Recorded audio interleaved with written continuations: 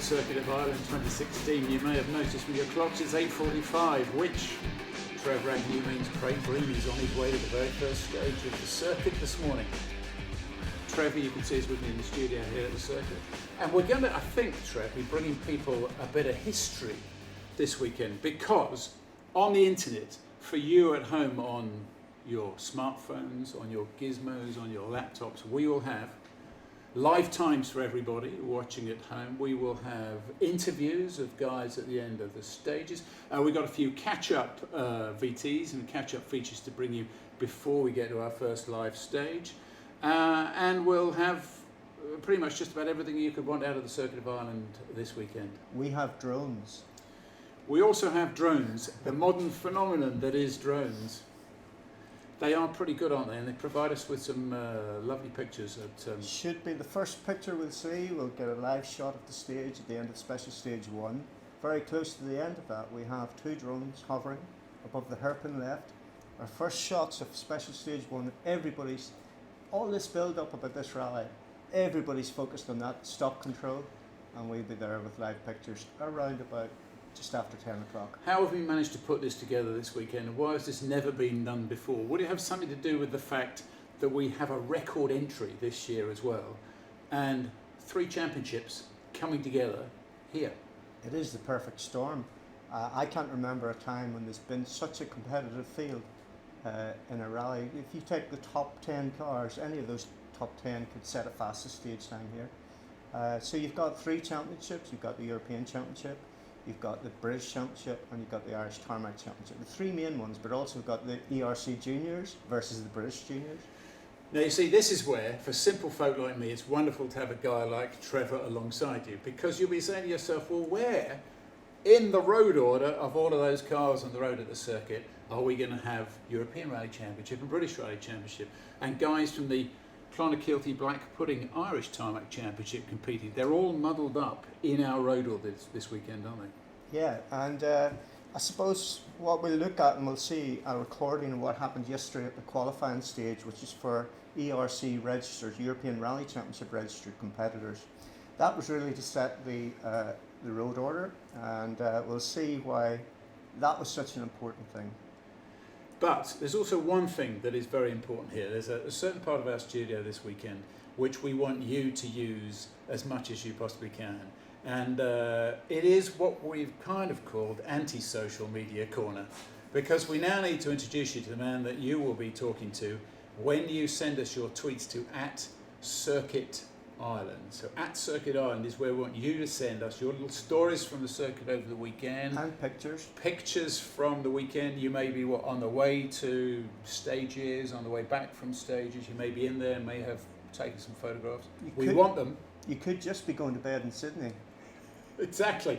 Now here's another thing which we want you to do over the weekend, and we will be banging on about this all over the weekend. We want to know where you are going to be watching our broadcast today and tomorrow at the circuit around the world. So we're expecting Molly Taylor, if you're watching Molly, who is very, very famous on the World Championship, but she's in Australia. What's she doing in Australia, Trevor? It's probably at this time, I imagine she'd be in the gym. She seems to go to the gym. She lives in Bronte in Sydney. She's just signed a 2-year deal for Subaru to do the Australian Rally Championship, which she's taken very seriously. Yeah, I think she's taking it far too seriously. That's for sure. Right, okay, so Molly and everybody else like Molly, get off the treadwheel and send us a picture of where you are this weekend, because your pictures and your stories and all your tweets will go to Social Media Corner. Now, I know what you're saying. I wonder what Social Media Corner looks like. What have the guys at the circuit dreamt up for Social Media Corner? Well, ladies, are you in for a treat? Let's use your imagination here. What do you think? What do you imagine our social media man is going to be looking like this weekend? Well, Trevor and I are going to give a big round of applause as Pete, the producer, cuts to our other camera to introduce Ryan McLean. Ladies and gentlemen, here you are, ladies. This is Social Media Corner, and we're delighted. Ryan, it's fantastic to have you this weekend. Tell us, what are you going to be doing for us? Oh, we're just looking out to see what the guys on the stages are doing. We'll be following the rally, trying to get some times over to you, and hopefully you can share some pictures, and we'll get some pictures from our end of stage reporters, find out more about the conditions on the stages. It's going to be a pretty busy morning, I think. As soon as we have that first time control, we're really going to be flying. Give us a reminder of the addresses where people can send the information through to. We're at Circuit Ireland, and if you just hashtag Circuit of Ireland as well, we're also doing some pictures on Instagram, so anything you can send through and join the conversation, I'll be replying to you all, and hope you're having a good time out there. It's not too wet yet, thankfully. Fantastic. So we want you to contact us on @Circuit Ireland. Ryan will be there to collect all your tweets, and we'll put them out for you over the weekend. Now, Trevor, you were talking about this qualifying stage that we had yesterday and why it is so important here in Ireland on these sorts of roads to have a qualifying stage like that. So you're going to see coverage of the qualifying stage yesterday, and the nature of the roads here is that if you're first car on the road, you tend to start to cut into the corners a little bit. Because of the rain we've had here, that mud then gets dragged out onto the road. So the more cars that cut, the more mud gets dragged out. And as you see, when we go to the video, it was a very, very slippery place yesterday. Keep an eye out for the first corner in particular. So that would be the reason why why Elvin Evans picked first on the road today, because he knows it's the cleanest conditions and it's probably where he's going to find the cleanest roads and have the best chance. Why Craig Breen then is in fourth in our road order today, because he, in qualifying yesterday, was fourth fastest, and everybody pretty much has decided they want to be as high up the road order as they possibly can. Exactly right. And what you'll see as well on the video, you see, as I say, how slippery it is. Keith Cronin, for example, on the very first corner, had a big wobbly moment. It was a heart in the mouth moment, and a lot of people did, and we'll see a little clip later on, you'll see how slippery that first corner was. It's not what you want when you know how important it was. As I said, Craig Breen said it was the most important qualifying stage that he's ever had to get that first on the road. A wake-up call for Keith yesterday. So we're going to bring you the story of qualifying from yesterday. What else are we going to try and get away and bring you this morning? As no doubt I imagine people are probably on their way to work. If they're not at work already, they may be sitting at home doing the breakfast. They may have it on the laptop at work or somewhere else. All these things before the first cars get away on stage one this morning, which is Cairn Castle, which starts at 9:51. It's a 21 kilometre stage up at 9 minutes to send. So before then, story of qualifying from yesterday. We got all the sort of razzmatazz and the pictures and the band, and Freddie Mercury, or a man who would like to think he was Freddie Mercury, from the ceremonial start. Don't forget Louis Walsh. Louis Walsh, all of them up at Lisbon yesterday, so there's a bit of fun and frolic at the... Huge crowd out there, it was incredible. Thousands and thousands of people. Well, to be expected, I guess, because it's the first time in, 25 years that the British Championship has come here, and it must be, I'm guessing, the longest, the biggest entry that the Circuit of Ireland has had for many, many years, so that means plenty of reasons to come. So there's that. Also, we're going to see Max Vatanen from Max's car driving Tardry. And there's going to be a surprise in that. We'll surprise you this morning. We'll look for it. We'll not spoil that surprise for our viewers. Yeah, watch out for that one. So that's another thing we want to bring you this morning. Now, Sammy Hamill, a man who will be very well known to you from his antics on the Belfast Telegraph, has, he's got all misty-eyed and kind of sentimental about the Circuit of Ireland, hasn't he? It's fantastic. I interviewed Sammy yesterday. He's a little bit reluctant. He's a shy man primarily, but he's got such a wealth and depth of knowledge about this rally. I just really wanted to pick some of that out and just probe a little bit further as to where his memories were, and it's a really interesting interview with Sammy. We'll remind you of how the championship standings look in the ERC, as well as the championship standings at this point today in the Clonakilty Black Pudding Irish Tarmac Championship as well. But the best bit for me is Carl Frampton, toughest man in the whole of Northern Ireland. Do we agree with that? Super bantamweight world champion, man who's gone toe to toe with some pretty nasty people. Look out for the faces that he pulls when he goes out for a drive with Johnny Greer. Johnny Greer in the Citroen DS3 R5 car. Smiles all around. We're very proud of what the Jackal has done here, as we are with the football team now. 10 games in a row. So Circuit of Ireland, we've got a lot to fulfil here. We've got to hang in the shirt tails of these guys. It's the biggest thing this weekend. Yeah. Now I know there's a small golf tournament going on in America at the moment, but I think Northern Ireland are represented there as well. There is a leading Northern Irishman competing in that one. And Ireland in general. We've got a lot of golfers in this. Will we be talking about that just so that people aren't going to have both pages up on their computers? Because you play a bit of golf, don't you? Yeah, Bat about a little bit.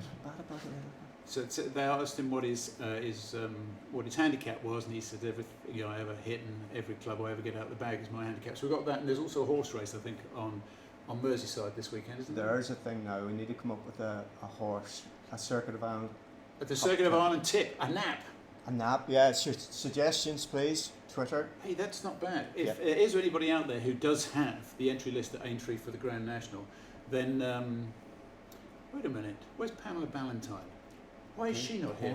Let's get Pamela as at Aintree, I believe. Is Pamela at Aintree? She likes her horses. She does, yeah, and she likes rallying. Right. She's a big fan of the Circuit of Ireland, so there could be something happening. So maybe there's somebody at Aintree over the weekend who's got an app, and they're going to be watching our coverage over the weekend, who might just bump into Pamela Ballantyne in one of the VIP areas. And between you, we want your recommendation for the Circuit of Ireland tip over the weekend. So all of that to come. Social Media Corner is looking for your tweets of pictures and your comments.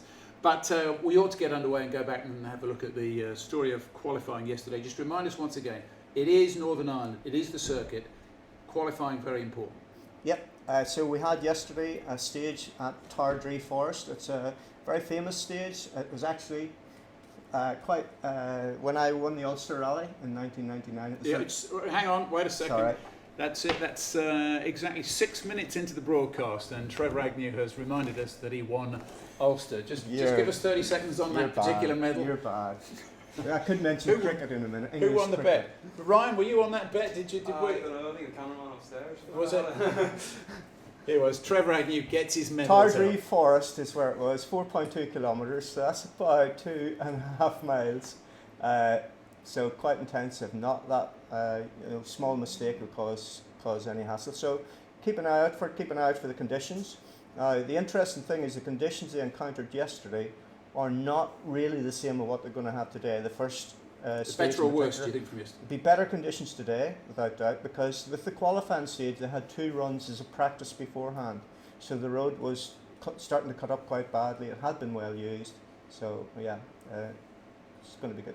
Clotworthy House, the ERC qualifying stage. This was how it went.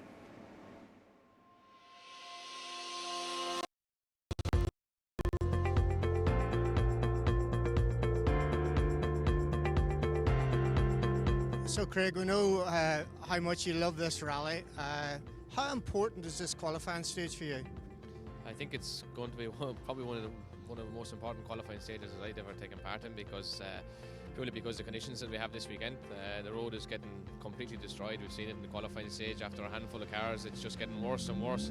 Lots of mud been dragged out, so we need to try and make our way up to the front of the queue as early as we can, and we need to be certainly starting in the top 2 or 3. How do you approach that when there's so much mud on the road? You know, a couple of the guys have been talking about that. They're not sure how to approach it when it's a one-shot hit. It's just the way it is. You have to suck it and see, and hope to God she goes around it. When you arrive, you analyse it. You hope that you've understood how slippy it is actually going to be, and you've left yourself enough margin to get around the corner you're looking at, and hope to God that it's enough. That's what these conditions are like. There's no way of correctly analysing it, and there's no perfect solution. You just have to try and suck it and see.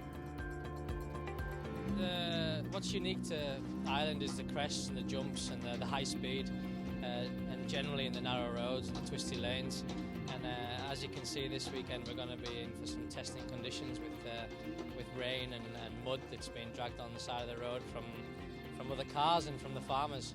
So I think the biggest challenge will be coping with the conditions and trying to predict where the mud will be, where the water will be, and driving a clever rally. I think if you try and go 105% everywhere, then you're gonna damage the car and maybe even go off the road. So it's about being clever and trying to drive as fast as we can. It's very nice to be here with strong competition. We have 36 or 7. I want to be fast here, but I'm still a newcomer because it's my second time. It is big experience and really demanding. We'll see. We have good car. I hope good pace notes, perfect tires, so we can push.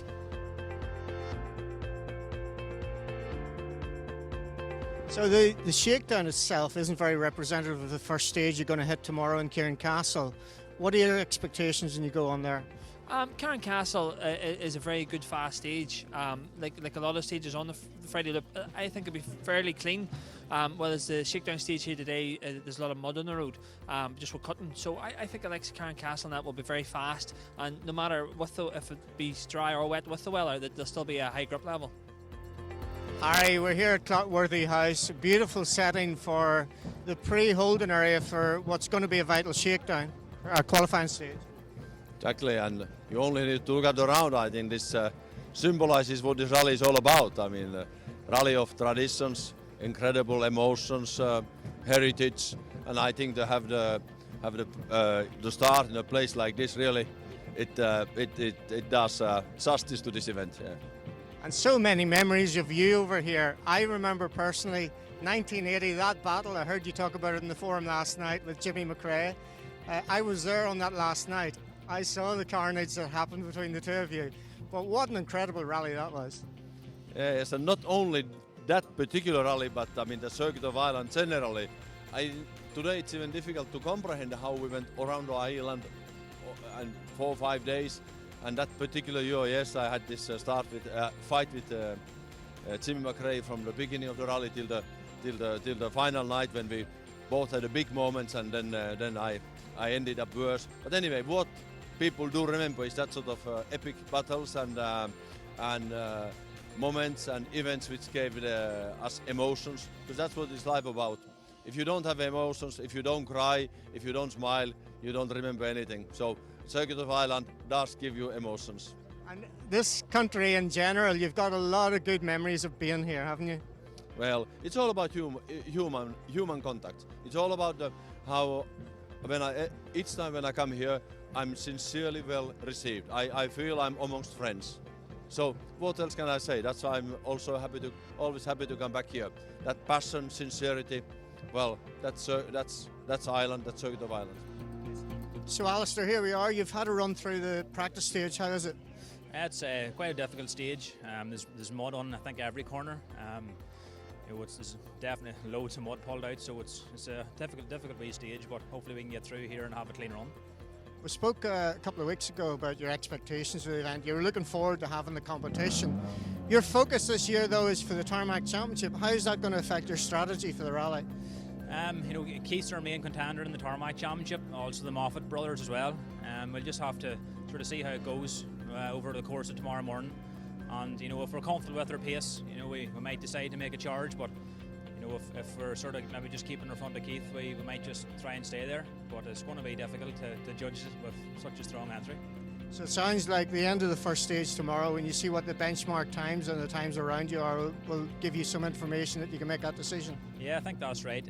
It's so hard to judge. We have a lot of drivers coming back for this event, and a lot of experienced drivers, so it's really hard to know where the pace is at, to be honest. Well, we've had a busy start to the year, but winning in Monte Carlo, Sweden and Mid-Wales, but now on the tarmac of Northern Ireland. Hopefully 4 out of 4. Yeah, hopefully, but we're in for a tricky weekend, some difficult conditions here, and it's a tricky rally anyway without that. So it'll be a tough weekend, but we're very much looking forward. Obviously, everyone's talking about the weather, but it's not just that, is it? Lots of bumps, jumps, and tricky parts here. Who do you see your biggest rivals being for the win this weekend? I don't think it's fair to single anybody out. I think there's a handful of drivers that can take the win for sure. We just have to get our head down and make sure we take the fight to them. Well, it's a terrific feel to it here this morning at the castle, and being a European Championship rally, this is the calm before the storm. I think it's going to be a fantastic weekend's rally, and really the whole feel to it is so special. So fair play to the organisers for getting all this sorted. It's terrific. I sort of think of it like it's the perfect storm of a rally. When you get 3 championships aligning and 38 R5 cars, it's incredible. I don't remember when there's been an entry of this quality before in a long, long time. Yeah, over the last quite a few years now, we've lived in the era of the World Rally cars, and quite a few of the drivers were like the cars, getting a wee bit long in the leg. So it's terrific now to see so many young drivers. This is the new breed of motor cars. It's a terrific thing, I think, for sort of a future feel to it, and it's a real European feel to it. I mean, in the old Circuit of Ireland, we had people like Marco Lane and Works Lancias and Michelas and Audi Quattros, and you think, oh, you'll never recapture that. But I think this here is just as good. Really, really exciting. Brilliant for rallying. I think brilliant for Northern Ireland. Excellent. We're just going to interrupt this lady over here, Liz Patterson. You look as if you're about to climb Mount Blanc. You're all wrapped up in this one. It's County Antrim we're in, isn't it? And I've got the dog with me. We're putting the world to rights here with the mayor. He's your councillor, is that right? Well, he's about to be, hopefully. There's an election coming up soon and he's from where we come from. But there's a bit of an issue about a local field and I got on to him about it there and he's going to sort it.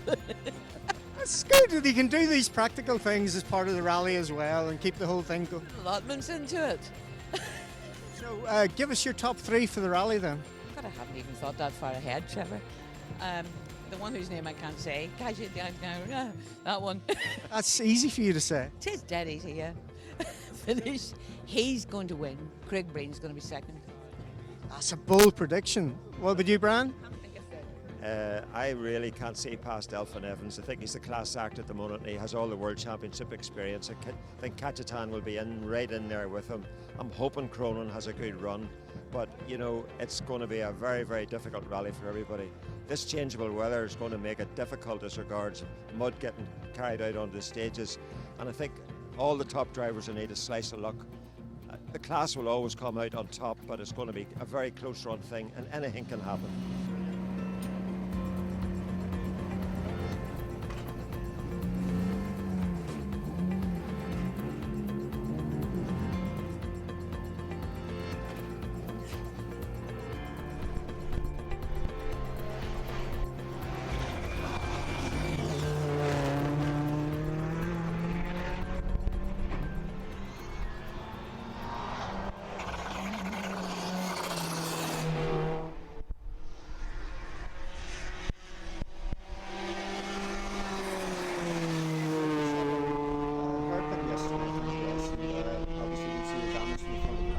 He got a wake-up call too. Yeah, not just him. Had damage from David Bogie even before it started. He went off in the second pass at the stage. So as you can see from the conditions, a lot of mud's been pulled out. Especially, as I said, the first corner. And we'll see that later with Max's in car. Keith Cronin in particular had you see it picking up there? Keith Cronin in particular had a really big moment in that first corner. He thought it was over. And you can see it's got its victims. And who's this that we're looking at there, standing on the corner? Not sure. There's only 3 people with problems yesterday with Consani, with David Bogie, and that guy I think was R2 car. But you don't think the roads today and tomorrow will be quite as bad as this? Not the first pass. Certainly the first stage in Castle is quite open, so even if it is a little bit wet, it'll dry quite quickly. The Glen stage, we'll talk about the Glen stage in a lot of detail later. Passionate about that. So the Glen stage is 31 kilometres, 18 miles. Again, the first part of this mountain stage, a classic Irish stage, Ulster Rally and Circuit of Ireland, but for the first time ever linked into Torr Head, which is a phenomenal stage. And when you start to get the aerial pictures of that, you'll see just how close to the sea these cars go at 120 miles an hour. It's a tourist drive. You actually see the white line down the road when we get the in-car footage later on today. What's the co-driver's note for that? They used to have it on the Donegal, on Knockalla. There was a note for you're on a road very close to a cliff and there's water at the bottom of the 300-foot drop. What is that note? Oh, it'll come to me over the weekend. Okay. And who is that? That's our fastest man, Elfyn Evans. That's Elfyn. Blitzed everybody. But fresh air, thank you, says producer Pete. Will there be guys who have that note, fresh air, written in their notes over the weekend? Yeah, fresh air is a different meaning though if you have a bit of a moment, because it does get a little bit stale and smell in the car. So Elfyn Evans absolutely blitzed everybody on this stage yesterday. You saw a shot of him. A second a kilometre he was faster than anybody. Going into it, of course, the trepidation around it, but as we talked about, it was vital to get down the road as fast as you could on this qualifying stage. and that's it. Do you think that was down to confidence, just the fact that Elvin is flying literally and metaphorically at the moment, can't do a thing wrong, can he? Yeah, exactly that. And off he went. First corner, nailed it, and continued right the way through the stage. So look, the next bit, as we introduce Jack Bennion to you, everybody from home. Jack works for Motorsport News, he looks after all the national rallies, and he's an expert on pronunciation. But I just want to go back to Liz Patterson, who we saw there in the film. Jack, we'll come to you in a second. Can we talk about Liz Patterson, who mentioned the man that we're now going to call KK in car number 3? Jack, how do you pronounce his name? It's Kaitanovic. You're such a show-off. I knew he would know. I'll have to thank Ryan Champion for that, because he corrected me on Absolute Radio not so long ago how to pronounce his name. So yeah, it's Kaitanovic. So for the benefit of everybody at home, like me, cannot pronounce this man's name, I know we should be able to. Do it again. And there's one other though, the guy who had a crash in testing on Monday. His name was the Russian. Oh, Alexei Lukinuk. Oh, I see, we've taught you well. Just yeah, not fantastic. Too bad. Alexei Lukinuk, we don't have to worry about him from Russia because he didn't make it because of his crash in testing. He decided the car was too badly damaged. And it's mirrored what happened over in Finland last year. He was supposed to, he had a really quick rally, one of the ERC rounds just before Finland, Estonia was, yeah. And he blitzed it. He did, yeah. He was going at an awful rate. So he got a world rally car for Finland. On the Monday before, in the pre-event test, he had a big roll, and that put him out of the rally as well. So this is an identical thing that's happened in this event. So Jack, we got two things here. KK, as I call him, Liz Patterson thinks he's going to blitz this event, and he's going to be the winner. Elvin Evans and everything that he's achieved so far, all the confidence that he has, will not be able to stack up against the ability of KK from Poland. You agree or not? What do you think? I think Katya's a bit of a dark horse actually, and I think a lot of people have ruled him out far too quickly. That Fiesta's improved a lot since last year with the Evo package that they've put on it, and I think it's a lot quicker. So he took Breen quite close last year, and I think he'll do. I think he'll be there again this year. So in the experience stakes, Trevor, it depends. He matches up. Yeah, but it depends. He was very quick here. First time in this rally last year, I was really surprised at the pace he had. Absolutely brilliant. I don't know anybody recently who's came across this island and done that. The difference this year is he's focused on the ERC.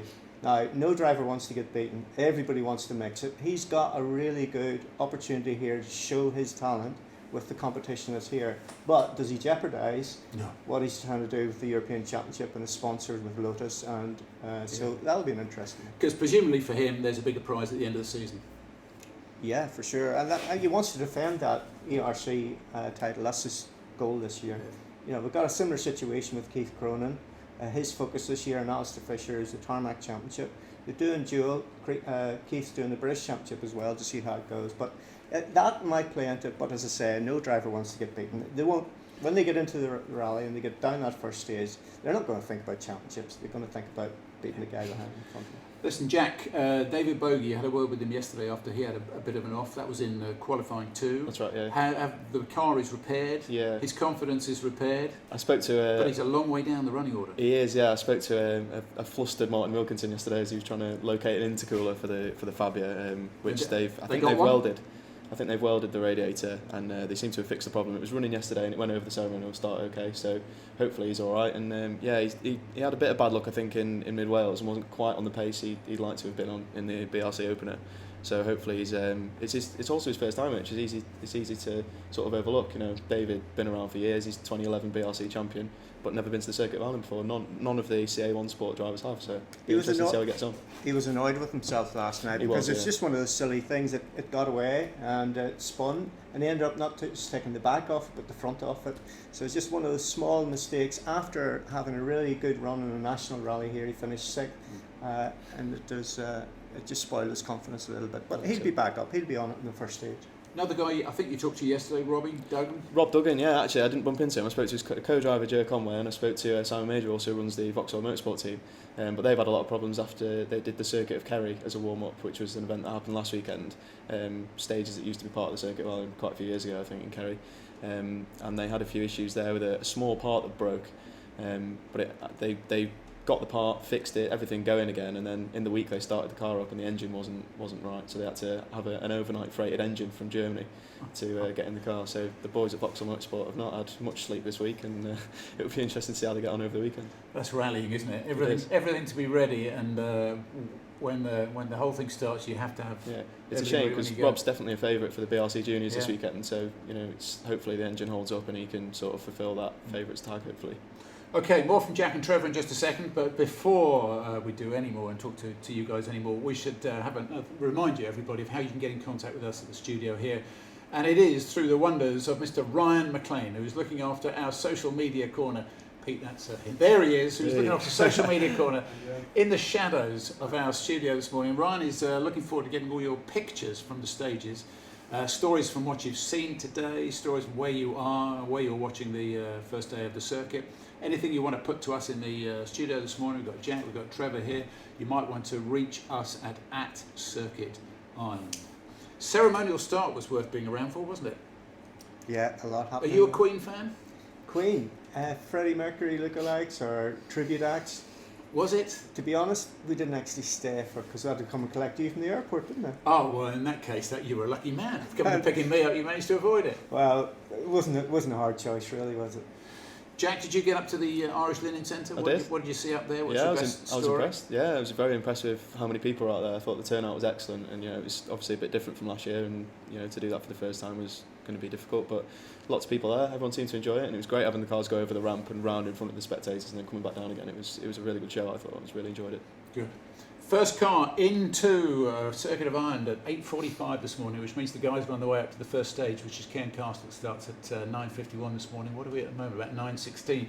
But let's bring you the pictures from the ceremonial start as four championships come together. I forgot the Northern Irish Championship, which also is here, Jack. Anybody we should be watching out for? I should be asking you, Trevor, who are we going to look out for on the Northern Irish Championship? The National Rally is going to be Derek McGarty, who's going to be hard to beat on this one. He's a 5 times winner of the rally in his true form. He's entered the National this year because he likes to run a World Rally car. He'll definitely be hard to beat. But also, of course, the world's favourite and synonymous with Ireland, the Mark II Escort, and we've got some fine examples of that. There's some heroes such as Wesley Patterson, Frank Kelly, and we want to bring that. We're hanging about on some of the stages to bring that buzz. That's what Irish rallying is all about. These guys spend hundreds of thousands of pounds on Mark II Escorts, so it's only right that we show some of throughout the world. Absolutely. And we hope at around about 9:45, 10 o'clock to bring you some of those live pictures, if not from the start, then certainly from the end of the first stage. But let's go back to what happened yesterday and the pomp and the circumstance and the Freddie Mercury lookalike at the ceremonial start at the Irish Linen Centre. Here we are.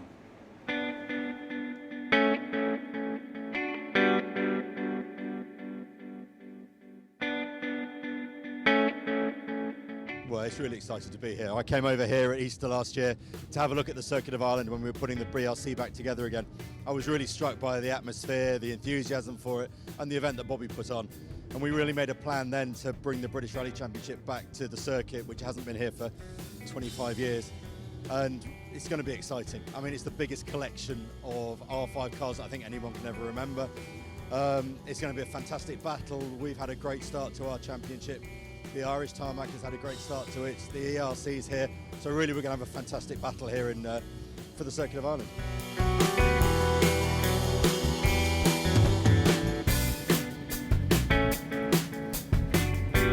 It's quite challenging, not maybe the easiest event to start with, but I still look really forward.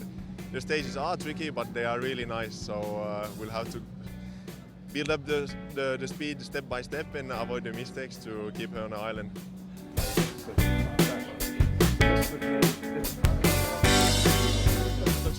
Such a famous event, so many amazing winners, Billy Coleman, people like this that you see on the TV, and you just get to come over here and see some of the stages that these guys run. It's just incredible, so I'm really happy to be here, and I think it's a really good event so far. Hopefully it keeps up like that. How representative was the qualifying stage compared to the first stage you're going to do tomorrow in Cairn Castle? It's not very similar to Cairn Castle. Cairn Castle is wider, faster, more abrasive. It's probably much more like the Saturday stages, yeah, it'll be good to get a feel for the car in them kind of conditions, because I'm sure we'll experience them at some stage. I think there's quite a few people to be looking out for. on the last event, Robert Consani, he was set to be third, but then he had some mechanical problems on the final day. He's a Frenchman, he goes very strongly in asphalt, and I know he's looking forward to this event here, so he's certainly one to watch. Looking further down into the ERC2 categories, which is for production and Group N cars, we've got Wojtek Huała from Poland, and he's someone who's just really sort of emerged as a real revelation. So I think we can certainly sort of look at him in the ERC2 category as well. Yeah, the big stage is going to be something else, you know, especially the second half. It'll be very, very difficult, but I think it's going to be a case of managing tyres as best we can and having a good clean run through there. So the stages are good, very, very slippy. Going to be a challenge, but looking forward to it.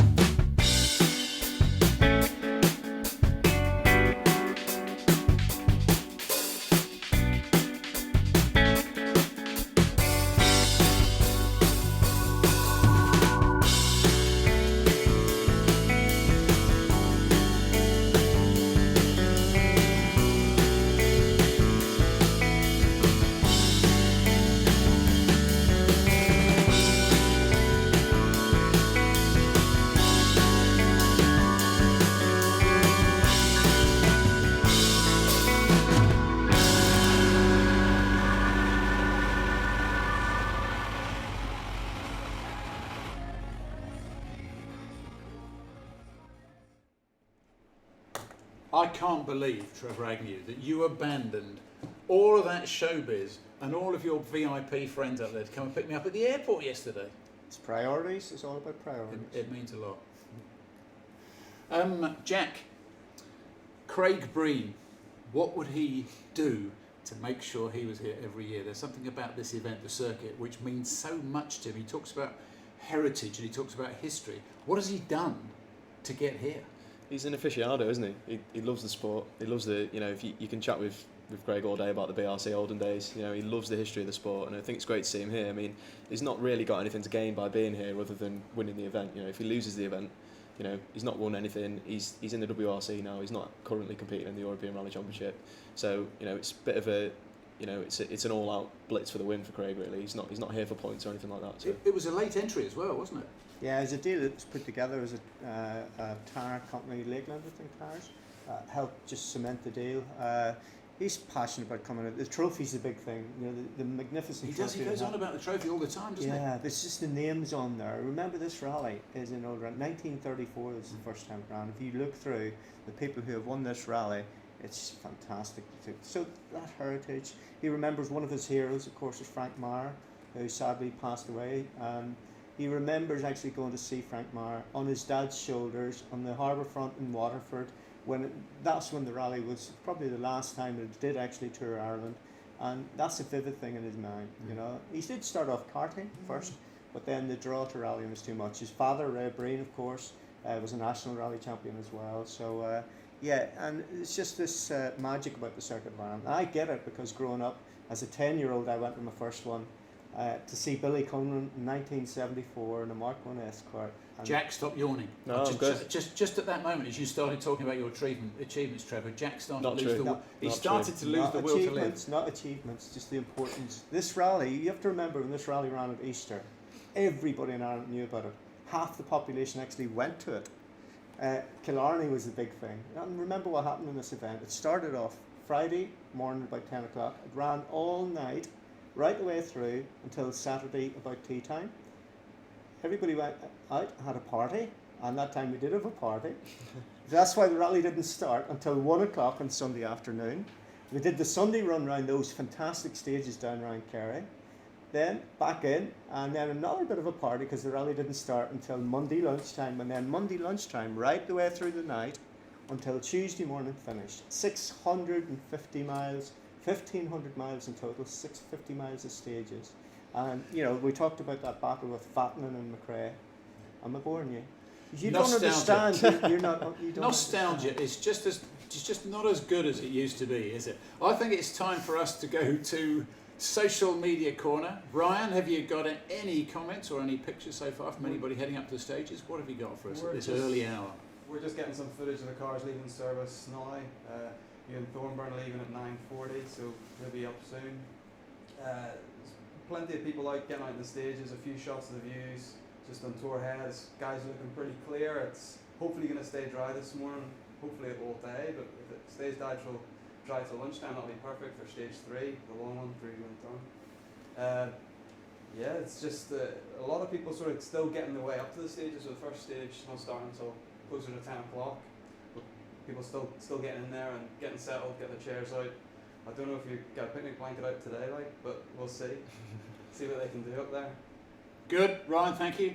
Ryan, by the way, is the son of rally legend John McLean, and if you are wondering, John, why it is that Ryan hasn't managed to get a shave this morning and look presentable on television, it's because he's been up all night, along with producer Pete. I think Chris has been up all night, so if the pictures should get a little bit fuzzy, or if Ryan's face there should get a little bit more fuzzy, it's because everybody has been up most of the night trying to make sure that we can bring these pictures to you over the weekend. Jack Benyon is here from Motorsport News, and Keith Cronin is my dark horse for this weekend. He has experience here. He had a slow start to the British Championship, which I know he's a 3 times winner of, but he didn't have a great time in Mid-Wales. Is he your dark horse as well? Well, Keith was actually one of my favourites, so yeah, pretty much. He's doing really well in the Irish Tarmac Championship. He's won his class in the last 2 rounds. Obviously, the Irish Tarmac Championship switched this year to R5s being at the front of the field and scoring the majority of the points. So Keith's going for a hat-trick this weekend, and similar to what we were talking about with Kajtanovic before, he's actually got one eye on a championship as well. It's not all about the overall order. Keith's looking at his other contenders. We've got Josh and Sam Moffat, Desi Henry, those kind of people. Alistair Fisher, who's obviously going really well. Set a good practice time, didn't he, yesterday? Yeah, he's 3rd. Yeah. So so we've got a good group. There's a really good group in that Irish Tarmac Championship now, actually, in the R5s, and it should be interesting. As you mentioned it, Jack, let's get our graphics department upstairs. All 17 of them. There's a graphics department. All 17 of them, just to put up the way that the Clonakilty Black Pudding Irish Tarmac Championship looks at the moment. This might be a little bit of a test because this is another first. We're kind of making history this weekend. The screen suddenly goes to black, but then reveals national. Yeah. This is. Oh, is it Irish? I'm looking for the Irish. Here we go. Here we go. There we go. That's right. There we are after 2 events, and Keith Cronin's having a bit of a ball there, but followed by the 2 Moffats. Their ambition this weekend, Trev, is just to beat each other. Yeah, but also if you look on the right-hand side, there's some co-drivers. Co-drivers there. So Michael Galvin. Don't forget the co-drivers. Jack, any surprises that's the way that the Irish Tarmac Championship looks after? Only one for me, and that's Alistair Fisher down in 6th, but that's because he had a small off on West Cork a couple of weeks ago. So bit of an issue. Clipped the front left corner. Took him out the rally, unfortunately, right out the battle. He's battled Keith time for time on pretty much every stage the 2 of them have done. It's been a right good battle for the start of the season. So I think we're getting some live pictures coming in, but just before we get those together for you, let's have a look at how the ERC looks after 1 round. And well, there you go, Alexei Lukyanuk. Have I got his pronunciation right? Lukyanuk. They're leading that one after the first round, but he's not here after what, Trevor? After a pre-event test that went badly wrong. After what? What happened there? I don't actually know where it was. I saw the pictures of the car. I think it's just a classic case of the roads over here being bumpy, being bouncy. He did come over and do the rally last year, but something there has caught him out. And I think in the end, Jackie bent the roll cage. That was the reason why he couldn't start, because the roll cage was bent. Yeah, he's won the last two asphalt rounds of that championship. So he was it would have been good to see how he'd done coming in, but there you go. That's rallying. Yeah, and I think the issue as well is a budget issue. So when you bend right. it, You have to take it home. Take it home or fix it, and then maybe bend it on the rally is not a good thing. It starts to get costly. Now, producer Pete, this is your moment of glory. This is where you can stand up and be a hero. Are you able to bring us our first live pictures of the weekend? And then can you whisper in my ear where they're coming from? Oh, I've just heard the word no. Oh no, I don't. Trevor, I don't want to hear no this weekend. No, stay with us, dear viewer. Don't go away. We know that you're here for the live pictures. I know we're a very handsome trio of people to be looking at on your gizmos this weekend, but it's not as good, is it, as a live picture? We just missed the satellite test. That's why we've turned the camera off. So don't panic, people at home. So what you see now is me staring at you at home, but actually wanting producer Pete to whisper in my ear, don't worry, John. It's fine. There is a link and it is working, everybody. This is good because we are kind of making history. I don't know whether this approach to broadcasting rallying has been done before, but you will be absolutely amazed at the amount of hardware, the number of cameras, the number of cabling which is all being put together, and they've all the guys that have been responsible for this have been up overnight. All night. People have not slept. And the team involved in this rally is incredible. I had no idea until I got over here the hours and the weeks and the months that they've been putting in their spare time. All volunteers. Fantastic. I absolutely love being part of this team. I was just going to do that. I was just going to do that line between there. What's the difference between being the presenter of this programme and being the honoured guest for this programme? And it's about £2,500 a day. If you reduced your fees? If only that were true. Yeah, it was very interesting this morning when we got in very, very early, didn't we, Trevor? And we went straight to the kettle to get the coffee going. And somebody said to me, join the queue. There are that many people who need coffee this morning. So look, those live pictures, producer Pete. No? Okay, fine. VT. VT. Well, this producer Pete gives us the chance to have a look at the expression on Carl Frampton's face as he went for a little pedal with Johnny Greer yesterday.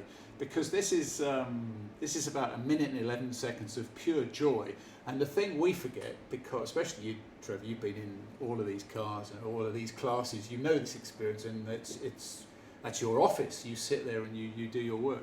But it's wonderful when you get to see a guy go in a rally car for the very first time.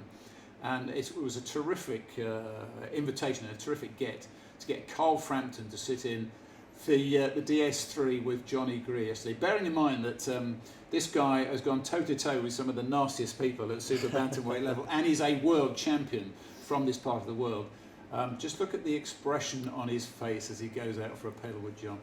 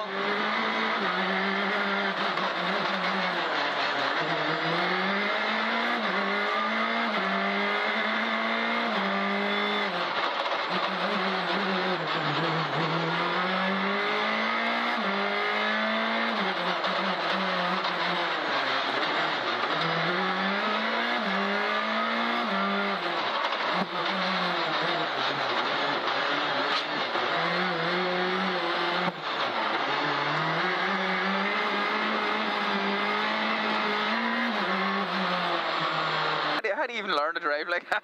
That's it. Just practice. Just practice. So there's John just, and then there's Carl. Can we all do that expression? Is that? Well, that is actually that's. Can we get that? Can we get that on Twitter this morning? Can we do the Carl Frampton? You have to get the big eyes. Let's do the. That is the expression of a man who has just got into a rally car for the very first time. You probably don't remember that moment, do you? Do you remember your very first drive? Yeah, it's a long, long time ago. It was something similar to that. It was in an Avenger. I remember, yeah. A Hillman Avenger. Was that filmed in black and white? Yeah, you had to blow the lights out on it. Go on, keep going. Jack, did you make a face like that when you went out for the first time? I did, actually. Oh! I forgot. We have the winning most co-driver in the room today. Really? I don't know about that. I don't I'm not look sure at me. about that. I never won. Jack Benyon has a record of being 100% winning in every rally he's done. He's won every single rally he's competed on. This is true. Jack, we're running out of time, but No problem. we do have 30 seconds. Where and when? How did that happen? Anglesey Motorsport New Circuit Rally Championship a couple of weeks ago. ago. The motorsport. 2 weeks ago was the only rally. No favours, no favours. Just for a second, I thought we were talking about, I don't know, Corsica or San Remo or something. Not quite. That's on the PlayStation. I think we may have live pictures, everybody, from the first stage this morning. And the producer said to me, now, you've got to explain to people that these aren't very exciting. What do you mean these aren't very exciting? Trevor is looking at these now this morning thinking, there's a bit of damp out there. I'm looking at the grass, and I think the silage, the first cut of silage isn't going to be quite up to speed, I think, at this stage. And not enough rain, I think, is the problem. So this is a view of Cairn Castle this morning, and what are we, from our first picture this morning, what are we making of it? I know it's not very exciting because there aren't any cars just there yet at the moment, but is there anything we can read from that? Damp, the conditions are ideal for slicks. We don't know at this stage what everybody's gone out on, but tyres, of course, are going to be a big talking point in this rally. You have to remember as well, stage 1 at 21 kilometres. We're not just looking about that stage. We've got a loop of 3 with about 60 kilometres. In other words, we've got about 36 miles they have to pick the tyres for. That'll do the whole loop, including that 31 kilometres up the Glen stage, about 18 miles. So, there could be people maybe looking after their tyres in this one to save them for the big one, because the longer it is, the more you have to look after and preserve your tyres to get the best wear out of them over the 3 stages. But that looks like it's totally different, as you can see from what we saw with the qualifying stage. No mud at all out there, but you can see how soft the edges are. Oh, give us a wave. Nice one. And there are the first people live on our broadcast this weekend. And the crowds are flocking in. They are. They're there in their 1s and 2s and 3s. It's a wider road as well. If you look just there, I think every time I've heard about this event, I thought these are really claustrophobic, narrow tarmac roads, but that looks a little bit wide. You'll see a little bit of mixed conditions today, wide and narrow. But if you look at the side, see how soft the verges are, where the mud line is. It's about 4 or 5 inches there. If you imagine that in every corner with cars cutting it, every time that happens, as more mud goes across the road. Jack, I was talking to David Bogey in the week, and he said to me, the verges, John. The verges are lethal and so soft. If you do get anywhere off the tarmac, then it can be game over, and it's a weekend to be careful. It is, yeah, and it throws the mud into the road, which makes it slippier further back for some of the guys. Some of the guys further down the order. So it's a difficult one, and some of the guys. This is why we fight so hard for the seeding and for the running order to be at the front. That's why pretty much the whole top 10, I think, chose to be in their order, didn't they, in the ceremony yesterday? Because you want to be as close to the front as possible to get the least mud on the road as possible. Mm. Trevor, we're going to have the joy of sitting in the car with Max Vatanen now. But you wouldn't know if you were sitting at home that it was Max Vatanen. You would think it was a French tarmac driver, because Jean-Jacques Ranucci reads notes to Max Vatanen, son of the famous Ari, a Finn, in French. Yeah, why do you think that is? Go figure. Yeah, because Ari Vatanen moved to the south of France a long, long time ago. That's where he was representing his local community as a member of the European Parliament. So effectively Max Vatanen grew up in France, so it's probably his first language. So hence he's using his business notes in French. Jack, fancy reading notes in French? Not too much, no. I could struggle enough in English, but I don't think I'd fancy doing it in French. So we've had the fun and the joy of Carl Frampton. Let's watch Max Vatanen driving Shakedown, which was where yesterday? That was up at Tawdry as well. Tawdry Forest, yeah, the qualifying stage, 4.2 kilometres, so about 2.5 miles, and we're going to show you it all. Here we go. Enjoy the drive of Max Vatanen, hearing notes in French from Jean-Jacques. Gauche 80 000 en risque sale. 70. Gauche 150. 30. Gauche 130 plus. 50. Gauche 140 court. 60. Droite 130 plus tourne. 70. Gauche 8 sur ciel. 40. Gauche 140 sur droite. 40. Droite 130 tourne. Droite 130 tourne.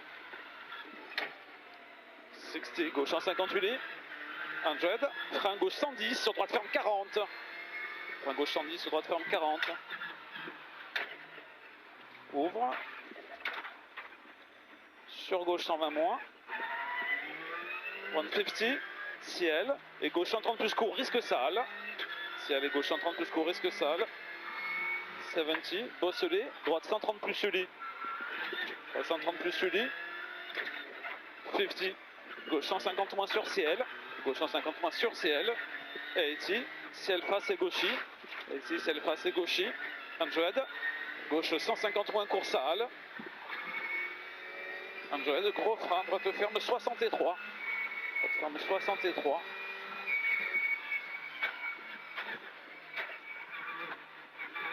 60, gauche 140. 80, gauche ferme 120 moins Milon, bout, ouvre. 120 moins Milon, ouvre. Faut tirer attention, droite 90 au bout. Droite 90 au bout. 120, gauche 40 quitté. 120, gauche 40 quitté. Tôt. Faut tirer droite à fond, faut tirer droite 30 quitté et 3. 100, gauche 150 moins, 150 à la maison. 40, gauche 140 sale et droiti. 180. 180, frein avant droite 130 couru lui. 40 droite 20. Frein avant droite 130 couru lui, 40 droite 20.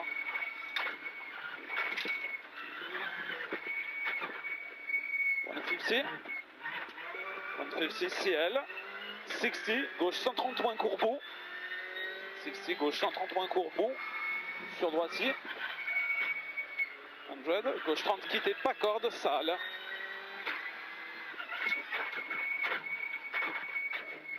80, gauche 130 moins bout. 80, gauche 143, ferme 120 moins court et 3. Gauche 143, ferme 120 moins court et 3. 50, droitier pour gaucher. 150, gauche droite 140. On doit avoir Trevot là. Ouais. Top, 2,55. Putain, merde. Ouais. Putain, je l'ai pas vu, lui. Moi non plus.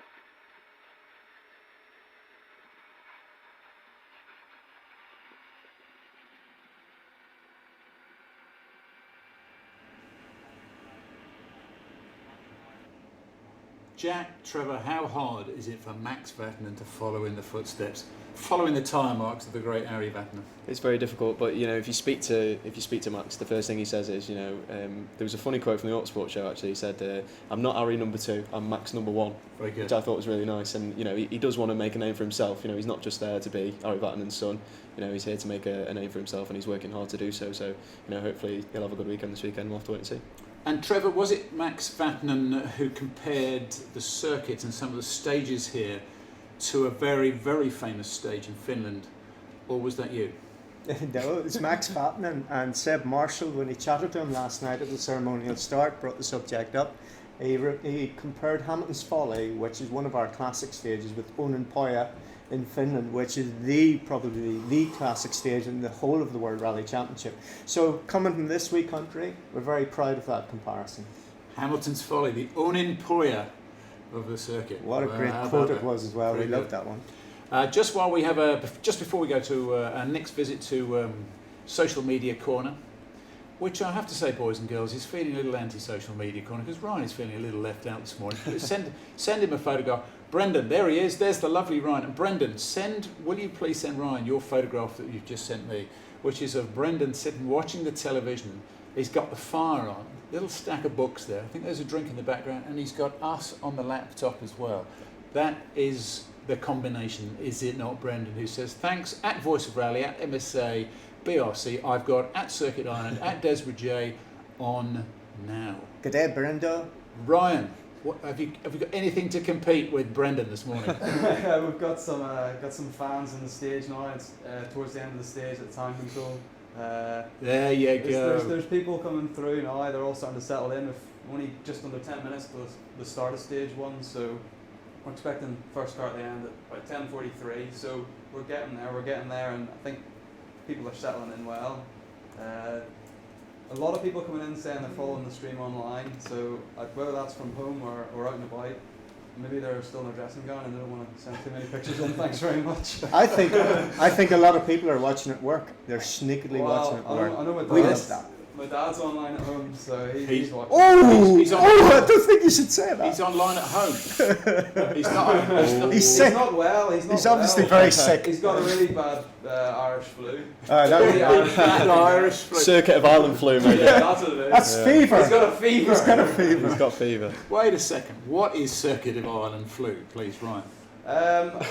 Wow, it's all this rain. I think every 20 minutes there's a bit of rain, so make sure you've got your waterproof out today, and hopefully it stays away. But we'll see. There's a few clouds I saw on social media. Someone sharing the weather, and there's a few clouds coming, but maybe it'll stay away until the Bushmills regroup. And anyway. Bushmills. Now there's there's a subject. There's a subject we haven't mentioned. All my life, all 35 years of it. Yeah. Okay. 45. Well, a little bit more than that. I've wanted to go up to Bushmills, and I thought Bobby, when he phoned me, he said, "Come to the Circuit of Ireland. It's going to be a fantastic weekend. There are going to be so many." I thought, it's Bushmills. It's finally my chance to get up there. I don't think I'm going to make it. How are we going to manage that, fellas? That's one place where we have to go. Chopper? Has Bobby got a chopper? Yeah. We may be, producer Pete says we may be live at Bushmills because part of the Bushmills distillery is used, I think, is it as a regroup? Yeah, we've got a regroup. And Lisa's going to be there. And Lisa's going to be there. We'll have a camera on site to interview some of the drivers. So we can do, what's the TV show where we just send her? It's a bit like Challenge, no, what was the one? Well, you're showing your age there. No, and my father told me about that as well in the 70s. No doubt your dad was watching it because we couldn't possibly be as old as Challenge Annika. So Lisa will be under our control. Hunt. I think it's Treasure Hunt, isn't it? Yeah. If you see Lisa O'Sullivan, she's going to be our first end of stage reporter, then you must send us a picture of the lovely Lisa when you see her. Those fantastic pictures that you've sent so far at Circuit Island and the magnificent herbaceous borders of Ryan McLean. Well, there they are again. Just pop your chin up there. Look at those. He's been working flat out for the last couple of nights. He's not had a chance to take them off with a razor. So with the first stage, I don't know, 5 minutes away until it goes live, I think it's time for the legendary Sammy Hamill from the Belfast Telegraph to sit down, to get a glass of the black stuff out, to get the big Cuban on and go, well, I remember the Circuit of Ireland. And we can watch him get all misty-eyed, sentimental, and Trevor can get out the smallest violin in Ireland today. Sammy, it's all yours. So Sammy Hamill from the Belfast Telegraph, as a little boy, 10 and 11 years of age, it was something that I absolutely loved. First thing when the Telegraph dropped through the door, straight to the back page just to see what you had written. And especially when it came to the Circuit of Ireland, you know, it was fever time at Easter, and it was just phenomenal. What makes this rally so special? Well, start with the name makes it special. You know, we have very many good rallies in Ireland, but the Circuit of Ireland is a brand. You know, it has been going such a very long time, and it's the rally that people can associate with. People who are not involved in motorsport in any way know what the Circuit of Ireland is. That's what makes it special. So, the original concept, when I first went it in 1974, I remember it was a 5-day rally, something like 58 stages, starting on a Friday morning. You drove through the night, literally until you got to Killarney on Saturday night, then the Sunday run, Sunday morning, and then you're back in the car Monday afternoon, and you drove all night to Tuesday morning. What's your memories of that? I remember that it was almost as hard to cover it as it was to take part in it. You know, coming home on the Monday night, getting back, you know, to getting back to Belfast or Bangor or wherever, you know, you were absolutely shattered. But you know, that's what made it. You know, it was such a marathon, and you know, the drivers who survived that, you know, they knew they had been in a rally. I remember the famous story of Mark O'Lane, you know, world champion, who'd come here to do the rally, and when he got to the finish of it, he just shook his head and said, no, never again. I will only come back if they pay me a world championship fee. You know, so it was that hard. You know, it was. You know, it would be lovely to see that again. And people do talk about, you know, oh, it's not really the Circuit of Ireland, but you know, life moves on. That's not possible anymore in the way that rallying is constructed. You know, the expense of doing that now, it would just be prohibitive. So the modern day, you know now that we've got R5 cars, Super 2000 cars. What's your thoughts on those? Well, I've been one of the ones who have been supporting it very strongly. You know, the Tarmac Championship was a fantastic championship for very many years, and we had, as people like to talk about, the best cars in the world competing in our championship. But over the last few years, the numbers have, you know, diminished considerably, and we were getting to the point where we were having 4 or 5 maybe competitive drivers who might have a chance of winning a rally, and you know, that wasn't good for the championship. So the idea of going to R5 didn't meet with everybody's approval. In fact, some people are, you know, are still completely adamant that we shouldn't do that. But you look at the entry here, you know, there were 38. Now, from what I can understand and what I've tried to research, no rally has ever had that number of the same level of cars taking part. And, you know, potentially we could have, what, 10, 15 winners here. And that's just amazing. You know, the cars are essentially all pretty much even. Now, we can't say all the drivers are even, but essentially the cars are. And that's, you know, that's brilliant for rallying. And, you know, we're seeing it now in our Tarmac Championship that it's the way the younger generation, I know people will hit me for saying that, but the younger generation are embracing it. And, you know, it's a pity a few of our more established drivers haven't gone that way too. Okay, so who's your top pick? Who do you think the 5 drivers are going to be fighting for the lead here? Well, probably the top 5 who are at the entry list. You know, Craig, obviously. He's done it before and so forth. This time he's in a Citroen. The Citroen is just, I think, a little bit behind the Fiesta, which has had quite a few upgrades. The new Citroen upgrade isn't coming yet. So that's a kind of leveler for it.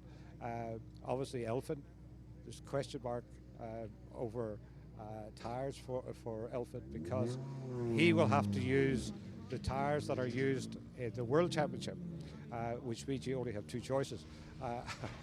I was looking at the Michelin choice, and I think there were 9. 9 choices, you know, which is crazy, which actually makes it more difficult, you know, particularly in our weather, how you will actually get the right tyre at the right time. So it might work in Elfin's favour. Keith Cronin, such a super driver, you know, and he hasn't really had a chance to go against Craig for quite some time. So I think he would be relishing that one. Alistair Fisher, he's been a bit unlucky this year, but Alistair too has been up there with Craig and Keith in World Championship stuff and so forth, you know. So you know, he could be, you know, right there as well. And an outsider, the Swedish guy, Fredrik Allen. He's a very talented guy. Now, no tarmac experience, and he's certainly playing it all down. But if we got a very wet, mucky rally, who knows? He could be one of the ones who would be there. Excellent. So you're going to be at the end of the first stage tomorrow? Well, I'll be on the first stage tomorrow, not necessarily the end. I like to go and actually see, particularly on the first stage where you see everybody, just to see how each one is sort of performing. But the one I'm looking forward to being at the end of is the Glens. I've seen Glen Dunn and Tor Head, you know, many times over the years, never as one stage, and how that's going to work, I have no idea. Excellent. Enjoy your rally. It's good to talk to you. And long may the Circuit of Ireland, the love for that continue. Thanks, Trevor. Good to see you here. I was very disrespectful when I said that nostalgia isn't as good as it used to be, because it's better when it comes to the Circuit of Ireland. And I say that in all seriousness, because the cars we see now, Jack, are specifically built to take on these roads at speed, at pace. They're beasts of sprinting, are they not? And they're specially built for this. Yeah, there's so many of them as well, isn't there, this weekend? You know, we've got 38 R5 and S2000 cars. You know, that's just unprecedented that you would have so many sort of top-level cars. They're, like you say, they're custom built for this sort of thing, and it's really nice to see them on the Circuit of Ireland, definitely. You think you'd be a bit more excited about it? I'm very excited. I'm trying to rein myself in at the I've moment. never seen anybody as excited as you about 38 R5 and Super 2000 cars. Brilliant. I love it. I love the enthusiasm. So don't forget, at Circuit Ireland, for your pictures and your comments from when you finally get to the end of stage 1. 1 and meet the lady that is Lisa O'Sullivan. We want a picture of her on the telly, and here she is now live with our first live pictures of first stage of the day. Hello, Lisa. What is it like up there? Are you surrounded by thousands of people? Do you know, yeah, I was going to say good morning. I was promised heavy rain. I was told I was coming to the Circuit of Ireland, it was going to rain. It was going to rain, it's going. We've got a glimmer of sunshine here. It's not so very cold, and even the Slemish mountain behind me hasn't completely been covered by the cloud. It has been drifting across as the morning's gone on. We've heard there's been a little bit of fog in the stage as well.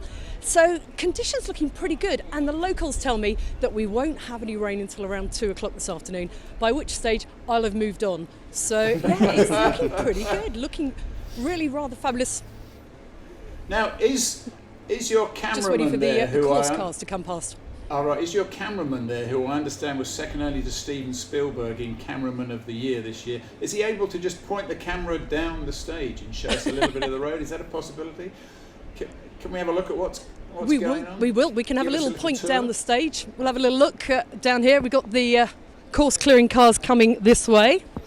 We've got to be a little bit careful. That's the 00 car. With the 000 car behind him. Stick So a microphone in, a little bit of find moving out around. what the conditions are like. That'll be brilliant. That's a good setup with the gazebo, isn't it? Yeah. We'll go and find out. We might actually recognise the Let's driver. have a little schmooze in. Hello, hello, hello. How are we today? Not bad. How are conditions in there? Very good. There's a couple of mucky junctions that the muck has been trailed out onto the corner, but it's only in a couple of locations. The rest of the stage is very, very good. I mean, that's only going to get worse as the day goes on. How bad will those junctions be? I think that particular one, I think it's post 11, is really slippy, and it won't get any better. It's good. It's a lovely stage. I was going to say, you're enjoying your morning's work already. Great stage. All right. Thanks very much. So there we go. And we have had so much rain in the past few days. We've got standing water in places, and there is runoff from a lot of the steeper parts of the stage as well. So it is going to have an effect, and we know that being first on the road, Elfyn Evans, of course, picking prime position is going to be the best place to be as it gets more and more tricky as the other championships take to the road. We could have a few moments taking place. Hey Lisa, thank you for that. That was terrific. We've got just a little taste of what's out there for the guys as they come through this morning. Jack, standing water that Lisa and 00. That's not good. That frightens a few people and spooks them, doesn't it? It does, yeah. It's not ideal, but I think the R5 cars that we've got now are so well planted. You know, standing water will be an issue, but maybe not as much as it could have been sort of 20 or 30 years ago. Maybe some of the cars we saw back then. And Lisa, you were saying to the 00 driver, it isn't going to get any better, which I guess means if you're going to make a move, you've got to do it this morning on the first pass while stuff is as dry and as clean as it can be. Absolutely. I think that's without a doubt. It's a case of staying on the road, staying safe, but also going as quick as you can before the rain does come in, because it is going to rain. 80% chance of rain, not before 2 o'clock. So it sounds like when it comes, it's going to come in a big washy wave of water. So it is the time to try and get those times on the board, get those precious seconds in the first few stages of the morning before we actually go around and rerun it. And of course, we have heard in other championships some drivers who have perhaps the best road position deliberately maybe putting a little bit more dirt on the surface so the people behind them have problems. I'm not saying that any of the drivers here would do that. What but kind of obviously devious you're out in front, and it's your road to control. Machiavellian championship do you think we're involved in at Lisa O'Sullivan? Listen, just talk us through, if you would, the timings for this morning. This went live at 9:51 Cairn Castle, first stage of the day, 21 kilometres long. When do you expect the first guys to be with you at the end of it there? About 10:05, hopefully. Hopefully, if we started on time, you can confirm the stage started on time? As far as we know, it got off at the crack of 9:51 and not a second later. But is there? We have heard talk of a spectator car that is parked on an exit route in the stage. Can you confirm this, and may cause the first one to be delayed a little bit, just in case there isn't an access or an escape route from the stage? Heard anything like that? that's why I was awaiting for confirmation that the stage had started on time, because I know that was an issue that the officials were taking care of shortly before the stage was due to start. So hopefully that has been taken care of, and fingers crossed, then we should have our first car about 10:05. I think the indication is because the double zero and the zero car have gone through, then we're on track, it looks like. Good. Lisa, thank you. Go off and get the second cup of coffee for the morning. Go and warm up. Find someone to hug. We'll come back to you a little bit later when we get the first cars through and we get the first experiences, the first stories of the morning. We'll be back with you in a few minutes. 80% chance of rain, fellas. So it is a case of, if you're going to do it, get it done now before the rain comes in. Yeah, I think there's no doubt, and it's going to come in really badly this afternoon, what I can hear. So get your lead built up is what we need to do. Yeah. You know, we're 2-3 minutes away. All the hype, all the build up to this rally, all comes down to what happens in the next 5 minutes. No. There you got it. Robert Reed said to me when he was sitting with Richard, he would occasionally have to turn to Richard Burns and say, "Remember to breathe." Yeah. Because everything was getting so hyped and so tense. You'd gone through all of the routine to get yourself ready for the stage start. And then you just need a little voice to say, calm down, just relax. I bet you must have had moments like that with Martin Rowe. Martin Rowe in particular. I remember the first rally I did with Martin Rowe was in Rally Sweden. The first stage was, I think it was Grand Bourget. It was a long stage, and he was struggling to get the balance of the car right, to the point where he actually punched the steering wheel in bad temper. My first rally, I thought, geez, what have I got myself into here? And we went from there to going to Corsica, the last round of the championship, where he's sitting back, fingertips. So we got him calmed down. Very good. Jack, you no doubt had histrionics in your long and very established rally career. Yeah, absolutely. No, it's always good to hear your stories, Trevor. I think I was born in the wrong era, to be honest. I think I should have been born a good 30 or 40 years ago, judging by my fever, but there you go. So there we are. There's the three of us in the studio. We have live pictures coming in from the end of the stage, which is always good news. Bobby Willis can now sit back in his leather chair. He can get a Cuban cigar. Look at that. We have some footage now from the drone waiting at the end of stage one, Cairn Castle, which we believe is live. You can tell that's drone footage by the way it goes like this. I think that was actually it's a long shot from the stage side camera, it looked like. So I think it might have been, and a little bit of wind. It's a bit of a Masters type camera thing, isn't it? From one of the house going down to the tee on the fourth fairway at Augusta. What is this Masters that you keep talking about, Jack? What is it? Can you explain? I'm not sure, to be honest. I think snooker, is it maybe? A couple of quick thoughts on what it's like to open on a stage of 21 kilometres. So you don't get a little spectator stage, you don't get something in the city. It's a fairly lengthy one and one of the longest of the weekend.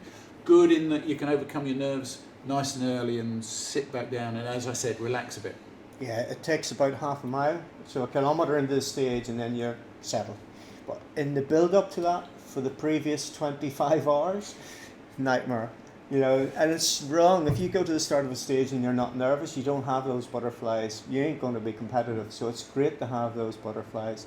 But literally, once you get going, once the flag drops and you're in the stage, by 30 seconds in, you're doing your job, it becomes automatic and searching for those seconds. Jack, what about the guys that you're following, in particular for Motorsport News, who are further on down the road order, hearing us sitting here talking about, the muck that's going to get thrown across the road? They'll be picking up on some of these stories and thinking, well, that's muck and that's danger that I'm going to have to drive through right the way back down the back of the road order. That's right, yeah. We've got probably Josh Moffat will be the first one to hit it. He finished on the podium last year in this event. He's running the BRC and the Irish Tarmac Championship this year. I think he's car 43.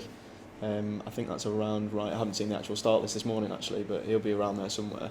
We spoke briefly before about him and his brother Sam, that they like to fight each other over the course of a rally. But yeah, people like that further down the order are really going to struggle when the mud starts getting thrown into the road. Excellent. So I reckon if we're on track and we start the stage on time, we're about 30 seconds or a minute away from seeing our first car, and our first car is going to be Elvin Evans. Elvin Evans, yeah, the guy who blitzed everybody. And here we are, straight to the drone. This is what it's all about, folks. This is the culmination of all the build-up, the excitement around this rally. And the first image we should see of the car is car number 2, Elvin Evans, Craig Parry, as they blast over the moorlands of Cairncastle. Here he is.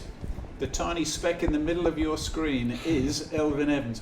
I can only say to you what a wonderful sight that is, because I was there in Argentina 2 years ago on El Condor, where you couldn't see your hand in front of your face from a camera like this. So we were very lucky to have weather like this. Here he comes, Elfyn Evans. New co-driver in Craig Parry as well this year. And a wonderful combination it has been. You can see in your picture there the advanced boards. He's going to go around a hairpin left. You see the white boards there? Yep. The advanced boards to the control. So there. That'll be the finish. Then he's slowing down for the stop control where Lisa is. And we should have a time coming through for him very, very soon. Whereabouts is that? Trevor, can you tell us that bit of damn? Whereabouts? Oh, right, yes, right, okay, right at the end of the stage, and here right he is. At the end of the stage, yeah. So, Lisa, the leader of the British Championship, the leader of WRC2 is with you. He's all yours. Safely through. And we're going to try and get into position here.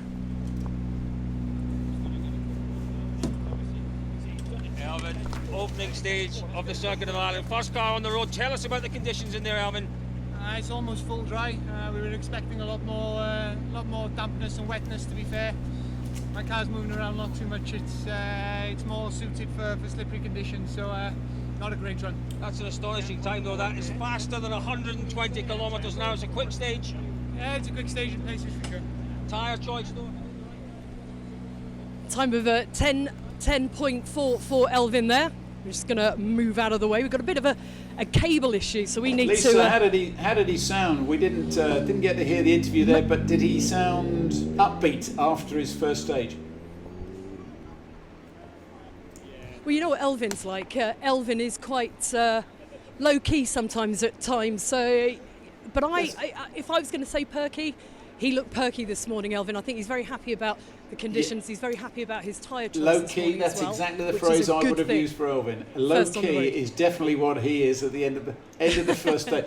He does have a little twinkle sometimes, though. Yeah, a little twinkle in his eye, I feel. Happy with his morning's work so far. So, yeah, Elfyn Evans. Colin Clark asking the questions there. And our next car will be Kaito Kaitanovic. We're calling him KK just because we're not as good as you at our Polish and our pronunciations. I'm just lazy, Lisa. We've got live pictures now again of KK from Poland just completing the end of the stage. So he should be with you in a few minutes. It's quite interesting there. After he turned around that hairpin left, there was a large amount of standing water. There's a big splash off the car. I wonder if that is instrumental with the rest of the stage. The Zero car talked about a slippery box number, which was box number 11. In my road book, that's a chicane. The last thing you want when you're breaking into a chicane is the road surface to be a little bit slippery. So we might see some wings ground, some bonnets, maybe door mirrors knocked if people get it wrong for that chicane. We're in now. As much as he can. Okay, time of 10:21.4. Okay, throw a little smile on your face. How was that? It was good because we are here. It's a dry stage, so we did a mistake with setup. I did a few mistakes with driving, but it's hard to understand how to find good feeling with this setup because it's not good setup for the surface. Anyway, I'm happy because stage is really fast. Okay, gearbox is too short on the stage, but we knew it. We'll see on next stage and the long one.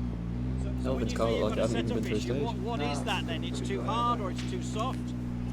It was too soft. I was changing rebound before because this is what I can do really fast. But we lost good feeling, and this is it. But believe me, it's not problem. We have long rally. KK, the man from Poland. Lisa, how did he sound? We picked up on a little bit of what he was saying, and we've got him 11 seconds slower than Elfyn. Yep, exactly 11 seconds slower. He looked pretty cheerful. It sounds like we've got a quicker time coming in here for Alistair Fisher, but he seemed quite pleased. He said that the setup of the car was a little soft, so he wasn't entirely happy with that. So 10:18.3. Sorry, I heard that slightly wrong. Alistair, just looking around, the car looks all good. Everyone's saying it's much drier than they thought. Yeah, a lot drier. We were definitely one compound too soft on the tyres, so it was very hard to call heading out this morning, but hopefully it doesn't affect us too much into our head here. I think the tyre on the back of here at least is a super soft. Is it the same all round? Yeah, the same all round. So going for a lot of grip there with the super soft tyres all round for Alistair Fisher. There we go. Get out of his way. 10:18.3 the time for car number 6. Going back to KK though, he was looking again. You know, you get that energy from drivers first thing in the morning when they've gone through and they've been tested and it's not the conditions possibly that they would have expected. And yeah, his head was steaming as well. Did you notice that? So he's obviously been working really hard in the car, and yeah, his head was steaming. I couldn't help but notice that. But not bad time for him as well. These Irish stages, so tricky, so testing, and the new guys here definitely don't have an advantage over the local knowledge. Excellent, Lisa. We're struggling to hear the comments a little bit. What did Alistair say?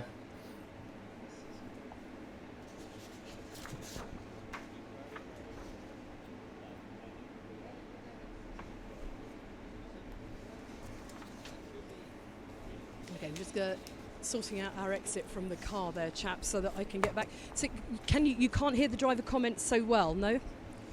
Yeah, the drivers are... Is that what you're saying back in the studio? Yeah, they're tricky to hear, as if you've got the only microphone in Ireland that's not working. Right.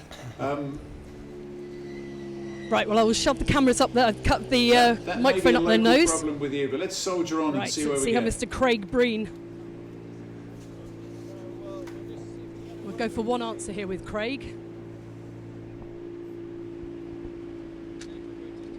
Just getting his helmet off.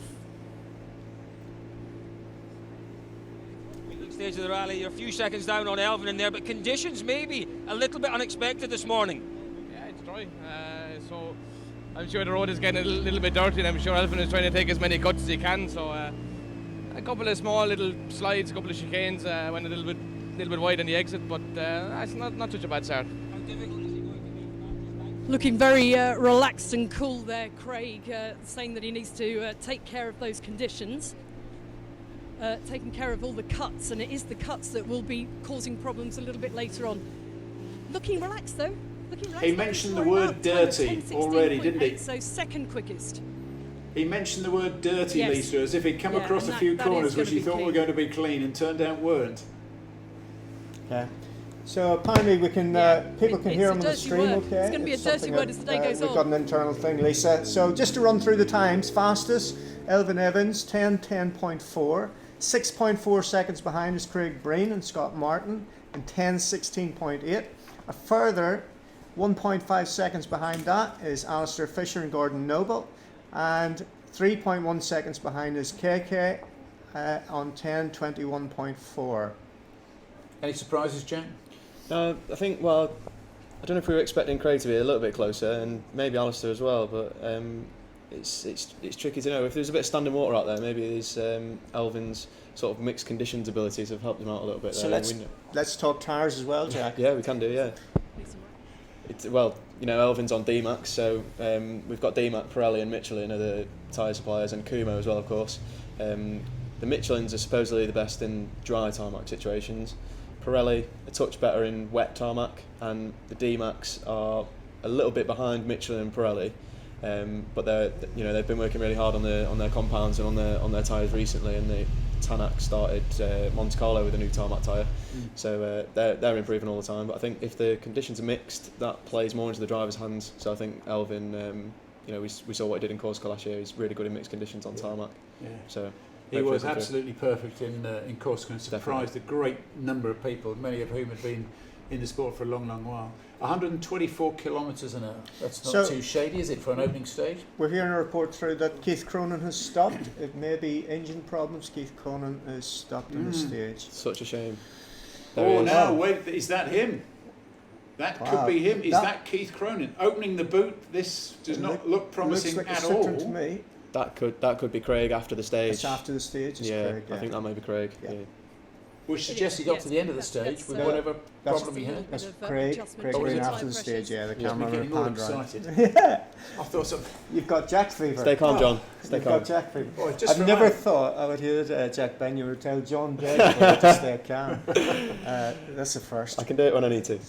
So Next car from the drone then. This should be Martin McCormack. This should be Martin McCormack. Yeah. Now, this is going to be an interesting time. I think Marty is going to shine today.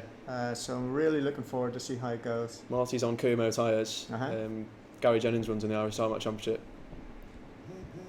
Yeah. Seems to be pretty pleased with how they're running too. So Lisa, if you find anything about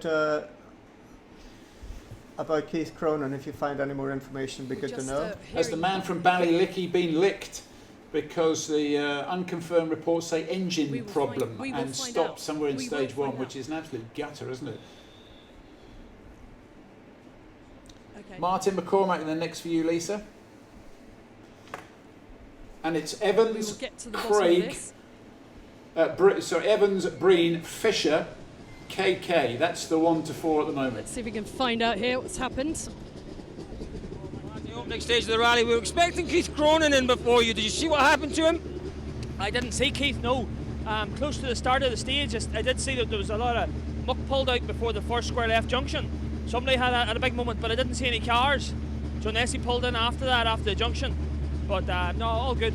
Opening stage then, how did it go? Very nervous at the start, you know. First time in home stages, the big car. And, you know, just on these stages, it's classic. I love these stages. Really good, nice feeling to the first stage. All went well, no dramas, really happy with everything, so all good. So Martin McCormack saying no sign of Keith Cronin there. Yes, so the mystery continues, Lisa, about Keith Cronin. Yeah. Yeah, he So said he Ryan, saw you've the got golf some news in starts, Keith? had a moment, but no sign of him after that. Got a junction stage, so coasted into the junction, so sound like engine problems, confirming that. Just waiting to see if we can get some pictures through. So yeah, a bit of a mystery there for Keith Cronin. Thanks, Ran. And Just getting pictures of what I think is Frederick Orlin as we try and investigate what's happened to Keith Cronin. He'll be next in. Yeah, there's Freddie in his orange car.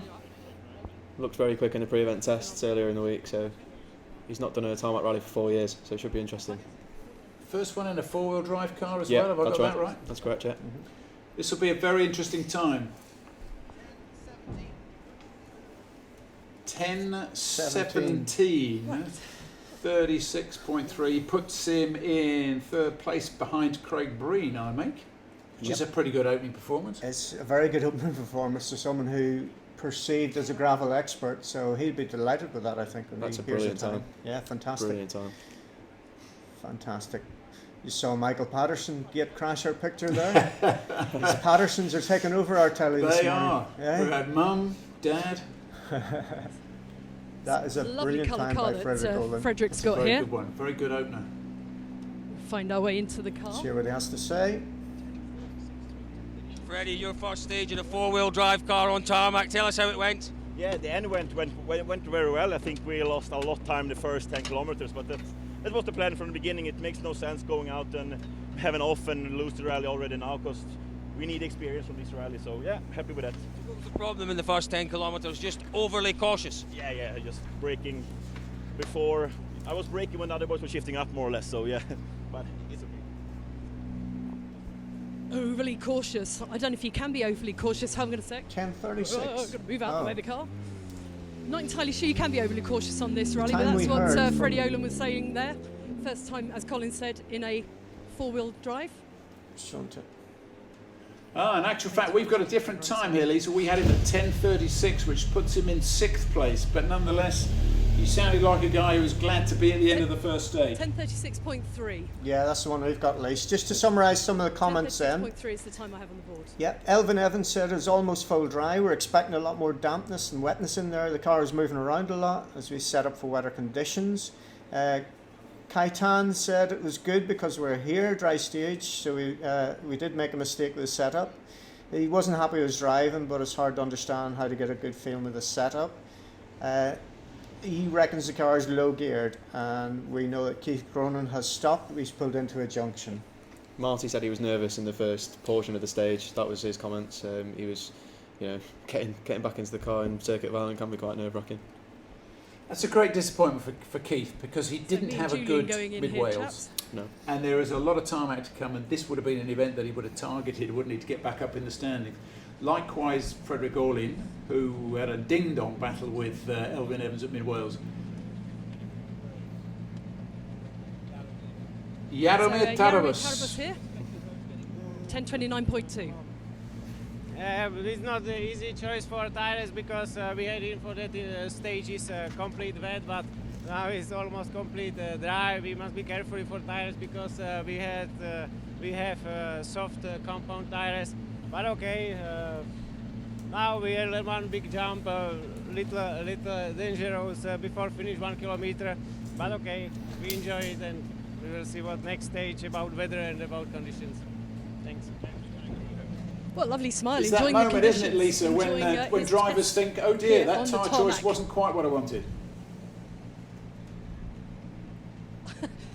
Sometimes it's when they're talking through gritted teeth that you know what they're saying, it's not what they're thinking. But I think that was genuine-ish. Well, there's probably one or two, Trevor, thinking I didn't quite get it right. 10:29.2.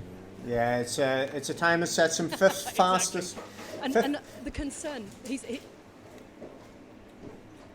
I was going to say, and he's the first driver that's spoken about needing to manage his tyres. The soft compound will wear down, and you don't want to rob yourself of grip later in this particular circuit of stages. So, maybe he's using conservative with a small c there. His stage time would bear witness to that, because he's 18.8 seconds down on Elvin after 21 kilometres. I think we're just picking up pictures of Federico Della Casa and his Citroen DS3 just coming to a halt where you are. We've got a time of 10:45.5 is Federico's time as you see him pull up to the stop line. Which will put him comfortably in 8th position, we think, behind Frederick Orlin.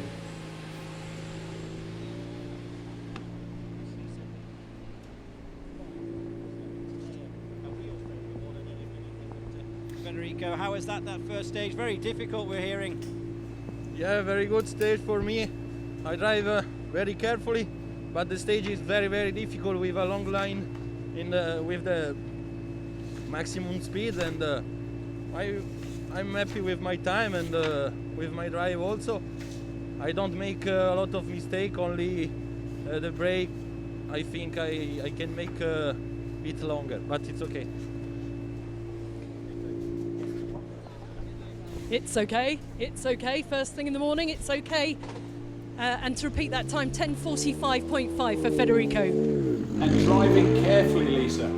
Oh, I love the sound of a rally car. I love the feel of it as it goes past. It resonates through your chest. It's an amazing sound. Della Casa saying he's driving carefully. I've never known a rally driver ever, Jack, to drive carefully. Tom Cave is coming in next. Tom Cave's one of the few Michelin runners we got in the field, so interesting to see what his time will be coming through here. I think he's probably one of the first people through on Michelins actually, so it should be interesting to see. I didn't get a chance to speak much to Tom before the rally. Did you? He seems happy enough. Yeah, he was a bit gutted after the shakedown stage. He wanted to go a bit quicker, I think, but with it being so slippy, he didn't want to risk anything for the rally, so a bit conservative.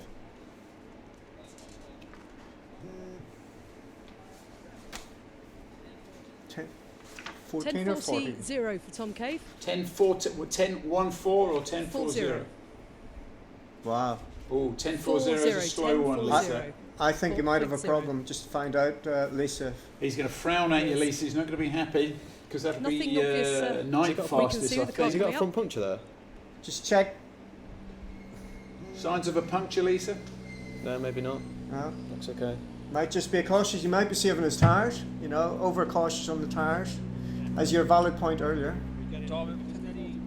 Opening round of the championship for you in mid-Wales stages a few weeks ago. How has it started here on the tarmac of Ireland?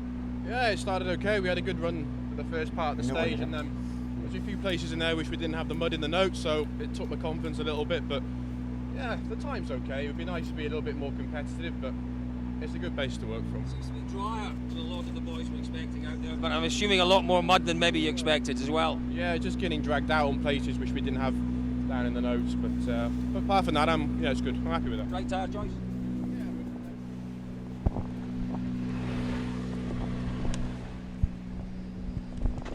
There we go, and we'll get out of Tom Cave's way. You can see there's a little bit of disappointment on his face there.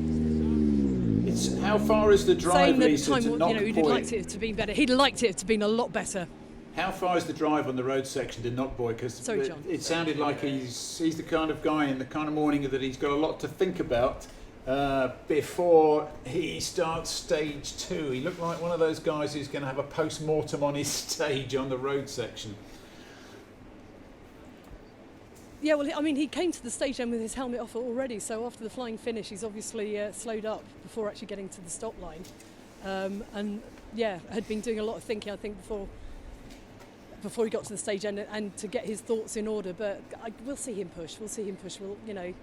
It's not a disaster to go slowly on this first stage because he's come to the end of the first stage, which is always a bonus on a rally.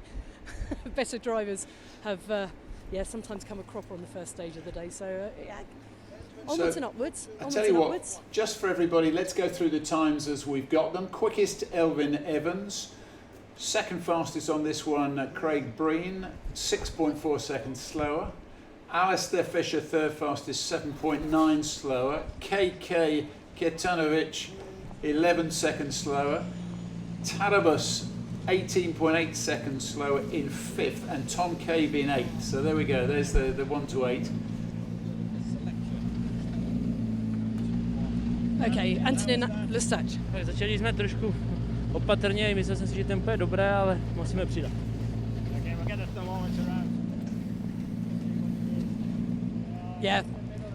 Yeah, deciding his English not the best, but the thumb saying, yeah, bit, maybe, possibly. The thumb said it there. Yes, no, yes, no, yes, no. There was one of those shrugs of the shoulders in there. Did I hear something about temperature or water temperature or something?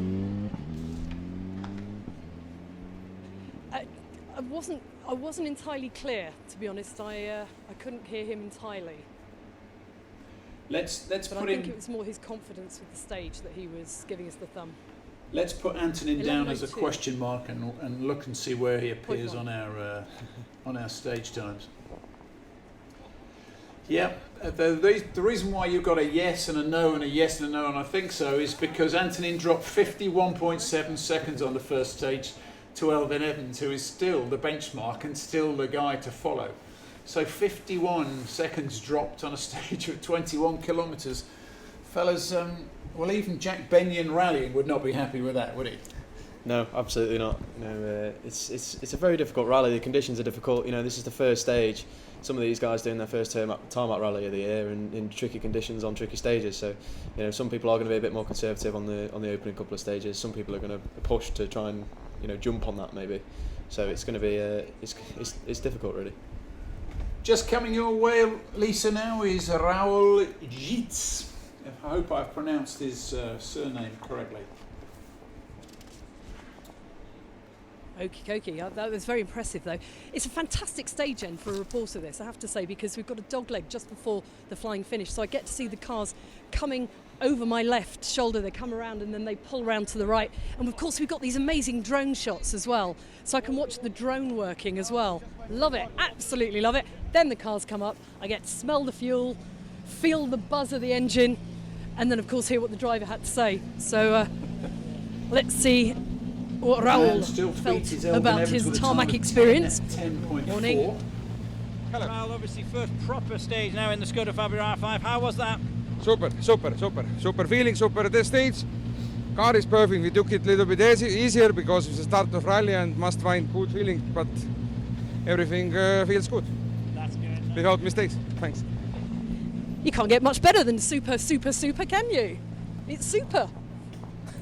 11.09.3, the time for Raul Jeets. 11.09.3. Lisa puts him in 11th place, so almost a minute dropped to Elvin. The 1, 2, 3 being Evans, Breen, Fisher.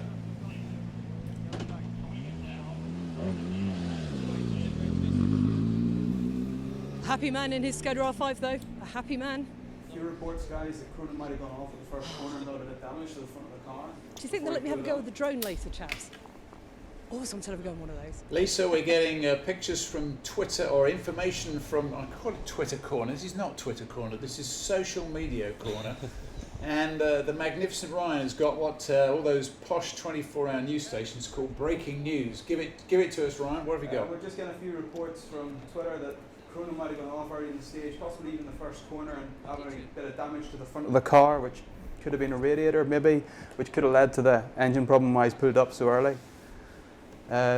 More to come, hopefully. They're trolling, seeing who's out there, and I can hear trying to get a few Ryan's there pictures in of the the car as background, well. I Might can't tell a hear bit more what of a he's story. Marty McCormack did allude to a car having a big moment very early on in the stage, but he couldn't see Keith. That dented his confidence, which... Yeah, and there was a junction just after, so that could explain that. Yeah. I think you've got Yaroslav with you now, Lisa. Yaroslav Colton. Yaroslav Colton, we have. Yeah. Yaroslav, how was that? Stage almost dry. Was really quite okay. On some places it's really quite slippery via cutting, so partly on few corners is really mud and tricky, but probably it is a type of island. Very considered comments there from Yaroslav. Calm and quiet. So I Lisa, didn't entirely catch all of those. When we get caught up in rally fever, you tend to forget that there's a real world going on out there. And the Rally Gallery has tweeted to us, fellas, saying when you have college work to do, we've all been there, we all know what college work is like, but rally is life. Super coverage, says the Rally Gallery. Thank you. I have to say, what else is life is there's. We just had a whole load of cakes offered. Now, Wait a second. Why offer someone cake when they have to talk and their hands are full? That's just say that again. You've had a whole lot of what? Mean. Cakes, lovely iced cakes, pink cakes, yellow cakes, chocolate cakes. And will they be? They'll be the cakes that you'll be bringing back to the Colin studio Clark. later on today. Look who would get into shot. Morning, Colin Clark. How are things today? Well, they've just suddenly got a whole lot better because of the pink cakes at the stage ends. Fantastic start though, Lisa. Lots happening on the board. Absolutely. Lisa, could you get Colin to pronounce the next driver, please? Let's catch up. Wojciech. The end car. Okay, it was good for our car, but we took two soft tires, and for sure we struggled with that a lot. But okay, it's beginning. We are on the safe side. We have some problems inside during that stage. We had some fire, but I think it's some cable, and now it's okay. So you had a small fire? Something was small cable, I think maybe from intercom or something like that. Okay, That's not great, is it? Any kind of fire is a bad fire. Well, even a small fire. In the car, near the gearbox is where he was gesturing. Go figure. Chukala. Now that guy's really quick, Wojciech. Very quick. He looked unconcerned in that way that drivers get a little bit concerned, but not entirely concerned. Maybe, well, Trevor here was just saying that he is very, very fast. Jack was agreeing with him. He's very, very fast. Maybe it's just the speed that produced the heat. I've never seen anyone report fire with so much sort of casual sort of calmness. It was brilliant. I've caught fire in my car, but I'm still happy. Actually, Wojciech, to be fair, is in 10th. So he's doing better than Shusak. He's the first of our Colton and Jeets. ERC2 runners. He's currently leading the championship after the Canaries, so he's the first of the ERC2 runners. Group N, R4 spec. This is Wojciech. Yeah. Just for a quick recap, folks, we're at the end of stage 1, Kieran Castle, 21 kilometres. The fastest time was Elvin Evans, 10:10.4. That's an average of 124 kilometres an hour. We're talking real money, about 78 miles an hour average across the stage. Second was Craig Breen, third Alistair Fisher, fourth Kaitan Katanovic, 5th, Jaromir Tarabas. 6th, Martin McCormick. 7th, Alan. And 8th, Tom Cave. Jason McGonigal here. He's all one. Very good time. 10:49.8 for Joseph. How was that for you this morning? Yeah, we were steady enough with a bit of a moment near the end and a kind of, in the real slippy section. And after that then it just wasn't committing the notes properly, but good enough start. How dirty is that junction getting? It's nothing compared to what we were dealing with yesterday, so I can deal with that. Anything's possible. Nothing compared to yesterday. That's what it's going to be, isn't it? It's bad, but it's not as bad as it was. Maybe. Or it's worse than it was. Yeah, it's another Super 2000 car. 10:49.8 then, a good time. Yeah, very good time. We've got Neil Simpson coming in. He's on his tail. I think Neil's taking time out of him here. It'll be interesting to see this time. Now they come thick and fast now. We'll have to be quick now. I know, listen, I've already won over the Midwell stages because we're here at the end of the first stage, which is fantastic. We had a great run in there. It was a really good opener. A couple of big slides towards the start, but other than that, it was good. First stage in this new car, how great does it feel? I feel so privileged to be able to drive a car like this, particularly at my age as well, and I tell you what, it's brilliant. I'm loving it. Neil Simpson there. And of course, there's me forgetting that the car's coming thick and fast now, much quicker, as we juggle our cables. 1 minute intervals. Oh, it's a very animated Neil Simpson there. Very happy. Loving his new ride. Lisa, I'm just going to interrupt you there to go to Ryan in social media corner here, because I think we've got a picture of what happened to Keith Cronin. We'll have a look at it. I don't know if you can see it, but we're hoping Ryan's going to be able to pop that up for us. That is Keith, is it not? Yep. That is Keith leaning over the bonnet, but I can't. Working on the car. Any other clues? Working on the car. Like he might be putting fluid into it, water, if he's got a damage to the radiator. It's very hard to tell, but they're trying to get the car going. Ryan, who is this from? This is rallying. This is Irish RAL 1, so good work from him. Yeah, well done boys for getting that picture. The demise of Keith Cronin, which fellas is such a shame. Yeah. When you think what this guy has, what a reputation he has, and yet we don't get to see him in his pomp. Car feels good. Yeah, so we've got Robert Woodside, local driver at the end of the stage here. Robert has had a bit of a nightmare over in Wales. He didn't get one stage finish. He went to the Circuit of Kerry, the same happened. So it's good to see him at the end of the first stage. I actually pushed that car over the finish line in the first stage of Mid-Wales. I had no power, pushed it over, not just a journalist. I didn't hear his comments there because we were talking about Keith, but 10:43, 9th fastest. I think Robert will be happy with that. That's a very good time. Johnny Greer. Okay, Jonathan Greer is now with us. Fast now, 1 minute into intervals. The, so this is the guy who took DLC? Carl Frampton for a spin. Johnny, opening stage of the rally. Looks like a good time in there. Yeah, it was okay. Happy enough. Stage was very clean. Not as much mud as I thought there'd be, but yeah, happy enough. A few big jumps where the car landed quite heavy, which kind of worried me a bit, but no, I'm happy enough, so all good so far. What about the tyre choice decision before the loop of stages? Was that difficult? Yeah, we sort of went on a soft compound slick to try and sort of cope with a bit of the damp, so yeah, we're sort of happy enough. We thought we'd suffer a bit in there with it being quite wide and fast, but no, very happy. Fellas, just quickly to go back to Keith Cronin, is there any second chance for him to get back into this rally? On the World Championship we'd have Rally 2, they'd have a chance to come back after missing stages, or is on this particular one, once you're out, do we know? You can Rally 2 on this rally, can't you? It's in the regulations. Yeah, it's in the regulations. You can Rally 2. Yeah. So he does have a second chance, so it is worth him pressing on, fixing the car.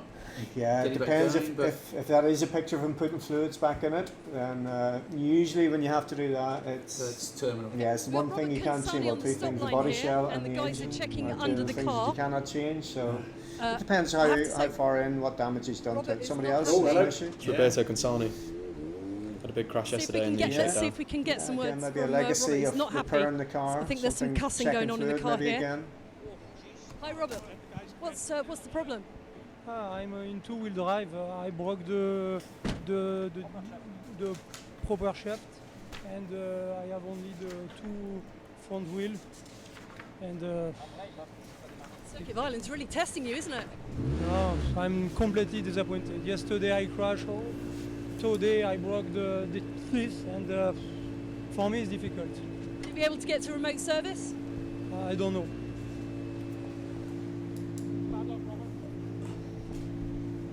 Tell us a little bit about Poor old Robert there, really not happy. That's a disaster for him. I was at the end of the second stage last year, and he arrived. I think he arrived then. The next time he came through the stage, the transmission actually locked up on the stop line. I had to push the car off.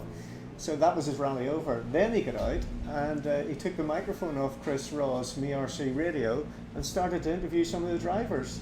So yeah, I've never seen that reaction David before. Bogie, Usually how they're has your gutted when morning you been finish so and you're out of the far? rally, You're but- looking very animatedly at the board. Aye, to be honest, just the brakes are still fully functional, but the pedals going near the floor, so it's not so nice. But there we are. How are conditions in there? Aye, it's not good. Mud getting pulled out, you could get caught out very easy. But happy enough, to be honest. Just yeah, it was obviously a terrible shakedown for me yesterday, so just trying to put that behind me. Good luck.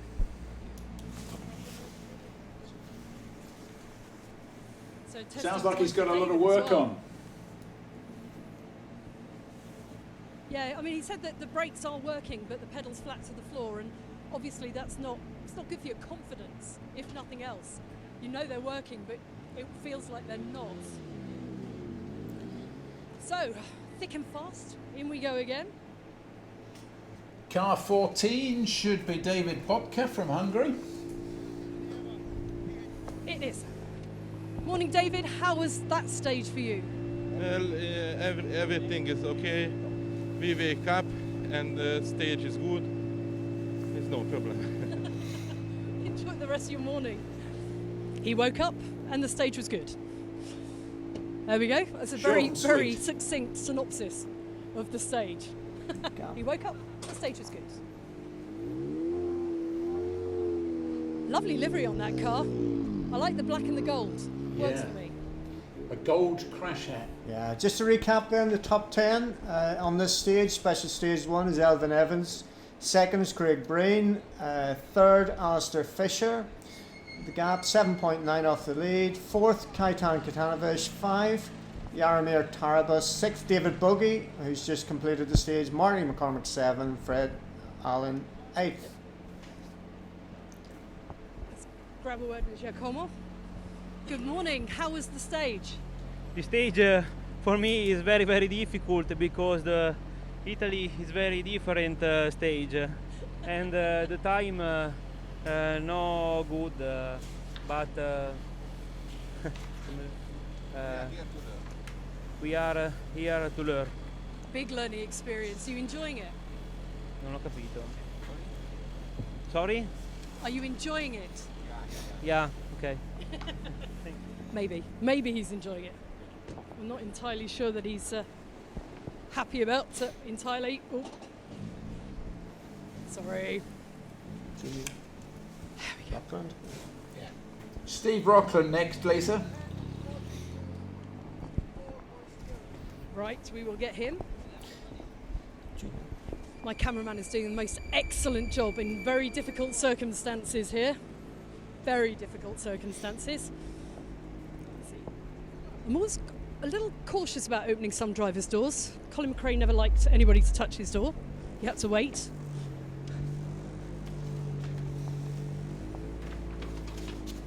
Morning, Steve. Morning. How are you finding the Circuit of Ireland? It was quite dry at the stage, but really fast stage as well. So good fun, really good fun. And you are enjoying it? Yeah, really. So yeah, we have to go. He's off. Gotta go. Little stall of the car. We just gotta hang fire, chaps. I'll be back with you in a moment.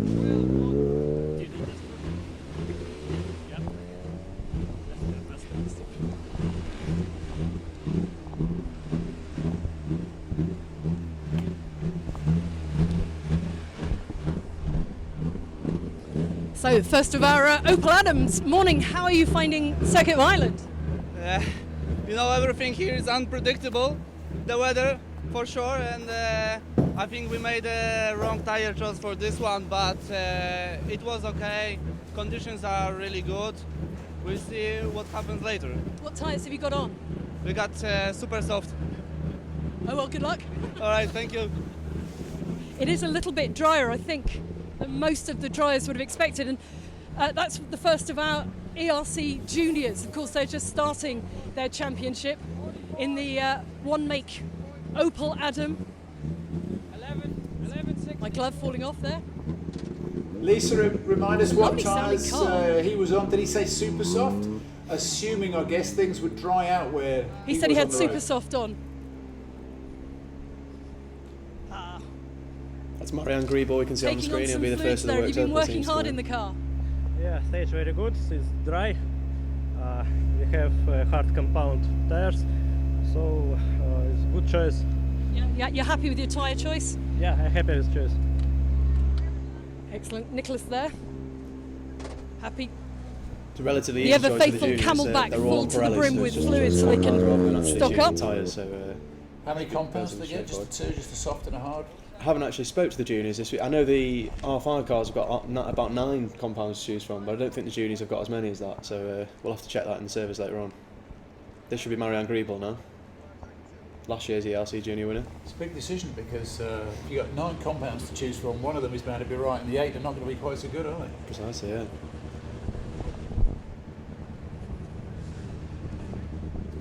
So here we go again.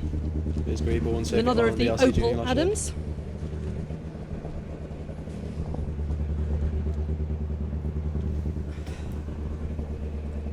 Morning, Marjan. How did you find the stage? Yeah, it was really fast, and I think the other two stages are more demanding. But it was okay in the beginning. We have quite a good time, and I'm satisfied. It must be good to get the championship up and running. Yeah, of course. You don't have to, should not do any mistake in the beginning. But yeah, it's quite nice. We will go on. And how is it going through the stage in two-wheel drive? It was okay. We chose the hard compound tire for the front, but that was quite good, and I'm happy. Great, thanks. Good luck. Marianne Griebel. Let's just remind everybody of the 1 to 5 after the first stage. Elvin Evans leads, Craig Breen second, Alistair Fisher third, Kajan Katanovic, known as KK fourth, Jaromir Tarabas in fifth. Here's Chris Ingram now. Okay, we got Chris Ingram. Yep. Morning, Chris. How's the first stage for you? Yeah, really good. Just feeling my way into a new car. It was my first flat out stage in this car, and with Kat, my new co-driver, so everything was new, but I really enjoyed it. What tyres have you got on? I'm not sure. I didn't put them on. Not sure he didn't put them on. Well, that's good enough excuse, isn't it?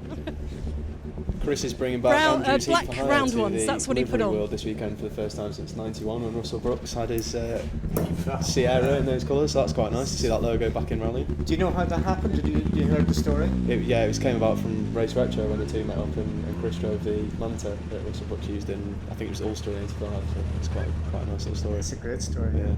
Here's Julian Tannant, so he's the third of the 3 Works Opel ERC Junior cars. It'll be interesting to see where he slots in. Guten Tag, Julian. How's your morning so far? Well, it was a quite good stage to start in the rally. 21k, so typical Irish stage, so was quite good. So I'm happy with the time and it's a good start. So yeah, I'm happy. You guys say it's quite dry out there. Yeah, it's dry. Yeah, some parts are wet, but mostly it's dry. So that was what I expected.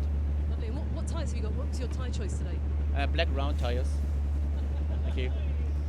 One of the great quotes of rallying, obviously. Yeah. Not going to tell us what compound? No. Ask my So Nah, there's yes, the all ERC secretive. 2 All drivers very coming in. secretive. Trevor, just remind us on the juniors coming in. Just remind us of the leading times on the juniors in the European. So fastest is Pianit Jack. Jack will help me out one. They're really interesting. So just 1.7 seconds behind is Chris Ingram in the Opel Adam 2, who's beat Marianne Griebel on 11.14. And then you've got Grajin in the Peugeot on 11.16.1. and Steve Rockland 11:24.0. Very, very tight battle there, Jack. Important to remember, Griebel won this event in ERC Juniors last year and spent the whole of last year in the Adam, whereas Chris Ingram switched over from the 208 last year into the Adam, so this is his first competitive event in that car, which is very interesting that Chris has beaten him on the first stage.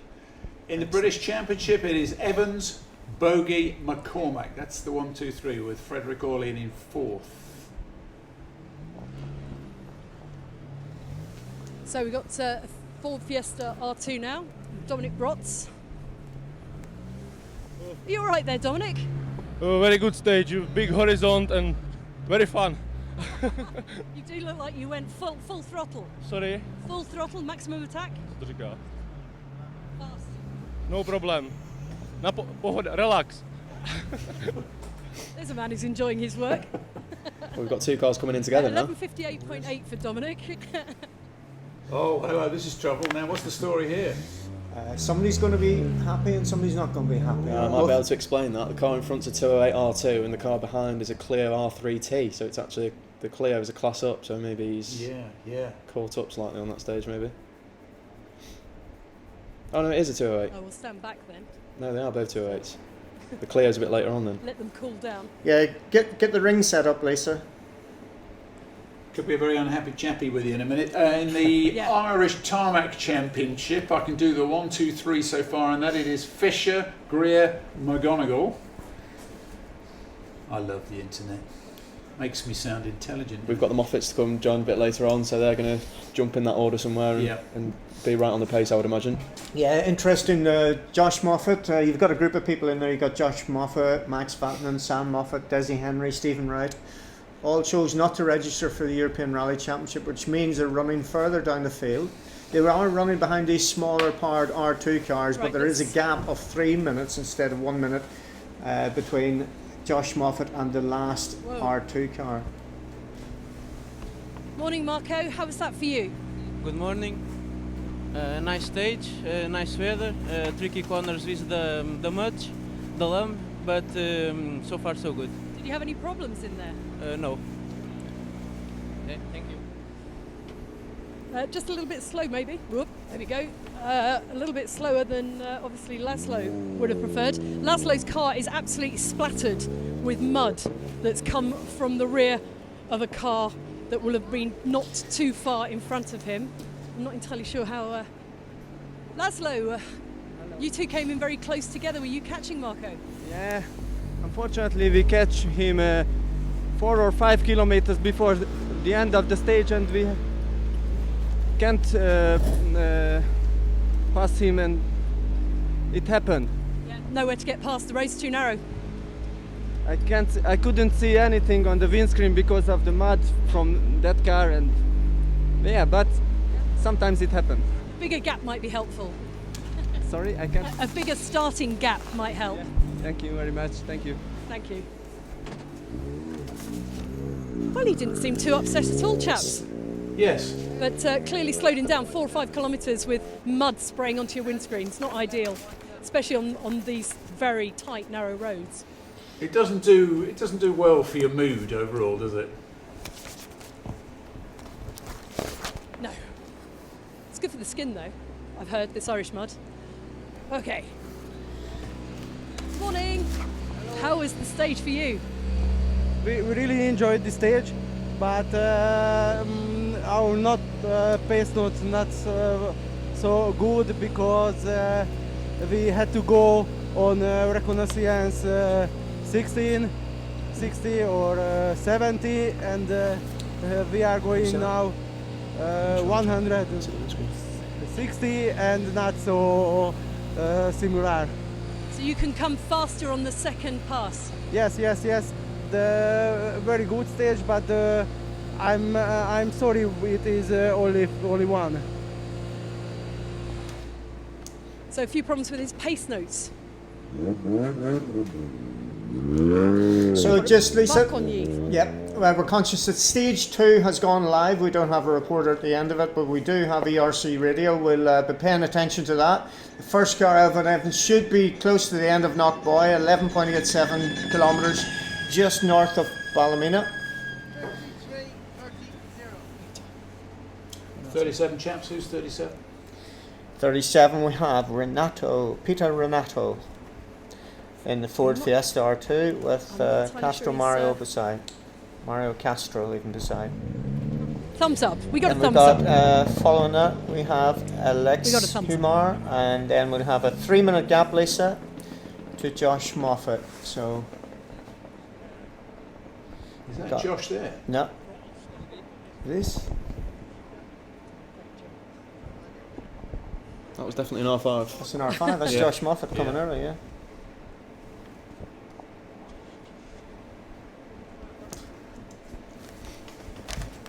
Okay. Another Peugeot. Ooh, coming in very fast. Oh no, it's Josh Moffat. Morning, Josh. How was that for you? Yeah, it was good. I think the car felt a wee bit soft in there, but it might suit the next two stages a bit better. But yeah, a good steady run. Like we didn't go too mad. You're not the first to say that. And did you have the right choice of tyres? I'd say we did. Yeah, I'd say our tyres was good. We went in the RK7, so yeah, pretty happy with that. And would you say it's fair to say it's drying up a bit out there? Well, it's not raining anyway, so it's hard to know what could happen. But we're hoping the rain's going to stay away anyway. It's not raining. That's always a bonus, isn't it? It's that great Irish phrase, if it's not raining, the rain is coming. If you can't see the mountains, it's because it's raining. If you can see the mountains, the rain's on its way. So unfair, but true. And we can see the Slemish mountain at the moment. No cloud on that. It was there earlier. It's blown away. It's quite breezy actually, so it's not surprising that the road conditions are clearing. Drying a little. You've got another DMAC coming towards you, Lisa, which I guess is our Max. I do. It's Mr. Max Vatanen. Let's have a little chat with Max. Hi Max, how was stage 1 for you? Well, it's a very nice stage. I really enjoyed, and first time in a four-wheel drive car on a bumpy Irish road, so I had to be careful, but I really enjoyed, and we'll build it up now during the weekend, but really nice stage. You're enjoying it and you've got the setup's good, yeah? Yeah, the car is really good, the handling is really nice, so everything is good. Everything's good. He's so chilled, isn't he? He's always very relaxed and cool, even when there's been drama in the stage. He's one of those drivers that's like, yeah, you know. There we go. Our second Moffat of the day. Max Vatanen, by our calculations, in 11th place. Take your phone call. I have a clutch slipping or something. I have no gear. I'm struggling with power here. I don't know what's wrong. You can see there's smoke coming out from under the bonnet. My clutch is slipping the whole way through there. There's nothing I can do there. I don't know. Probably not continuing, I'd say, at this rate. I don't know. It just happened halfway into the stage there. I had to nurse the car to the finish there.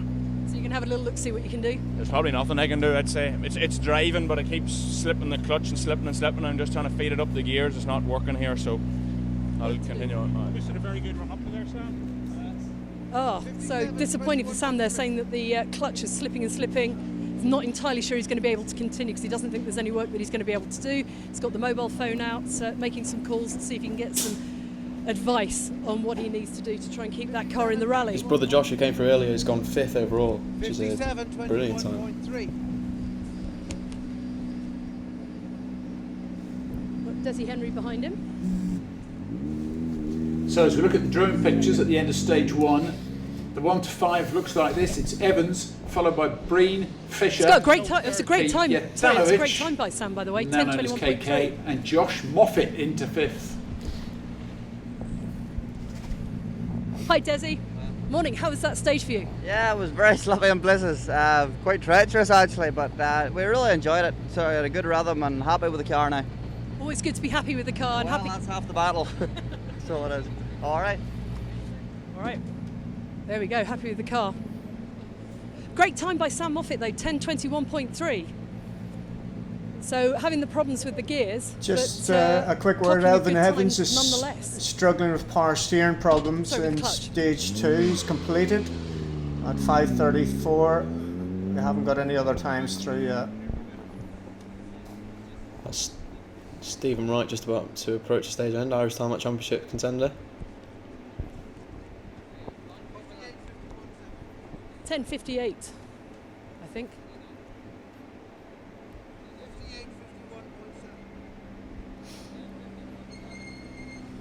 So here we go, Stephen Wright.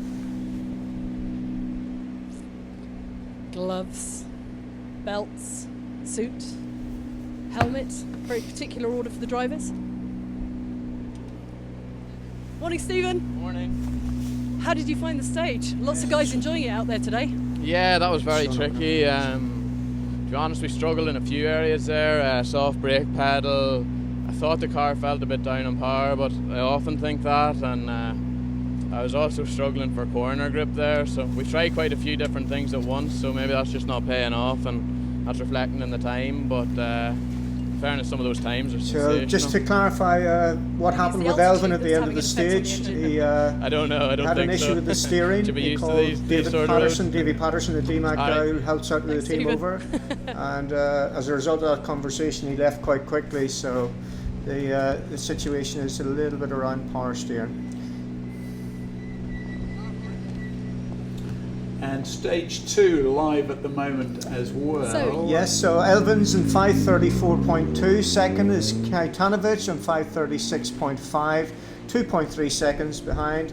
That's the 11-kilometre stage at Knockboy.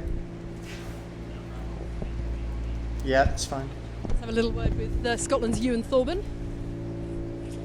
Morning, Ewan. How was the stage for you? It's alright. It's the first time in the car on dry tarmac, so I was expecting it to be wet, but it wasn't to be, so no, it's just a bit too steady, but got the first one out, over and done with. That's the main thing. I think you'll get a chance to try it in the wet. So how was it in the dry though? Yeah, it was good, just I'm not driving it anywhere near its capabilities Alistair Fisher's yet, so, completed. So yeah, long rally. Just warming up. Yeah. Alistair Fisher's completed 5:41.8 stage 2, so 7.6 off Evan's fastest time. Craig has completed as well. We don't have a time from yet. Now, Lisa, I think we're going to have to part company here. Ah, okay. Well, we'll do I'm one more told car. you have to get in your own then, car and get we'll away go, that's fast. right. I will do. Morning, Mr. Hugh Hunter. How was the stage for you? Yeah, really good. Enjoyed it, but we just hit the wall on the hairpin right at the end there. Then She's right got at the fever. last She corner, hasn't so been around cars for a long time. I don't know what We damage keep her it locked is, in the but studio, don't we, okay. World Is it Championship? cosmetic or? I don't know. We can never get her back on that. Just on that last. You didn't want to do that. Trinity Boy So, Wharf but really box. good stage. Enjoyed it. Cool. Lisa, the executive producer wants to get a message to you that you've got to get the heel out of there and get home. Thank you very much for all your hard work. You've done, I think you've done 3 weekends work in one morning there. You've done 3 championships. We're going to leave these Well done, Lisa. amazing crew here. Let's have a round of applause for Lisa O'Sullivan, who has interviewed everybody driving a car in Northern Ireland this morning. Top marks for our cameramen, including the drone footage. That's fantastic. All the effort is really worth it, guys. Thanks for that. Lisa, where are you off to next? Oh, I am off to. I'm going to go to Ballymena. I'm going to meet another cameraman because I've worn this one out, and then I'm going to go to Bushmills and hang around the distillery for a bit. Fantastic. You've you got Trevor Agnew's credit card and you got the PIN number on that, have you? When you go to Bushmills? I've taken Bobby's credit card because I heard there's excess capacity on that. Oh, that'll be the black one. Good. I'll catch Lisa, you thank you later. very much. Ryan in Twitter Corner. No, it's not Twitter Corner. It's Social Media Corner, John. What have you got for us, Ryan? Anything interesting coming in picture-wise, especially Keith Cronin? Anything new on Keith? Plenty of people online. We've got some support in Catalunya. We've got another shot of Keith Cronin there, still working on the car. Consani's stopped on the road section, so he's looking like he might be out of the event before he gets to 2.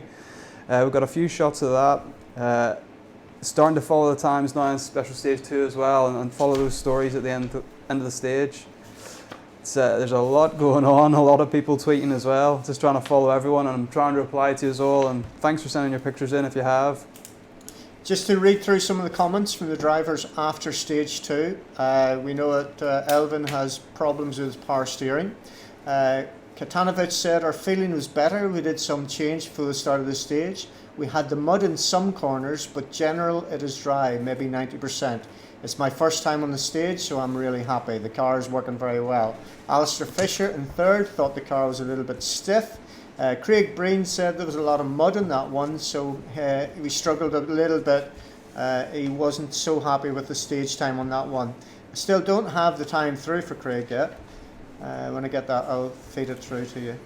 Jack Consani was talking about driving on just two-wheel. He had just two-wheel drive at the end of stage one, didn't he? And at the moment he is 6th in the ERC Championship table, so he would have wanted to do better than that and had a better start today than that. Yeah, a bit of a struggle for him. I think some of the TV crew mentioned that they could smell oil when they opened the door in the car. So it's definitely not, definitely doesn't look good for Consani, especially after his big shunt yesterday in the shakedown stage. So his mechanics have worked overnight to try and get that car ready, and something's gone wrong this morning. So it'd be interesting to see exactly what the problem is, and hopefully he can get back going again. So if maybe if you're out there and you're near Consani, then get a comment, get a picture, and send it through to us at Circuit Ireland, and Ryan will be very happy to hear from you. Ryan, who was that you were saying was following us in Catalonia? Yeah, I've liked this tweet. Where is he? We've got Maguire Motorsport watching as well. We've got Espiritu Rally at Espiritu Rally. Sorry for that pronunciation. That is appalling. That sounds really exotic, fellas. It does. Sounds like I better just tidy up a little bit if we've got people with names like that. It sounds like Europe's following us as well. That's why you need to do my job and write them rather than speaking them. So we have a time through for Craig Breen on stage 2, 5:40.2. That drops him into third place. So Evans fastest in 5:34.2. Second, Katanovic 2.3 seconds behind. Third, Craig Breen 6 seconds off fastest, and Alistair Fisher in fourth at 7.6. So the 1 to 4 after stage 2. Overall, we have Evans on 15:44. Second is Craig Breen, 12 seconds off the lead overall. Third is Katanovic, only 0.9 of a second behind Craig. And fourth, we have Alistair Fisher, a further 2.2 seconds behind Katanovic. We've also heard from Frederick Olin. He said it's going on better and better. We're learning every stage. The time's not bad, and reminding us that he's never been on tarmac in a four-wheel drive car. Always helps. Always helps. Just to remind people of where the bar is. Any surprises out of the 1 to 4 with Elvin leading by a gap of 12.4 so far after 4 cars through? Jack, it's a healthy margin. It is a healthy margin, yeah. I think we were expecting it to be maybe a touch closer. That's a fairly substantial gap after 2 stages, isn't it? Craig Breen 12.4 seconds down on Elvin. Craig doesn't come here just to check out the scenery. He can do that any time he wants, doesn't he? He's here because he wants that famous trophy again. Is he going to be disappointed with 12.4 seconds behind Elvin? I think that was for you, Trevor. I've got stage 2 in the ear as well. So he's got stage 2 in his ear. What you might want to do, Jack, is just have a peek through the juniors there and update those. Just some comments on stage 1. Yeah, we had a quick chat before, didn't we, about Chris Ingram heading Marion Grieber, which is big news. Marion drove the Opel last year and won this event, not the championship. That was Emil Bergqvist. But Marion Grieber won this event in the ERC Juniors last year, so to be ahead of him after one stage is fairly significant. Looking further down, Julius Tannant is the third Opel manufacturer guy, he's fourth. Steve Rockland was rapid in the shakedown stage yesterday, he's quite a bit quicker than any one of the R2 cars, but he seems to have struggled a little bit there. He's 11.9 down on the leader in sixth. So yeah, interesting order, and it'll be interesting to see how the Opel battle plays out at the front, but what we can see there definitely is that Opel still hold the advantage in the R2 category, holding the top 4 there. So yeah, interesting. Does that surprise you? Not at all. I think Opel came with a big budget last year, and you only need to walk into the service park to see how the resources that they're bringing to the championship. And I think they've only had time last year to develop the car more. So theoretically, they should be quicker than last year. So the driver we want to watch out for though is Rob Duggan, to see how he paces himself to the Irish driver from That's right. from Cork. See how he ends up behind us. lightning quick here last year. Rob Duggan was in a Fiesta. He Yeah. was setting 4th quickest times. Incredible pace Did the that he had national, on his. didn't Yeah, the Yeah. national rally. Yeah. I'd never heard of Rob Duggan until that rally, and what a guy he is. He Yeah. is going to be as fast as Keith Cronin, without a doubt. Well, you look at Rob from last year. I mean, he won the Road to Wales prize, which entitled him to a free go in a DS3 R3 Max on Wales Rally GB, and he really impressed on that event as well. I think he was second of. He wasn't entered in WRC Junior, but if he had been, his time was good enough for second in the WRC Juniors, which is quite an incredible feat, really. And Rob's very much a tarmac driver, not a gravel driver. So to go to GB in a new car and put in a performance like that was pretty incredible, really. And this year he was driving for Vauxhall Motorsport. Adam R2, so pretty much the same as the Opals. So yeah, it should be interesting to see where there's also Matthias Adilson, who's been overlooked slightly, who's Rob Duggan's teammate. He did the recce for this event last year and did a lot of the ERC Junior rounds in a 208. So he'll be one to watch as well to see if he can sort of match Rob's pace. So stage 1 is done and dusted. Yep. Stage 2 started at 10:43. That was Knockboy. That was the sprint stage of about 11 kilometres or so. I say sprint stage, just because it was shorter than stage 1. And we've got cars arriving at stage 3. 1 or 2 people have been in contact to say, where is the tall, young Seb Marshall? Seb Marshall is waiting for us at the end of stage 3. This is where I talk to our producer and say, we don't have any live pictures just yet of stage 3, do we? We don't have any. They're just setting up at the end of stage 3. They'll be getting the extensions out on the tripod. I don't know why I'm saying this, because he's actually smaller than me. But so Seb Marshall, we've held back to the end of stage 3. Keeping the good wine to the end. But we have a couple more times through for stage 2. 2 notable ones, really. Frederick Olin we didn't have. He slots in 5th at 5:42.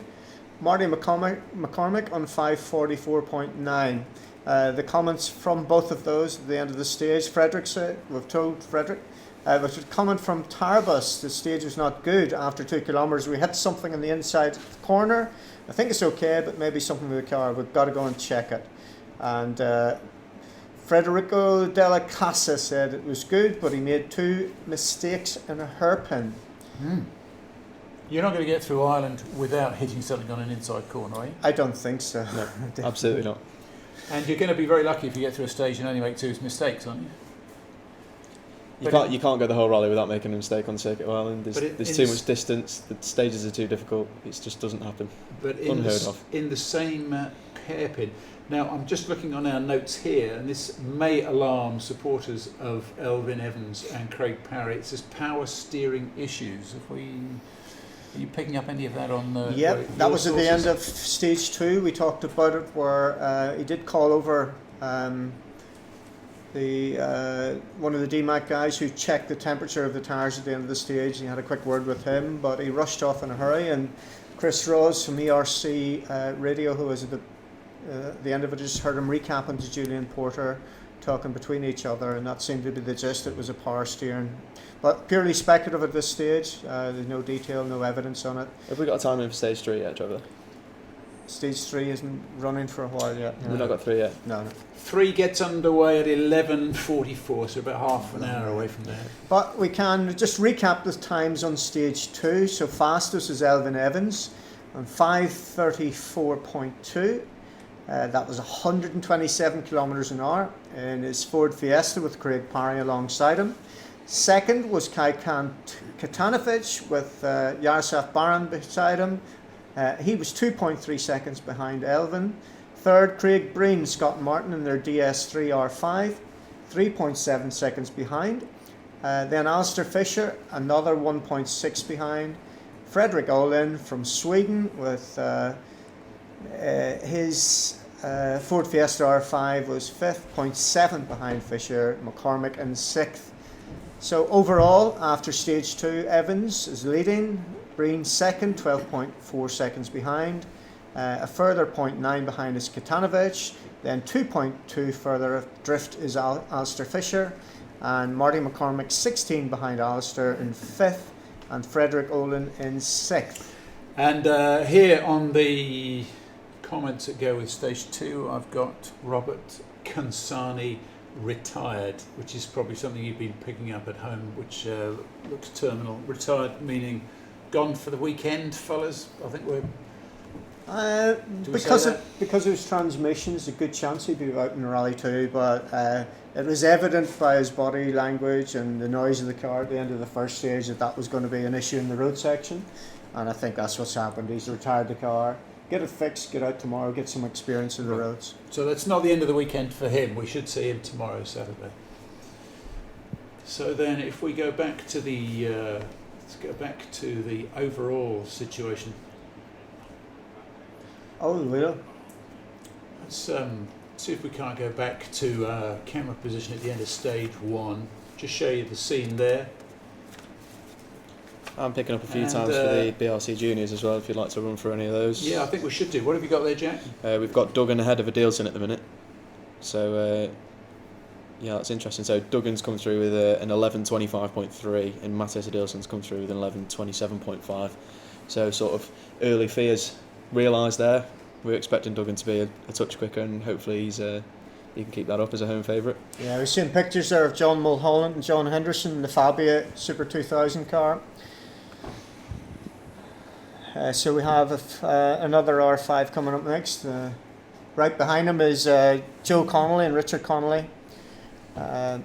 Many's a time I had a race with their fathers. Billy Connolly is a very quick driver. Mantas and Ford Escorts in the south of Ireland. The family company's called Red Mills, and I'm sure there'll be Red Mills on this car. There you go. Yep. So 2.2 second gap between Duggan and Adilson then after stage 1 in the juniors. Not much. No, not much at all. But like we were just we were alluding to that a few minutes ago, that Adilson did the recce last year, and he's very competent on tarmac. So he will run Rob close, but he's not really local. That's a bit unfair to call him local. So yeah, but he knows the roads relatively well, and he's done this rally a few times, as you said before, Trevor. So yeah, he should have a little bit of familiarity, shall we say, with the stages. Overall then, on the Circuit of Ireland 2016, as Trevor was telling you just a second ago, and as you're no doubt picking up from the ERC website, it is Evans and Parry that lead, with Craig Breen in second place, 12.4 seconds back, as we were saying. KK Katanovic behind him in third, Alistair Fisher in fourth, Marty McCormack in fifth place, and Jaromir Tarabas in sixth. Behind them come Olin, Cave, Della Casa and Chusak, whose name I have no doubt mispronounced. So those are the 1 to 10 so far after the first 10 cars have come through stage 2. Tom Cave, who wasn't very happy at the the finish of stage 1, has had more drama in stage 2. His time is 9th fastest. So he's 26.5 seconds off fastest. His comments was he's damaged the front left. It was in a chicane about halfway through, slippy on the exit, and it's just not happening. He's got no feeling with the car, so very frustrated and downbeat Tom Cave. Not going his way. It's big expectations, Jack, with Tom on Michelin's in this rally. That's right, yeah. He's not got that much tarmac experience, in fairness to Tom. He's done a bit in the World Championship the last 2 years in the Drive DMAT Trophy. But yeah, it's fair to say he's not that experienced on tarmac, so he will be learning. He will be learning over the weekend. I did just notice on the live stream there that Adam Bustard had hazard lights on as he was coming across there. Oh no! In his Fiesta R2, so that's he sad gave to us one of the see. shots of the moment. He did. Mid-Wales, He had a big roll in Mid-Wales, yeah. That was early on, wasn't it, as well, on the rally in Mid-Wales? Yeah, it was. Yeah, it was on the Friday night. I think it was the second stage. Mm-hmm. So yeah, he's got hazards on there, so more problems for him, it looks like, which is unfortunate. Northern Ireland driver as well. It's from. This is young Patrick O'Brien, isn't it? Last year's junior forestry champion, and he's a member of this Team Ireland programme that's been set up this year to support young Irish drivers. So that's really nice to see. And I'm pretty sure he's opened the championship with a win as well. So he's leading the Irish Forestry Championship. How young? Sorry? How young? I think he's only late teens. I think he's about 18, 19. Feel free if you're on Twitter to correct me with Patrick's age, but I think he's sort of late teens, yeah. But what a brilliant scheme they've set up. Motorsport Ireland, Art McCarrick instrumental in getting that together. The foresight to recognise a guy called John Campion from America, who grew up in Mill Street in Cork, John. Billy Coleman was his hero. Yep. He ended up... Lovely place, Mill Street. He's got a fascinating story as well. He started off as an electrician in some of the big tours. He fixed David Bowie's lighting system because the concert was about to get cancelled. We've all fixed David Bowie's lighting system. He then went on to work with most of the big stars. He set up his own generator business, became a multi-millionaire, and he's got a collection of all the Lancia rally cars you can think of, which he just takes out and enjoys. But he's come on board as an ambassador for Team Ireland. He's from his foundation, he's funded it for the first year. He's very proactive. He'll be watching Twitter. He feeds, he comments on that, and it's fantastic. Very similar to the MSA Elite program. It's very similar, yeah. But they've got the money to fund the drives as well, so they're going to look through it. And he's pumped a fair chunk of money in this year just to get the guys through the first year, continually reviewing it. But that's really good to see from an Irish motorsport. It is good, yeah. And the current crop's very good as well. We've got Rob Duggan and Josh Moffat both involved in that program as well as Patrick O'Brien. So lots of people competing this weekend. To have Craig Breen and to have Chris Meek both in a World Championship team kind of sets the example of what's possible, what is out there. Absolutely. If you can get a program together, get the money together, and to last for a certain amount of time. What do we make of the comments on the front of that rag Motorsport News? Sorry, I forgot Jack was here. Of that, how could you? Of that Journal of Record, a Journal of Record Motorsport News that Ireland's looking for a place on the World Championship. Well, we know the man we can ask about that. Maybe we'll get him into the studio and we'll find out. This is true. Where is Bobby? Somebody ought to get Bobby on the phone. So, just to let you know where the cars are, those people at home wondering what happens between these stages, they've gone off to the Ballymena Showgrounds. They've got a ramp there where the Mayor of Ballymena will flag them over that. And the beauty about this rally is all the local councils get involved. And we saw last night firsthand of how Lisburn Borough Council, for example, turned the whole rally into a festival with all the extras that they had on, including that free live air concert. So in Ballymena they'll have a refuel, all control fuel, the way they fuel the cars. No team personnel involved with that, and they'll be on the road section now, on the way to special stage 3, which is the Glen stage, the one that I've certainly been looking forward to, which is 31 kilometres of pure adrenaline. And a monster.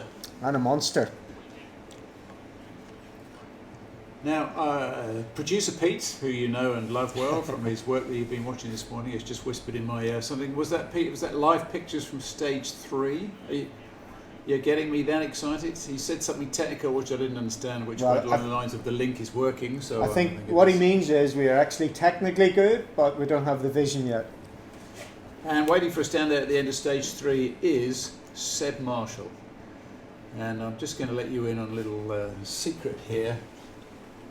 Just in case we get forgetful, we have these little reminders here in the studio this morning. There's that one there. I'm going to just quickly show you this one. You've guessed, we're padding while we wait for technology to get turned into pictures. There's that one there. Don't forget the most important one now. Yeah. Trev, if you could reach that one. Just stick with this one. Yeah, you can go on there. Yeah, Jack gets his own post-it. But the one... You don't need it, it's all right. It's all right. The one that I keep looking at, because I've never had a bad day in Ireland. I can help with that one. As if we needed to be told. Secrets of television have just been imploded around us. I tell you what we'll do. Just because we enjoyed it that much the first time around, in case you missed it this morning, let's see this again. Max Vatanen driving the shakedown stage from yesterday. Pretty good this. Have another look. Gauche 80 000 en risque sale. 70. Gauche 150. 30. Gauche 130 au plus. 50. Gauche 140 court. 60. Droite 130 plus tourne. 70. Gauche 8 sur ciel. 40. Gauche 140 sur droite. 40. Droite 130 tourne. Droite 130 tourne. 60, gauche 158, 100, frein gauche 110, sur droite ferme 40, Frein gauche 110, droite ferme 40. Ouvre. Sur gauche 120 moins. 150. Ciel. Et gauche 130 plus court, risque sale. Ciel et gauche 130 plus court, risque sale. 70. Bosselet. Droite 130 plus Sully. 130 plus Sully. 50. Gauche 150 moins sur ciel. Gauche 150 moins sur ciel. 80. Ciel face et gauchy. 80. Ciel face et gauchy. 100. Gauche 150 moins court sale. 100. Gros frein. Droite ferme 63. Droite ferme 63.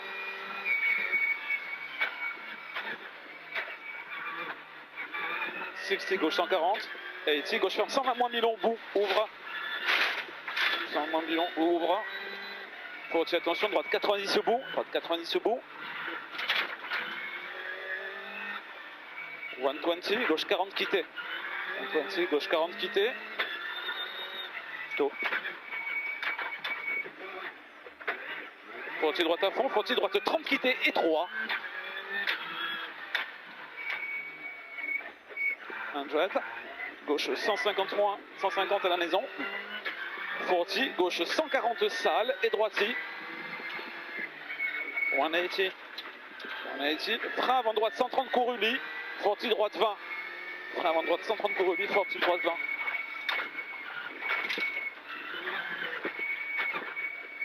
150. 150 ciel. 60. Gauche 130 moins courbou. 60. Gauche 130 moins courbou. Sur droiti. 100. Gauche 30 quitté pas corde sale.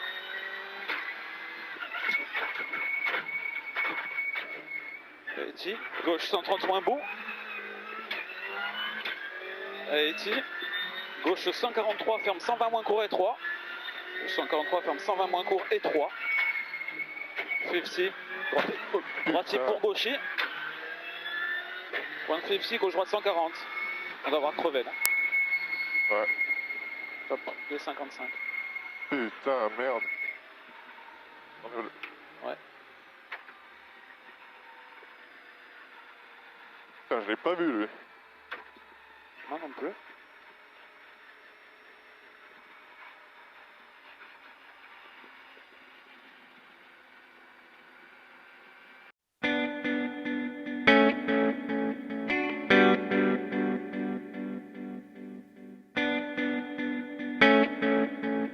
Well, it's really exciting to be here. I came over here at Easter last year to have a look at the Circuit of Ireland when we were putting the BRC back together again.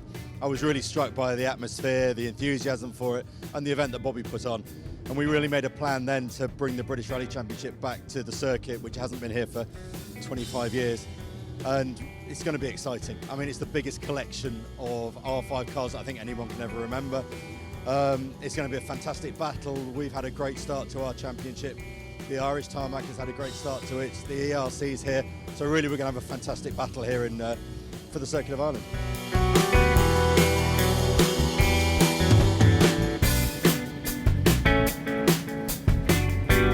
It's quite challenging, not maybe the easiest event to start with, but I still look really forward.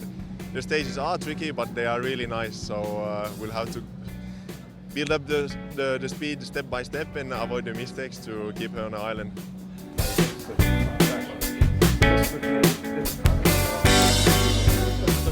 Such a famous event, so many amazing winners, Billy Coleman, people like this that you see on the TV, and you just get to come over here and see some of the stages that these guys run. It's just incredible, so I'm really happy to be here, and I think it's a really good event so far. Hopefully it keeps up like that. How representative was the qualifying stage compared to the first stage you're going to do tomorrow in Cairncastle?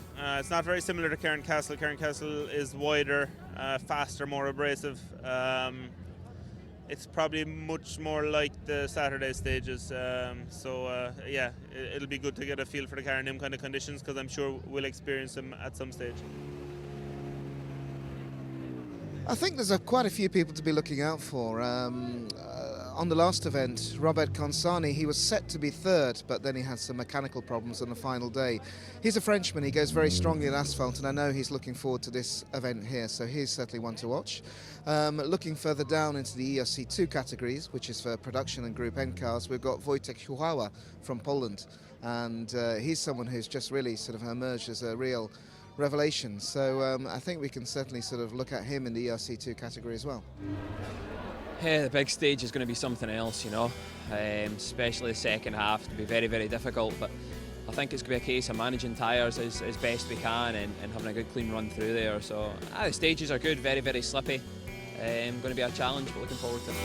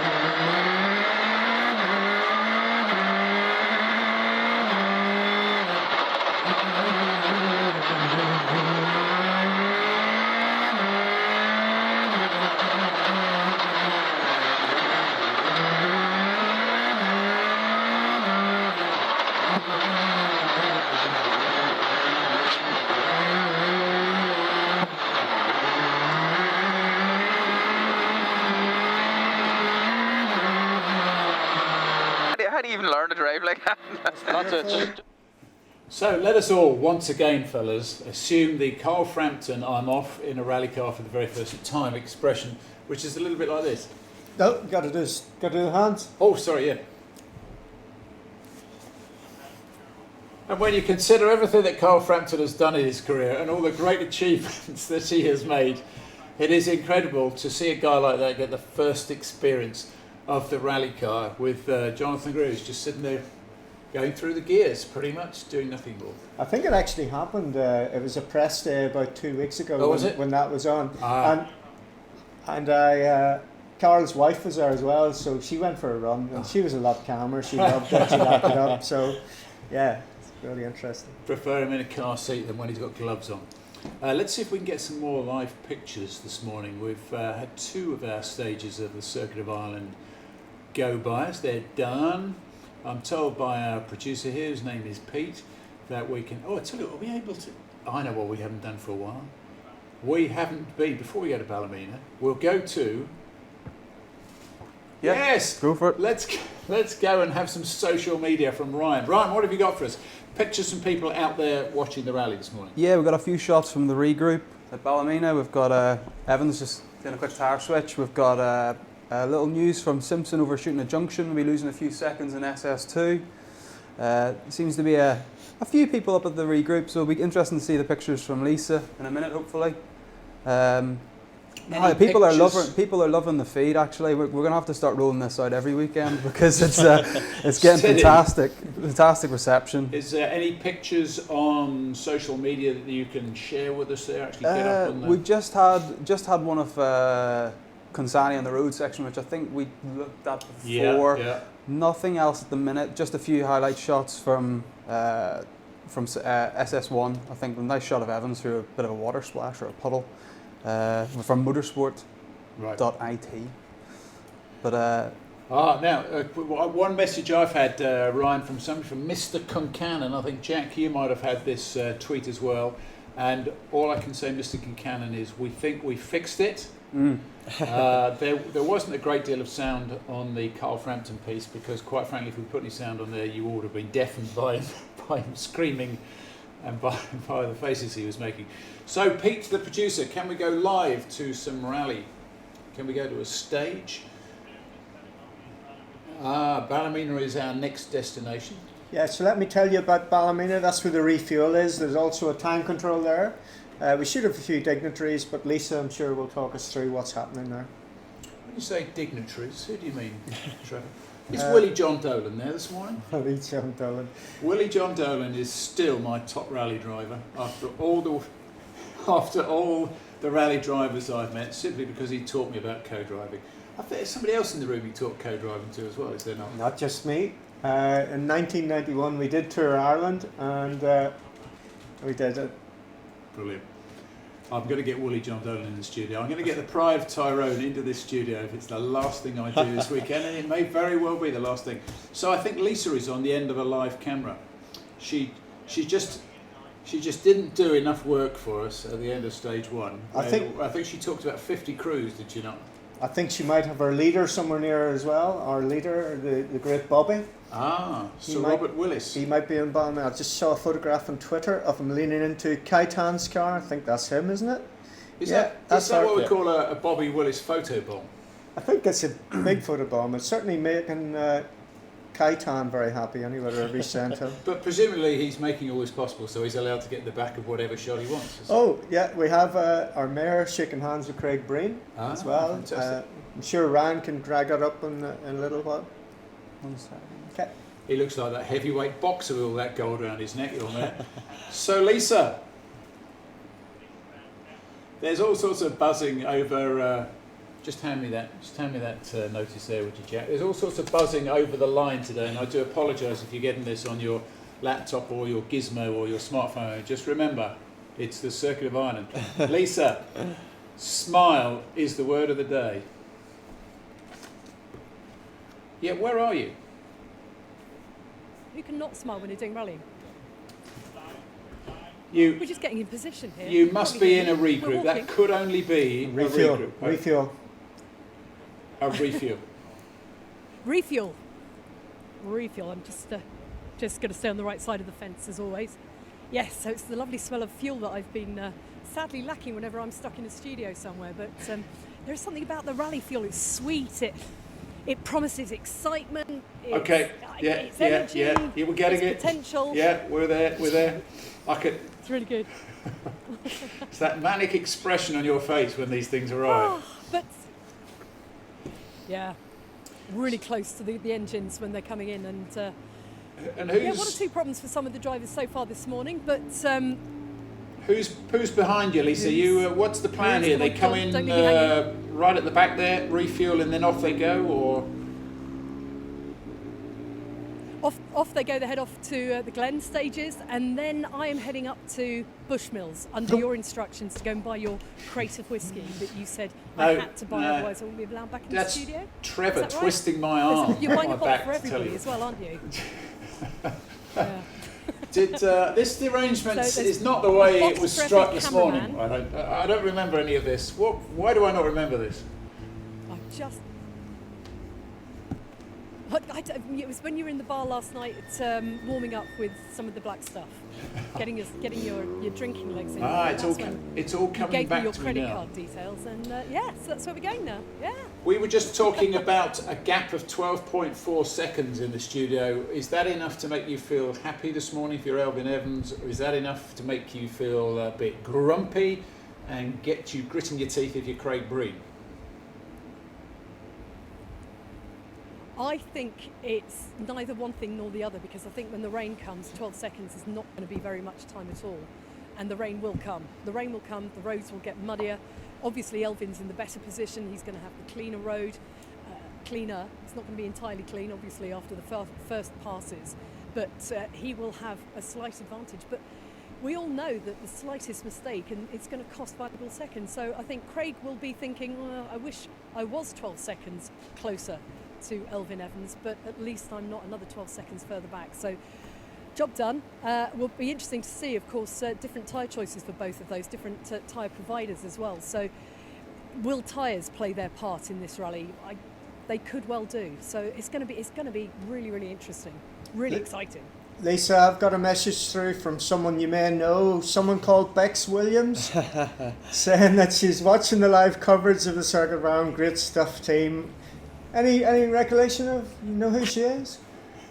And suddenly it's kind of ringing a bell. It's ringing a bell. Yeah. She might have done some work for me once. Yeah, so that would go down really well. Brilliant. Couple of shout outs as well. Ciara Conlon and the team in the media office. Greetings back to you in the media office. You've done a fantastic job this week. Lovely and warm here as well, Ciara. And Quentin James, shame the WRC can't cover their events like this. Awesome work, guys. Oh, shots fired. I'm staying out of this one. You can't say that. You can't say that. I tell you what, boys, we've only just started. We've only just started to show what you can do with a load of enthusiasts, a great deal of talent behind the camera, all around. So I have to go now to Bushmills to show you what else we can do. So Lisa, I'll catch up with you in a few minutes. Lisa, we're going to leave you there. Thank you very much. You go off and talk to those guys behind you and find out all their sob stories. When do we see you next? Just quickly before you go. You're at the end of where? No, she's Bushmills, remember. Oh, that's it. Sorry. Sorry, it's all that Guinness that's got to me. Other leading brands of stout too available. much whiskey, too early in the day, your memory's gone. Okay, Bushmills, Really, remember, really you're on a worry mission. about that, your memory. It's the mission of Bushmills. Thank you, Lisa. Thanks, Lisa. So the British Championship after Knock Boy, stage 2 is Evans, McCormack, Bogey. What do we make of that? Jack? I guess I'm the BRC. If you're Martin McCormack, you're thinking... You're very happy. You're a bit sad that you haven't played your Joker, I imagine. Yeah. In the British Rally Championship, we've got a system where you nominate a round the week before to be your Joker round, which allows you to play double points for that round. Elvin Evans has played his already. He played his in Mid Wales and won the event, so that's why he's got 50 points rather than the standard 25 if you're looking at the points table. So perhaps if you're Martin, you think, can I just rewind to last week Yeah. again, play that joker, because at the moment everything's looking pretty hunky-dory. Precisely. Where's my time machine, says Martin McCormack. So in the British Championship after 2, it's Evans, McCormack, Bogey, Orlean, Greer, Woodside, Cave. Tom Cave had a good run in Wales, not so much here so far. He had a decent run in Wales, considering the week before he'd rolled 11 times down a ravine in the red kite stages, and then, you know, it was a real rush to reshell the car and get it all together for the event. Had a puncture on the first or the second stage, so that really slowed him up a little bit, and you saw the frantic pace between Elvin Evans and Frederick Olin. You know, you couldn't afford a puncture in that rally because they were just so rapid at the front, and they had no problems. So yeah, it was a difficult one for Tom, but yeah, he's not been quite on the pace here today. Hopefully he'll pick it up over the weekend. Trevor, you're James Morgan, your driver's off colour, you're 2 stages down, you're 56 seconds down from the leader after 2. You as co-driver say what? First and foremost, you can't get back what you've lost, so you focus and you reset. New line in the sand and off we go. And it does take a little bit. Co-drivers not just about reading notes, and not just about getting to the stage on time and doing all the coordination that we do. There's a lot of talking, a lot of getting guys to work out for themselves, drivers to work out for themselves how they can go faster. But it's a very, very difficult situation when somebody's as deflated as I'm sure Tom is at the minute. Especially with you different together. You've got the car that's proven, you've got a tyre that's proven, and he's quite confident in tarmac on the Ulster Rally. I remember a couple of years ago he was very, very fast on that. So everything was working up. So what we need to, one thing we need to know is that stage 3, the Glens, the monster is now live. The first car will be in there. Well, the point I was going to make was, there you are, your Tom Cave. You've had a lacklustre start to the circuit, and then suddenly you look at the book and there's 31 kilometres of the Glens to come, and that's where your co-driver just needs to be able to get into your head to say, as you say, reset, forget it, don't go back, you won't get that time back. Let's get on and enjoy this one, maybe something like that. Let's have a bit of fun now. Again, it depends on how much. If you think of any other sport in the world, certainly if you get to Olympic level where you've got coaches, you've got nutritionists, but very few motorsport teams and businesses, if anybody that works the mental side of it, which is the most important thing. With Neil Weirden and I, we had a sports psychologist. He was actually like a hypnotherapist, where we recreated what we did in the rally car. We literally sat in 2 seats beside each other, and we visualised the perfect stage, and if something went wrong, then we'd a reset. And it was just a simple little thing as finger and thumb together.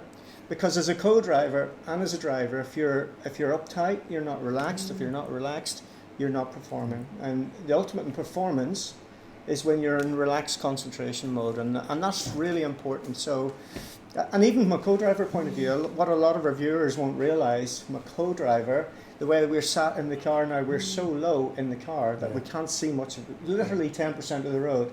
So we actually feel what the road's doing via our bum. I remember Robert Reed saying to me donkeys years ago, you have to concentrate on what you're doing and get comfortable. Yeah. And it was absolutely no help whatsoever. I was still rubbish. Talking of co-drivers, that's another neat segue, isn't it? Well played. Yeah, very nice. Here's the second tallest co-driver on the production this weekend.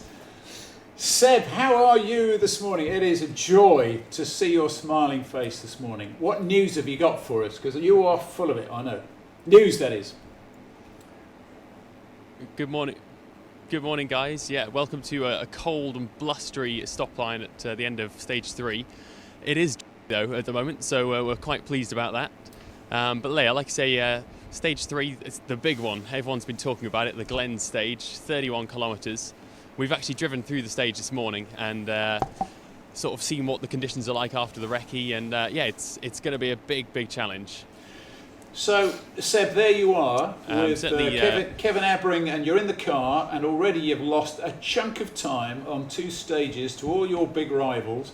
How are you going to cheer up Tom Cave today, for instance?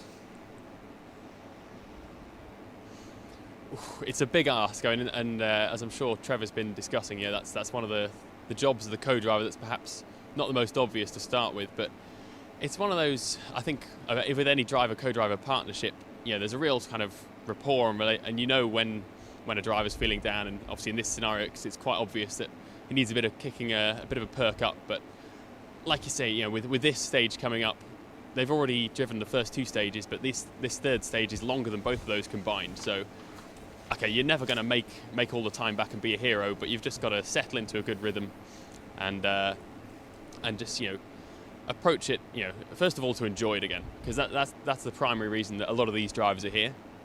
Yes, it's competitive, but a stage like this, you know, they really want to enjoy the road, and I think if you enjoy it, then you'll have a good time on the stop board at the end of the day as well. So yeah, it's giving them little pep talks, and then in the stage perhaps, you know, might give them encouragement, you know, get to a certain point, you're driving really well here, and just giving them those little sort of pick-me-ups that will hopefully, you know, make for a good time at the end of the stage.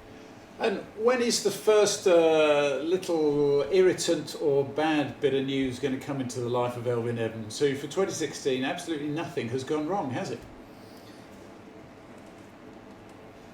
It's certainly looking that way. He's started this rally as he's finished all the others so far this year. Yeah, it's an incredibly impressive performance from him thus far, and obviously he's mindful of where he's come from last year, the last couple of years in the WRC. Sort of taken that step back this year, but obviously he's keen to prove himself and knock on the door of the manufacturers again and get back up to the World Championship. So, okay, I'm sure he'll be crossing his fingers and hoping that you know, this incredible run of form that he's on can keep going.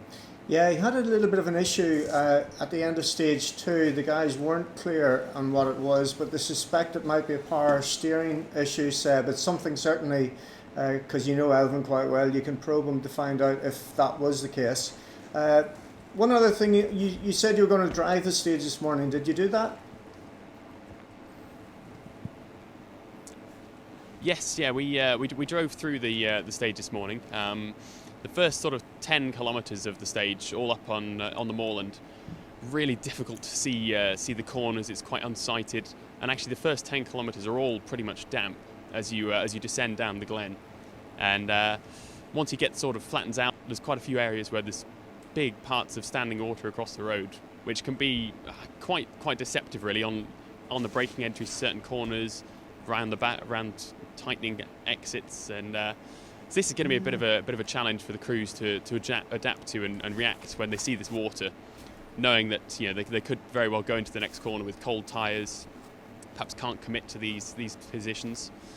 But then that said, once we get to about the halfway point and we join up onto the Tor Head road, the road is then bone dry. There's a strong wind coming in off the Irish Sea, and it's there that it's a real fantastic roller coaster. And I'm sure all the drivers are going to be raving about it, and they'll probably have a much better description of it than I did just driving it at slow speeds. But it is a phenomenal piece of road. It really is. What about this rain that Lisa was talking about earlier on? I think saying that there's something like an 80% chance of rain. Would you agree with that? Has that prognosis got worse? Seb, what do you think? Certainly all the forecasts that I've seen have suggested as such, yeah. I think we'll probably be okay for the first pass here this morning and over lunchtime, but I think when they come back to repeat this stage, or at least the first part of it on stage 5 of the Glens, it's going to be from all accounts, there's going to be a lot of water coming down, which will make it a lot of the drivers call this kind of these stages combined a bit of a roller coaster. And certainly when I drove the stage on Wednesday wet, that first section in Glendun, that's if you're comparing it to a theme park, that certainly will be a log flume. You know, it is running rivers down the road and water splashes, huge amounts of places to catch out the drivers. But that's what we like to see, and yeah, I think they'll be well prepared for it with obviously a short remote service to pick their tyres before them. So about a couple of developments in stage 2 while we've been chatting to you. Interesting, some of the latter runners have slotted into the top 5 and top 6. So we see Desi Henry in there with Liam Moynihan in the Fabia R5, and also just behind Josh Moffat and John Rowan. That's really interesting because of the road position those guys have. So just to read off the top 10 after stage 2, we have Evans leading, Craig Breenan second, 12.4 seconds behind. A further 0.9 behind is Kaitan Katanovic. Alistair Fisher and Gordon Noble are fourth, 2.2 seconds behind that. Desi Henry and Liam Moynihan in fifth, only 3.3 behind Alistair Fisher. That's a fantastic drive, that's really impressive. And behind him, Josh Moffat, with John Rowan, as I say, in the Ford Fiesta R5 as well, 6.6 seconds further back. Then we've got Martin McCormick in seventh, so a good showing of Irish drivers right up there, and that's quite impressive. Yeah, certainly. I mean, you look at the list of the names there, and obviously this being a round of the European Championship, it attracts a huge amount of drivers from overseas as well. But you really see that despite running further down the order with these difficult conditions with the mud, that the local guys who have that kind of experience of driving on Irish tarmac, really their experience comes to the fore, and they're able to put in these really competitive times and mix it with these kind of the European champions and the guys that are competing week in, week out, really. So it's impressive, and we'll be interested to see their reaction at the end of this stage. Seb, what's your man like in conditions like this? Is he easy to handle? Kevin Abring, your driver in the Hyundai, or can he have a bit of a paddy when he gets a bit wet? No, actually, Kevin relishes the dirty conditions. He grew up. Obviously, he's Dutch, but he's did a lot of rallying in Belgium, the likes of the Condros Rally and Ypres Rally, which are conditions on sort of similar to this, farm lanes, lots of mud, lots of dirt, and certainly as soon as it gets wet and the conditions are a little bit unsure, he revels in them. The Tour de Course last year, around the World Championship. On the first day, it was an absolute monsoon, and Kevin just we had a really hooked up run. It was one of those you got to the end and thought the time might be okay, and our team manager came over the radio and said, "Well done, boys, you're in second on the stage and second overall," and we were just stunned, and it's those kind of things where Kevin's really got an incredible feeling and great car control that he's able to maximise his potential there, and obviously the weather can be a great leveller, and that certainly proved to be the case that day, and of course, lest we forget, the man who beat us on that stage and was leading the rally at that point was a certain Elfyn Evans. So he's obviously remembered his form from the Tour de Course last year and carrying it through here. And we're going to see Elfyn out. My calculations, he'll be with you in about 3 minutes or so. It'll give us an indication just as to whether that power steering issue is going to slow him down. But just tell us a little bit more about what you've been doing this year, Seb, with Kevin. Big test roll. Just give the viewers an overview of what's happening so far this year for you. Yeah, so obviously Kevin and myself are working for the Hyundai World Rally team, and we're employed primarily as the test and development driver. So this year we've so far been working on their new i20 R5 car. So obviously we've seen this weekend there's 5 or 6 different manufacturers of R5 car here, and Hyundai have decided that that's something that they want to become involved in. So we've had 3 tests so far on gravel with the new i20 R5, and a couple more coming up in the next few weeks. So that's been our sort of primary focus, mostly sort of endurance and component testing thus far, not so much on the performance side, but obviously that will come in the next sort of few months as they ramp up to their homologation. And then beyond that, we're going to be busy boys also testing next year's WRC car, which obviously is built to new regulations, and in between all that, a couple of rallies as well. So it's really busy times, but exciting to be involved with the manufacturer at this level. I mean, world exclusive. What was that, sorry? World exclusive. Let's just tell everybody what those rallies are. So we'll be competing in Portugal in about 6 weeks' time, followed straight away by the Rally of Sardinia. So both obviously gravel events. We'll be running a 2015 specification Hyundai i20, but we'll be obviously towards the back end of the running order, which hopefully should be advantageous with all the sweeping of the gravel. So we'll be looking for a good solid start in Portugal, and then see what we can do result-wise in Sardinia. And bringing a Hyundai R5 car to the British Championship, of course. I sincerely hope so, yes. It'll be it'd be great to get out on some of these rallies. Obviously, we can see the competition. The competition this weekend and on the first event in Mid Wales was very strong. So it'd be great to mix it with those, showcase what obviously the new car and obviously Kevin and myself can do. And certainly, I've been looking towards the end of the year and thinking, you know, Ulster, the Manx. You know, there's some fantastic events in the second half of the year once the car's available. That would be great to compete on. It's definitely got the Manx written all over it, that one. The Zero car, has it been with you yet, Seb? It might be nice if he hasn't gone, just to get an update on the conditions. Yeah, let me just walk up there now, and the Zero car I think has just arrived on the stop line. I'll just see if I can stop him actually and just grab a quick word. Let's just walk over. Just walk in front of him. That's what Lisa did. Stick our head in the door. That's Robin Phillips, is it? Good morning. So first run through this stage, longest stage of the rally. How are the conditions looking in the Glens? Really good. Looking really well this morning. It's a definite. You need to be very committed to your pace notes in there. It's quite scary in places with the sea looking at you on the other side. But no, it's clean, dry, beautiful. Should be a fantastic stage for everyone. Tell Robin Phillips that Brilliant. I said hello to him. Yes. Tell Robin Phillips, who's driving, that I said hello to him. Mr. Trevor Agnew says hello. Oh, good man, TA. Yeah. And Michael Gibson. He wishes you all the best.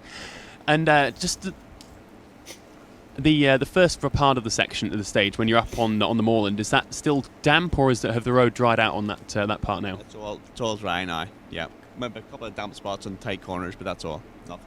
Brilliant. Okay, thank you very much. We'll see you later. Okay. So that's interesting to hear there, Trevor. That obviously the road when I drove through was damp in places for the first sort of 10 kilometres, but this strong breeze is obviously picked up and has dried the road out quite well. So hopefully that shouldn't provide any dramas with the tyre choice. Obviously it's a long loop, this loop, but with all the drivers should be okay with their tyres for the long stage here. So we've got Jack Benyon in the studio. Seb, he wants a quick word. How you doing, Seb? You were just touching on tyre choices there. How do you think the different compounds are going to play into it today? Because we've got similar treads, haven't we? But we've got different tyre compounds from each manufacturer. How do you think the conditions over the longer stage are going to affect it? Yeah, I mean, I've not heard exactly which drivers are running on which compounds, but certainly with this stage, the surface is it can be quite abrasive in places. Okay, it's quite the first section of the stage is quite a bumpy moorland road. Here it's almost like the way the councils lay down the tar and then just put some gravel on top. So it can be loose in places, but I don't think this will be too demanding on the tyres. There's no real long corners or heavy brakings in that section. It's all just quite fast and flowing. Once you get onto the tour head section itself, it's a little bit wider. That's perhaps more demanding there. Lots of rolling corners. Again, nothing. It's all quite short and no heavy braking, but it's certainly more of a challenge for the tyre there. And by that point, with sort of 20 kilometres already in the books, it's important then to just conserve those tyres and make sure that they're not going to be overheating or coming towards the end of the loop that might suffer a certain amount of performance degradation. But obviously, certainly this rally more than any other is a compromise on tyre choice, and to be honest, I wouldn't know which would be the best one right now. It's interesting, it's a long old leg, this one, 60 kilometres or so. I don't think Elvin Evans is that far from you now, so sharpen those elbows. I see Julian Porter's there as well. He guide the questions, no doubt.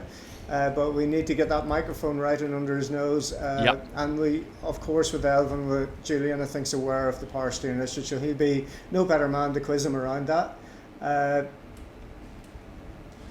Are we allowed Brilliant. to have a little media love in here? Are you allowed to go up to Julian Porter and just interview each other on the radio and on telly? Go on. Let's do that. Let's do that. Just say. I'll see what I can do here. Let's go and see Julian. Called Julian, TV eating itself. We'll try this. You are about. We'll to do a get. double. See, Julian's talking to me, and I've got another microphone as well. this could end badly, couldn't it, Julian? So, good morning. Good morning, Seb. How are you? I'm very well, thank you. That's good. Have you been to this stage this morning or not?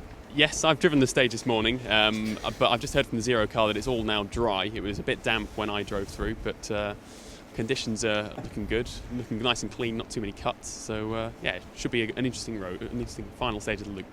Okay, we're just hearing also that in stage 2 where Chris was, Elvin Evans said he had to go quickly because he thought there was something wrong with the steering. So not sure whether it was it right or left, Chris, that Davy Patterson was pointing at? Yeah, for Evans, yeah.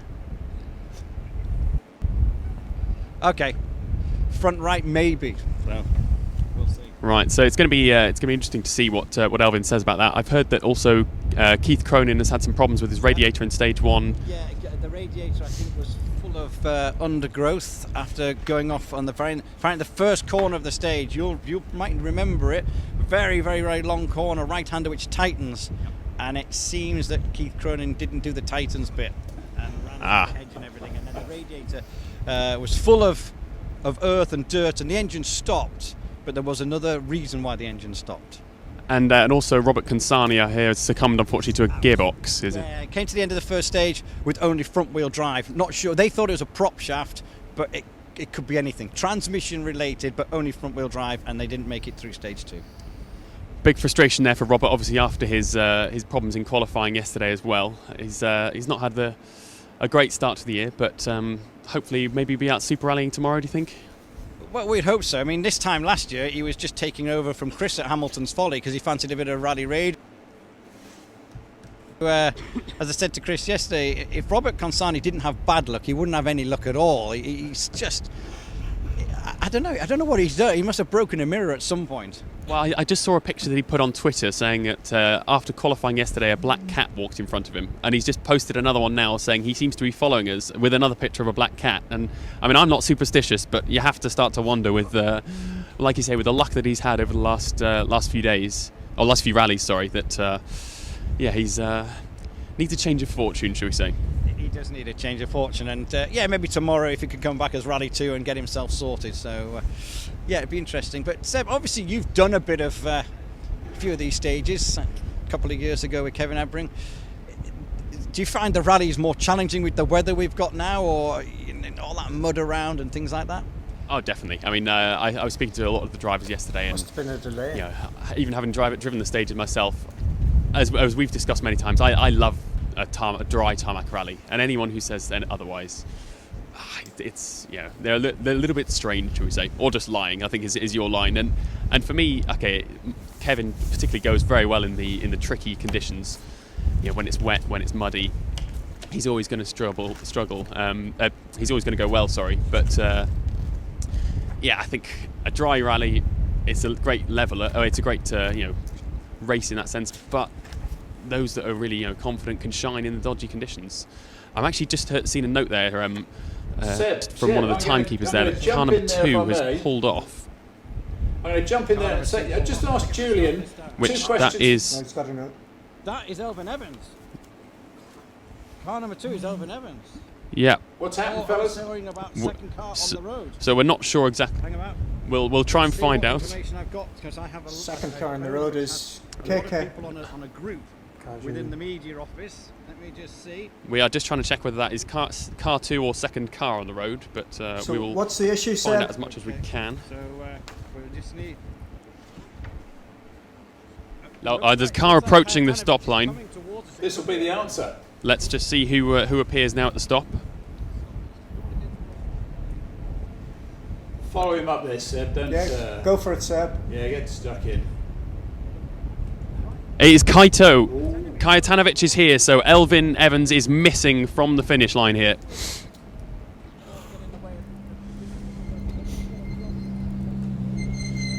Let's go and see what Kaito has to say.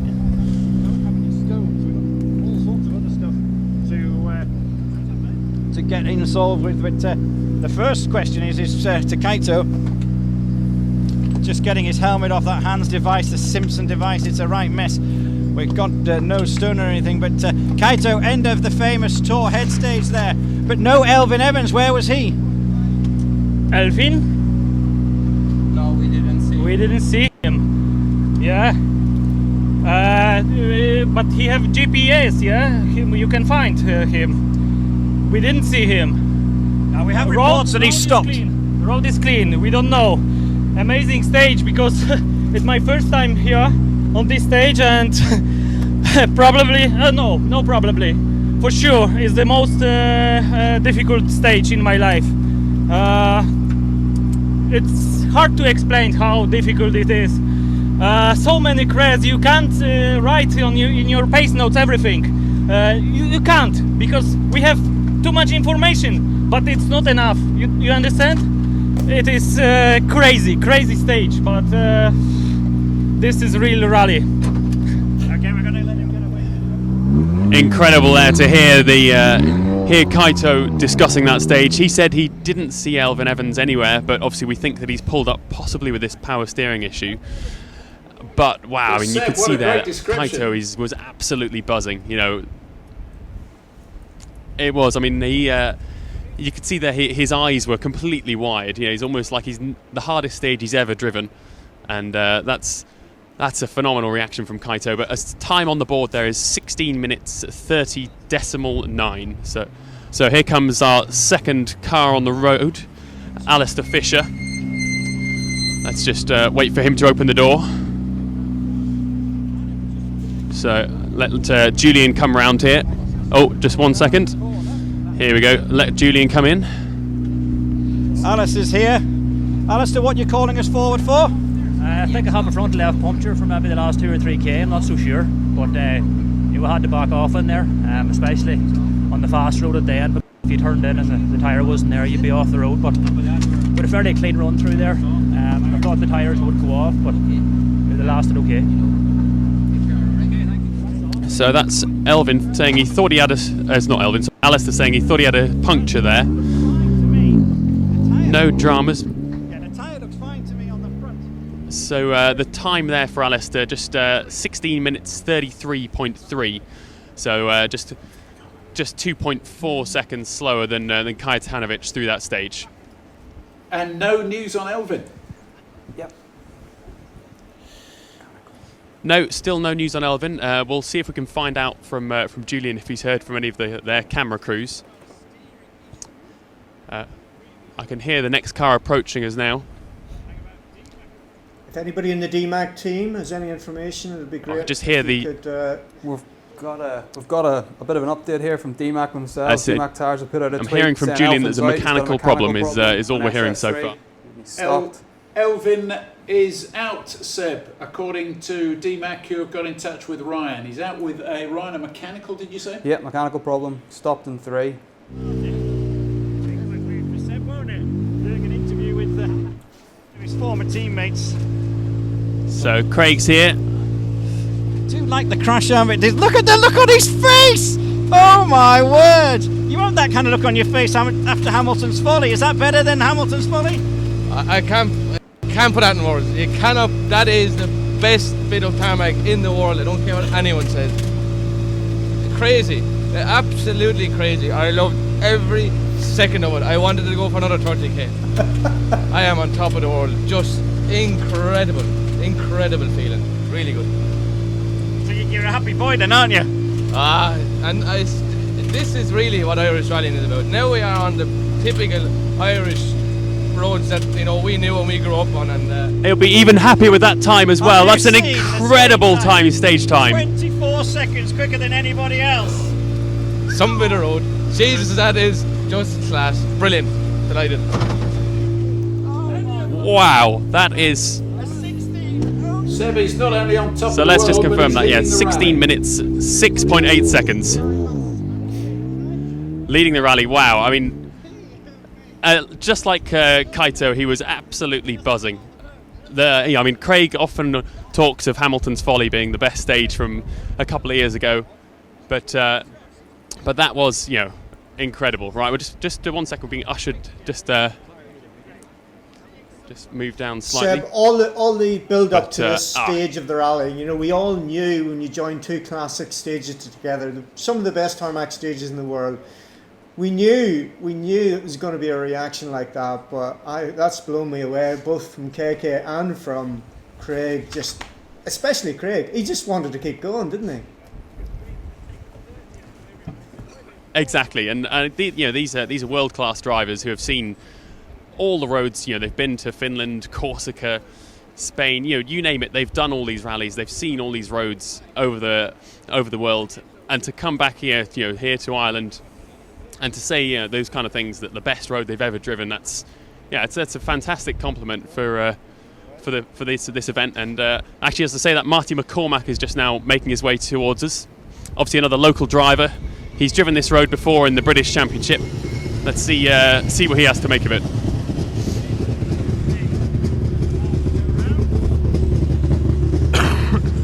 Let's get a quick word. Now this man smiled his way through the 2 stages so far. Marty, you say just still learning the car in the lanes and everything. What was that like? Because that's some piece of road to learn. Yeah, it's a massive piece of road. Having Glendon and Torhead put together as a 30-kilometre stage is mega. Really glad I've done it. Really had a good run through it there. Probably a bit too soft for the car setup, to be honest with you. I was getting a lot of movement on the higher speed stuff. It's all about finding a balance there with the slipping conditions. But no, really happy, chuffed. Really happy. So Marty McCormack there, happy with his run through. Said the car was perhaps a little bit on the soft side. Obviously, with these dry conditions, that's something they can look at. But obviously, expecting rain this afternoon, so maybe they'll leave it set up as it is. But the time there for Marty, 16 minutes 40.7. So that's 16:40.7. Totally different noise from the Super 2000 car there, Seb, especially when you're stood at the back of it. That gurgle is fantastic. Just to go back to earlier, did you get the message that we sent through? We've got it across the bottom of our screen. We had it earlier. The breaking news that Elvin Evans is out of the rally on your stage with a mechanical issue. Right. Okay. Thanks very much for the update there. So that's obviously rally leader out of the rallies. Bit of a disappointment in some senses, because obviously Elvin was having a fantastic run. But so Mr. Breen will now move into the lead, I guess. Yeah, and off he goes. Can you imagine the mood in that car? It's euphoric as he makes his way up to the regroup in the Bushmills distillery via the dark hedges for those Games of Thrones people out there. That is a passage control on now, it. Let me just jump in here and say Elvin's demise now becomes very important for this fella, because this is Frederick Orlin, is it not, who's second in the British Championship, and with a possible 25 points set behind, if he can get 25 points from this, we'll put him 10 points behind. Here we go, Frederick's here. Frederick Orlin, learning about tarmac. Frederick, if you're going to learn about tarmac, what a piece of road to learn on. Yeah, yes, said unbelievable. Yeah, I don't know what to say. It's just something different. Unemployer is cool, but this is something else. Yeah, good fun. That's great. Wow, fantastic! Frederick there, laughing away to himself, just didn't know what to say. And obviously, Frederick Erlin, again, another one of these drivers who's driven a huge amount of events over the world. His quote there, I don't know if you caught it. Unemployer is great, the iconic, legendary stage of Rally Finland, but this is something else. And we heard from Max Vatanen earlier in the week, after he'd just done the recce, that this was the Unemployer on tarmac. So Frederick's obviously another big fan there, and I'm sure he'll be looking forward to driving the repeat of that this afternoon. I just love the reaction of the drivers, and even David Moynihan, who's in the co-driver's seat of Marty McCormack, the big smile that he had on his face as Jack nods alongside me here. And it's not the only time they're going to do this. The second pass over this stage, they're not going to finish with the tour head. We're going to do the first part of it, and the good news is we're going to have our drones up in the first part of it. You mentioned earlier, Seb, about how quickly it dried. It's high up in the moorland, and then it drops off towards the finish of it. It's down through some trees, a really fast section. We'll have the drones up there. We'll have a stage side camera as well in stage 5 to capture that, and then of course you're going to be at the end of it to describe any drama that's there. Yeah, it's the repeat of this stage, like you say, is kind of the first half, the moorland section, which perhaps, dare I say it, slightly more, slightly simpler. But I don't know, maybe that's a brave thing to say, particularly with the weather that's coming. But we've got our next driver now just arriving at the stop line, one of the ERC contenders in his Skoda Fabia. This is Jaromir Tarabus. So let's wait for Julian to come round and get an interview with Jaromir. let Jaromir take his crash helmet off. They're just dodging down the hill on the brake, so we don't have a stone, unfortunately. Jaromir, how was that piece of road? Hey, it was okay, but after one jump in the half section, I don't understand very well my pace now, and it was a little slower, but okay, nice stage, very difficult, the longest today and the complete weekend. We are here, and okay, continue and must enjoy it. So you can hear there Tarabas saying that he's struggling at some points just to read the road and read his pace notes. Just with the incredible nature of the road, how much information you need to have in those notes, that sometimes you can perhaps get caught up a bit. His time there was 16 minutes 51.0, so slowest time through so far, but obviously he's made it to the end of the first loop, so I'm sure he'll be happy with that. Yeah, just going back to what he mentioned there about his pace notes, and certainly the Tor Head parts of the last part of the stage, when we were along the coast.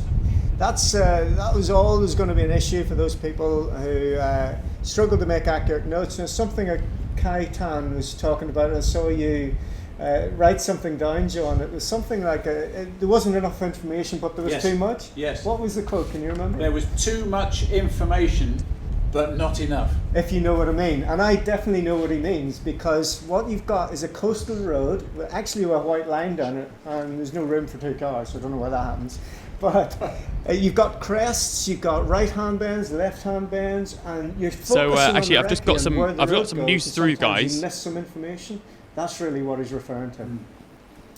Most difficult stage of my life. That's I've just where you just are had some today, information sir, in according from. to KK. Yes, absolutely. So I've just had some information here from the from Elvin Evans' team that Elvin has overheated the engine after losing a belt and not the steering. So he's lost a belt and has had a problem with an overheated engine. So that is the reason why he has stopped. Okay, so we just some information in from the team there. Interesting. Overheating an engine generally isn't a good thing if we're thinking about Rally 2. It'll be interesting just to see if they're able to get that car back out tomorrow to try and maybe gain some points. Yeah, exactly. It's one of those situations where I've experienced it quite a few times myself, where we've had an overheating engine in the past, and if he was able to shut that off before the temperature got too high, then hopefully he'll be able to start again tomorrow and get some more mileage on the board. But obviously that's to be seen by the engineers once he gets the car back to service. And it becomes a big I'm just day going to now take a for quick look at Frederick my start Orling, list here, who is behind the Elvin in the field British Championship by 25 points because Elvin played his joker in Mid Wales, so he stands on 50 points in that championship. Frederick behind him on 15. So let us just be really nice to Freddie and give him 25 points for a win. Suddenly he's right behind Elvin, having not played the joker. Yeah, exactly. It's a big day for Frederick. Obviously, like we've said, it's his first time on tarmac in four-wheel drive, but hopefully he can capitalise upon that. And yeah, so actually, just noticing here, there seems to be a bit of a big gap. Big gap, yeah. You're now. expecting Federico Della Casa, said, who's not there. The car after that will be Tom Cave. Now, Tom is having a horrible morning. I don't know how much of the information you've been able to keep up with. I think in stage 2 he knocked the front left corner, but he just was totally dejected at the end of the first stage, and certainly James Morgan in the co-driver's seat will have a lot to do. Yeah, actually, Tom Cave is now coming towards us at the stop line, so we'll see how he got on through this stage, if he was carrying any damage from the previous one. Car appears to be running straight. Find out if we've seen Federico as well. There's a bit of a dent actually there's a bit of a dent on Tom's door, and his mirror is missing. Yeah. Well, it's not been made up because the gap. Let's we are see missing Federico Della Casa because Tom Cave's here now. Tom, at the end of the previous stage, you just said it wasn't happening. That's a scary piece of to drive if it's not happening. Tell me about it. I try to enjoy it. We spoke to the engineer before we went in there and tried to make some changes, but just not happening. I just need to drive a bit quicker and trust the car, and I'm still learning with the tyres. Yeah, It's frustrating because I know it can go a lot quicker, but I just don't have the faith in the car and everything else at the moment. Did you see Federico Della Casa parked anywhere in his Citroen? Yeah, Grand Junction 3 I think it was, not far from the start, but he's okay. Was it crash or just parked? Crash down off the road, well off the road. So we heard there from Tom Cave that the car that was missing Federico Della Casa is off the road within the first few kilometres of the stage, it seems, but both the crew were okay, so that's good to hear that they're all right. Okay, time there for Tom was 17 minutes 18.7. Okay, off the pace again on that one. We'll just run through the top 6 times on stage 3, the Glens. 31.21 kilometres, the fastest by a long way, by 24.1 seconds, was Craig Breen and Scott Martin in their Citroen DS3 R5. Second was Kajtan Katanovic. Third was Alistair Fisher, 2.4 behind that. Then Alan, 5.1 behind Alistair. Then Marty McCormick, 2.3 off that. And Tarabus is in 6th, 44 seconds off the fastest on that stage. Overall, that leaves Craig Breen leading by 25 seconds from Kajtanovic. A further 4.6 seconds down the road is Alistair Fisher. 23.8 behind him is Marty McCormick in 4th. And Olin is joint, actually, 4th with Marty McCormick. Identical times, and Tarabus was next. With you now, you have Antonin Slusak in his Fabia R5. I've just got a bit of sash on the line with you, Chris, but Antonin, how was that? Máme měkké kola, myslel jsem si, že tempo máme dobré, ale ten čas je nic moc, nevím. Again, it's Antonin's given a bit of a thumbs up, thumbs down there. Not perhaps the best run through. I just closed the door for him there. So not looking too happy at the end of this stage. His time there slowest through, even 30 seconds behind Tom Cave. So perhaps struggling there, but not entirely sure what the issue was. So obviously these drivers, you know, they're coming perhaps to the Circuit of Ireland for the first time, not used to these bumpy roads, these conditions. It's tough, Seb. It takes a huge amount of experience and learning. We're going to cross over to Ryan in social media corner. Ryan, you've got some news? we're just following the times here. Incredible time from Breen. There's news coming in. Just Del Casa just saying, yeah, often early in the stage on 3. Probably in the Merlin section, very fast, unsighted. So he's probably well and truly beached it, I'd say. Good to hear he's okay. Trying to get not so many spectators up in there. It's a bit wider, so don't think so many people viewed it that way. Got a few images from the marshals on 3, looking pretty happy. Good bit of banter, I'm sure, and I'm sure they'll be busy now. So good to hear that. Thanks, Ryan. Back to you. Okay. We go back to Seb. Or have you got another of those large gaps where there's supposed to be a car, but there's nothing there to see, Seb? So, who are we missing then, if that is the case? Raul Jeet is supposed to be with you, or very close to you, in his Skoda Fabia R5. That's not looking the case. I think we're missing another car. So that will leave then Jaroslav Kolton. Yeah, certainly seems to be a bit of a gap. His Fiesta R5, the Polish driver. And here we go. Here is a Fabia R5 coming towards us now. Can't quite see which one it is just yet. That's Jeets, yeah. But Jeets, yeah. this is Raul Jeets. Interesting to see if he has had an issue. Because I thought that looks like a big gap.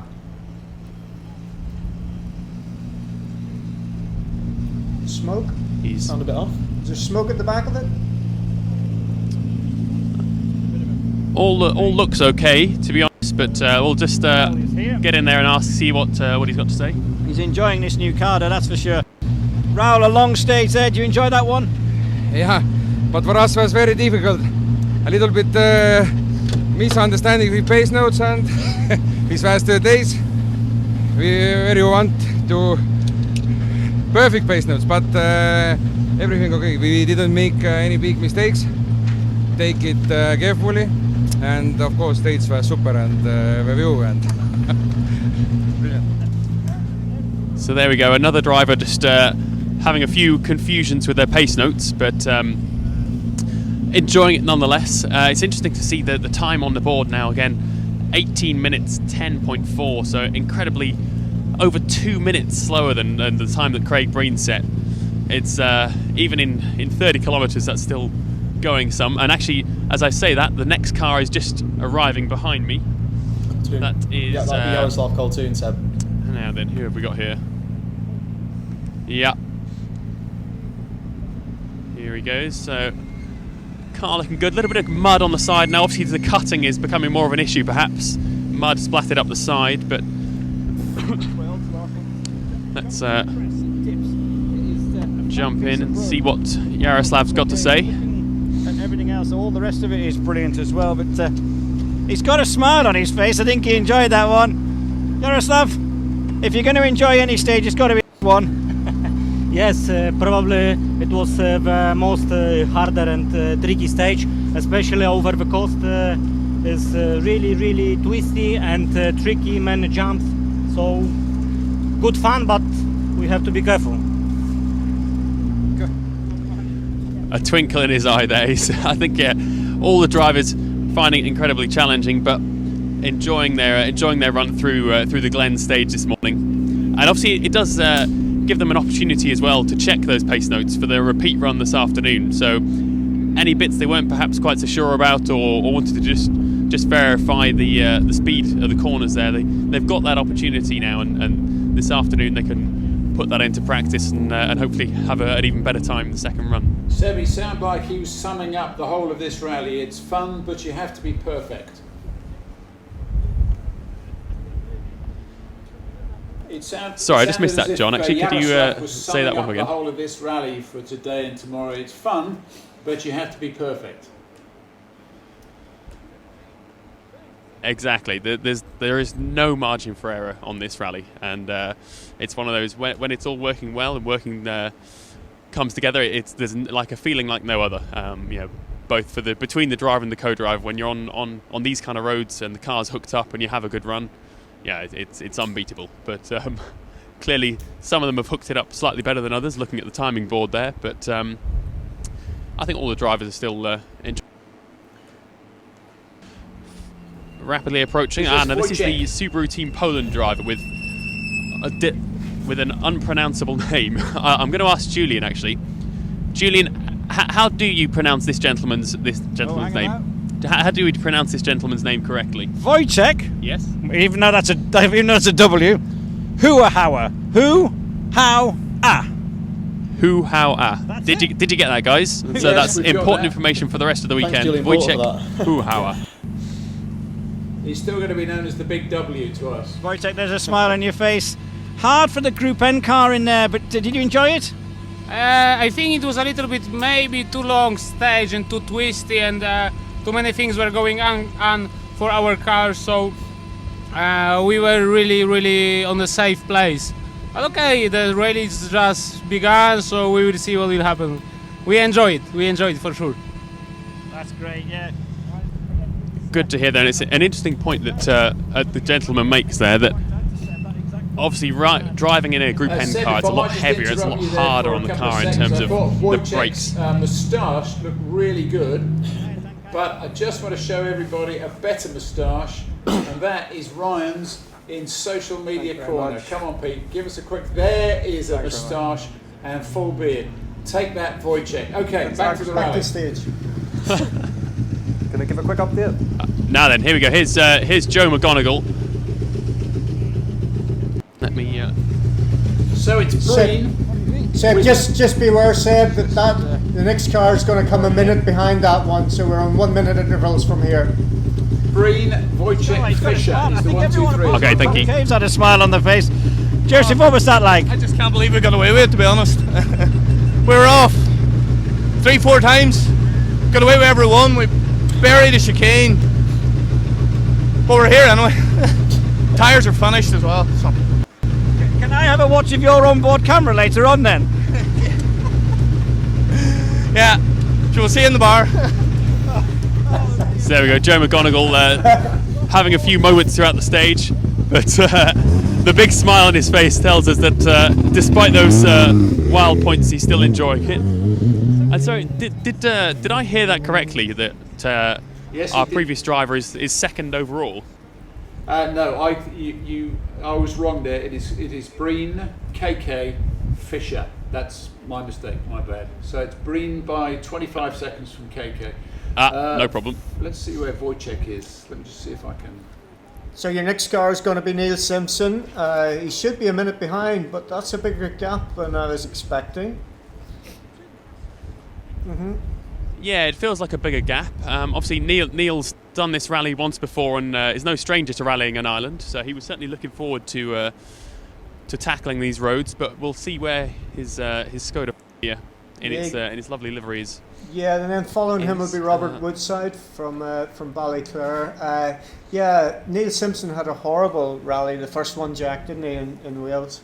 Yeah, he retired about 400 metres into the first stage, I think, with a pop-off valve failure, and he's hoping to rebound this weekend by playing his Joker card. So, like we said before, the British Rally Championship, you can nominate a week before a rally to double points up on a specific round. So Neil's chosen to do that this weekend, so he's hoping to rebound in the best possible way after a terrible mid-Wales stages. I'm just going. This isn't Neil Simpson. Just cutting in here, guys. Robert Woodside is the first car to come to us. Black Ford Fiesta R5. Now Robert's been struggling. There's a car behind him. Is that Neil? That's Johnny Greer, it looks like to me. So Johnny's caught and that's Johnny Greer behind. Johnny so Greer Woodside has Robert Woodside. And that means Neil's gone or he's retired. Well, I think there's a bit of a. Potentially, he might have stopped puncture. Yeah. Okay, let's see. Get Julian. a quick word at him. Robert, you're shaking your head. What's wrong? We lost the brakes just about halfway through the tour head bit of that stage. Just exactly where you would really like big brakes to work, but so I had to back off a bit, which is a bit disappointing. We're having a really good run up to that point, and I was really looking forward to that stage, but we're here. And where's Neil Simpson? He was due in front of you on the start list. I just caught sight of two cars off on the right, just before Ora Bridge on the right hand side, so two of them off together, so I don't know. Near the start? Yeah, about less than 3k from the start. Interesting. So Robert Woodside losing the brakes on the tour head section, but saying that Neil Simpson perhaps we think may be off at the same place as Federico Della Casa, but we'll try and confirm that with Johnny Greer. He's gone off on it. Oh man, Neil, unbelievable. Johnny Greer is here. Johnny obviously just starting to catch Robert there. No distractions though. No, we didn't see him at all. Just we came across the last crest, and when you're coming from the 3-2 warning to slow down, I saw him, so it was no problem. What's that piece of road like from your perspective? Unbelievable.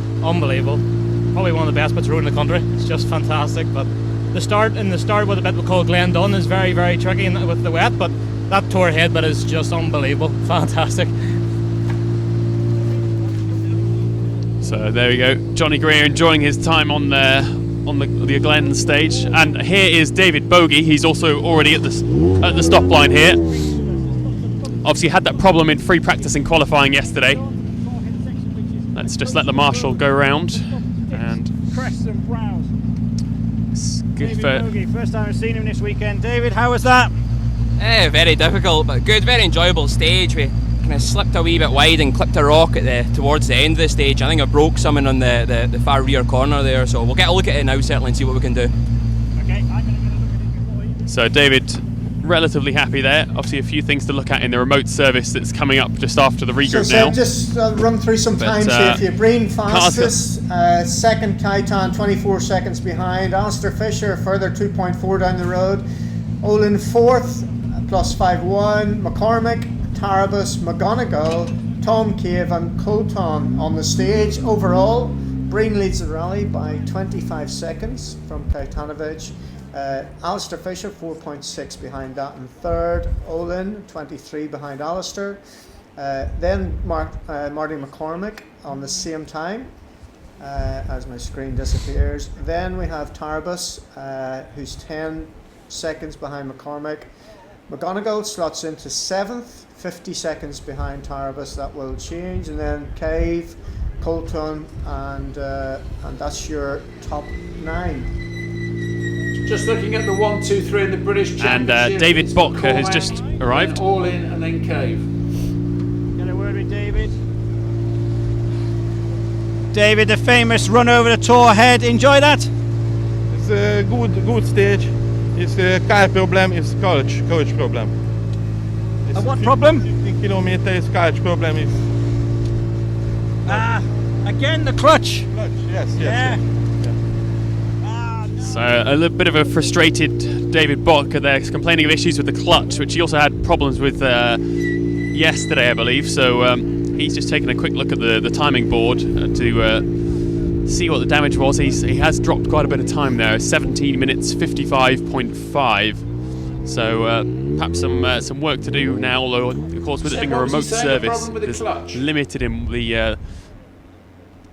A problem with the clutch, yeah, which I think has been a bit of a recurring issue for him over this event, and also I think he's had some problems previously as well. So still some work to be done to find the cause of the problem there. Seb, can you summarise what happened to Neil Simpson? I think Robert Woodside did say what happened, but we didn't hear it here in the studio. So do you mind just repeating that back to us?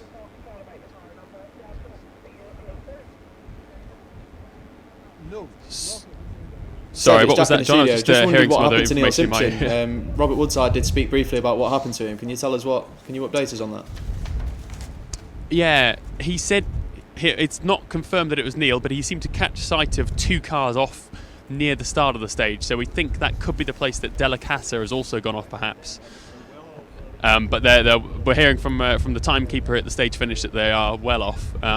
Next car now approaching is the Evo 10. Of Giacomo Scatalon. Obviously another one of these Group N cars, which very, very heavy. It is certainly not the ideal car you choose to drive this stage. But you'd have had a hard time in here. But get a quick minute. Giacomo, very big car, very small road, difficult. Yes, very difficult because this street is very, very fast and in Italy it's very different and the time is bad, but I don't know. Thank you. So I think these, as he suggested, roads here perhaps are quite different to those that he's used to back home in Italy, but Seb, it seems like he needs to buy himself an R5, which is a little smaller. It certainly seems to be the car of choice to have around here, doesn't it? The R5 specification. Obviously, those cars are designed more with the rallying in mind, whereas the likes of the Subarus and the Evos, the Group N cars are more street cars. So just joining us, reports that Elvin had stopped in the stage were fulfilled. He's pulled out with mechanical problems. Kajtan Katonovic, he said it's an amazing stage, first time for sure. It's the most difficult stage in his life. Too many crests, he says, crazy stage. Alistair Fisher had a front left puncture, or he thought he had. Fairly clean road through there. Where's Rockland? We're hopefully going to find out. Let's just, we're here with the first of our juniors. Hopefully Lucas will. Lucas, a lovely little stage to get into, but where's Steve Rockland? Yeah, unfortunately we passed him on the stage. I don't think it was a huge crash, but it looks really serious. His car was standing across the road, so we need to slow down, but I hope he's fine, and that was a crazy one. Yeah, really hard stage. Thank you. How far back was Steve off the road there? I think he was on this crest section near the sea. Brilliant, thank you very much. Yeah.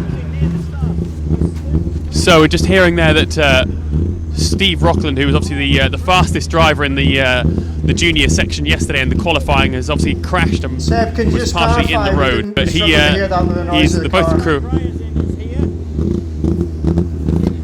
Yeah, so that was car 28 that's just come through, saying that Rockland had crashed, was partially in the road, but the car and the crew were okay. But so Rockland, our fastest qualifier in the juniors, is out. But I'm now here with car 34, 34, sorry, Griazin. And sometimes it's really dangerous. So I think we were in fly about 1 minute at all. So it's really a fun stage. I'm happy that I finished. So they're coming thick and fast now. Let's just let these cars roll through. So now we've got the first of our Opel Adam drivers. It's Marion Griebel. He's not a happy boy. He's lots of gesticulation here, shrugging his shoulders. I'll let him move forward. Obviously something he's not happy about at all. Seb, we've reached that point where we're going to have to say Let's goodbye. get in there and see. Marianne has got more problems. I don't know what they are. Marianne, we just saw you there with this. Just here. Your shoulders. What's wrong? We have technical problems all the whole stage, and I don't know if it's possible to go on or fix it. What is the problem? I don't know the English words, but something to go straight on. I have more revs than power.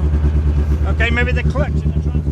So just heard there that, sorry to cut over you, that yeah, Marion Griebel having technical problems, so he's not a happy boy. Something he thinks to do with in the clutch. That's Marion Griebel, the ERC Junior. He took the lead. Hopefully on they'll be. We didn't quite run through that. I don't think we got a chance. Ingram was leading after 1, but Griebel retook the lead on 2. So he's got issues there. Yeah, we got that there. Chris Ingram is here now, so I can just have a quick word with him if you like. Stage, so Ingram's in now. Ingram is here. Catherine Becker in the co-driver's seat. Ingram in a full face crash helmet today, open face yesterday. Let's see what he's got to say. Chris, I'm just looking at your steering wheel. Keep her up a gear. How many gears do you have? Yeah, that's been my problem at the moment. Just backing off a little bit with not much confidence. But I lost the brakes halfway into that, so I'm surprised I didn't lose more time. Enjoy the piece of road though? Yeah, awesome, yeah. Rockland had a massive crash in the middle.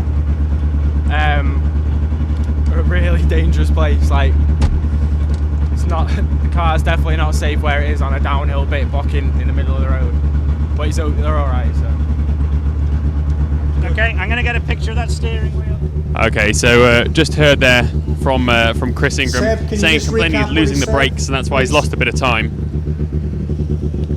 Yes, so he just said that he was losing the brakes in the second half of the stage there, so he's surprised he's not lost more time, to be honest. He dropped 14 seconds to Griebel. Talking about that.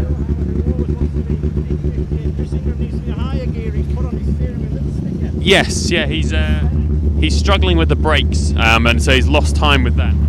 Rockland was blocking the road. But Julius Tanner is here now. Chris reckons that the car isn't in a safe place. Julius, how was that stage? Oh, this road is made for a stage, yeah. This was incredible.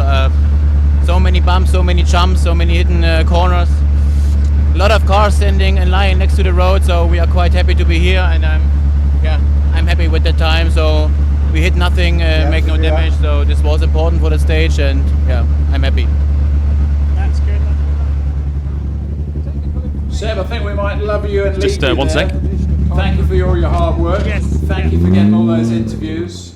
That was some pretty good information coming out of those cars. Where do we see you next? Just quickly tell us what happened. You're going to stay there, are you?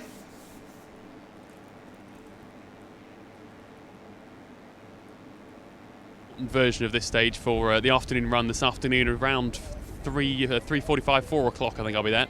Hopefully in the dry, but I'm not so sure. We'll see whether we'll see. You love it, really. Thanks for your hard work. See you later on. Well done, Seb. Thanks, Seb. So, as Craig Thanks Breen very much, said, guys. Speak to you later on. I can't put it in words. I'm on top of the world. I want another 30 kilometres of this place. That was the stage, was it not? The Glens. The one. Is that the stage where the rally was won? I think it potentially could be. If we look at the times, you know, Oh, Craig Breen 24 seconds faster than Kaitanovic. You know, that's an incredible time over a stage like that, which it needs full commitment. That's the thing with it. So the way we're set with the rally, the overall classification at the minute, we have Craig Breen leading from Kaitanovic, who's 25 seconds behind. Third is Alistair Fisher, a further 4.6 behind Kaitanovic. Then we in fourth we have Frederick Olin, 23.8 behind Fisher. Marty McCormick in joint fourth at 53.4 off the lead. Tarabas is sixth, 10 seconds behind Marty McCormick. And in the British Championship, it goes McCormack, Olin, Greer, Bogey. No Elvin Evans, Jack. So suddenly this becomes very important for Freddie Olin from Sweden. Absolutely incredible. I mean, it's a shame we didn't see Elvin's time for that stage, because if Craig's done that, you know, it'd be really interesting to see how close or how far ahead or behind Elvin would have been to that time. But missing Elvin has given us a really interesting situation where we've got Marty McCormack in an S2000 car actually leading a BRC round overall, which if you'd have said that to me at the start of the year, I would probably have laughed at you, to be honest, because the R5s are so much better in what the drivers say. But yeah, it's absolutely incredible that he's leading so far. David Bogey, Jack, just before we go to Bushmills and talk to Lisa, in 4th place, 9/10 of a second behind Jonathan Greer in the British Championship event here after an appalling start to the weekend. Yeah, it's a close battle, isn't it? And yeah, David had a problem with the intercooler in his car and just about got it fixed in time for the ceremonial start yesterday, and it seems to have gone relatively well yesterday. You know, we were saying briefly before, he's the 2011 champion but never been to the Circuit of Ireland before, so you know, it's going to be really interesting to see where he ends up. And just a quick one on the British juniors. Then after stage 2, we have Rob Duggan leading it, with Jared Conway from Matthias Edelson, and Josh Cornwell, Blair Bryan, Marion Evans. What do you think of that? Bit of a change to Mid Wales, where we had the leaders going blow by blow, stage by stage, the lead changing all the time. You know, now we've got Rob sort of 12 seconds ahead, so bit of a bit different compared to Mid Wales, but yeah, nice to see those two. Those two hopefully can battle over the weekend, and we've got Josh Cornwell there, who I believe is in an R2T this weekend, which is the better model than the R2 Fiesta. So he's stepped up a car for the weekend. So I don't know if he'll be able to challenge a bit more over the course of the weekend. Yeah, it should be interesting. So let's go to Bushmills and talk to Lisa. Lisa, Elvin Evans, his car has overheated. The engine's lost the belt. It's not steering. That's from the man who's putting that car together, so you won't see him for the rest of the day. Oh, that's so disappointing, and after such a great start from Elvin Evans as well. Well, this rally is testing the cars already, as you say. I did see Sam Moffat, by the way, at the refuel, so he was all full of doom and gloom at the end of stage 1 after he was having that slipping clutch. So it was good to see him get that far. Has he progressed further? Will he be joining me here at Regroup? We didn't actually see him. We didn't have time to wait on him at the end of the stage, so that we don't know. I'll have a look back and see in the. Well, I'll keep an eye out for him. Sure. Can you just describe where you are and what you see around you and what we've got to look forward to? Oh, I have to say, you've noticed that the hat has come on, and obviously the gloves are on because the temperatures drop the further north we've come, as far north as we can get on this rally, not far from the Giant's Causeway, for those not familiar with the geography around about here. And Northern Ireland looking less beautiful than it was yesterday when I came up here. Glorious sunshine, blue skies, all those lovely feathery clouds, little white tips on the sea, the little islands just off the coast glinting. We took a slightly different route coming in today. I went past Portrush, the fantastic Royal Portrush golf course, lovely links course there, which will be playing host to the Golf Open next year, I think. And yeah, a little bit chilly. The wind's got up here, and the rain that wasn't supposed to be here until 2 o'clock seems to have come a little bit early. It's a little bit drizzly here, and we're waiting for the cars to come into regroup. They should be here at around about 20 past. It is the Bushmills distillery behind me. I'm upwind of any nice smell, so I'm not sure if they're brewing today, because I would quite like the smell of some nice whiskey being prepared for me. It would be really, really rather nice. But as I say, I'm upwind of that at the moment. It's all rather calm here in the timing zone. When are the guys due there, Lisa? A rather famous timekeeper as well. 20 past. I'm trying to use my allure, my womanly allure, to try and allure one Chris Patterson over here to see if he would come and talk to us. But he's got a timekeeper. He's working in his timing bib. Give us a wave, Chris. What? There we go. Call that working? Up, isn't he? Yeah. Turn around so we can see who you are today. You see? Timing on his back. There we go. Get him Are you going to come over. have a little chat with us? Yes. He is. For goodness sake. Get him over. It's a co-driver's dream standing out in the cold like this, surely. Well, we're well used to it, but it's a shame we can't be doing the rally, but that's how it is for me. But I'm more than happy to come and help out, and it's my local rally, obviously. I live very local to here, so it's great. And amazingly, I've never been to the fantastic old Bushmills distillery, so I've just had a bit of a tour there, and it's really, really fantastic. So someday, maybe over the summer, we'll come up and be able to spend a few hours. everybody I know who's been here said, "Oh, you have to go there. It's such a good tour." And that's like, well, can it be? It's just a wander arounder, isn't it? But it's that good. It's absolutely fantastic and beautiful buildings, and it's really is something to see. So it's we'll look forward to somewhere to come and get a proper tour. Now, obviously, we're used to seeing you in your co-driver's overall. Oh, and there it all froze, as if something desperate and technical and nasty and hopefully not terminal has just taken the picture away. I can hear the voice of Chris Patterson in the background. Does that mean we can go back and hear him?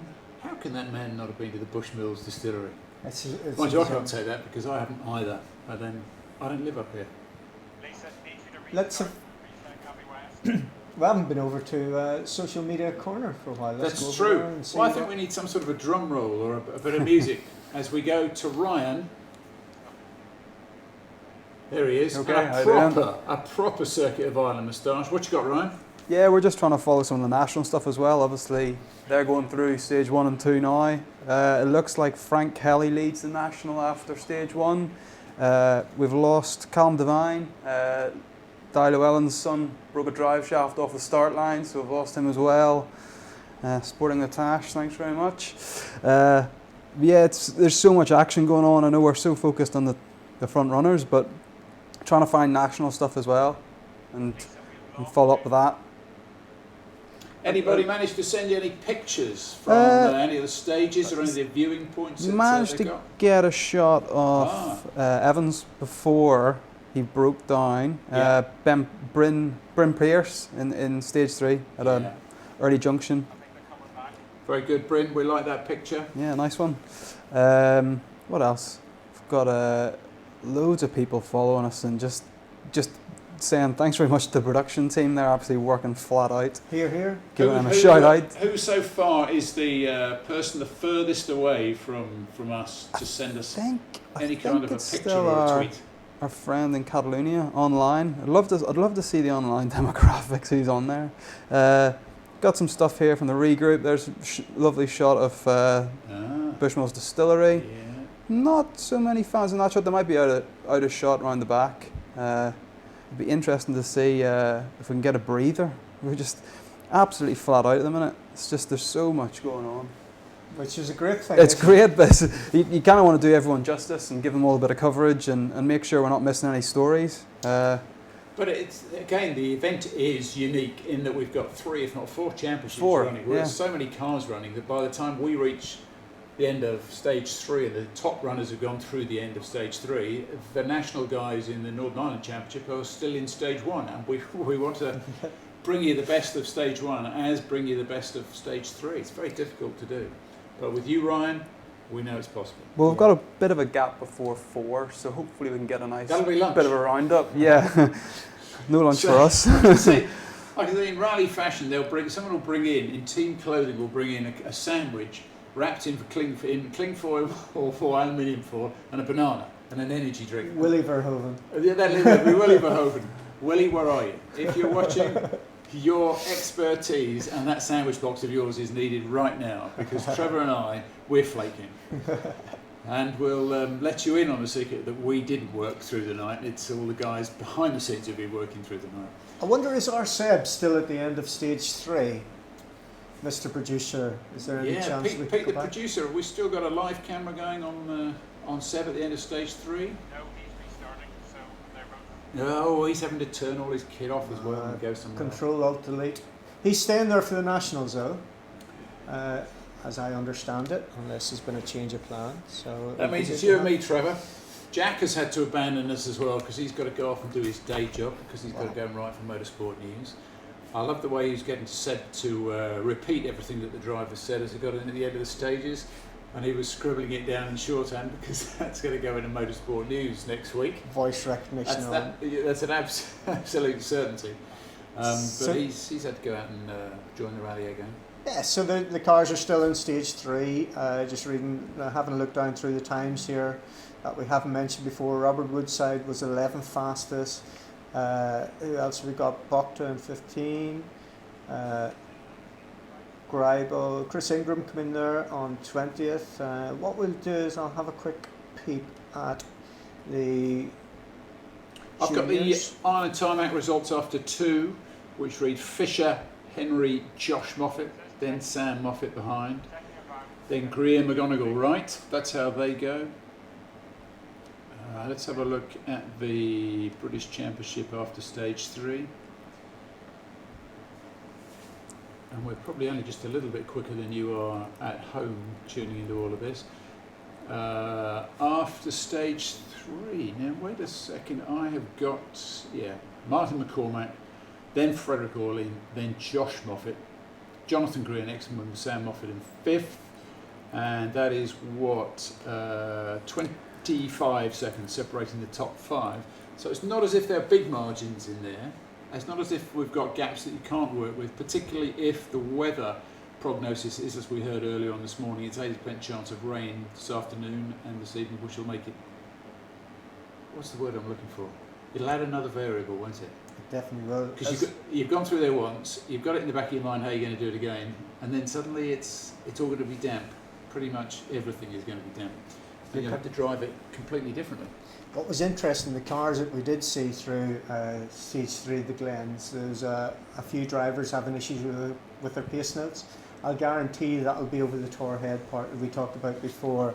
As a co-driver, of course, you have to read the pace notes, but these drivers sometimes are a little bit demanding. So even doing, in this case, 112 kilometres an hour on average over a twisty, cresty road alongside the ocean or the Irish Sea, reading and trying to get that timing split second perfect, the driver sometimes would say slower or faster to adjust the pace note for the second pass through. And certainly the guys that were having issues with that would want it right for the second time. So it's quite demanding, and people say that co-drivers and men can't multitask. I can assure you they can. And is it a stage that repeats itself, or is it one where you can look up and see little landmarks that reassure you that you know you're in the place where you think you are in your pace notes? Or is every corner pretty much the same as every other? Every left the same as every other left? Is it, repetitive? No, it's because of the undulations in the second part in Tor Head. And really the difficulty is on the recce, trying to find the line through the corners, and that's the drivers trying to focus on that. And sometimes, because it's quick, fast, another crest, another corner, it's hard to pick out the sides of the road, so maybe there might be rocks there you don't pick up on, things like that. And even though we're not using that part of it this afternoon, that Tor Head part, it's always a stage that gets used on this island. So every time you pass it at speed, they want to tweak the notes as they go through it. And we've heard a lot about the crests. What about the compressions on each side? Are they big as well? I mean, are they places where the co-driver delivering all that information takes a big compression in the spine? Not so much in it. It's quite a flowing road, and the crests are not so sharp. So no real jumps on it. The odd one, but they're soft landings, which is the big thing. I think that was your question. So, but again, going back to what I said before, as a co-driver, you don't see a lot of the road. The engineers like to keep you sitting quite low down in the car to keep the centre of gravity down so there's less body roll, which means as a co-driver you've got probably 90% of it you don't see. You have to feel it, and the only place you can feel it is through your bottom. So co-drivers, as I said before, need to have sensitive bottoms. So what is it? You can feel the acceleration and the braking through your feet and the lateral movement through the seat. Is that how it works? Yeah, a little bit like that. The acceleration you're not too worried about. It's when you've got small crests. There's one particular rally stage in Sweden, I remember it well. It's about a kilometre long straight, so about 1,000 metres. And there were 3 small crests in it, and then another small crest. And after the fourth one, 100 metres the road went square left. As a co-driver, if you get that wrong, if you call the wrong crest and the driver brakes too early, well then you're in big trouble. I know the very stage. And it climbs up into a forest. Yeah. It is, and there's an escape road at the end of that straight. Yeah. So if we and they come down there, right on the limit, don't they? Yeah, yeah. I think it was stage 3 and stage 8 this year, or maybe last year. But if you factor in, if it's a really big snow rally, in other words, if you've got metre-high snowbanks, so you've got a white road, white-sized it, you probably have got that much either side of the car, and if it's snowing as well, imagine that then when you're sat in there feeling, and the driver's looking for it. So challenging. Yeah, to keep your eye out on exactly which crest you're on, and make sure you are on 3 when you say you're on 3. So the overall result then at 1 o'clock. We should do the 1 o'clock news, shouldn't we? I say the result. The overall leaderboard has Craig Breen in the lead by 25 seconds from KK of Poland. Okay, hopefully you can Kaja hear some Tanovic, who was in second place, 25 seconds behind. Alistair Fisher third. Frederick Orlin, another man in the British Championship, is in fourth place. So do you reckon Martin this is McCormack in connected? We'll fifth. try getting closer Josh again. Moffat in sixth place. Jaromir Tadabas is seventh. Jonathan Greer in eighth. Sam Moffat ninth. David Bogey in 10th. But if we then take the British Championship runners out of that, it goes McCormack, Orlin and Josh Moffat is the 1, 2, 3 there. Now the technical wizards say they have reconnected us to Bush Mills, which is good news. I need to feel reconnected to Bush Mills. Lisa, are you there? Can you hear us? Who have you got with you? I see rally cars. Yeah. I was going to say they look like Tom.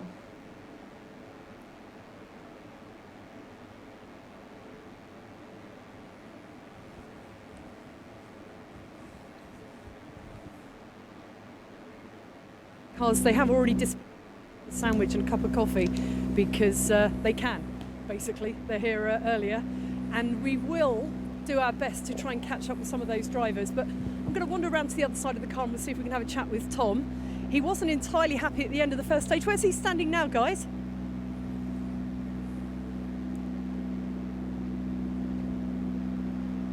We'll have a chat. Hi, Tom. Hello. Saw you at the end of stage 1.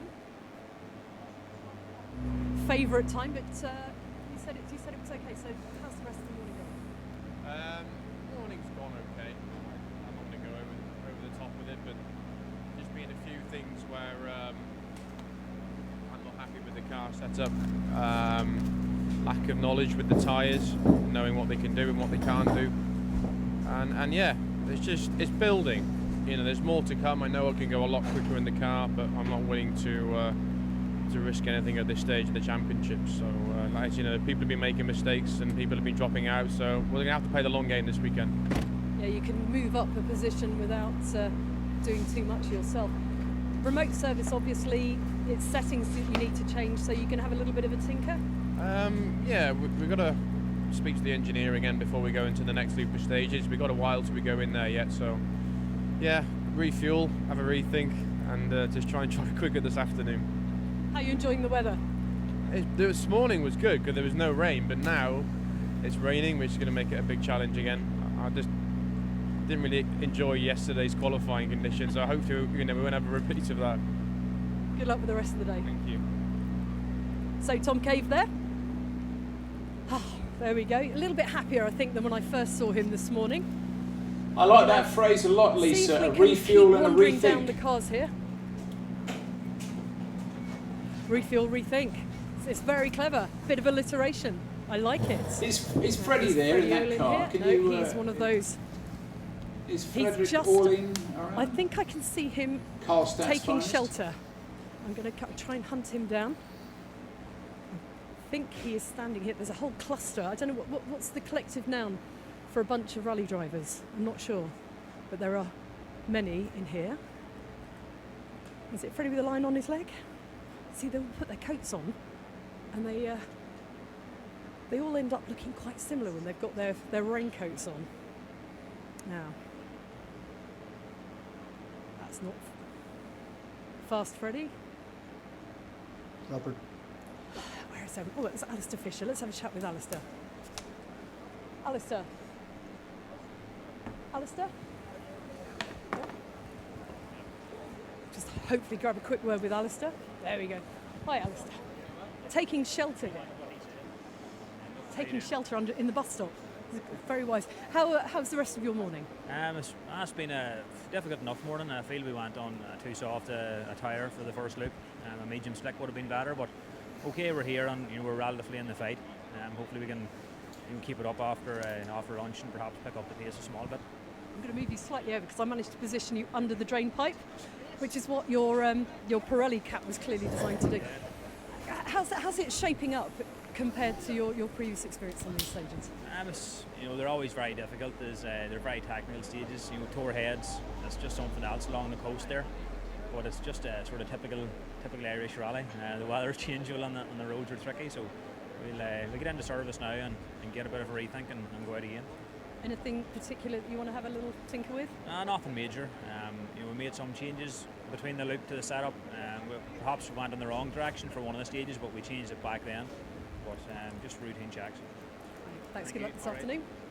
Now, Lisa, if I may just jump in, behind Alistair there, I think, was Robert Reid. Are you able to sort of flutter your eyelids at him and encourage him to come up? That's it. Point. Make it really obvious. That's it. There we like. I'm alluring. John Desborough is talking in my ear, saying, "We have to hear from Robert Reid." Hello, how are you? Very well, thank you. You're all nicely wrapped up, well prepared for the proper conditions here. Yeah, well, it's not too dissimilar to home, I suppose. It's on a similar latitude or longitude, whichever one it is. Yep. Similar weather. And what's your role here this weekend? What are you doing? Absolutely no role whatsoever. I thought you kind of got a spectator vibe about you. Yeah. No, we went and watched the last stage. I'm here with Ben, Taylor and some of the BRC guys, so just kind of trailing along, having a look. Ben said he wants my honest opinion of the BRC this year. Are you going to give him your honest opinion? That's usually unvarnished. Well, I'd say pretty good so far. I mean, great start. I mean, it's fantastic to see, a classic rally like Circuit of Ireland have so many entries. Obviously, BRC's playing a part in that. Irish Tarmac's playing a part in that, and obviously European Rally Championship as well. And of course, back here for the first time in 25 years. It's great to have it back as part of the British Rally Championship. Oh, I thought you meant back here at Bushmills. Oh, no. I know, Thinking about that. Yes, it is. It is. It's always been a classic rally. It was one that was never particularly kind to me with various drivers, but it's always very tricky. The rain's just starting, so that's going to give very typical Circuit of Ireland type conditions. Lots of small country roads that cows have walked along. Mixed with rain equals usually holes in hedges. At least, Lisa, we got one question. Can you put to Robert? In general, I mean, it's such a great start list as well. Oh, one question coming in my ear. Yeah. Yes, Mr. Just Desborough, ask Robert Reid, is he pleased signing up drivers to the WRC Drivers Union? I don't know what the question is. You just cut out slightly and said, is there enough drivers? Is Robert Reid signing up drivers to the WRC Drivers Union? No, yes, he says, are you signing up drivers for the WRC Drivers Union? I have no idea what he's talking about. Well, that's what happens most of the time with John Desborough. He opens his mouth. We all just, we don't know what you're on about. He does. But, he knows exactly. Finally, I mean, it's such a great entry list for this rally as well, isn't it? A great series of competitions and a really great start list. Yeah, absolutely. When an event like this is oversubscribed by quite a lot, then that's good. That's where we need to be in rallying. That's where we used to be in rallying. Obviously, it's European Rally Championship, so there's a lot of depth and competition there. But from a kind of almost selfish British perspective, to see so many top drivers and foreign drivers compete in the BRC is exactly what a lot of us have been kind of wishing for a number of years. It's taken Ben and Ian Campbell, IMS, to get the heads together and actually make it happen, which is fantastic. I mean, great for the sport. Onwards and upwards. Absolutely. Lovely. Thanks, Robert. Robert's nicely tucked in there in the bus shelter, keeping nice and dry. Not mad. I have to say, very I did notice over here as well, very behind gentlemanly you, of Robert to put you out in the rain. To stay on that side. Have you noticed that the woman you mentioned earlier, whose name was slightly familiar to me, We've is seen it. Come on, let's do it again. Lisa, let's do it again. Radio interviews TV. No. Yes. So yes. Well, we're at Bushmills Distillery, Lisa. It has to be done. You have to taste the wares. Now, what are you tasting? Because they make more than one here. It's whiskey. That's as far as I know. And it's Bushmills. That's it. That's the extent of my whiskey knowledge. And it's whiskey with no E, or whiskey with an E. Which way round is it? Irish Does Irish have any? No idea, but it's warm and it's lovely, and it's warming us up because we've been out in the stages all morning, and it's pretty chilly here, and the weather's turning now. So this is medicinal purposes. You are working this weekend, aren't you? I think we're going to need to move on to somebody who actually is working this weekend. Shall I grab somebody from Yeah, please do. But I can see Howard Davis there, Lisa. Look, he's behind us there. This is Howard Davis, and we've got Phil Pugh as well. We've got the marvellous Phil Pugh. Hello, Phil Pugh. I have to go in for the kiss. I haven't seen this man for a long time. You're busy. You're working. I'm working. I'm trying to. What's your role this weekend? I'm just helping Tom Cave out a bit of coordination with the team and trying to help him along a bit. And I haven't seen you co-driving for a while, but you do have a tendency to jump in the seat when you need to. No, you could probably call me officially retired, I would think, because I finished probably in 2013. I've done the odd road rally and stuff like that, but nothing serious, and I probably won't get back in the car. It takes a lot of time and commitment, and I had 10 good years at it, and I really enjoyed my time. Some fantastic memories, you'll never forget them, and I've had a lot out of rallying, and now I'm trying to give a bit back, so I'm enjoying that as well. I was going to say, and have you competed in the Circuit of Ireland before? I can't remember whether Not you the circuit, did. but obviously I've done these stages on the Ulster Rally. We were in a class here with Elvin in 2012, Guy in the Mitsubishi years, 2007, 2008 and that, and in the Suzuki, so yeah, fond memories of Ireland. So if you were preparing to go out this afternoon with the weather turning, the clouds thickening, the precipitation is forming, what advice would you be giving to yourself? I'd be bolting something sticky on. So the black round things need to be sticky. Very sticky, probably the softest or near as softest as you could. Lovely. Well, thank you very much. Good luck this afternoon. Great to see you. Lovely, Cheers. nice to see you. Fantastic Phil Pugh there. Enjoying... see, everybody else is in there, but if we go in there, we might lose signal. So I think we don't do that. And we might find some more drivers as they come into Freddie the back group. at his They are bright coming very orange slowly. car? And we did, when we lost pictures, we lost a few of the top runners. That's a great shame. I just wondered if Frederick Orlin, Karlstadt's finest, was back at his bright orange car.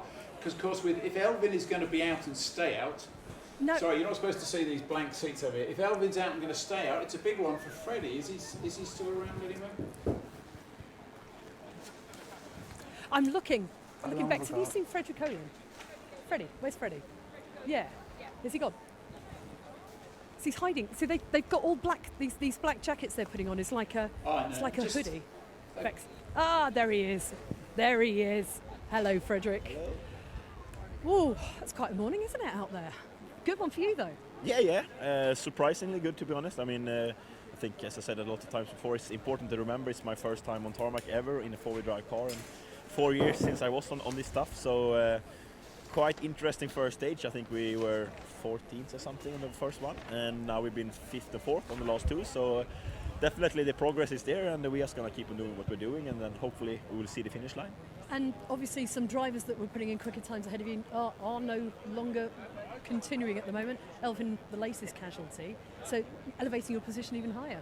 Yeah, I think we're in the lead now in the BRC, which is my main target for this year. And I mean, Kaito, Fischer and Breen, all of them three boys did Circuit Island last year, and they have done a lot of tarmac events, so I'm not focusing on them at all. I'm actually not focusing on time so much either. I'm just trying to work on my technique and how to drive and try to learn some things, and it's interesting.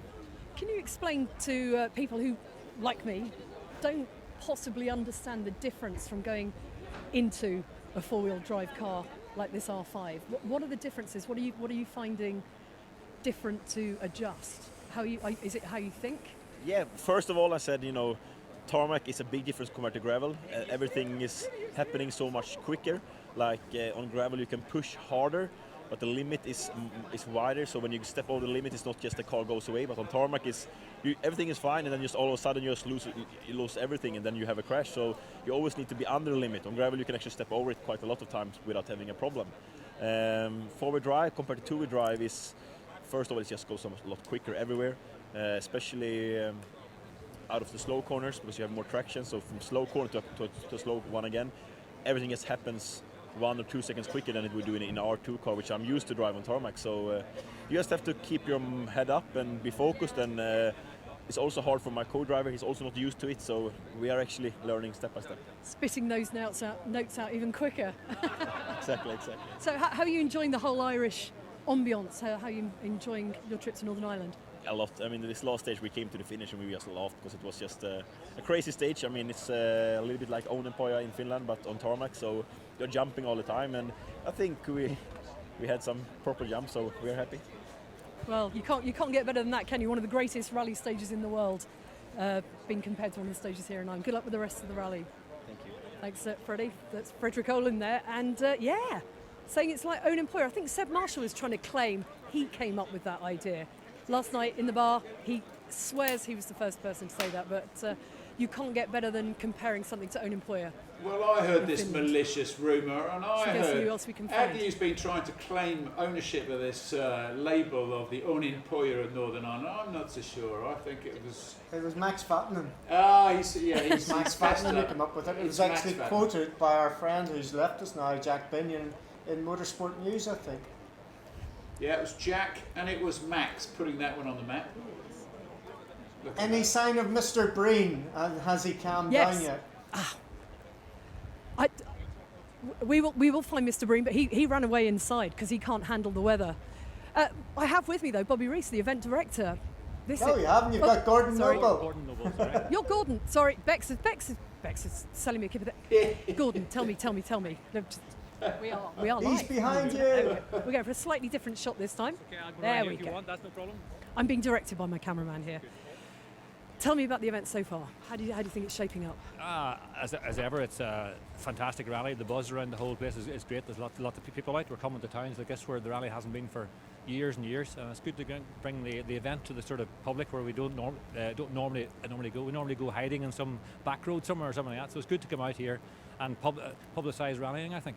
When I came out of stage one, I went past a primary school and all the children had their faces crammed up against the chain link fence and they were smiling and laughing and cheering every rally car that went past. It really does seem to be having a great impact. It does, as you say, everywhere around the whole country now, because the rally is sort of spread and comes to all these different areas, everybody's now aware of it again, and it does create a buzz and a sort of feel-good factor, I think, yeah. And it's been recognised by the competitors because it's a fantastic entry list as well, isn't it? It is. It's a fantastic rally, one of the best rallies that's been in Ireland for quite a number of years, I would suppose. It's good to have all these European guys here, even though they're sort of noisy today, but it's good to have them all here. The British guys here and the Irish as well, so it's fantastic to have us all here. Fabulous.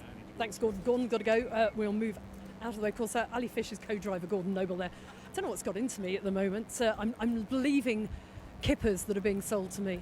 You need a whiskey. The cars are beginning to move through, so maybe I'm just trying to think, when they go into the regroup, will they then have to walk past me? And I can find Craig Breen, but I think he has found somewhere warm to tuck himself up, and I don't want to lose signal, so I don't want to go hunting him down just yet.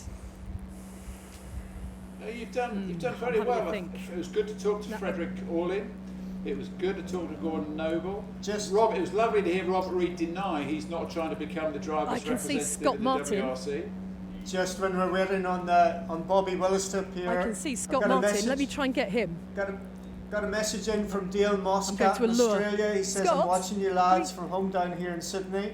Awesome to be able to keep up to date live. You're doing a great job. Cheers try my woman efforts. haircut, Well done, that. Dale, the fantastic. They'll be loving our weather, not his. Don't let the driver out of your sight, Scott. We were walking and talking.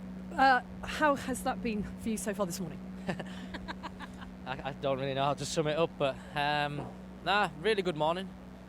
3 stages. The last one was, words can't really describe it. It was just flat out from start to finish. Luckily, the rain held off. So, I mean, like we said at the start of the rally, the tyres were always going to be key. Tyre choice and some of the shorter stages that may be more dirty or that are wetter, you might not be quite on the right tyre for that stage, but then it's a compromise in places, but then to have the perfect tyre where you want it. So yeah, it's been a good morning. We've got a lead now, but we're still so early into the rally, and as you can see, it's starting to rain a little, so it's going to make it more difficult and and that all-important tyre change, tyre choice, sorry. And problems as we've seen for Elvin and for Keith. Yeah, I mean that's rallying. You never know, like from each stage, you know, there can always be little hidden gremlins. So, but that's how it is. You just have to go as fast as you can, and you know, and hopefully we'll be there at the end of the day, and we'll keep trying to work on our lead. I know you Citroen boys have fantastic weather radar, so it's kind of built in to the team ethos. What's the weather going to be like? When's the rain going to fall? How much is going to fall? It's going to fall about 20 minutes ago. So no, I mean, listen, we believe we had the best tyre choice for the loop. We did have 2 spares. Some of the drivers only had 1 spare, but we had 2 just in case this rain came a little bit earlier. But it didn't. So we think we had our options covered for the morning. But now that's all behind us, and we look forward to the next 2 stages. It's a shorter loop, but this rain is going to make it, you know, even more difficult. So we'll try and call it right, and hope to be there at the end of the day. Brilliant. So what did you do with your driver then? Have you lost him? No, he's in there. Oh, he snuck in without. He snuck in without me looking. We've got a regroup in there. So. Right. We will be able to have a word with Craig if we go find where the regroup is regrouping.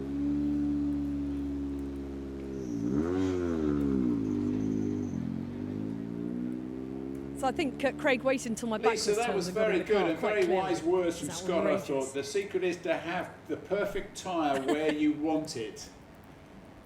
Trevor, now tell us how easy that is. Well, yes. I just want to explain where you are first, Lisa. Yeah. This is a regroup that we have in all rallies. The idea of it is if cars disappear, and we certainly had a lot of that, you might not have heard, we've had about 4 or 5 retirements on stage 3. So what happens then, instead of a 2-minute gap, we get a 4-minute gap, and a regroup's designed to close the field back up again. So they go into a holding area, which is parked firmly. In other words, you can't work on the cars, and they'll get the event back on schedule with the minimum amount of gaps in between the cars, and that's why they have it. And we're better to have it than Bushmills Distillery. How difficult I'm is just it going to have the try and grab a perfect quick word tyre here, actually. where So you want it? stole my It's cameraman that we're away. perfect every time. You're seeing lovely pictures, but I've got Dave Moynihan here. How are you, Dave? How are you doing? How are you getting on? All good? Yeah, all going so far. Yeah, Marty's driving very well, so it's very hard to bridge a deficit of an S2000 car against an R5 car, but he's doing a good job so far. So we keep going as we are.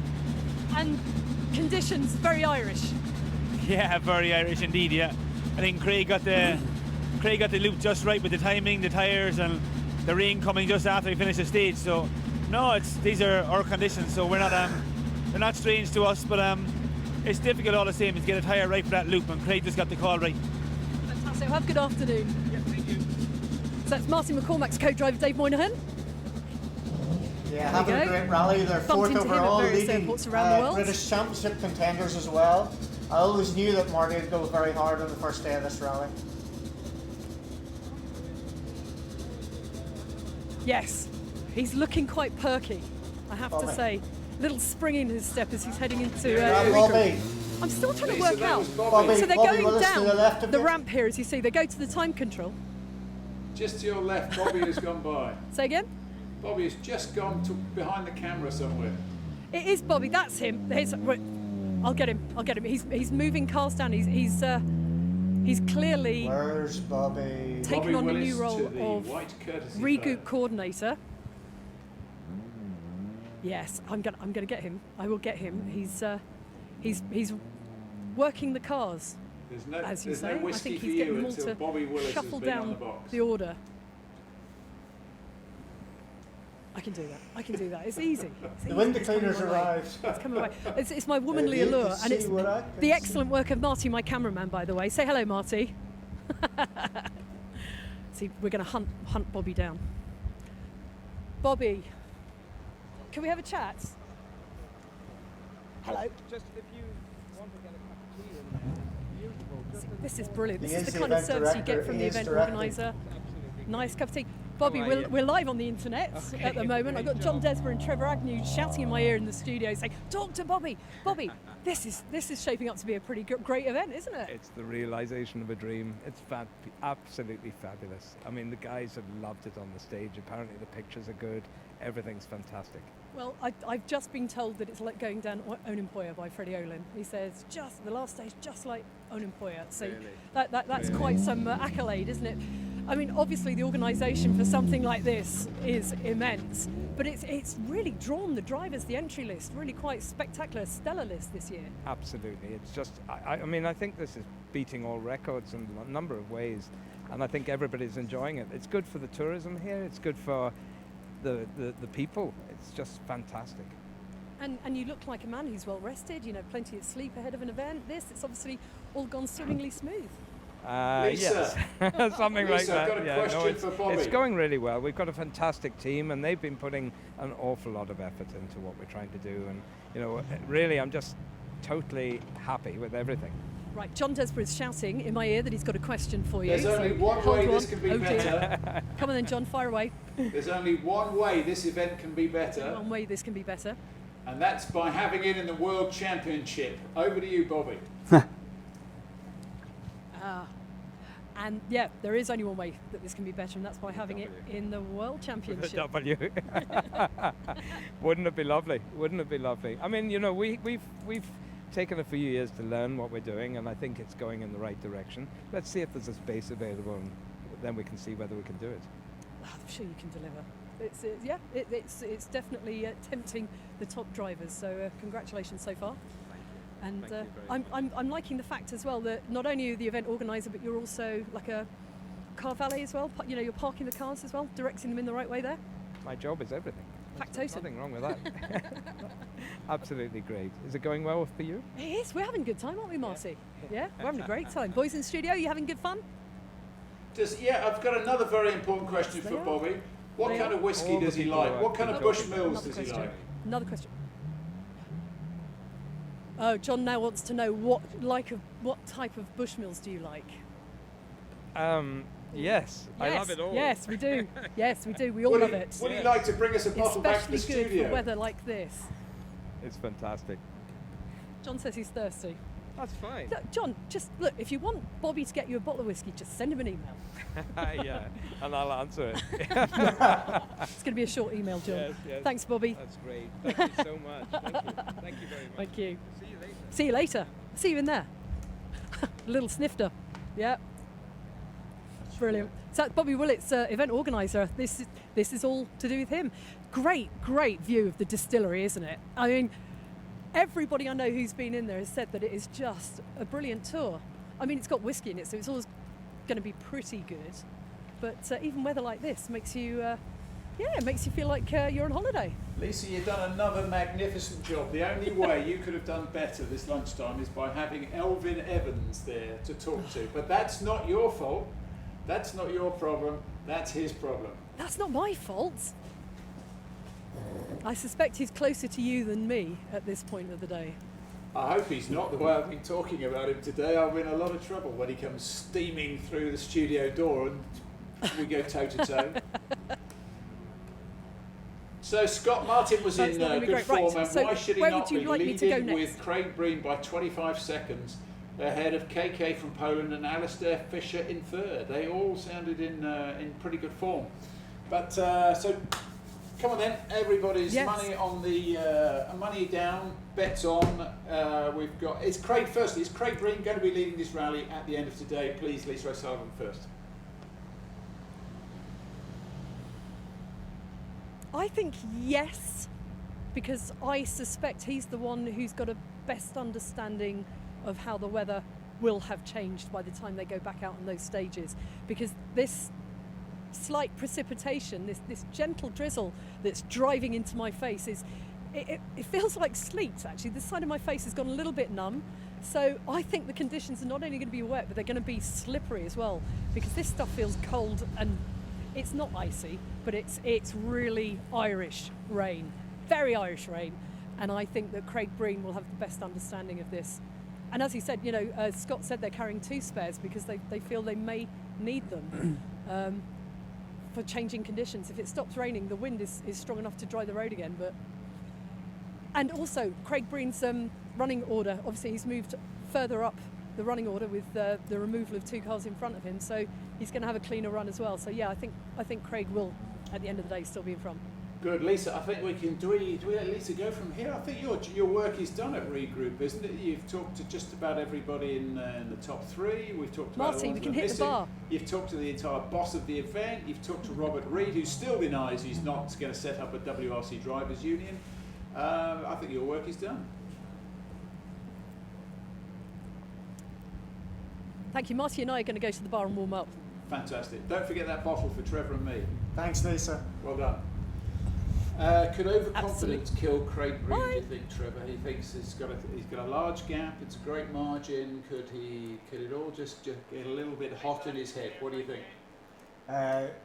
Really interesting. The other night, I think it was in the forum, he was talking about last year. If you remember in this rally last year, he had a good lead getting into the last 2 stages. And then it all went a little bit wrong. And what he admitted to the other night was that some of his mates, about 25 of them, had come up to the rally, and they were on a particular junction. And the first time through the junction, he was on it, properly on it. And then he got a text just before he started the stage to say they were at the same junction. And it's the one that we see. We spun and the helicopter shots. And it wasn't a good situation in that car when that happened. But that was just him, reacting as drivers do, a little bit of red mist. But this is different. You see a driver come off a stage like that, and it's refreshing to see. The whole point of doing this rally lark is so that you have this buzz, this wonderful buzz, when you get to the end of the stage. It's the zone. Being in the zone, you hear athletes talk about it. You would have experienced that in your cricket days, I'm sure. Let me just think. No. Right. So when you have that, it's relaxed concentration. You can do nothing wrong. You're daring the car almost to try and step out and spin. And you see drivers sometimes get to the end of the stage with that enthusiasm and excitement, and you just wanted to keep going. And when it's like that, it's effortless. So you don't have to worry about the pace notes. You don't have to worry about the setup of the car. So it's just so relaxed, the concentration levels, it makes it easy. And when it's like that, you can keep doing that. And for Tom Cave in 12th equal overall after the first 3, it's the total other end of the complete scale. 180-degree turn. Yeah, so what happens there is if you do the first stage, and even going back to the qualifying stage yesterday, and you're not on the pace, but you can't quite nail why you're not on the pace. So there's an issue. So is the issue with the setup of the car? Is the issue with your drive? And is the issue with the pace notes? So if you start adjusting those things, especially if it's the setup of the car, and you know that you've got 3 stages to do before you have a service, then if you make the changes and it's not quite right, then you're going down the wrong route. So if you're confident, if the car feels comfortable, and you're on the pace, or you get a little bit of a lead, it's so much harder for people to catch you in that situation. So as we talked about before the big stage, both Tom and James Morgan needed to reset before they started that. It's a very difficult thing. It's easy to talk about it, but it's a very difficult thing to get drivers to achieve that. And how much of a blow today is this for Keith Cronin, who's not here? We didn't see him at the regroup because he was out very, very early today. So the 1, 2, 3 in the Irish Championship reads Fisher, Josh Moffat, Jonathan Green. I think certainly Keith Cronin's focus this year was the Irish Tarmac Championship. He's won the British Championship 3 times. He hasn't won the Tarmac Championship yet. He's dominant in the first 2 rounds. This is obviously going to be a drop score. The British Championship side of things, it'll be interesting to see what he does there, because he didn't have a great Rally Wales, even though he did get into the top 10. He wasn't confident with the car from the outset. So it'll just be interesting to see what he decides to do from that perspective. He might just focus his attention on the Tarmac Championship. We'll see. And in the British Championship, it's Martin McCormack, Frederick Orling, Josh Moffat. Brilliant for Marty. Fantastic. Yeah, Marty, he just had that buzz yesterday. I interviewed him before the qualifying stage. He had a couple of runs, the practice runs for that. And you could tell there's a twinkle in the eye, and he had a good circuit of Kerry, the national rally that he did last week. So the confidence, the feeling of the car was there. And I just had a good feeling, which I mentioned to you this morning, that he would be competitive today on stages that are, he's not local to them as regards location, but it's as close as he's going to get to his home on stages in a car that's very capable of setting really good times. And of course the Super 2000 Fabia sounds the part of well. Proven car, remember when Skoda had dominated this rally. I remember Esataka Lapi when he came over here, he blitzed everybody with that. So and he'll continue to do that the rest of the day. It might change a little bit tomorrow when he moves into the southern stages, which don't have the same characters up here. So it'll be interesting to see. But great performance. And the other person I want to pick out is Josh Moffat. Josh is 6th at the minute, and that's a sterling drive by him, considering his road position. Remember, Josh isn't registered for the European Rally Championship, which means he has to run further down the road. And the amount of cars that put out the mud, as we talked about before, but even with all of that, he still lands 6th overall, with Johnny Greer in 8th. Sam, his brother, Josh's brother, is in 9th. And David Bogie in 10th. David was struggling a little bit earlier with the feel from the brakes in his car. I think he said he knocked a wheel in Seb's stage in stage 3. Yeah, front left was it? He front thought left, it was. I thought it was, yeah. Thought it was a puncture. And Robert Woodside, getting back into it again. And the person we haven't mentioned yet, which we were watching this morning, the in-car footage from Max Batten. And Max is lying 15th there with John Ranucci in his second D-Max car with Ewan Thorburn right behind him, Steve right behind that in 17th. So it's been an eventful stage 3, as Seb texted me earlier. Yeah. That was quite hectic. I am just going to have a look at the timings for the day. The next stage that we've got is stage 4, which is the second run through Knockboy, 11.87 kilometres. Comes up at 3:05. So here we are at about 20 to 2, and I think the boys upstairs in the gallery are just getting Seb Marshall up, who is back at where he was this morning on stage 3, because he's going to be there for stage 5. And I don't think he's moved, so we'll be able to get a good recap from him on what's happened there. So that'll be good. Yeah. So Seb, have you got your camera working? Has the weather changed any? Have you got any view on what's happened since we talked to you last?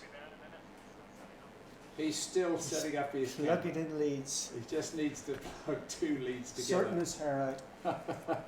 Well, I'll tell you what, while we wait for Seb, should we play some of the pictures that we've got ready, Mr. Producer? I'm thinking, we were talking about Max Vatanen. Is it time that we treat people to the Max Vatanen drive from, when was that? Was that yesterday? Yesterday's qualifying stage, 4.22 kilometres. So this 2.5 miles. This is him on the qualifying stage, and miraculously, it's what we here call the belts to belts stage, because it gives me a chance to go and powder my nose in 3 minutes and 25 seconds, and then we'll be back and we'll talk to Seb. Here we go. Max Vatanen. Gauche 80 000 en risque sale. 70. Gauche 150. 30. Gauche 130 plus. 50. Gauche 140 court. 60. Droite 130 plus tourne. 70. Gauche 8 sur ciel. 40. Gauche 140 sur droite. 40. Droite 130 tourne. Droite 130 tourne. 60, gauche 158, 100, frein gauche 110, sur droite ferme 40, frein gauche 110, sur droite ferme 40, ouvre, sur gauche 120 moins, 150, ciel, et gauche 130 plus court, risque sale, ciel et gauche 130 plus court, risque sale, 70, bosselé, droite 130 plus sully, droite 130 plus sully, 50, gauche 150 moins sur ciel, gauche 150 moins sur ciel, 80, ciel face et gauchy, 80, ciel face et gauchy, 100, gauche 150 moins court sale, 100, gros frein, droite ferme 63, droite ferme 63,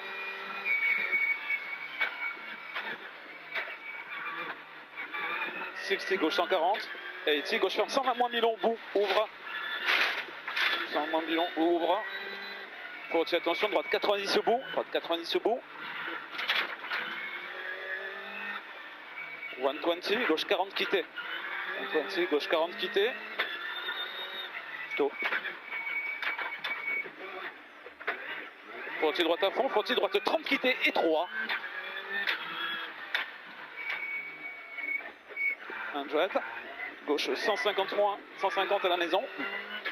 40, gauche 140 sale et droiti. 180. 180, frein avant droite 130 couru lit, 40 droite 20. Frein avant droite 130 couru lit, 40 droite 20.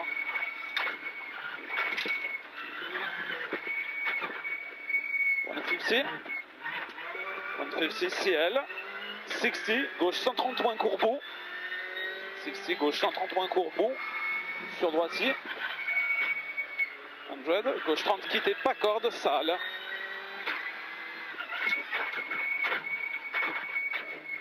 80, gauche 131 bout. 80, gauche 143, ferme 120 moins court et 3. Gauche 143, ferme 120 moins court et 3. 50, droitier pour gaucher. 150, gauche droite 140. On va voir Trevot là. Ouais. Top, les 55. Putain, merde. Ouais. Putain, je l'ai pas vu, lui. Moi non plus.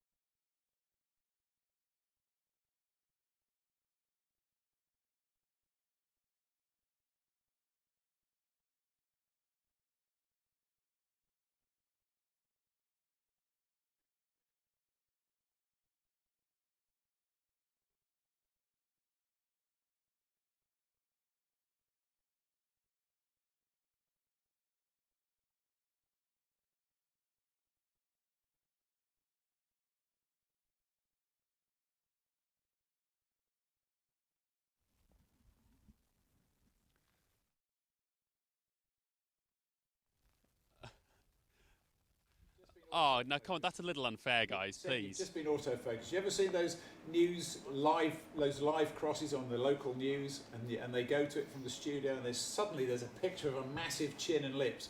You've just had that done to you. Ooh, are we good though, guys? Have you got me now? It was a little bit like that. So, it's raining, as you predicted. Oh. It is.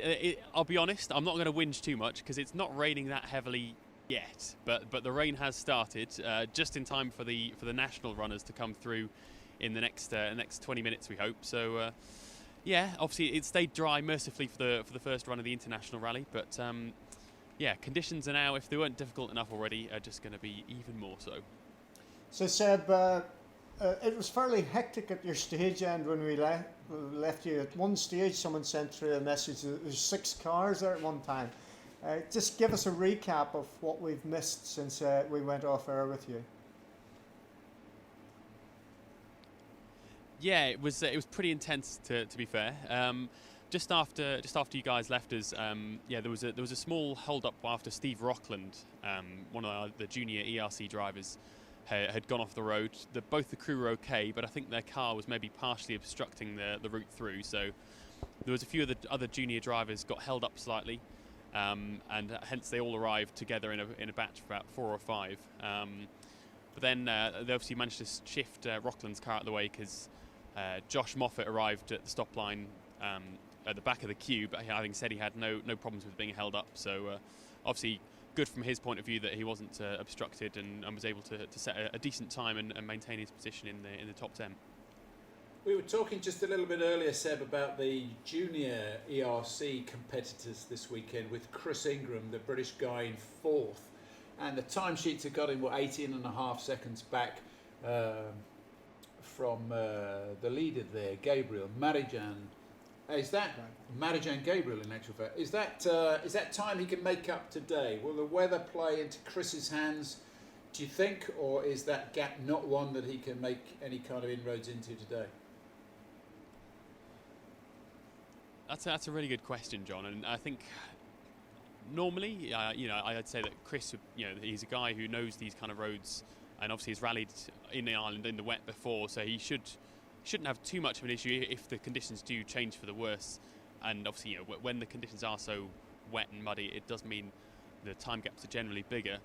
That said, I know, having spoken to him throughout the weekend, that obviously he's very much setting himself certain targets of just learning the car and becoming adapted to the car specifically. So in conditions like that, where he's perhaps not 100% confident with the car, I imagine he'll probably just try and play himself safer and get through, and perhaps leave it until tomorrow to sort of really mount a challenge to hunt down that time.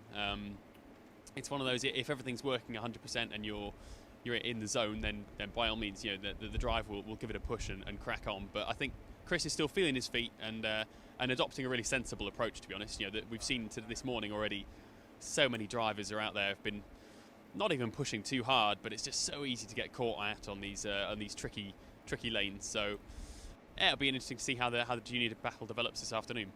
And what bit of the event are you now waiting for there, Seb? And who should we watch out for? And who are the characters and the performers among the crews coming in now? So I'm still in the same position I was this morning at the end of the Glen stage. Just waiting for the national rally to start on the stage and get to my point. The main sort of contenders really, Derek McGarity, I think is probably the number one to look out for in his Fiesta WRC. Having a quick look at the results before, he was leading the event after the first 2 stages. Then there's a lot of Mark II escorts, which obviously are big fan favourite. They're sort of packing out the top 5 really. The likes of Wesley Patterson, Frank Kelly, these are the real big sort of characters of Irish rallying. But also interestingly up there is a slightly different car. Ollie Mellors, the driver from Yorkshire, who's normally competes as part of the British Championship, decided to enter the national rally in his car. As gave him a few benefits, and he's driving a Proton Satria S2000. It's a bright yellow car, you can't miss it, and it sounds fantastic. And he's actually in 3rd place after the first two stages. So he's obviously made a really good start to the event, and obviously he'll be keeping an eye on those around him in the national rally, but also checking out the times of his competitors in the international BRC field as well. Are you one of those guys that started in a Mark II Escort? Seb, did your career start in one of those things, revenue 11,000? It's a big black spot on my career. I've never once sat in a Mark II Escort or a Mark I Escort for that matter, and I'm sure I've just disappointed a phenomenal amount of people there. But yeah, I've yet to sit in a proper rear-wheel drive Mark II Escort. Well, this is it. I kind of learnt my trade in the likes of front-wheel drive cars, which, as good as they are, I still yearn for a proper go in a rear-wheel drive car. Although sometimes when we've had differential problems and you're left with rear-wheel drive only, you get a bit of a taste of it, and that's always quite fun. So yeah, it's something that I'm sure I'll get around to at some point. Now, dare we get Trevor to tell us about his Mark II Escort career? I'm only saying this because I have one notch on my belt in a Mark II Escort, co-driving for Dick Slaughter, James's dad. On the Ked stages, I read one note to him, which I think was, off you go, and that was it, on a potty with some maps around a forest in Kent. But because of my timekeeping, we actually won our class, which I think was something like the old farts class, with all due respect to Dick Slaughter, who I'm sure will be fine with that. And I have a picture of myself and a trophy. So there you go, there's mine. That's proper clubman, one clubman event in one Mark Kudos II. to you there, John. I hope you retired after that with a 100% record, and then you can be satisfied with your rallying career. Why blemish that record? Trevor. My first car, you would never guess, in 1,000 years, the first car I competed on in 20th of February 1979. I was about to say 1920. 1979 is my local motor club, North Armagh Motor Club, and the car in question was a 3-cylinder Wartburg Knight. You don't even know what that is. What? Yeah, well, let's just go to social media corner, Ryan. But what car was he driving, Ryan? Wartburg Knight, Eastern Europe. Think Trevot. A Wartburg Knight. That's a KNIGHT. Really? Very one, yeah. 3-cylinder. Yep. 2-stroke as well. So on the way to the start of the rally, that's impressive, was Trevor. 6 miles away, we pulled in to put petrol in it, and he came out with a bottle of TT, Castrol TT, popped that in as well. And he goes, do you remember Saab 96? Yeah. Yeah. Same noise as well, no engine braking with it. So that was my very first rally, age 14. Wow. This is the same guy who, I'll not name him, who worked in the local abattoir. And instead of the normal fancy overalls that we all used to have, he had the white abattoir overalls that he used to compete in. So anyway, Seb's very creative, I know that. Very creative when it comes to repairing cars, but you'll be impressed with this one. So about 14 miles into the rally, the car started to overheat, so we stopped, got out, realised that it had blown a frost plug out of the side of the engine. So a little metal plug, which meant that the water jacket. So we found a bottle of Coke. Okay, zero car. It's a zero car, is it? We need to get to the end of this story. Yeah, Seb. we've just Hang got on. the. Keep the zero car. So on the back seat, Seb was. But a just bottle look of at this car. The top of the bottle of Coca-Cola. No. I took off, wound some insulating tape around it, popped it back in, filled the engine with Coke, and off we went. Very good. Oh, hang on. What car is this? Oh, this is impressive. What car is this? Let's see Yes, if we can get gentlemen, the look at this. camera Never mind your story, Trevor. around I have the sweeper car Let's here, which is talk obviously to a him. beautiful Talk to him. legacy. Looking in, they've got a scoot on, so unfortunately I haven't got a chance to chat to them. But what an iconic car! Fantastic to see that around the Circuit of Ireland lanes here. Any idea But on going back to your story there, Trevor, heritage, the whose it was or where it went in its pomp? I've not, to be honest. No, I didn't get a chance to have a quick chat with them, and but it did look in very good condition, and obviously in original trim as well. So yeah, it's nice to see that. obviously that was the sweeper car for the International Rally, so we are still waiting on the Zero car to come through. So I'll just check in with my friends here at the time control to see if they've got any update on the running of the National Rally, and see when we expect some cars here at the stop line. While you do that, Seb, I'll just we'll go over the story that Trev was talking about, how he took the plastic top off a Coke bottle, I got that right, put it into the engine, taped it in, and kept the top of the block in. Oh, it just really it stopped the fluid leaking out. We put the Coke back, enough to get us home, so we're only about 10 miles. So the cap keeps the fluid in. That's his best repair. All I've ever done, according to Nick Elsmore, is kick cars to bits. I've never repaired a car in my life, and probably wouldn't know where to start. While you're down at the time control there, Seb, think about your hardest repair on the Hyundai i20. I'm trying to think. I think it would be with Molly Taylor in one of either her recce cars or with a rally car. Hang on a second. Now, recce car. Where are we thinking? We're thinking Corsica last year. No, I was thinking about when Molly was rallying herself, and some of her recce cars were a little bit, how do they say, creative, the repairs that went into them to keep them going. I'm sure Seb can enlighten us in some of his masterpieces, which is effectively what they were. Seb Marshall, my proudest moment repairing a car. Off you go.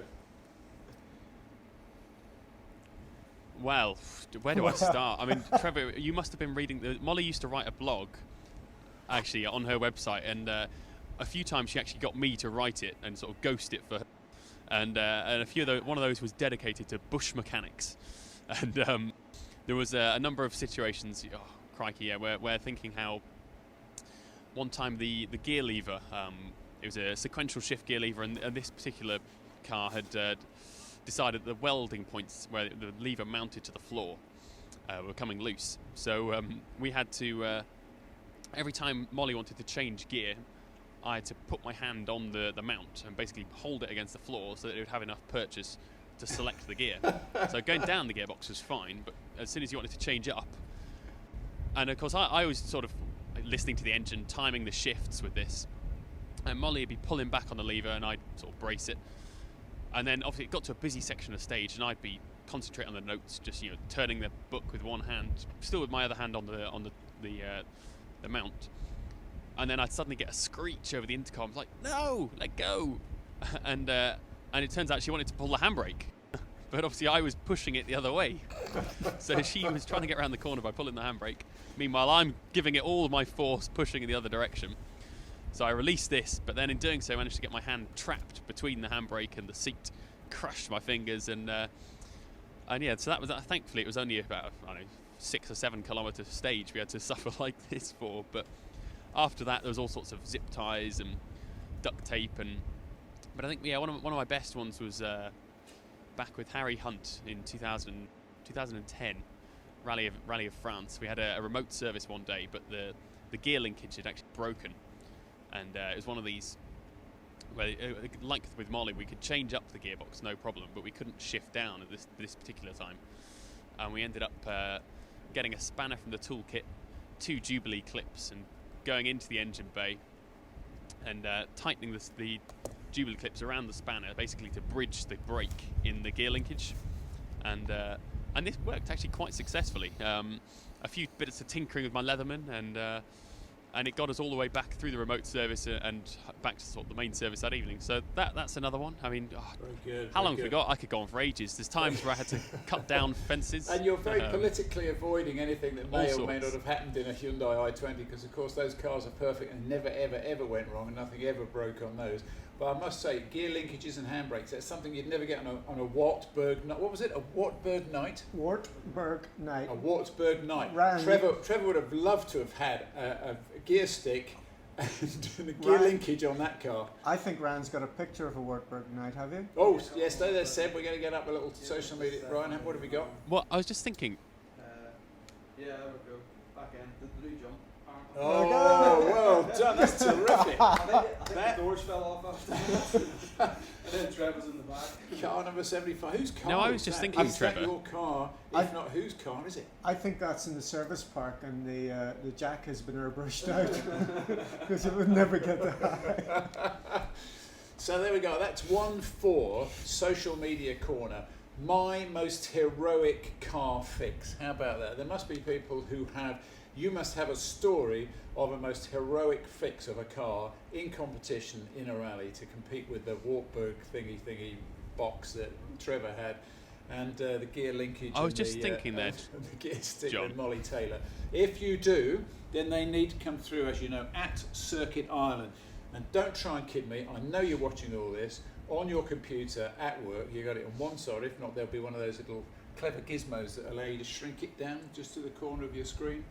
So Ryan is here in Social Media Corner, and he's waiting with bated breath and hot fingers for your tweet of my heroic car fix. And remember, where you are in the world, we want to see pictures of where you're watching us. So it could be in New York. There's lots of expats who grew up like me. We don't want in the kitchen. We don't want in the kitchen or in the garden. No, we need locations and places. Now I'm hearing we've got a car coming into where Zero Seb car? is. Oh, that's very good. What class is he competing in there? No idea who Seb? that is. Is he one of the national cars, or is that your taxi to Bushmills? I hope, but it'd be nice if they could bring some hot tea or coffee up here, wouldn't it? But no, I don't think he's quite delivering that for us. But I'm sure our timekeeper friend will see him straight. Just when you were mentioning there a Wartburg. Yeah. Now, am I right in thinking that's similar to a Trabant, isn't it? Now, the only time I ever remember seeing one of those is watching videos of the Achtung Baby tour by U2. No, do you remember that back in the early 90s? Was it Zoo TV? The Zoo TV tour, I think. They decided to build a huge amount of their stage set from Trabants. So maybe your fabled debut in one of these cars actually ended up as a piece of scrap on U2's stage. Well, it's funny you should say that, because the only two facts I think I know about that car is, one, it was a gravity-fed petrol engine, maybe, and two, it was biodegradable. You could bury it and it would just disappear. It would just rust away. It was a Trabant. Very similar looking. So you can see how you get confused, but if you know your Wartburg nights, you'll know that it's definitely not. I'm sorry. It's a night tug. Oh, I didn't read that page in the A to Z. I stand corrected. German cars. What's happening on the social media, Rand? We're just waiting really for the cars to get into SS4. I saw a tweet there that maybe the second stage was cancelled for the national cars, so this will be their first run again after stage 1. So maybe get a reaction from Seb at the end of the stage for that. Be interesting to see why that might have been, or maybe Seb, you can find out from the communication car what was the situation there. But my calculations, we are running a little bit late with the national rally, so that could explain the reason for that. Where the main cars are, the international rally, we're still waiting. They're in service at the minute up in Ballymoney at the Joey Dunlop Centre, another famous Northern Ireland or Irish rider. So that's where the service is. They'll go in there and we'll get the cars refitted. Anybody new to rallying, the mechanics will have 20 minutes, the technicians, to work on those cars. Is a remote service, not just a tyre fitting zone, which means that they can actually use parts that aren't on the car, so they can bring parts in there. Limited to the size of service van, we can get in there to a transit type vehicle, a little bit bigger than that. Limit to the number of people that can work on the car? Yeah, 6 people can work on the car. If you've got more than one car, in other words a 2-car team, you can actually move them about, so you can service one car and the same guys can move it. Designated by armbands, that type of thing. So the refitting will go on. If you think of people like Tom Cave or Robert Woodside who aren't so sure, they might maybe use that opportunity to change the dynamics of the car and try and get the car a little bit more progressive. So that's going on up there. They're due into the service at just now, so they're actually in service, and then they'll be heading out. They've about 38 kilometres to go to before the next stage, which is Knockboy, the second time through there. At 3:05 is the first car going in. And for those people just logging on, I suppose it is. It's not tuning in, is it? We have lost 2 of the top 5 runners, Keith Cronin no longer with us because of a very early off in the first stage. Elvin Evans no longer with us because of an overheating engine in his Fiesta after stage 3, which makes this enormous Circuit of Ireland 2016 a big opportunity for a couple of guys, well, for many guys in many championships, because we've got the ERC running here. Clue is in the board. We've got the British Rally Championship as well. We have the we've got the Irish Tarmac Championship and the National Championship running as well.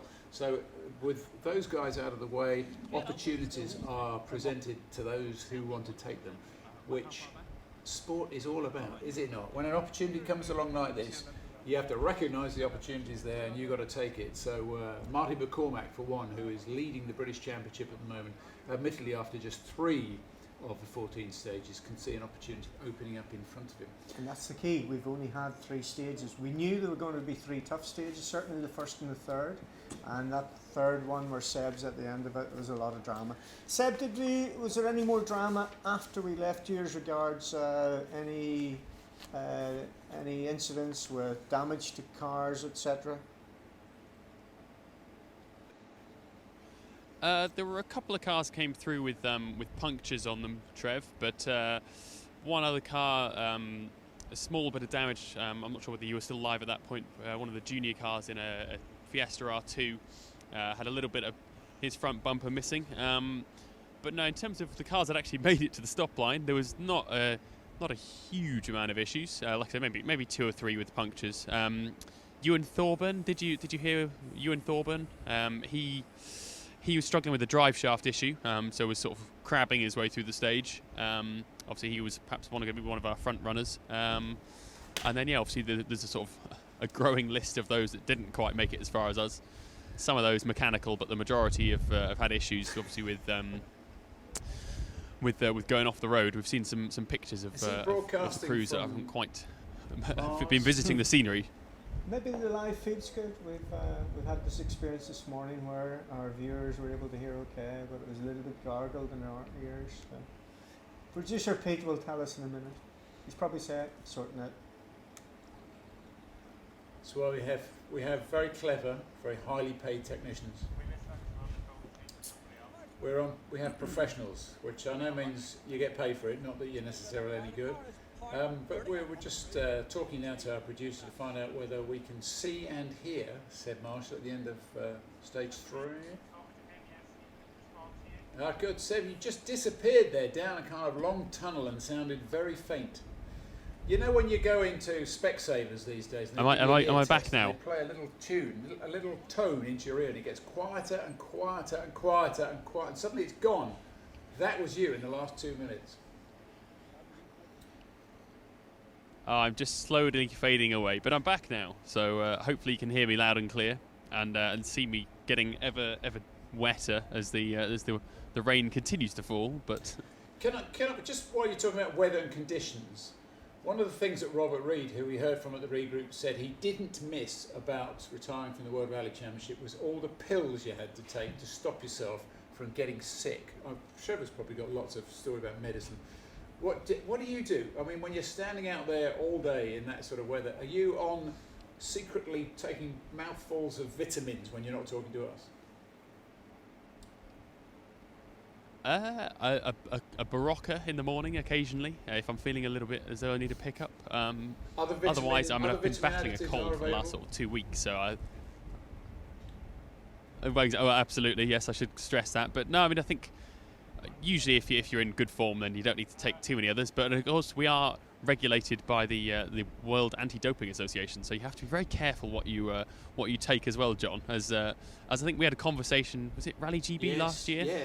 Where I was did we not talk about again, I was struggling with a cold, and you were. We did, yes, and everyone, all was going to be one thinking, huh? What on earth are you on about? But there's certain even over-the-counter medicines that are have performance-enhancing elements to them. So you have to be quite careful about what we're taking. But yeah, just the usual sort of vitamins if we're struggling, but nothing too exotic, shall we say? No. No, I've had lots of conversations about health or lack of it in Argentina and Mexico regarding food consumption and, how can I put this, the reaction of the stomach towards that food in far off climes, and what you do should your food strategy go wrong, Seb, if you know what I mean. You know where I'm going here. And Willie's got some... No, he's got touch wood, I'm yet to front. experience that. It's never the best thing when your food strategy goes wrong when you're in a rally car at the top of a moor in Northampton. A little deposit. It's he wanted to, Willie Verhoeven who works for the VW team now. He used to work for just about everybody. A very famous Belgian who looks after drivers with VW. Well, he wanted to tell me the story about the Safari rally in the 80s and the plastic sheet covering, but I stopped him before he got that far. So we'll go back to vitamin, shall we?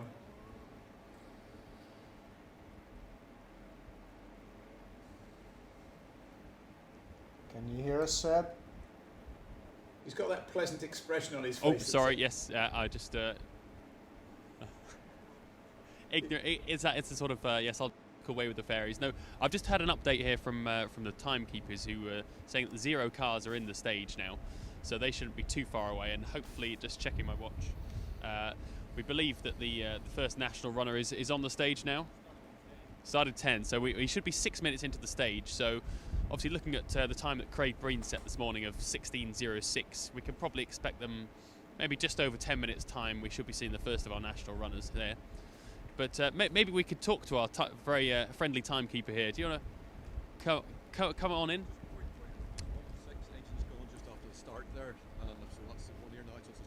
106. That was it. So did you get that, guys? 106 has had an engine problem just off the start line. But obviously we're stood up here in glorious Northern Ireland this morning. Yes. It's inclement weather now, but it was nice this morning. But obviously it's great still to be out here, see you guys sort of supporting. Do you want to tell us a little bit of what your role involves and you know where you've come from today? Well, I've come from down the south of the province, probably about 60 miles away. Our role is really the timekeeping of the stage here, in which we take the finish times and work it out for the competitors, and then they move on from here again. And also car accountability. You may have noticed there that I was checking the last car numbers, so that if we have a car missing, then we can make inquiries to ascertain what's happened to it. And obviously, if the stage is clear and everybody's safe, that's the main thing: to ensure that the stage is clear and everybody's safe. Of course, yeah, and obviously stages like this, you know, we've seen quite a bit of drama unfold for the international runners. Now, we spoke quite a bit before, as we do that, as we said that the one of the 0 cars comes into shot, the 00. That's right. I'll have to leave you that. No, that's fine. Obviously, the man's got a job to do, so we shall let him crack on with that. Obviously, speak to the officials there. Just obviously now just be checking that the stage is safe to run, that it's got the okay from these guys here, so that they're aware of any hazards, and they all seem happy. Get the thumbs up there. So the 00 will move on to the next stage, but they're happy that this is satisfactory to run. And it'd be nice if I could just grab another word, actually, if once he's just have another quick word. So we spoke before the start of the internationals. Obviously, this particular piece of road where we are now, the Glendon and the Tor Head stage, it's iconic in Irish rallying. Yeah, obviously you've been here many times, but this is the first time it's been joined together, you said. It's fantastic to see it joined together. Normally it's run as 2 separate stages, Glendon and Tor Head. I personally think it runs better the other direction, but it's great to see it can use such a length of a stage. And you heard yourself the comments that some of the international drivers were making coming out there. They really thought it was fantastic. Just a pity about the weather, and my thoughts here now is that the national boys are what tyres they're going to be on for this, because the internationals were fortunate enough to get it in the dry. But I'm just wondering what the nationals will be out on. Could make a big difference to some of the times. Exactly, it's a massive point that obviously they started the rally this morning down in dry conditions. Seen the first couple of stages in the dry, and now it's far from that. So it's going to be a massive challenge. But and obviously you're helping out today. Will you be out on the stages, similar role tomorrow, or are you just fancying a bit of spectating, or what's your plan for the weekend? No, I think once you're involved in rallying, there's no such thing as getting off to spectate. We'll be doing exactly the same thing tomorrow down in the stage down in County Down, and of course they've got Hamilton's Folly to come tomorrow, so the survivors of another major stage too will come whenever they go down there. Fantastic. Yeah, we are really spoilt for choice around here, aren't we, with this road? I mean, I remember competing on this event a couple of years ago with my driver at the time, and he got to the end of Hamilton's Folly, and I watched the in-car back the other day, and he said, no doubt about it, the best stage of my life. And this is the kind of reaction that obviously the Irish drivers, they get to compete on these roads weekend in, weekend out. But this is what's really exciting for the likes of these drivers coming for the European Championship event. They come over here and they're just blown away by what they see in front of them. Yes, and the national drivers, you'll probably hear them complaining a bit now because the international guys tend to cut more and pull more muck and grass out onto the stage. So you'll probably find some of these guys, whenever they're talking to you, say, oh, there's a lot of muck and there's a lot of grass. The Irish boys tend to steer clear of that. They're trying to keep the roads cleaner. So it'll be interesting to hear what they say. Yeah, I suppose they perhaps know what's best for them, don't they? But I guess the international boys perhaps are used to cutting everywhere and ruining the road for those behind them. But yeah, that's basically it. That's what tends to happen whenever the internationals come over here. But I think that rains on for the day, so at least the tyre will be easier for the rest of the day. Put it that way.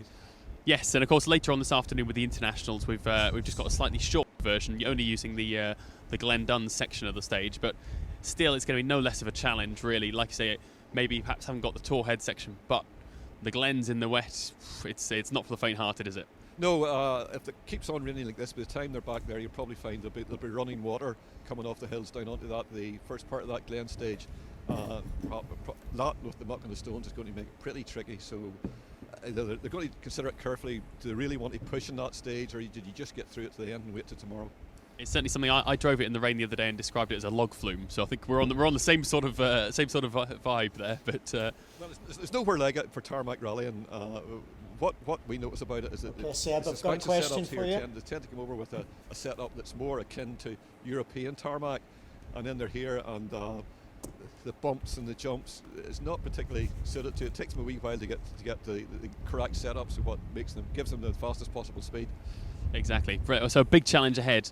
Sorry, you said you had a question for there, Trevor. Yeah, a couple of things just to clear up. You mentioned earlier the marshal, I think, said to you there was an issue with car 6, which is Camillus Bradley and Crawford Henderson, the Mark II Escort. Camillus, very local to where you are as well. He'll be gutted that he's had a problem where he didn't get through there. I think you said it was an engine issue. Secondly, a question for you. Yes. Is the first stage of the rally, I don't know if you've looked at the times and compared Elvin Evans' time to Derek McGarry's over Cairn Castle. So 21 kilometres, Derek in the World Rally car, Elvin in the R5 car. What do you think the gap was?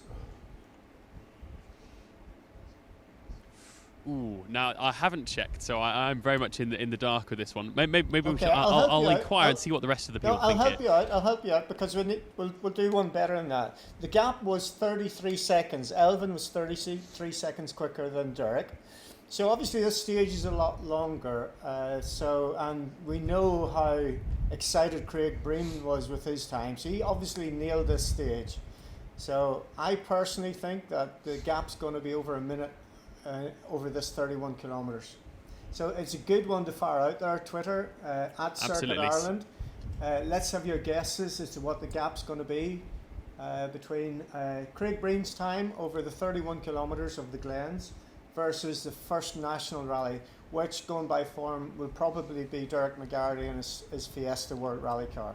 And Seb, let me remind everybody, and you may wish to remind the marshal you're talking to there. You must get his name and tell him that all the marshals on the circuit, and I have to thank Rally News for this, are going to be entered into a draw to win a trip to the Sol Rally Barbados. I shall pass this on. So were you aware, as one of the marshals on the circuit, that you'll be entered into a draw to win a trip to the Sol Rally Barbados? Yes, we are aware of that there. So you're hoping you've got the lucky ticket?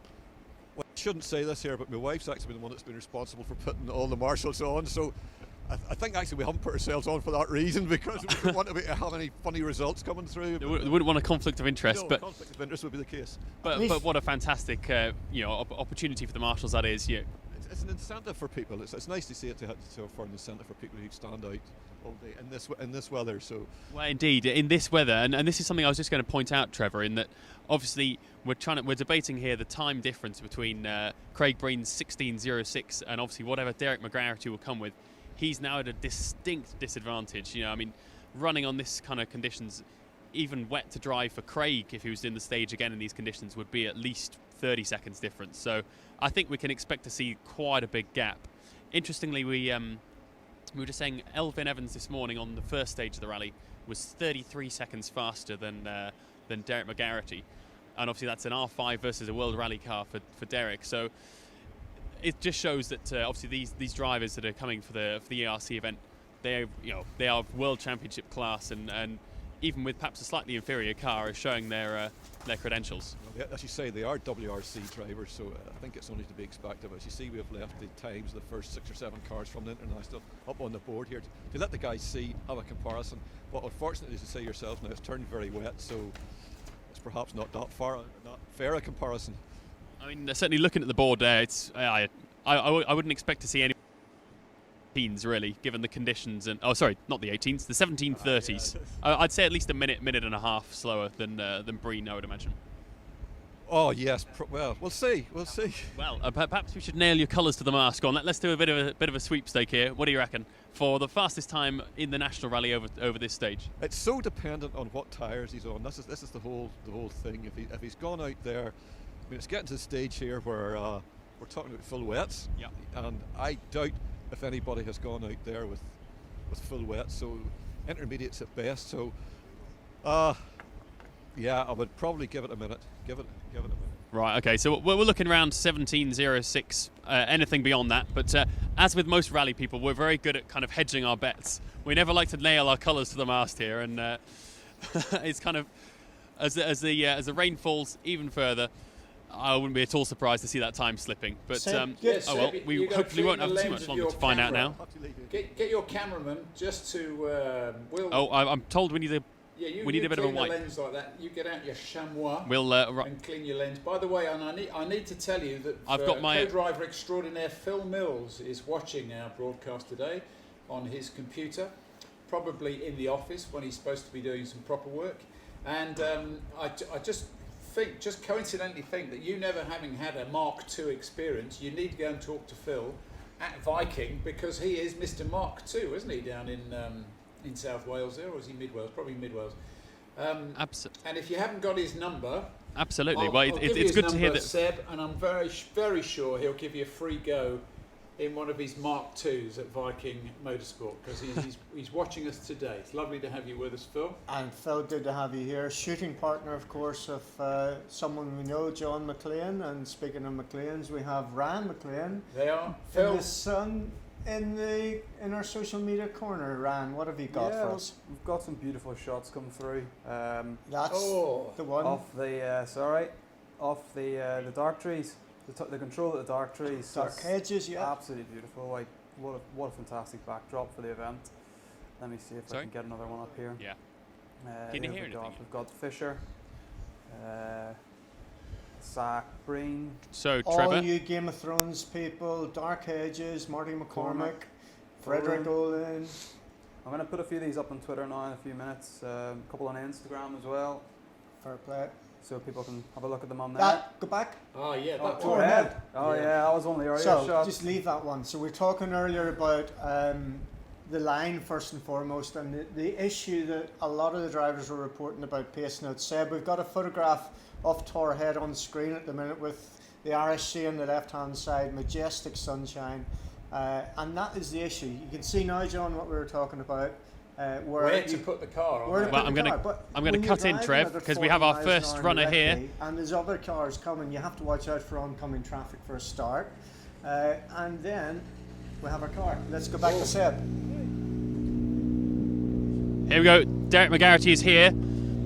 He is running on slick tyres. Derek, obviously, it's a hard enough stage in the dry. Now they've joined it together. It's a full length in the rain. It must be an incredible challenge. How was that for you? It was terrible. We had a misfire from the first junction, so the car's on 3 cylinders the whole stage. And obviously I can see your windscreen's beginning to fog up there. Was that another issue? Or? Yeah. For the last couple of miles, yes, but halfway through the stage, no. Last couple of miles, yes, but car's a severe misfire under load. I don't know what's wrong with it, so we'll have lost a lot of time. Oh well, all the best. So you can see there, struggling with a misfire, McGarity, and also a fogging windscreen. Obviously an incredible challenge. And look at that, the time is, wow, it's 18 minutes 38.4, so It's nearly 2.5 minutes slower than Craig Breen, but our second car is already here. So a fantastic Mark II Escort. Let's see how he's got on. Obviously right-hand drive, Fox me this time. Wesley, it's an incredible stage in the dry, but in the wet, how was that for you? It was very slippy, so it was, but we sort of had the right tyres on for it, so it was as best as we could have done. And Seb, obviously they've joined it together for the first time this time using Glendon and Torhead. But so just looking for your time on the board there, just to see what. And there we go. So not too far behind. You pleased with the time? Tell him I said the keeper. What's a good time and what's a bad time? You need to get the rest of the boys in. So, that's okay. We'll let him get on.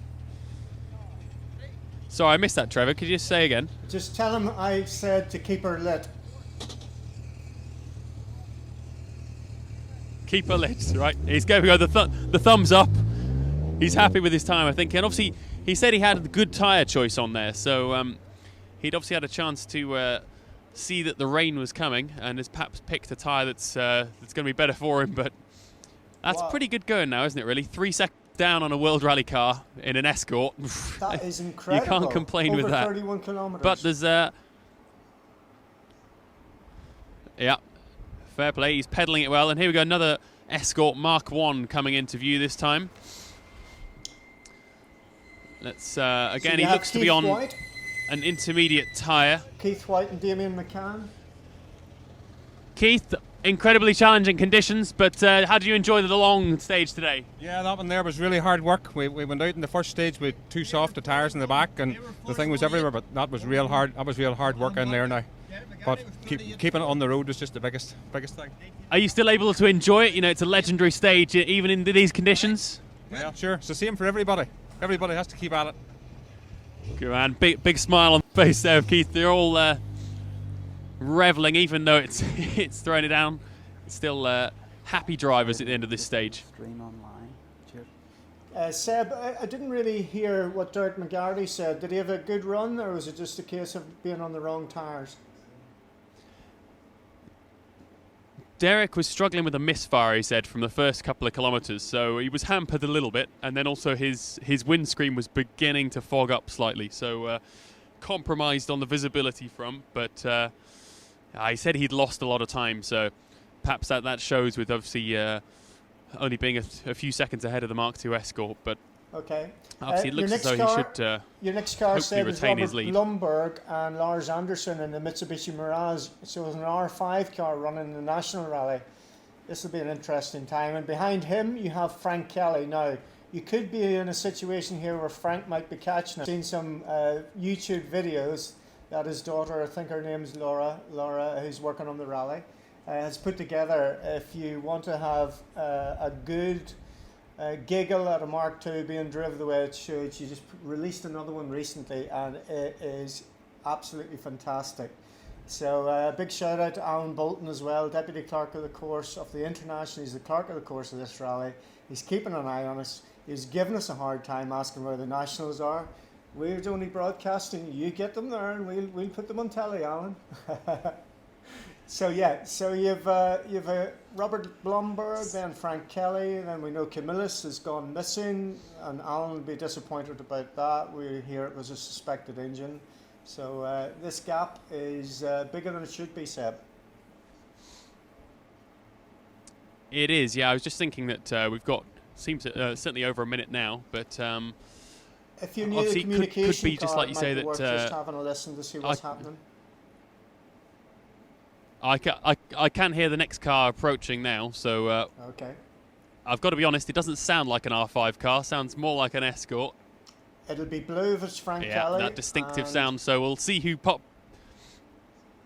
Let's see if it's a blue Mark II with a big Let's just smile see who pops behind over the helmet, crest. and you'll know it's definitely him. And No, it's red. We have a red. I think that's Camillus Bradley. No. I thought it was 106. Hang on. That's a bit of a surprise. It's Camillus Bradley. So where's Frank Kelly first and foremost? After you've asked how Camillus's drive has been. Let's see what he's got to say. Good morning there. You've got a smile on your face. How was that stage for you? We were caught, we were slicks all around there, and it's just unbelievable. Unbelievable. There's times you think you were nearly stopped. Geez, there must be, I don't know, many cars, must be 20 cars off in there. Unbelievable. So hard work. Sometimes you get going okay, and then the next thing you just had a slippy or unbelievable. On the right tyres, it would be dead on probably, but okay. Well done. So he was saying there, obviously, was on the wrong tyres, cars off everywhere. So just try and grab a word with our next driver, Declan McNaughton. He's just taking his helmet off now. Declan McNaughton. Yep. Yeah. Declan, must have been a big challenge. You're sweating in there. Well, that is the toughest stages I've ever done. 1 minute there's good grip, the next minute it's like pure ice. But I don't know, I just tried to drive through it, just as tried to think not too much about the time, and just about getting through. So I don't know what my time's like, you know. But otherwise, a beautiful stage in the dry, or even at the night. But it's too scary, and what they got there, too scary. Did you see anything of Frank Kelly in there? Yeah, Frank Kelly just seemed pulled up. I didn't see anything wrong with, other than maybe the car must have stopped or something, you know. So, but other than that, it was brilliant stage. Down Glendon was brilliant, but there's muck all over the road. It's just real hairy. Great run, well done. And we've lost Seb, as you. So, you know, right, what so we're doing here. let's cross over to Ryan. This is pioneering TV. Yeah, Ryan has got some news on Frank Kelly. Yeah, we're just seeing a tweet out from Frank Kelly Motorsports saying they've got an engine problem for the start of 3, so that looks like his rally's over, and that's probably Wesley Patterson moving into the lead of the modified runners. So, I don't know, still plenty more Mark II Escorts, but a shame to lose Frank because he's quite a big name in that category. A real shame, yeah. What else is going on? Let's see where we are with the results here. We'll just have a look at some times. We've only got the two in. McGarty was 18:38.4, and only 3.4 seconds behind was Wesley Patterson in a two-wheel drive Escort over 31 kilometres of the Glen. That's pretty good going. You'll excuse me just for 30 seconds. I have to send a text to Phil Mills in Wales, King of Viking Motorsport. He's just sending me. I just need to reply to this if you'd like to talk among yourselves. We could just tell him the message. While I send it back. It's a one-word answer. It's a one-word answer, Phil. There you go, and that's on its way towards you now. And I hope you enjoy that one-word answer. Let me just elaborate on that a little bit. Okay. Yeah. Meanwhile, back at the rally, we're just trying to update our results here to see if we can get any more times. Nope. Can I, as a man who has had a Mark II experience and a World Rally experience, that particular stage that they've come through, that they're saying those pretty extreme things about, be it that they've enjoyed it or not, which would you prefer to do it in a Mark II Escort, or would you have a World Rally Championship car? Which would be your choice if you could? For fun, for smiles, it's always going to be a Mark II Escort. And which is the easier? World Rally, four-wheel drive car, a lot easier than Mark II. Right. So the profile of the road, the camber of the road, once you get into a World Rally Championship car, a WRC car tames that road. Yeah, it's just easier. The balance of the car, the progressiveness of it, it's going to be easier. But you know, the skill that these guys have is incredible. They can set these machines out. Of course, we say it's a Mark II Escort. Some of these cars are £100,000 plus, and modern components in them, and they're quite. So they're not the way they were when they came out of the factory line and first competed. They're quite glue-like. So we're going to go back to. Oh, so got some more times through here. I'll just refresh those. So after stage 3, I'll go through the times. So you have McGarty was 18:38.4. Wesley Patterson so 3 seconds behind. Then Keith White 33 seconds behind the leader. Camillus Bradley was 4th on the stage. at 43.2. Declan Naughton, his time's silly. So he was through it in an hour. It's just What? silly. He didn't do it in silly good or silly bad? No, 59 minutes and 59 seconds. That's what Okay. they call a little glitch. I think the Okay. water that we saw is gradually getting into the equipment there. So that's why that one's silly. Okay. Let's go over Yes, all there. thank you, Phil Mills, for that. I entirely agree with you. You realise everybody else around the world that I'm having this private conversation with Phil. Thank you for the point you've made there, caller. And yes, you're absolutely right. There you are. Trevor's thinking, what is he talking to him about? It has to remain private and a secret.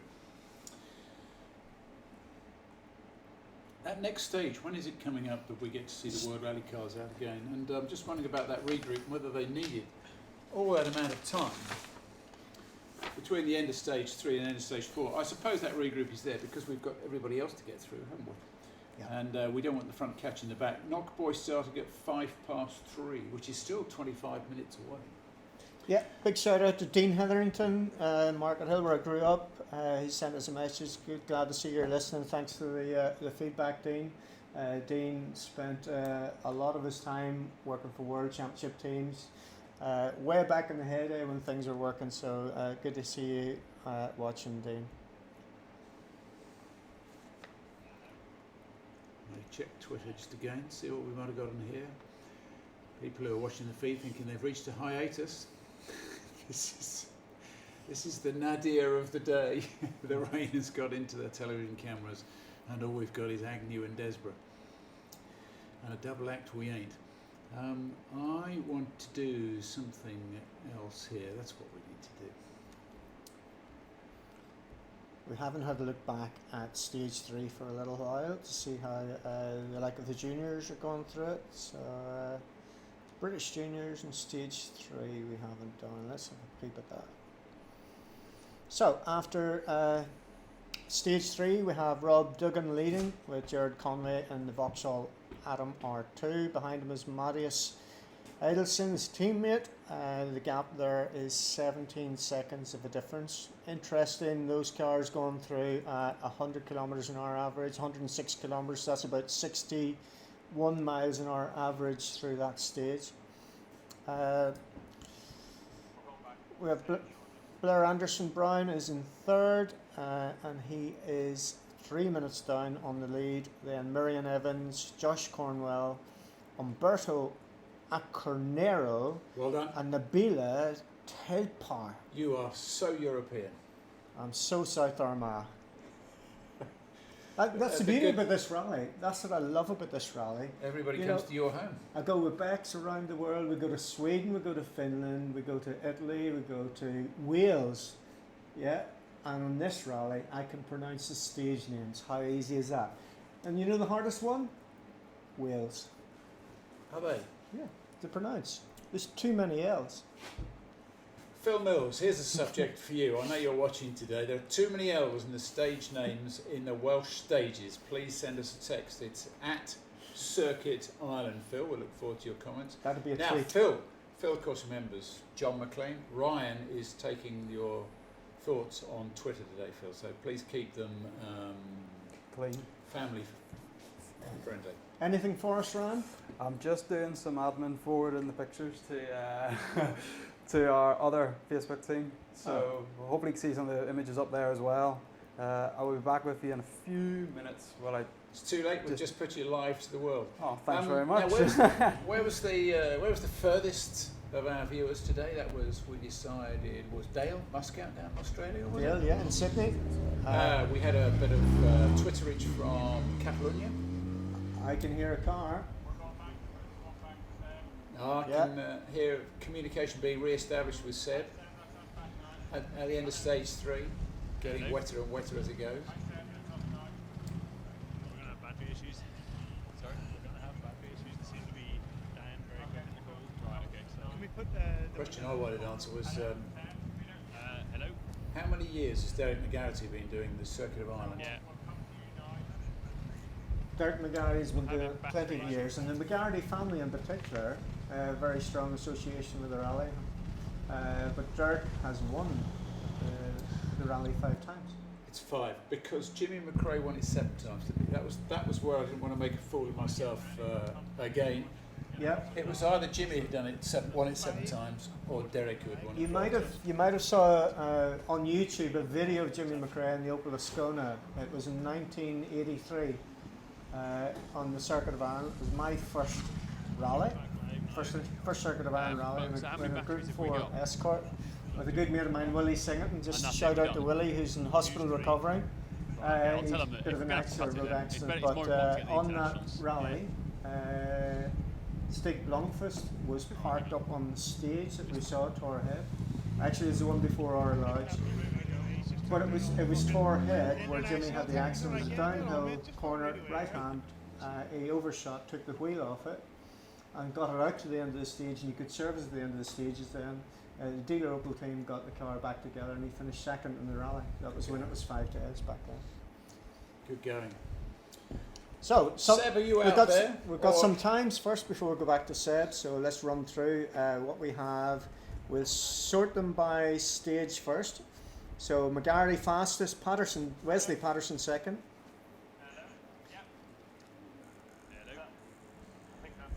Yes. Okay, we have Seb. Let's get back to see some rally cars then. Seb? That's a fantastic shot. Yay! Seb has hidden off. Are you in the ditch again? Seb, your part of Northern Ireland has just fallen Hey. over. Ah, there you are. Hello. I'm dizzy. That's now. better. I'm dizzy. All right, okay. Sorry, guys. We're experiencing some battery issues. So we're running low on batteries because this cold weather is eating them at a fast rate. So we might have to just only do a couple of cars here and then scoot off to try and warm them up before our repeat stage this afternoon. But we will do as much as we can before we have to go. But just to give you an update there. Whilst you were away, we had a few more escorts coming through. Also, Ollie Mellors in the Proton Satria. And speaking to him, he was on completely the wrong tyres, on slicks. And I think he had a small spin. But he said he's got a bigger problem as well in that the little lever which he uses to engage reverse gear has broken. So he was having to effect a sort of multi-point turn. He didn't quite say how many times he had to spin it round, but with no reverse gear, it's a big challenge for him there. And I can just see our next car coming in now. The Evo 9, number 117. Let's see if we can grab a word.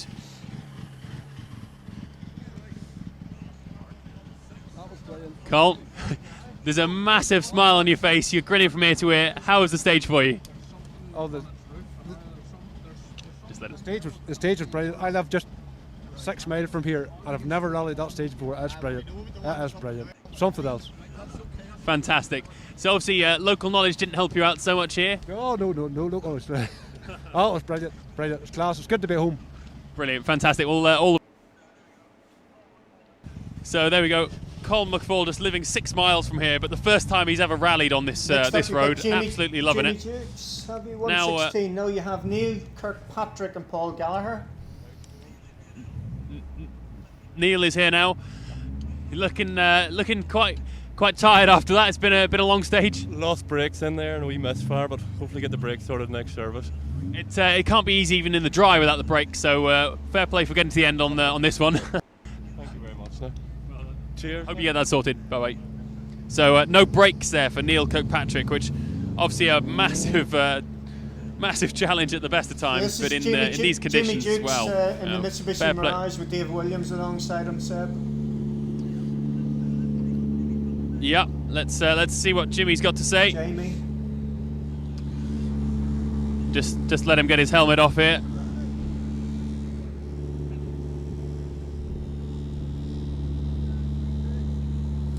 It's a very cosy little cockpit here, and also incredibly noisy. One of the noisiest R5s I've come across. Jimmy, it's the first time rallying this car on tarmac. How did you find it in that stage? Fantastic stage. It's very, very busy, and it'll take a little while to dial into just how quick it all happens, you know. But yeah, I thoroughly enjoyed it. Fantastic, good to hear. We'll let you get on and demist your windscreen. Thank you. So they're coming in thick and fast now. We've got the Scottish driver, Donny MacDonald. Let's open the door and see if we can grab a word with Donny. Donny, you look as though you've been working hard in there, but I think you might have enjoyed it. That was mega, mate, honestly. Like everyone else, I'm sure their tyres went off, their brakes didn't work and everything, but it was fantastic, honestly. What a mega stage, like, honestly, unbelievable. Well, all the best for this afternoon. So there we go. As Donny's put it right there, really. All the drivers are saying wrong tyres, brakes are struggling, everyone's having their issues, but they're all still coming here, absolutely loving it. And what can you say? You know, it's an iconic piece of road, and yeah, can you hear that, guys? My ears. Actually, while you take a rest, I must just say thank you to Simpson Skoda for a wonderful picture they've sent me from the hospitality of the King's Hall, and they would like to say to you, Seb, and you, Trevor, great job, guys, at Circuit Island. So thank you for your picture, Simpson Skoda. And also, I've had a text from my old mate David Williams. He was the man who gave us Richard Burns. You remember him from the Hi, David. Craven Car Club. Oh, no, hang on. Let's just deal with this one first. Yeah. Let's just speak to Ross. Coming to the end of that stage, your windscreen's fogged up, but visibility all right in there, or were you struggling a lot with it? No, the visibility was good. It was more struggling for grip on the road. It was very deceiving in places. We came across the hairpins with a lot of standing water on it, and we were all locked up sideways, but luckily we got round. But there was a few sore cars in there. Lucky to be here. Well done for making it through.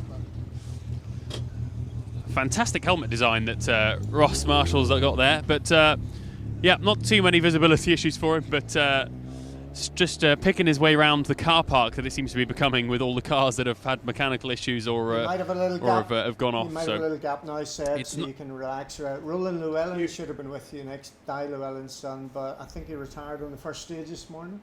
I saw a photograph of the car parked up beside, which I think his co-driver Jack Morton posted. So no Roland Llewellyn. I'll just flash through a couple of stage times here. So fastest Derek McGarty, second fastest Wesley Patterson, third Declan Naughton. Clive Kilpatrick is up set a fourth fastest time. Clive Kilpatrick from my hometown, County Armagh, Market Hill, or just outside. Simon Woodside, again Robert Woodside's cousin, is he was fifth fastest in the stage, followed by Rodney White, Keith White, Camillus Bradley. So overall, in the national rally, we have refreshes McGarty, followed by Patterson, Declan McNaughton, Keith White, Rodney White, Clive Kilpatrick, sixth. John. I might just go back to. Oh, we got another car. No time for filler, David. Christian Cochran. No, it's thick and fast now. Christian. How's it going? Good, thank you. How's more to the point? How was it for you in that stage? Long one. Very slippy. So it was definitely. We weren't planning, and here there's some cars lying in there. So there is. Good stage, but in that weather they're very, very slippy. Would you say that's one of the hardest stages you've ever done? Yeah, definitely. I would say the hardest. There we go. But did you enjoy it? Oh yeah. That's good to hear. Well, so there we go. The hardest stages that Christian Cochran's done, but he's still enjoying it. And wow, here we go. Here's the next car. Here's here already. Another Talbot. Lovely. Haven't seen one of these before. Good afternoon. So another grin from ear to ear. Every driver's loving it. It sounds like you're. Damage to the back, is there? Let's have a look. No, all looks good. Got away with it. You got away with it, but very tricky. Yeah, enjoying it though. Very much so. Fantastic. Well, we'll let you crack on and check out if there's any more damage for you. But well done. Let's just see if there's anything. No, all looks to be nice and straight. He's lived to fight another day. I was just, Seb, going to continue to read you my text from David Williams. You remember I was telling you about David, who belongs to the Craven Car Club. I think he's a member of the Southern Car Club. He was the man that gave us Richard Burns all those years ago. He says, "Dear John, while you are desperately trying to fill in, this is not filler, David." Do we look desperate? Do we look desperate? Do we sound as if we're filling in? For goodness sake. Could you demonstrate some origami talking about Trevant, for your maybe. fans with spare paper on your desk? Okay. David, not this, because that's the order of play today. Not with this, because this is the comprehensive notes that Trevor and I work off while we're here. Not with this, because this is vital. That's a message to you, David. Smile. So the answer is no, but thank you. Seb, go for it. Yes, Trevor. Let's just see what... Niall, you've come in here on slick tyres, though. That can't have been easy down that stage. Terrible, absolutely terrible. Never drove a stage like that in my life. Just couldn't hold it. No matter where you went, there's mud land, there's cars land, everywhere. Couldn't get into it at all. Oh, you've made it to the end, though, so that's the only thing. Well done. There's actually a couple of cars queued up here now, but I'll let them move forward. Don't want to move up the stop line too much. So we've got car 125, closely followed in behind by 175, I think that is. He's I think he's in a bit of a hurry. We'll let him get on and speak to 175. That's Paddy McToll and Connor O'Lone.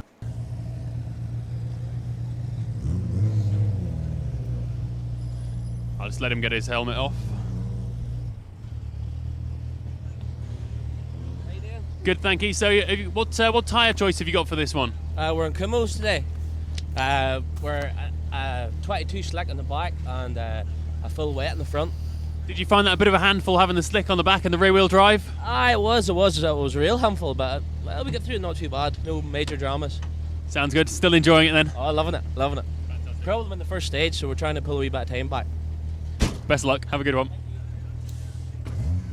So there we go. That's an interesting balance he's got there of having the slick tyre on the rear in an Escort, obviously where all the power's been directed, and then the wet tyre on the front. So he'll obviously get good turn in, but perhaps it might be even more tail happy than an Escort normally is. So I'm sure he's having a great time in that car. Tail happy. Seb, I have a message from Gethin Jones. Hello, Gethin. How are you in Wales?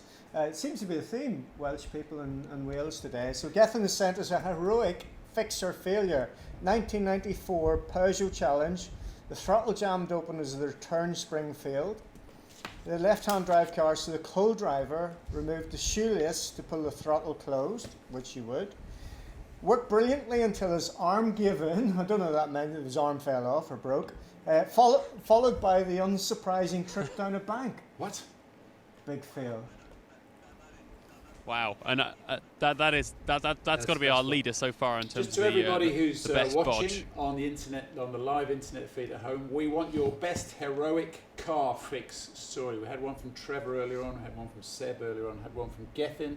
What is your story of the most heroic fix of a car in a competitive environment, you know, in a rally somewhere like that? We were doing this speed, we were leading by that much, and then that broke. That's what we need to know.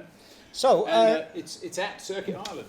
So schedule-wise, guys, we're looking at going over to Lisa very soon. We're just having a word with her to see where she is and whether she's set up for special stage 4 Knockboy, which goes live at 3:05. So we'll let you go in a few minutes, Seb. So just hang in there. There's a bit of a gap, which means that there is a bit of a gap, but also you notice some of these older cars. Obviously, we've got a lot of Escorts in the National Rally.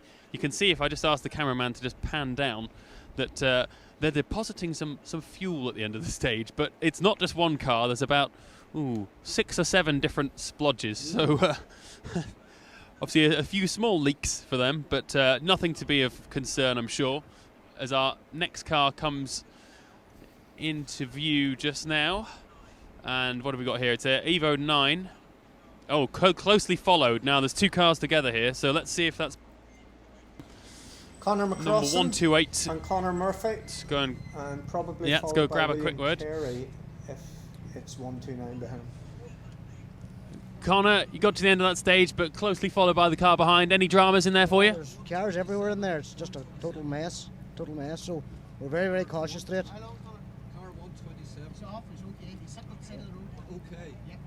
Okay. So yeah, very, very, very sloppy, very dangerous. Great. Thank you very much for that.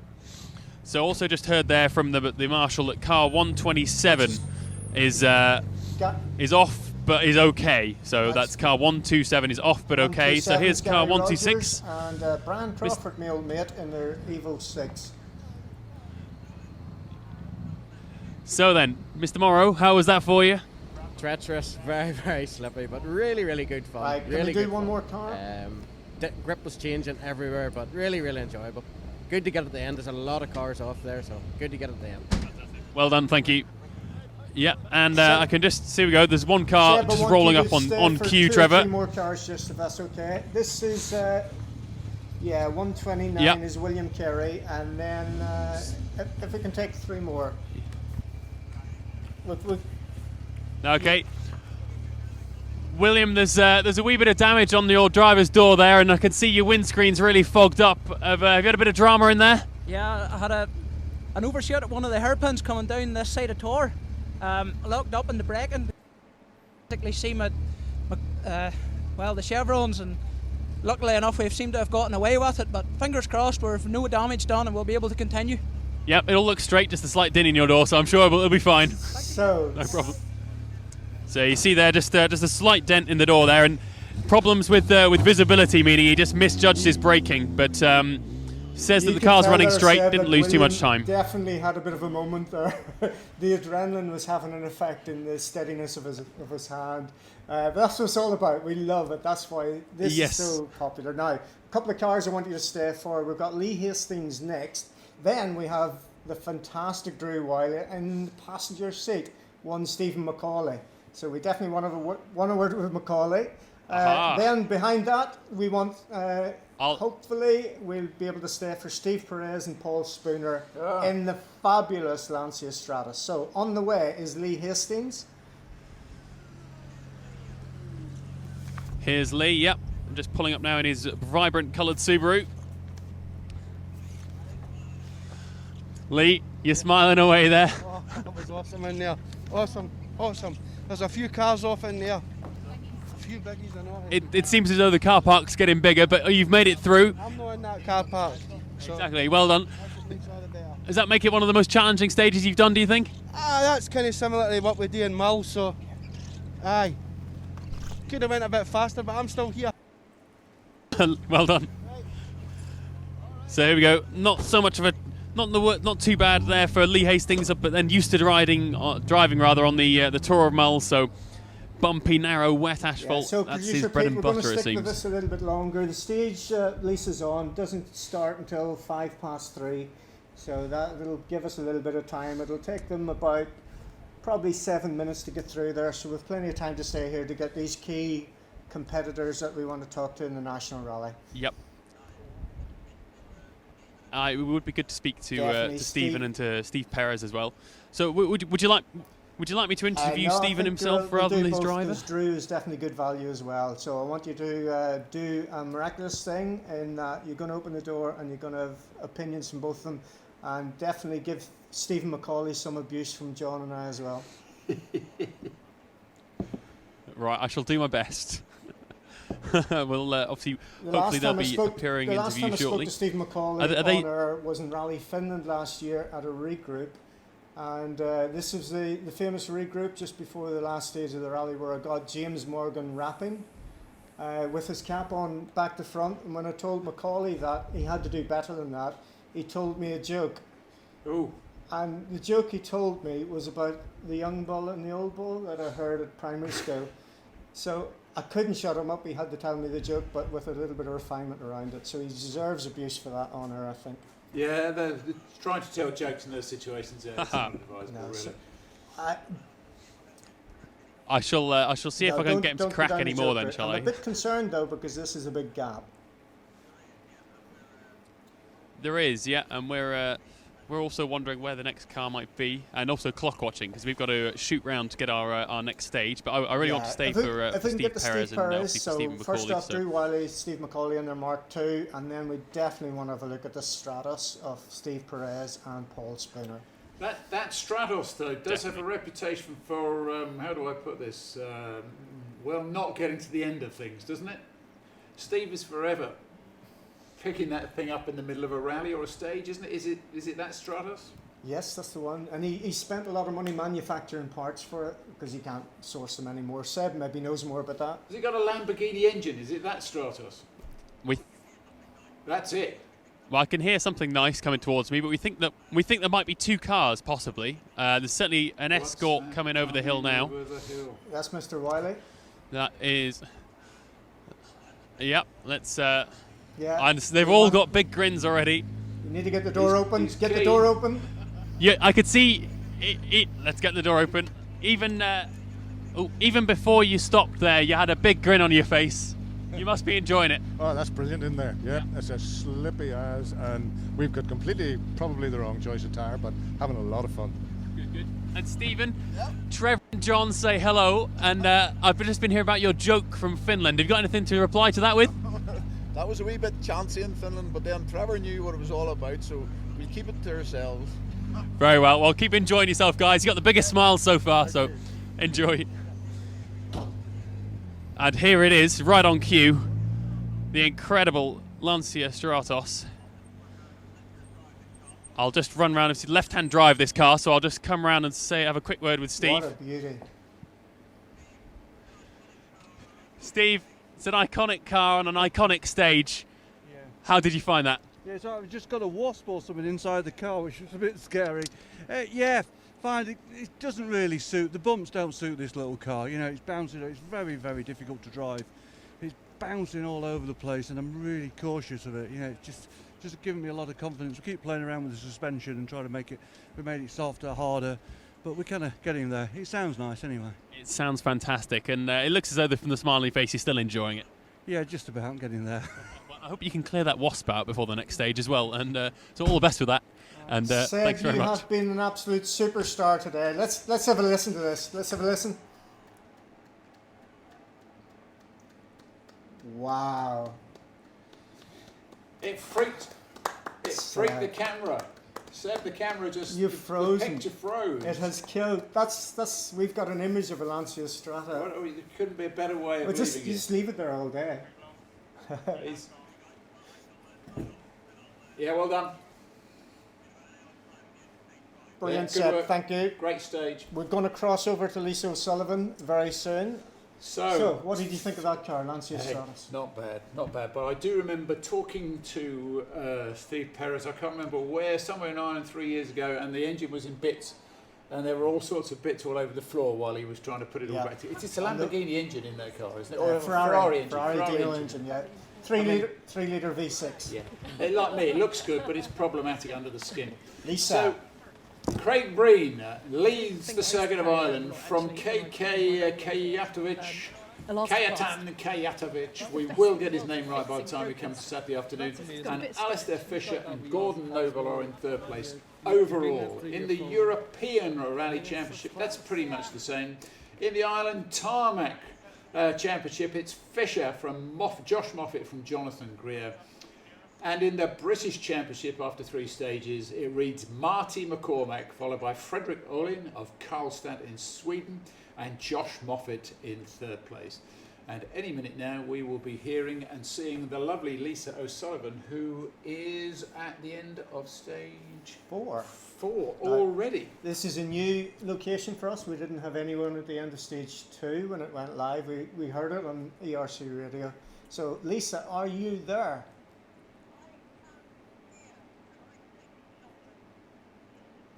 Taking shelter in this little tent at the minute as Marty makes me come out of the timekeeper's tent. It's a bit like... Lisa, have a quick word with the driver of that car. It's a little bit please? damp. Have a quick word with the driver. We have that. They're just having a technical discussion at the moment. I have had a little chat with them, and they were saying that conditions are very different to how they were this morning. And that is to do with that very heavy precipitation that we were talking about there. They've just got a few technical issues with the timings that they are sorting out, so I'm not going to interrupt. But yeah, they said the conditions are very different. There is standing water in places, it's slippery, and I have to say there's a very pungent agricultural smell in the air. I think the pigs have been around, so that could also mean that the road conditions are going to be a little tiny bit slippery. I've gone for the hood as well as the hat. That's how what much we call precipitation belt we've and got bracing, this is it afternoon. not? You have a double layer, one to keep you warm, one to keep you dry. So this boy is Knock Boy, yeah, 11 and a few bits and pieces, kilometres long, which got underway at 3:05. So you're expecting your first cars in not long to go, really? Well, I would say that if the Zero car had moved away a little earlier, as the Zero car makes his progress on the way there. And I'd say, yeah, well, there should be a car relatively soon behind us. Literally behind me as well. You say that we've got belt and braces. Marty has resorted to the cameraman waterproof trousers, the cameraman camera case that's got the waterproofing on it. He's got his lovely furry hat with tassels on. And full waterproof kit, but his hands are out in the cold, poor love. damp we feel for him, conditions. and the whole of the world has oodles of sympathy for him. Great work by our camera crews, don't you the wrong think? place, but is there any news on Elvin Evans or Keith Cronin? Are they out and gone, never to return, or can they come back at some stage? Is there any hope for them this weekend? I have had I've got no information on that, but I can hear a car coming. So I'm not entirely sure about the approach to this stage. I can hear the car has gone through the flying finish because it's changed down a notch or two in sound. And First here one we of the have afternoon. the first car, just looking amazing.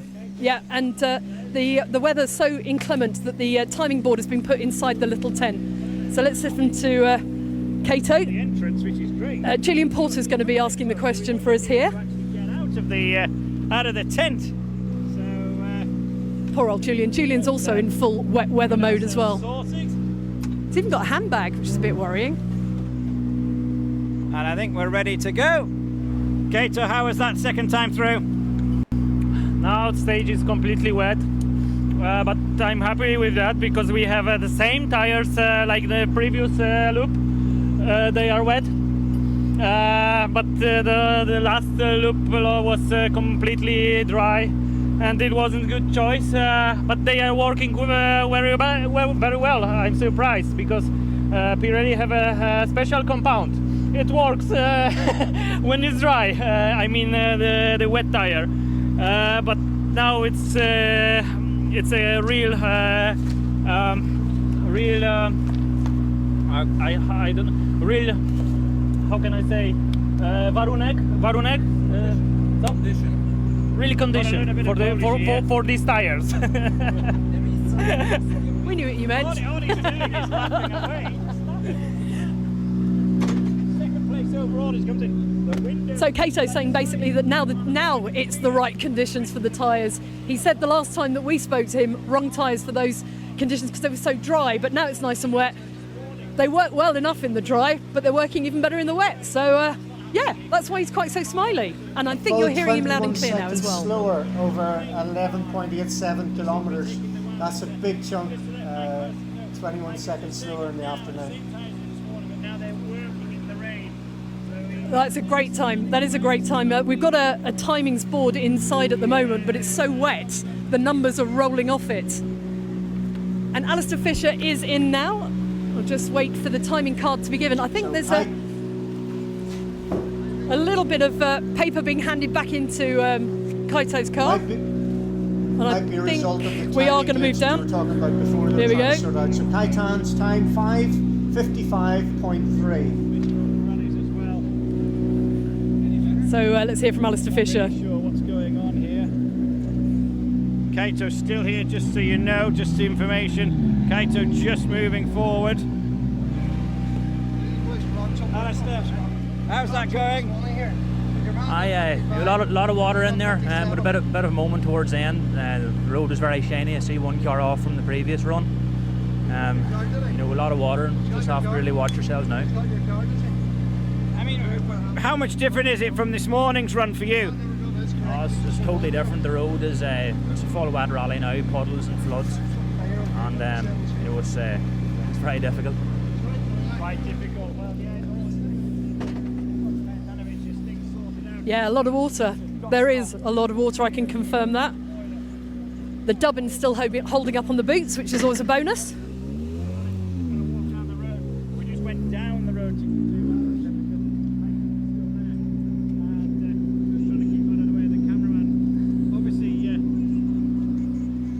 That is a really nice man bag you've got there, Julian. Yeah. You okay? Lots of people with microphones. We're not sure who has right of way. If you've both got a microphone, who gets to ask the questions and who's answering? Julian and I having a dilemma there as well. Julian Porter, of course, renowned for his work on the WRC as well as ERC, otherwise known as the Guru. What he doesn't know about rallying isn't worth knowing. Okay, we're going to go back again. Timing cards coming a little slowly through to the drivers. So going to see the T-boy, Mr. Craig Breen. Alistair Fisher, 1.7 seconds behind Tanovich. Well, it's not a problem for Craig Breen as long as he's still in the lead. That's the most important thing. But Craig, completely different conditions now. Yeah, it's bloody tricky, I can tell you that much. So much standing water and mud and everything else. So hopefully our tyres should be a little bit better for the next one. And you know, it's definitely tricky conditions. Yeah. What have you taken? Obviously, it was a medium this morning. I can't see. I haven't looked at the tyre, to be fair. Yeah, it's a soft tyre to be had, but it's not quite as soft as what the guys have. So hopefully in Ora Lodge or in Glendon, as you call it, it should be a bit better. Thanks, Craig. It's a very narrow stage in this, so once the cars pull out of the way, we have to jump onto the grass verge via the mud to let the car door shut and the drivers move on their way. I think the rain is actually slowing up a little. I think it's less driven on the left-hand side of my face. Marty's having to wipe the lens a little less. Okay, Lisa, just to recap then. So then. Katanovich is fastest, Alistair Fisher 1.7 seconds behind. The comments from the drivers that we've seen through already. Katanovich said the stage is completely wet, but I'm happy with that as we have the same tyres as the previous loop, and they're working very well.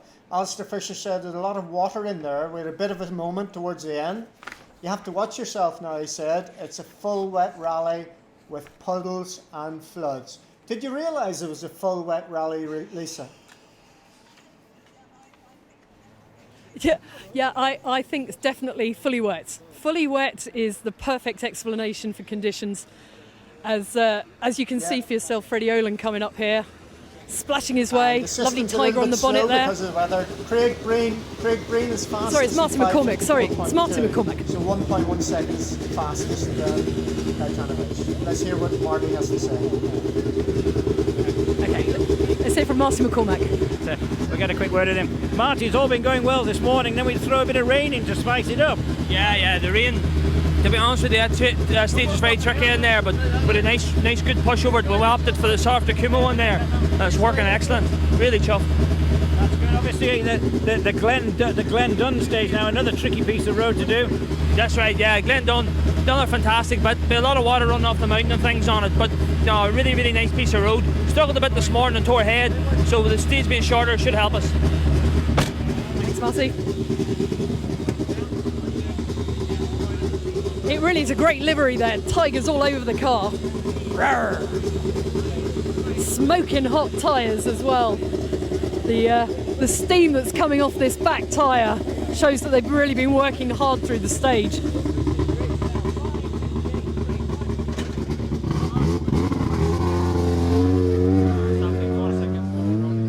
Lisa, we're struggling to hear what's being said in the car. Can you just recap, please? But yeah, Martin saying again, wet conditions, but happy with the setup of the car. And I missed the last bit of it because I was at exhaust height, so I could hear the exhaust much clearer than I could Martin. I'll make sure I'll try and shove the microphone a little bit closer into the driver's mouths. Is that old habit of sniffing Apologies. fumes coming back again? You petrol sniffer. Don't know what you mean. Tell you what, I've got a Your large nose is drip on the sweating. end of my nose now as a result. You're doing a fabulous job, Lisa. Keep it up. Not only have you got to get used to tarmac, you've got to get used to that tarmac. Whoops, sorry, Mr. There we go. Here's Freddie. Freddie Olin, he must be Irish. Smoke away.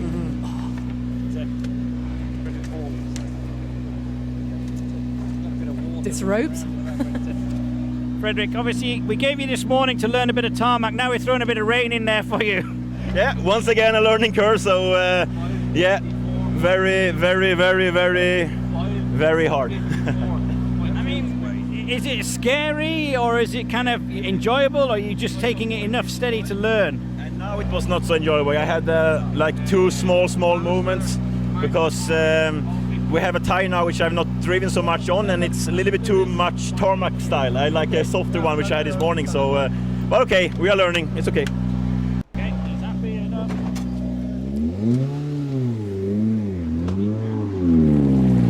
So for a recap, Craig Breen fastest in 5:55.2. Second is Kajtanovic in 5:55.3. Third, Alistair Fisher, 2.8 off the lead. In fourth, Marty McCormick, who's now on the stage, is 4.1. Overall, that means that Craig Breen is leading by 26.1 seconds from Kajtan. Alistair Fisher is a further 6 seconds behind that. In third, with McCormick, 57 seconds off the lead. Oh well, Craig Breen's going to be very happy with that. Yeah, a Very couple more comments I have. Craig said it's very tricky, so much standing water and mud. It's definitely tricky conditions, as he told you, Lisa. Yes, yeah, and it isn't getting any better. I think I was trying to kid myself that the rain was lessening, but the sky's quite heavy still, with plenty of rain yet to fall, and yeah, it's not going to dry out anytime soon. Jaromir Tarabus with you.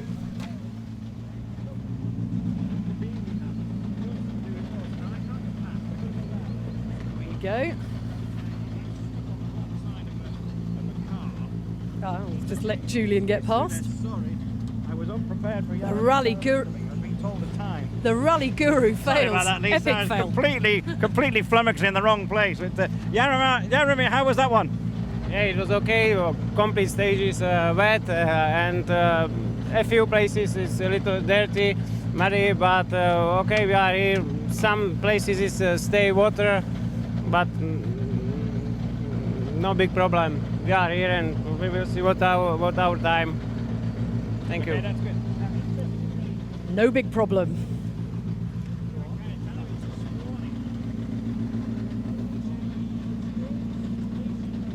Delicate job of shutting the door without trapping anybody's fingers.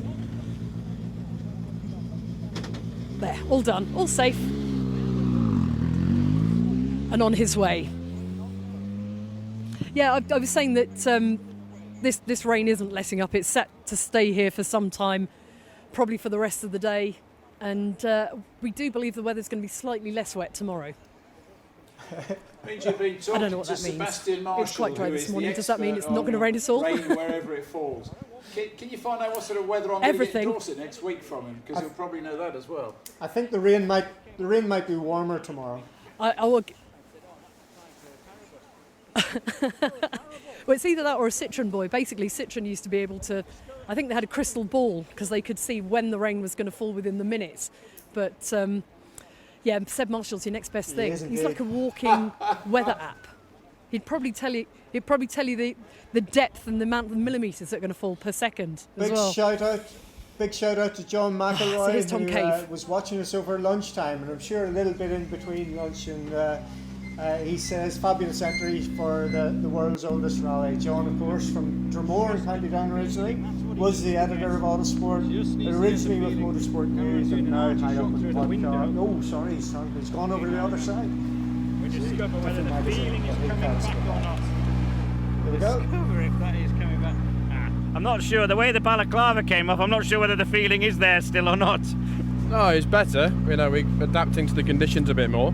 You know, I'm still learning a lot with the car. You know, we know which way direction we need to go when the car starts doing certain characteristics, and I enjoyed that. It was good, really good fun. That's good. I mean, bizarrely and daftly, that some of the drivers say the more it rains, the actual more grip there is because it's clearing the mud away. Yeah, it's getting rid of that mud that's getting rubbed into the tarmac by each car. So I thought in places there was more grip than there was this morning. That's good. That's good. Positive.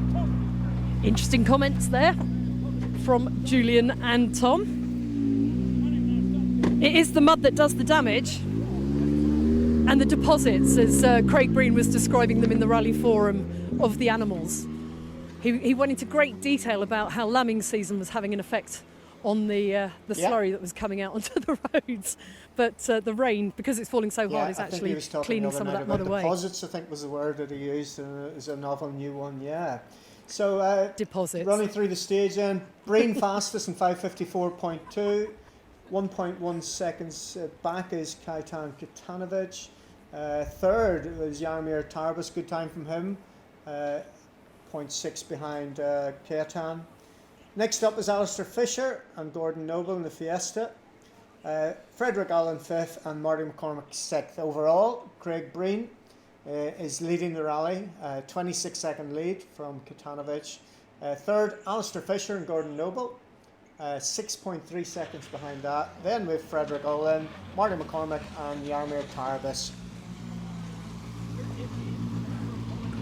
Bex would be very impressed with your timings, Trev. You're Agnew. We're Antonin Glustig now. Right, we're on the thermometer. Antonin, how was it? Je to hodně těžké, nevím, jak jsme teď dělali porovnání s ostatníma, byli jsme o 10 vteřin horší než za Sucha, doufám, že to nebyl špatný čas na ty podmínky. I got a feeling that's got to be a good one, yeah? Yeah, we've got I like the way that Julian's translating with the use of thumbs. If he's not entirely sure, he's doing the thumbs up. I'm not sure how much of that you heard. Antonin keeping his face helmet on, so as you could see, so rather blocking his mouth. Can't read the lips either. But there was a thumbs up, so that's always a good sign. Especially as rally drivers. Yeah, rally drivers can find many things not Marty to be happy McCormick about, said the stage is up. very tricky in there. It's working excellent. He's really chuffed. There's a lot of water on it. Marty is doing a really good job today. Frederick Olin said once again a learning curve, very, very hard. It wasn't so enjoyable this one. If you look at the contrast in the drivers' faces at the end of this one compared to the end of the Glen stage, they're pulled apart. Jaromir Tarbus said it was okay, a few places a little dirty, some places water. You're okay anyway here. And Tom Cave, it is better, having had a miserable morning. He's still adapting to the conditions. He enjoyed it, which is good. It was really good fun. I thought in places there was more grip than there were in the morning, which is surprising. So that's the message. Looks like you've got a bit of a gap here, Lisa. Is someone missing, I wonder? Okay. No, I can hear the car coming. I can hear the car coming. It's you can hear the cars disengaging from rally mode, stage mode, should I say, and then obviously when they've come through the flying finish and approaching the stop line, the engine makes a different sound, a lovely sound, a kind of big relief sigh. If engines could sigh, that's what they would do. Okie dokie, so we're going to jump in the car. You notice they keep punking by the puddle. Yes.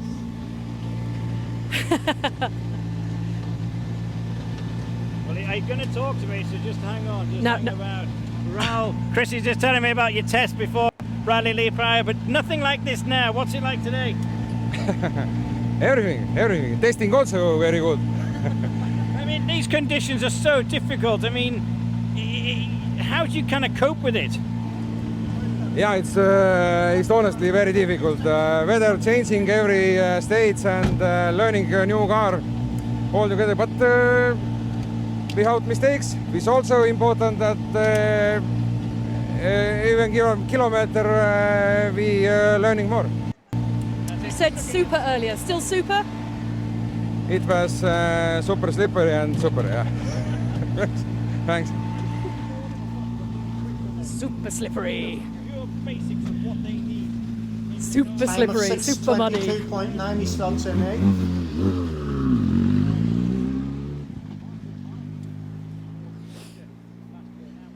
Super.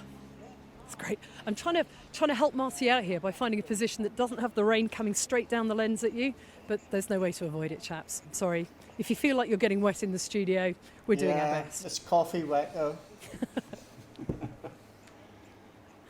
Not much. Go off, people, you know. As I hear another car heading towards the stop line. It'll soon be time for tea and cucumber sandwiches and biscuits. Yaroslav Kolton. Meh. Did you remember what happened to us all when we were rain. Okay. Hiya. So Yaroslav Kultan is here. He's got his little smile on his face, quite enjoying that. So Yaroslav, what was it like? Yes, it's quite okay. It is a new experience for us because in rain we don't have so many kilometers. We have 2 times small spin on very slow junctions, but apart from that, I think was really quite okay. Okay, so a couple of more moments, very small spins in Yaroslav. Nice and tight. There we go.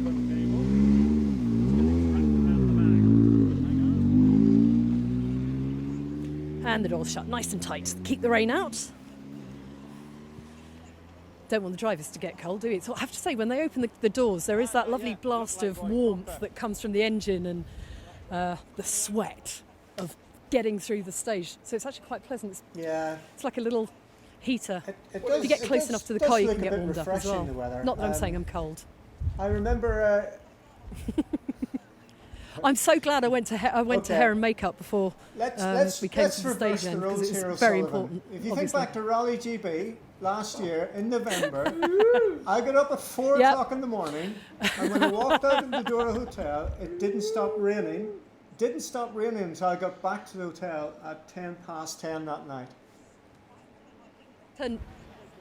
I had to turn my heater up extra high in my studio. Yeah, there you go. A little bit nippy. Okay, let's see from. Right, you need to learn how to pronounce his first name, second name. It's the big W. Who is with us at the end of the stage? Wojciech, maybe these conditions slightly better suited to the Subaru now, because it's a little bit calm, a bit slower around here. Yeah, we put better tires for that loop, and I hope that we will gain some time, but we will see. It's still difficult rally for us and still quite long, so we are prepared for everything. It's got film style good looks. Wojciech. Really lovely eyes. For those people joining us this afternoon, this is a guy to watch in the future. He definitely has a turn of speed that's fantastic. If you think of Kajtan Katanovic, you think of our friend Robert Kubica, this is the guy who's going to follow in the footsteps. So the name to remember is Wojciech Wuhawa. There we go. That's a good attempt. For those of you who missed that the first time, Trevor's now going to repeat that for you. Wojciech Wuhawa is how you pronounce it. From now on, to you and I is the big W. Sounds very South Armagh with a Polish twist on it. Let's have a look at some times. That sounds troubling somehow. So let's run through a few times for you. Breen leading 5:54, followed by Katanovic. On the stage at 5:55, second. Third is Jaromir Tarbus. Fourth on the stage is Alistair Fisher. 5, Frederick Olin. 6, Marty McCormick. 7, Tom Cave. And overall, Breen leading by 26 seconds from Katanovic. Fisher third, Olin fourth, McCormick fifth, Tarbus sixth, Tom Cave seventh, Yaroslav Kultan, and we have another car. We do. Look, it's Johnny McGonigal. Joseph even. Joey. This man does a lot of smiling as well. He's quite happy with himself. Oh. Just checking that. Yep. We'll let him go. He's going to take his crash helmet off. That's good. There we go. You can see him. Sorry? Joseph, what's that like in there now? Very, very slippy. Especially the second half of the stage, you know, it's treacherous. A couple of real big slides. Even the very last corner of the stage, you know, we went sideways through the flying finish, but it's all right. Is that through mud being pulled on or standing water? Mud, and it's shiny as well, you know, but the mud never helps, does it? No, a shiny tarmac, I think, is one of the scariest things in rallying. Yeah, probably. Yeah, it is. But I was competing. Mr. Joseph McGonigal. Treacherous. First time I've heard that word used today. Treacherous conditions. Joe Big McGonigal's slidey. He's got Kieran Guinea beside him there on the Glen stage. I think he said it about 3 times where he should have went off the road and got away with it. So nice to see somebody enjoying their rallying. It's always good. Yeah, and a driver who's come to the end of the stage. First one I've seen come to the stage with that adrenaline high of, oh. You kind of have that reaction afterwards, don't you, when you've yeah, we had should a have Neil moment. Simpson, but he went off on stop at stage 3. So Robert Woodside and Alan Harriman in the Fiesta R5. Robert upped his pace a little bit in stage 3. It'll be interesting to see what he thinks in the wet, in the damp conditions. He struggled yesterday in the mud, so let's see what he says. Robert, just as you were coming down there, the front of the car seems much higher than the rear of the car. Is that the way you've got it set up? No. Okay, it's optical illusion then, but how was that? It's maybe because the front wings had a bit of a ding. So we'd really steady run through there, just unsure of these tyres on the Lion Water. It just doesn't feel right. So we're just backing off and trying to get through these two, I think, and see what happens after that. But we just do with a bit more mileage in that sort of conditions, just to get a bit of confidence up in it, you know. But that's it. Tyres like butter. No, that really wouldn't feel right, would it? Well, Johnny Greer has pulled in behind as the gaps between the cars start to shorten.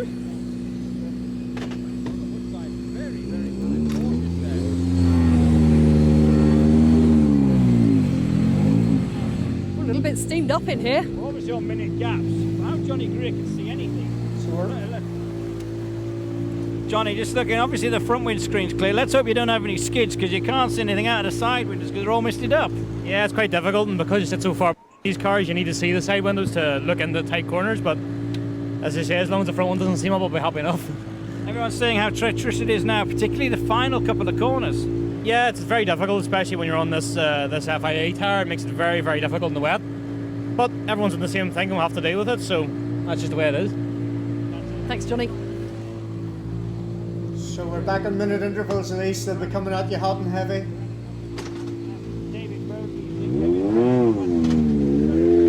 Sorry, I was just enjoying the sound of the car going past there, and I tuned you out for a moment, Trevor. So David Bogey had problems with the brakes early on. Well, the brakes were fine. It was the pedal that was not so good. Just admiring the colour scheme, David, but you're rubbing your head there. You're not happy with something.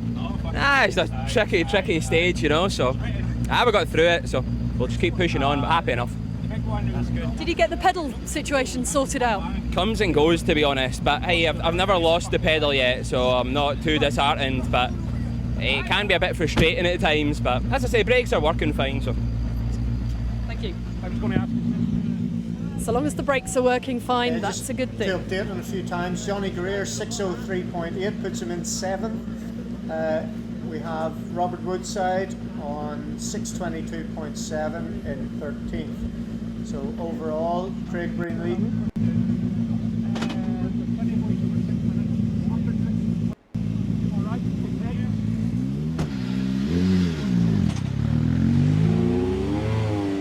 This lovely black and gold livery. And David Botka.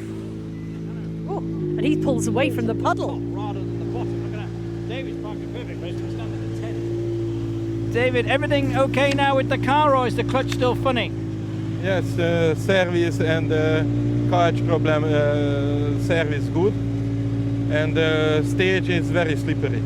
Yes. Okay, so that's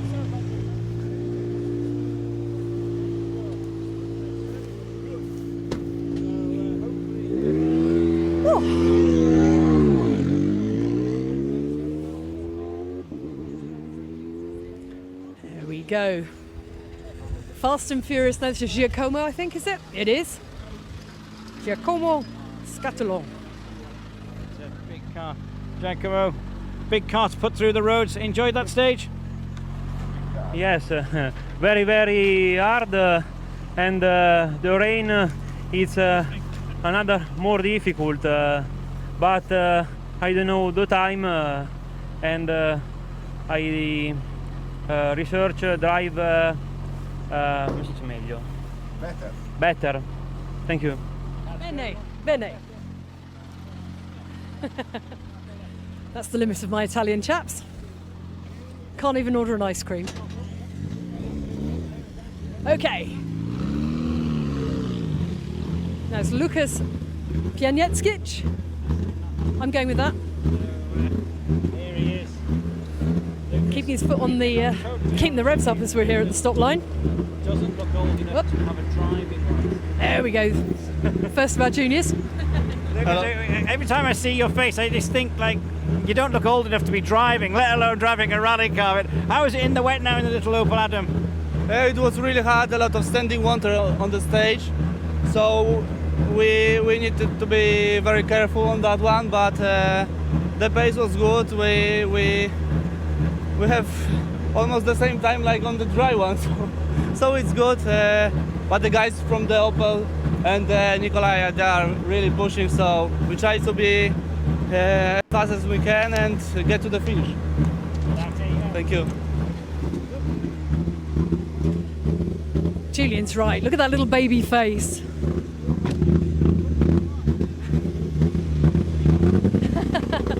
He hates shaving though, so he's clearly old enough to drive a rally car. Lisa, you Okay, look like you're Nikolai. having a lovely time there. You're very jolly. This is Dreisen.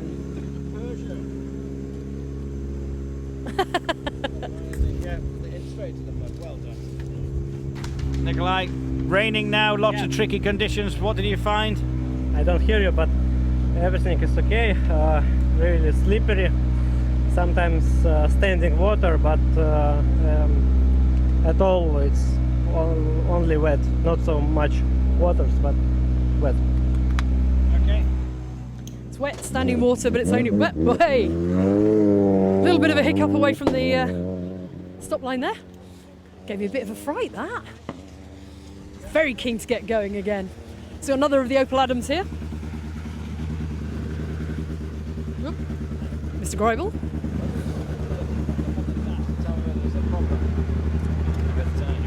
I'll let the cameraman dry his camera lens. I think he's okay. Marianne, obviously a problem at the end of stage 3. Is that problem still there now? It's really strange. At the beginning of the stage it was okay, but now in the end in the flat out section it was the same again, so we don't really know what it is. Okay, but you'd say it's a wheel spinning or revving or something. Is it a clutch problem, transmission? We are quite sure that it isn't the clutch and not the gearbox, but it's my engineer said it's maybe wheel spin, but I can't imagine that I have wheel spin in 5th gear on a dry road, so I don't know. Okay, you ready to...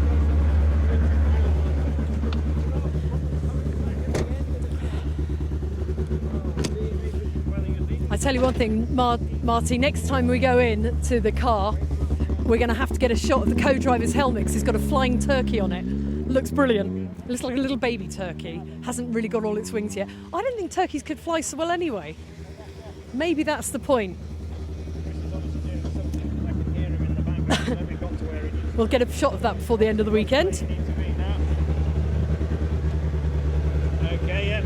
I'm looking at the fancy pace notebook that Catherine has. Pictures of Chris and Catherine on there, but Chris taking off. There we go. We are going to see his face, which is great. Shiny tyre. Chris, as I said to a few drivers, the roads are challenging enough, but we're just throwing a bit of rain into it now. Do you enjoy that or not? First time in the car, it's so difficult. I'm under strict orders to get to the finish, so when you've got conditions like that, you just can't push too much. So I just want to get through this day now because it's very treacherous. When you say you're under strict orders, is that from the boss in the team, or from the family back home, or from the co-driver? Everyone. Okay, Catherine. Being moved on by his new co-driver there, Kat Becker. Nod of the head. Moving on, the ERC Juniors this year, or the competition, open up to drivers who were born in 1989 or after. How old does that make you feel? I want Julius Tennant's hat. It's quite cold out here. Your hat looks very warm. We could do with that outside. But Julius, how was that in there then? Oh, very slippery, so completely different to the first run. So a lot of black top tarmac and yeah, but was a quite clean run, no mistakes, so that's important. That's it. It's all about surviving. And yeah, everybody driving these Opel Adams. Obviously, it's a one-make championship.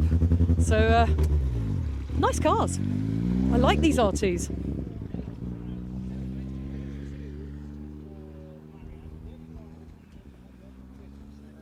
Derek McGarty leading from Wesley Patterson. Third is Declan McNaughton. Fourth is Keith White. 5 is Rodney White. 6th, Clive Kilpatrick. 7, Ollie Millers. 8th, Camillus Bradley. 9th, Oren Donnelly. And 10th, Simon Woodside. And sponsor of the Northern Ireland Championship, Fintan McGrady, is an 11th. Fair play to Fintan. Nice. And now we have one of the Fiesta R2s. Daniel. Oh, marvellous. Puts the window down. I always get confused when they've got power windows. Yeah. That's it. Dominic, how was that? A lot of water and aquaplaning. Yeah, but the car is okay now after the jump in the previous stage, yeah? The car is good? Car is okay. Some settings change, okay. Some settings changed after the jump. I wonder if they got changed deliberately or accidentally. Big smile on Dominic's face there. Next car is already here, 1 minute gap, remember now, ladies and gentlemen. While I'm just trying to get my starters sorted out. So don't really want to overrule the So how's there's Julian. Wait for Julian. Wait for the guru. Everything okay? Sorry? Everything okay? It was the first stage on the event that everything was okay. I didn't make a mistake, so we are happy now. That's brilliant, that's great. Worst stage of the rally so far, but whether it's the first time he's not made a mistake. So, love it, absolutely love it. When you get lemons, make lemonade.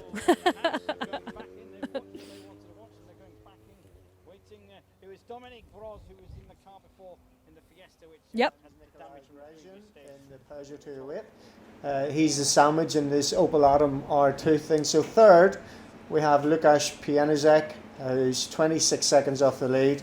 And our own Chris Ingram from England in the Opel Adam for the first time as part of the Works team is very, very respectable at 32 seconds off the pace.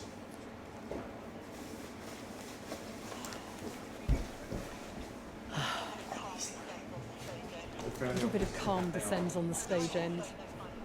No. And the rain is showing no sign of abating. Sometimes you think maybe it's stopping, but it's not. It's just fooling us, kidding us. A little bit of a gap here. But we do have a car approaching now. At least now we're getting much more improved. I'm going to...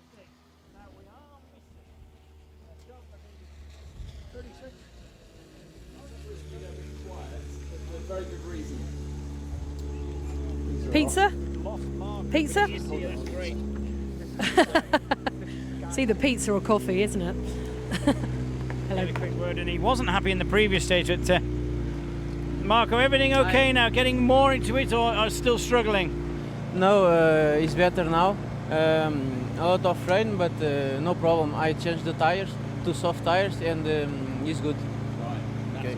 It's good. That's good. Got to get the right kind of shoes for the right weather.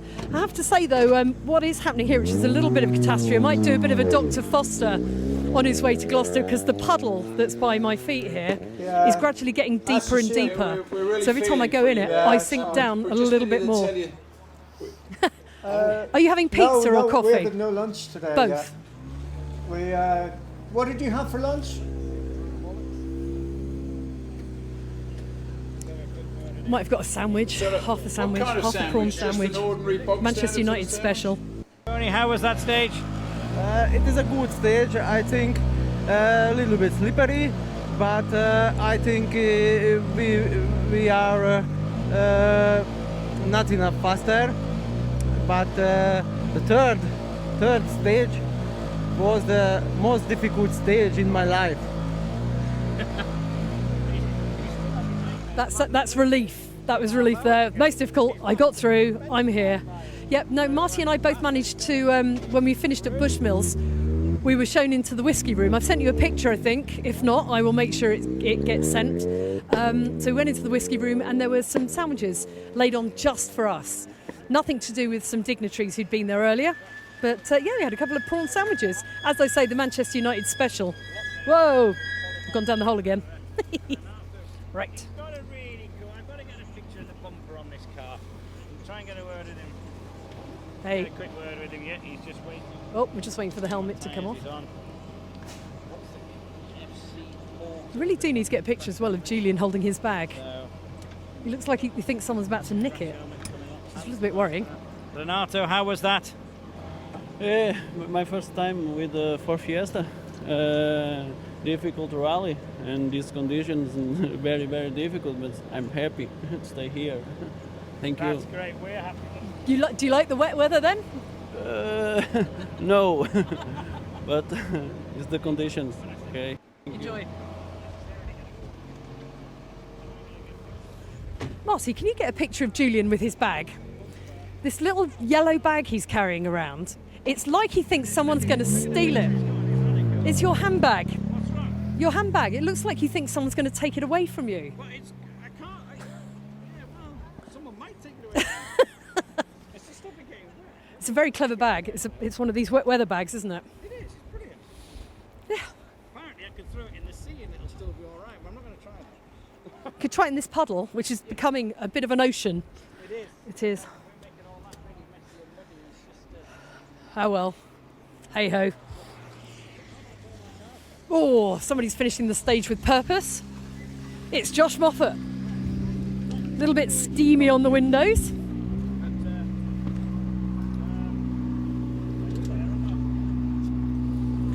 So Josh, how was that? It's pretty slippy in there, so it is. But yeah, a few small moments in there, but we're not pushing that hard in the fast stuff there because there's a lot of muck in the road in places and it could all go wrong very quickly. Is it slippy because of the water or because of the mud? Both actually. Like, it's slippy everywhere because of the water, but it's very slippy because of the mud in places. Stay safe.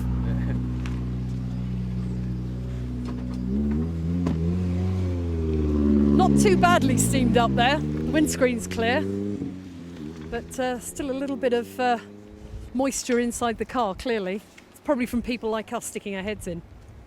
Okay, well, I was going to give some results. Josh is having a fantastic run understand today, Lisa. He's in sixth before this stage. We'll get his time in a second. But considering his road position from the start of the rally, I think that's a sterling effort. He's doing really well. Really well. I was going to go and have a look on the timings board, but as I said earlier, the paint is just running off it, so they've abandoned the timings board for now. There we go. Max Vatanen.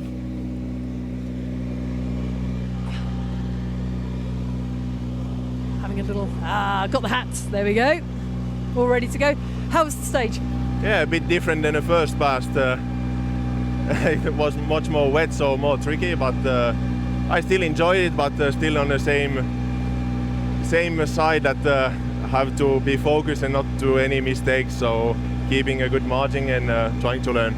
You've got a bigger smile on your face this time round though, so you're enjoying the wet conditions a little more? Yeah, even if it was wet and tricky, I actually enjoyed it, so... Carry on. Yeah.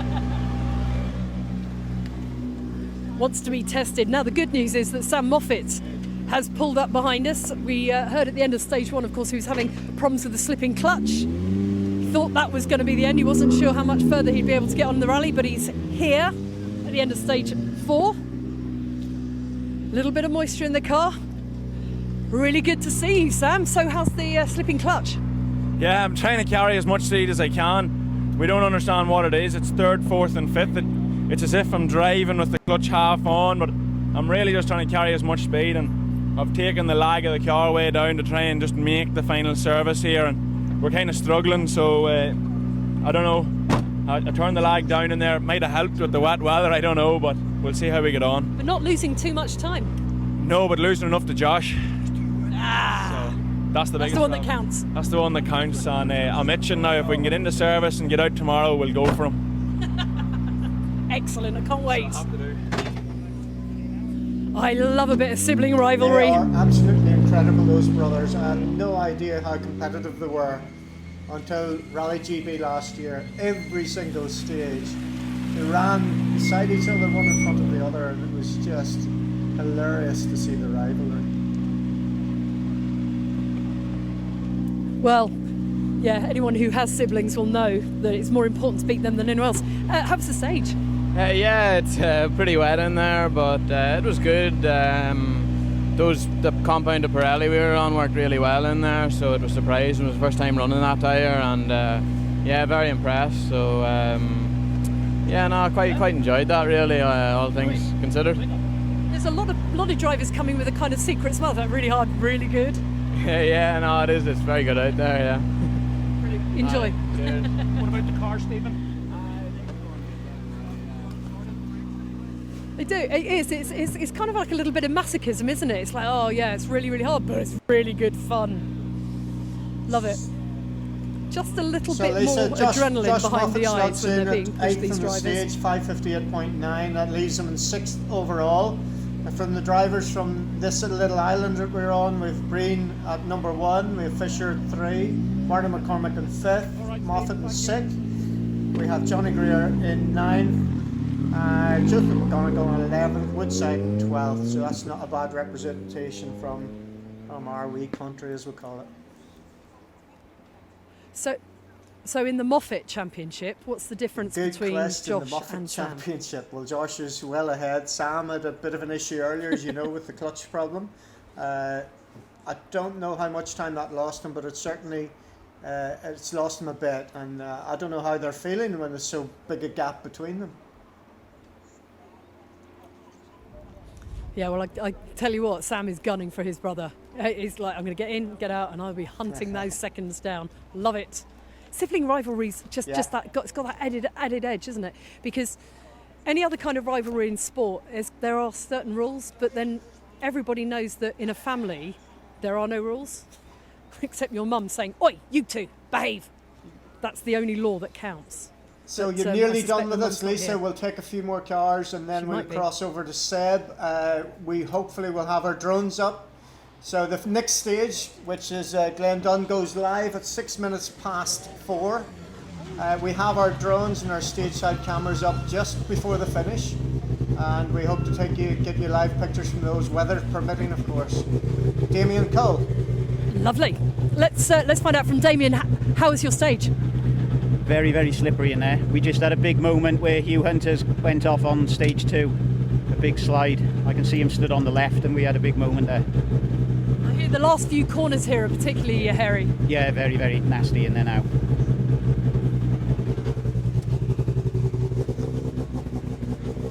That was a man who looked. Yeah, it's all right. It's tricky, but I got through. It's fine.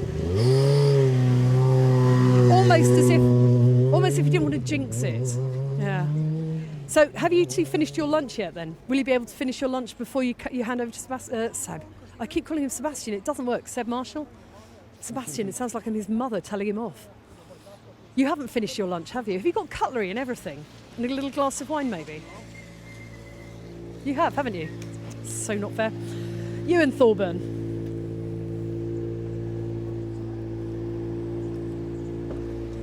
Quite a bit of heat coming out that engine. Your engine seems hot. Yeah, it's hotter in here than it is outside, but got a lot of problems with the car, so not so handy. So other than that, how was the stage? No, there's problems with the diff, so it's like it's in two-wheel drive, so it's just a bit of a nightmare. It's just a handful, and the handbrake release is not working, so hang in there, hang in there. Is it intermittent, Ewan? So a little problem there for you, and I didn't quite hear what it was, but definitely not happy there. This is broken, that's broken. We'll jump in. I don't know what she's asking. Look at this. Look at the livery on this car behind us. You're not going to miss this, are you? In the dark. That's an amazing black and fluorescent yellow livery. Looks like a beast coming down the stage. That is a really impressive livery and matching overalls to match. Matching overalls to go with the car. Can you check with the stream? Yeah, we've got these at start here, so now we're matching to the car. It's pretty awesome. That's what it's all about, looking good, isn't it? So how was the stage? Had a little spin, round a tight, acute route, which is a bit annoying because we've already been through there. But yeah, it was wet, but a bit more grip than I thought they'd be. But yeah, good fun, awesome fun. Enjoy the rest of your day. Thanks a lot. Thank you.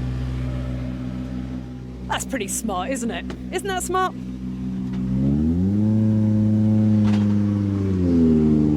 In fact, all these cars have got really good levels. This one, a beautiful purple plaid.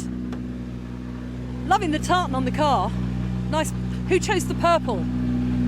It's sponsor colour, so but it's working really well. I'll wait for you to get your helmet undone a bit so we can see your face. As the rain comes down just a slight notch less. So how was the stage? Yeah, that one was brilliant. Really enjoyed that one. We've had trouble all morning on every stage, so that was the first clean stage and it went really well, so really enjoyed it. Setup's good. Drivers in the right place. Working really well, yeah. Lovely. Enjoy the rest of the day. Thank you very much. There we go. Step back out of the puddle. Thick and fast. Thick and fast. Oh, a nice advert for Clonakilty white pudding there. Do like Hello. a bit of Clonakilty pudding. How's the stage for you? Yeah, it wasn't too bad. It was slippery, but I think that there was more grip there than what the road looked like. Yeah, just glad to get to the end of that stage. So is the water not helping by cleaning it? Is it sitting on top of the mud or? I think it felt the same sort of amount of dirt as the first time through. It looked a lot more slippery, but I don't think it was. Enjoy the rest of your day. Thank you.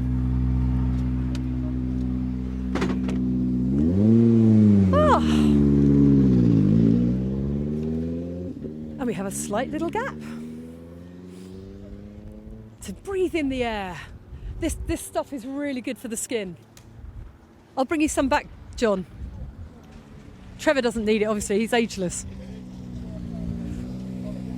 A little bit of extras here for Mr. Anderson. There we go. Afternoon. How was that stage for you? Good. It's a lot slippier than this morning. One of the acute rights, we just handbraked it a bit too far and went round, so we had to just back up. Other than that, really good, enjoying it. So, do you think it's less slippery this run? No, it's definitely more slippery this run. Sorry, I missed the more out. So, how do you think your rally's going?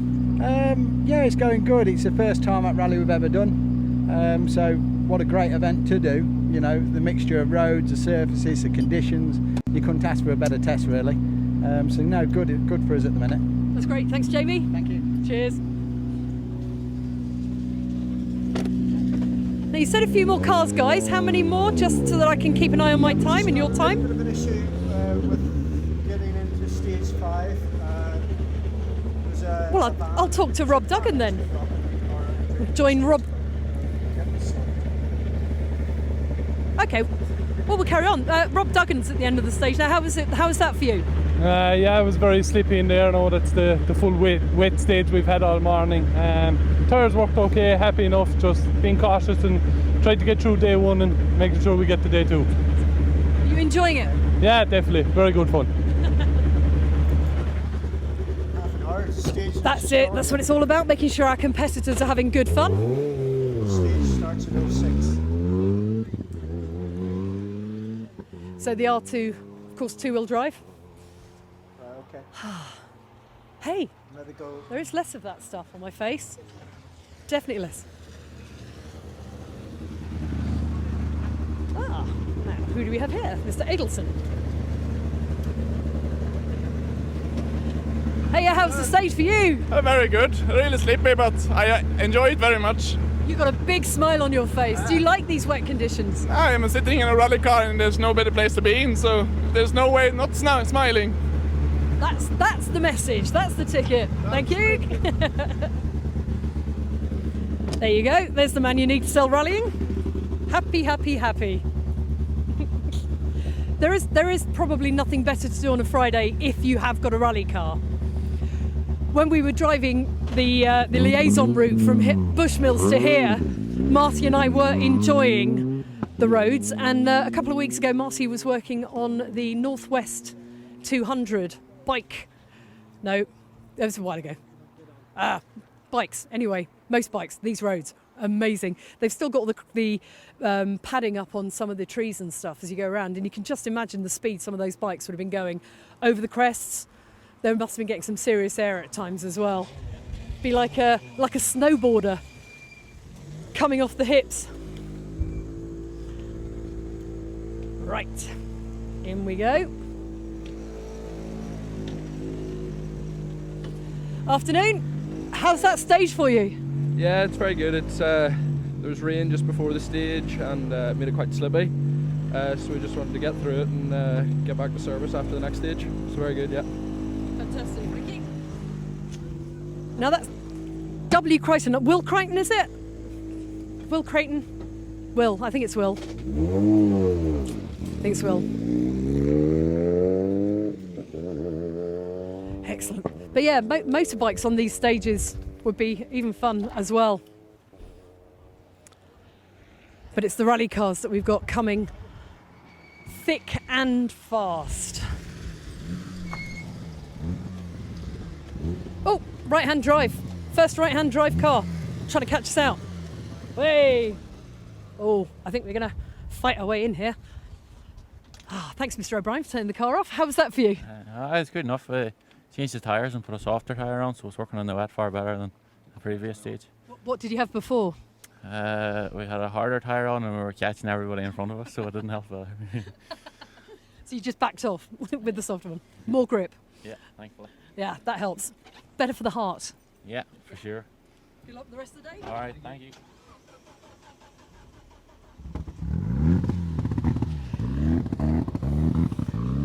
Always helps to hear better when they actually switch off the engine, which is nice. And that's our first right-hand drive car. I thought we'd have more, so I got a course out there, ready to go next time. Right or left? Should be more right now, I think. Are we moving into the national championship now, chaps? My entry list got a little bit damp earlier, my start list, so I can't turn the pages on it. So you could perhaps tell me where we are championship-wise. What you need is a Trevor Agnew. He knows everything there is to That know was about Mr. the national championship. If you can't get one Trevor of those, Agnew, you does. need to get that app called Jack. That was Benyon. Mr. He's pretty good too.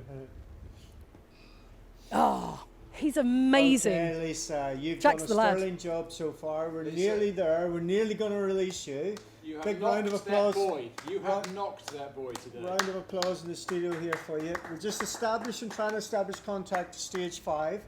Stage 5 is the first part of the Glen stage that we ran this morning. It's called Glen Dun. So a Moorland run over, and a little bit of an issue in that there was a chip van blocking our satellite truck's entrance into the stage, but we've got all of that resolved. We're establishing the satellite connection, so that means that we'll be going across soon, and don't fear people, we should be over in time to... Oh, let's have a live shot of Glen Dun. Go. Look at that. That is stage 5 with the mist in the background. Look at it.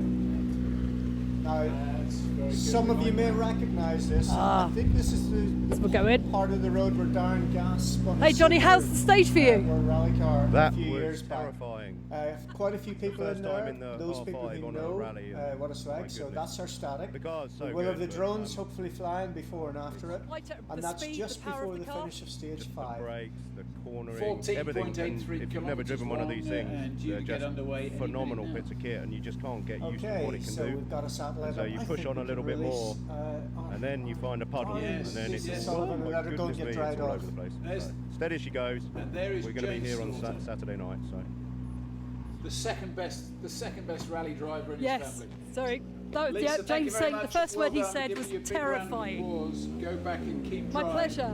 That is you finished Thank for you. Friday. Can you believe that? Your day one is Glen Dun and dusted. Okay, as we'll I'm be just going to saying jump in a the bit car later here on. because the door's been opened, but it feels rude. Thank you, So thank you, Elise thank stage you. 4 and Lisa. Can I'm we very then have quickly. another look How at, was your stage? Well, we were just wondering if we damaged the front of it on the bale there. And if we look at stage 5, I need I to know. don't see any damage. No. It was a close encounter. Yeah, no, it's going well, thank God. Yeah, we're very happy with it, and car's going very nicely. Fantastic, thank you. Sorry, it was just he opened the door and I felt rude not answering. But yeah, he said bail. But anyway, yes, we're gone. Thank you. We'll see you tomorrow. Goodbye. Bye, Lisa. Bye. Bye-bye. She's gone and she's out of here. So wait a minute, stage 5, Darren Gass did what in a what? If it's a piece of road, that I think it is, I think Darren Gass and Subaru in that fast piece had a bit of a spin. When was this? Oh, a few years back. Who was it? Just we were having a chat about that, but Did Twitter. It end, Twitter. Did it end nicely? If you recognise that piece of road and is something familiar with it, let us know. Darren Gass, if you're watching, Darren if Gass, you know the Darren Gass from my hometown of Market Hill. Darren's a good friend of mine. If you're back in Market Hill, at Circuit Ireland on Twitter, if you know. And once we get back to this piece of road, you'll be able to tell us that. Before we do that, let's have a bit of a recap, folks, on where we are after stage 4. So you want to do them all, and then I'll do the Europeans. Fine. So fastest in the stage was Craig Breen on 5:54.2. Second was Kaitan Katanovic. Third, Jaromir Tarbus. David Bogie in fourth. Alistair Fisher in fifth. Frederick Olin, Marty McCormick, Josh Moffat, Sam Moffat, Jonathan Greer with the top 10 on the stage. Overall, after stage 4, we have Craig Breen leading by 26.1 seconds from Kaitan Katanovic. Alistair Fisher is a further 6.3 behind. Frederick Olin in fourth position, 25 seconds behind Fisher.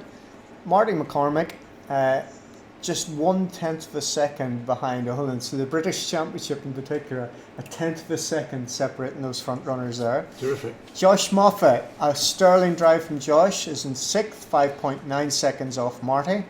Jaromir Tarbus, we can see in the Skoda Fabia R5, is in 7th, 2.5 down. David Bogie in a similar Fabia in 8th. Sam Moffat, Josh's brother, in 9th, and Johnny Greer rounds off the top 10 after stage 4. And in the British Championship, stage 4 that we've just seen there, Knockboy, the second run through Knockboy was won by David Bogie, can you believe, who beat Frederick Arlin into second place by 1.8 seconds. But it's Frederick Arlin of Sweden, of Karlstad, who leads the British Rally Championship after 4 stages by, as Trevor was saying, 1/10 of a second. Good and tight.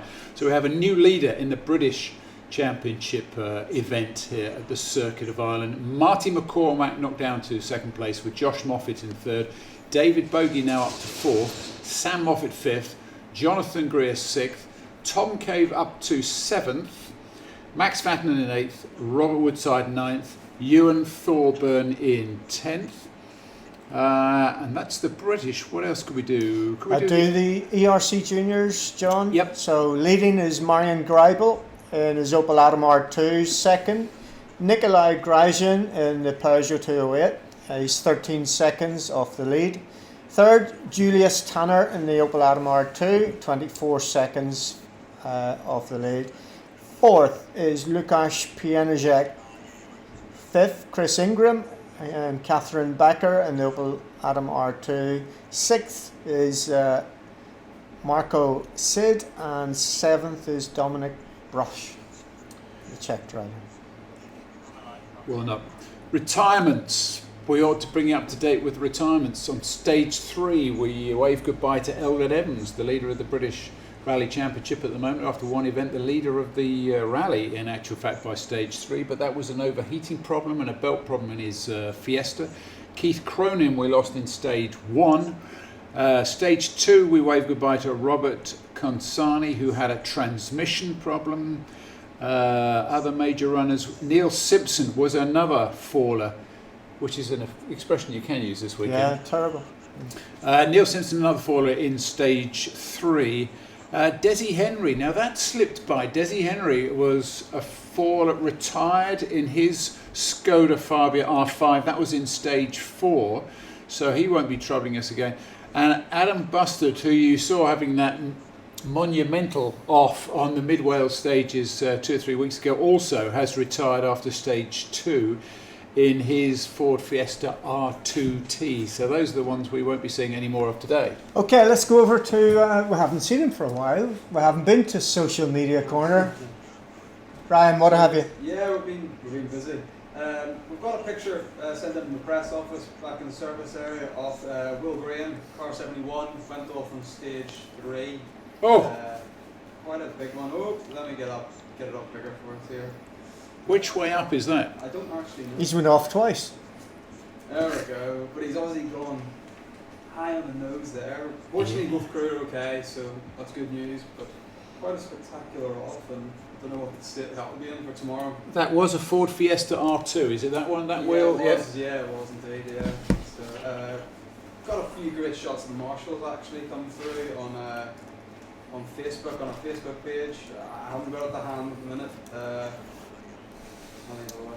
So these marshals all in the draw to win a free ticket to Rally Barbados. That was good news today. So yeah, how are we doing, producer Pete, with our any live shots of stage 5 again? Look at that, John. So this, Darren, is the piece of road that we need you to contact us and tell us about, because Trevor, your great mate, reckons this is where you had a moment a few years back in a Subaru, which is possibly why there are so many people clinging to the banks to make sure they're there to see if there's anything happens this year.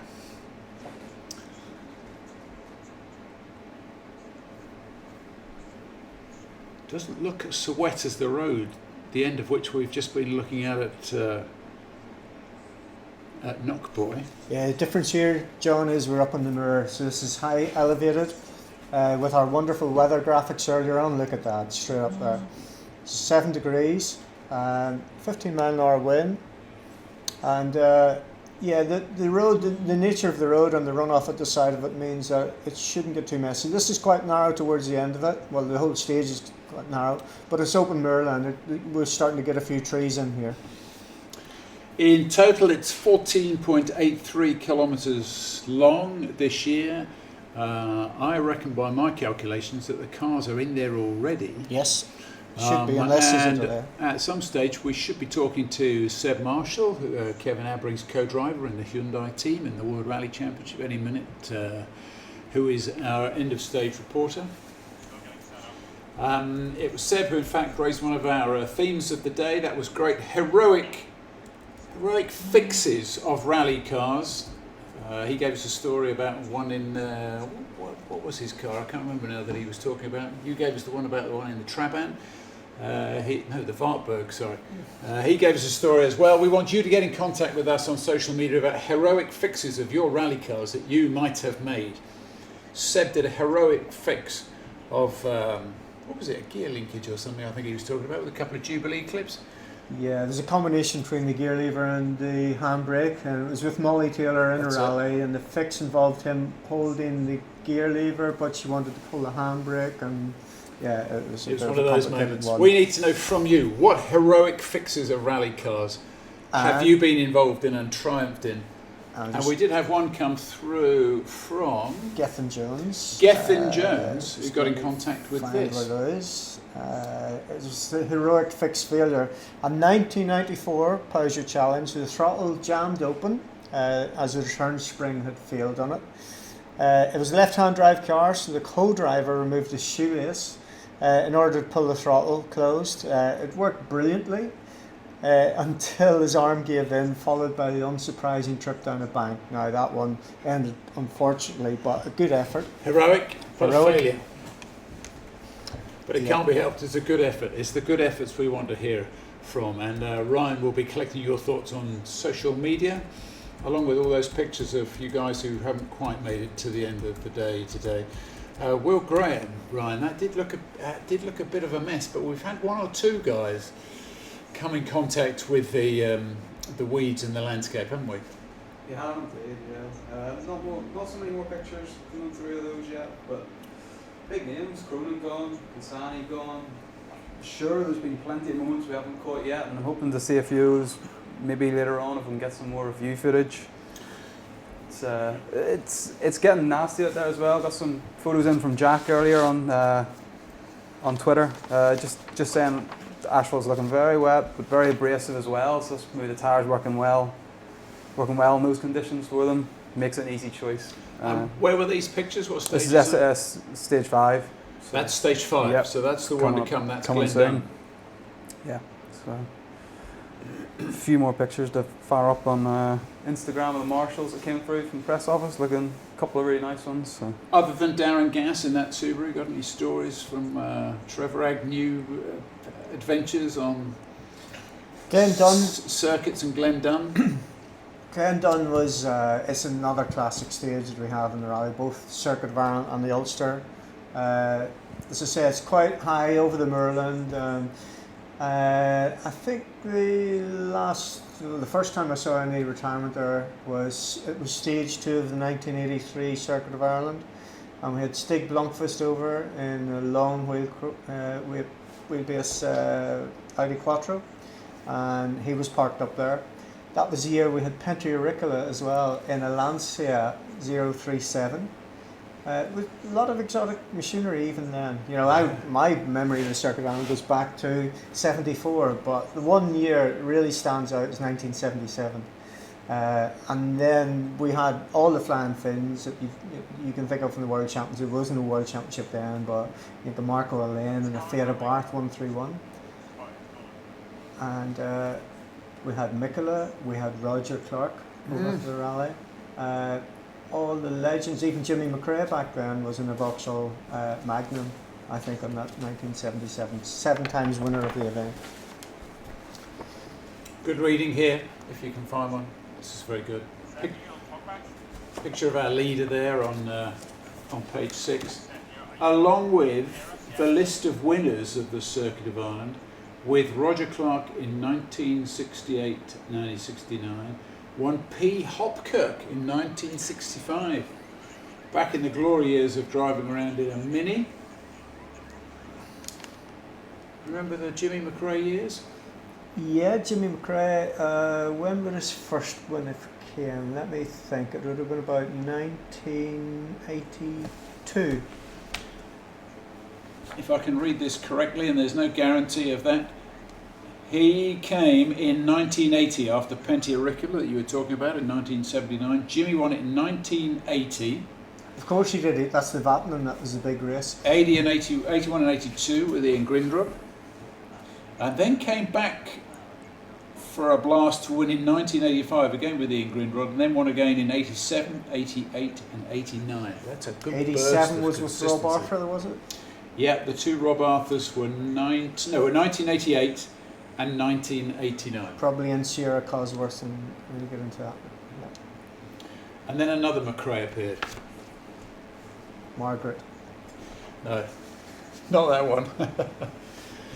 So, Pete, we're relying on your magical trick. What magic can you come up with now to produce a live shot from stage 5, Glendon?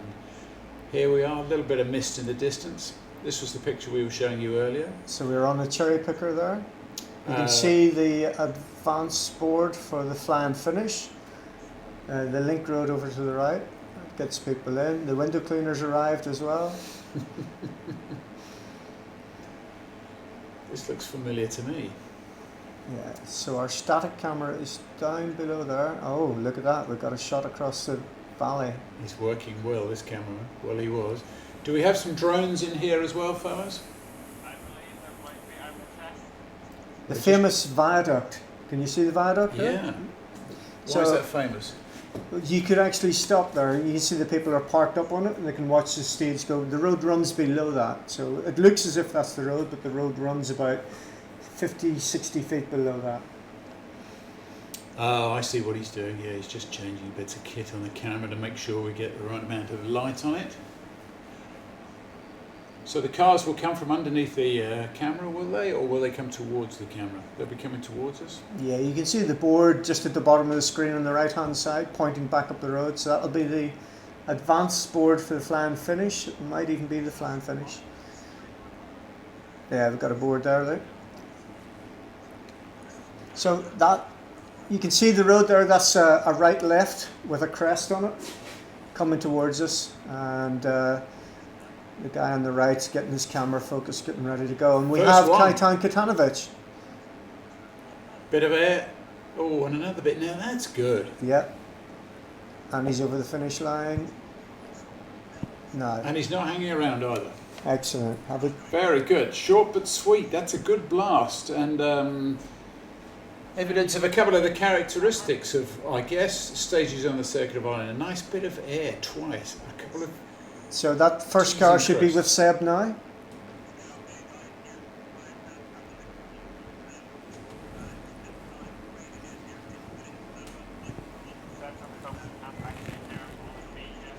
I can hear him, can't see him. Shout at me if that's loud enough now. Shout at me if it's loud enough now, let me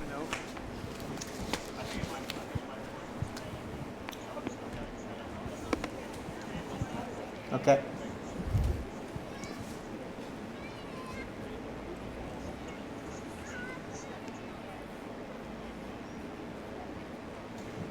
Hoping that you're being able to hear Seb Marshall here, who's. This is Seb on a phone.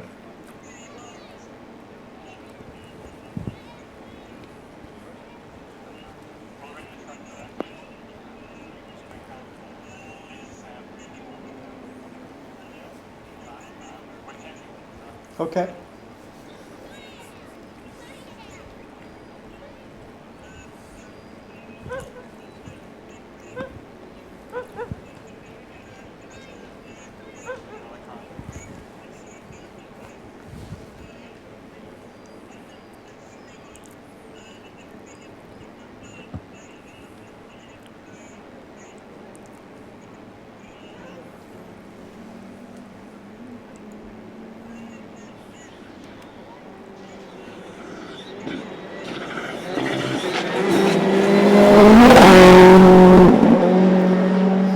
As we see Alistair Fisher blast over the finish line there, folks, just to explain. Well, Fickna, have we enough noise, or do you need more noise? Yeah, just repeat it please, Seb.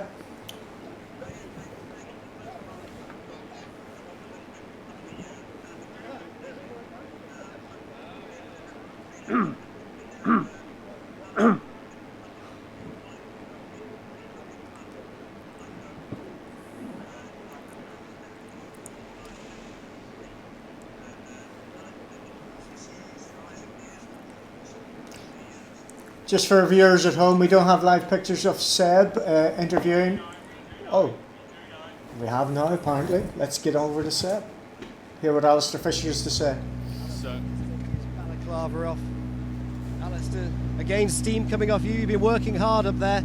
It's steamy inside the car. Is it raining heavy up in the hills?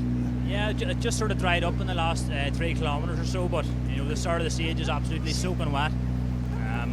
A lot of stand water in there on very fast corners, so we're glad to be here.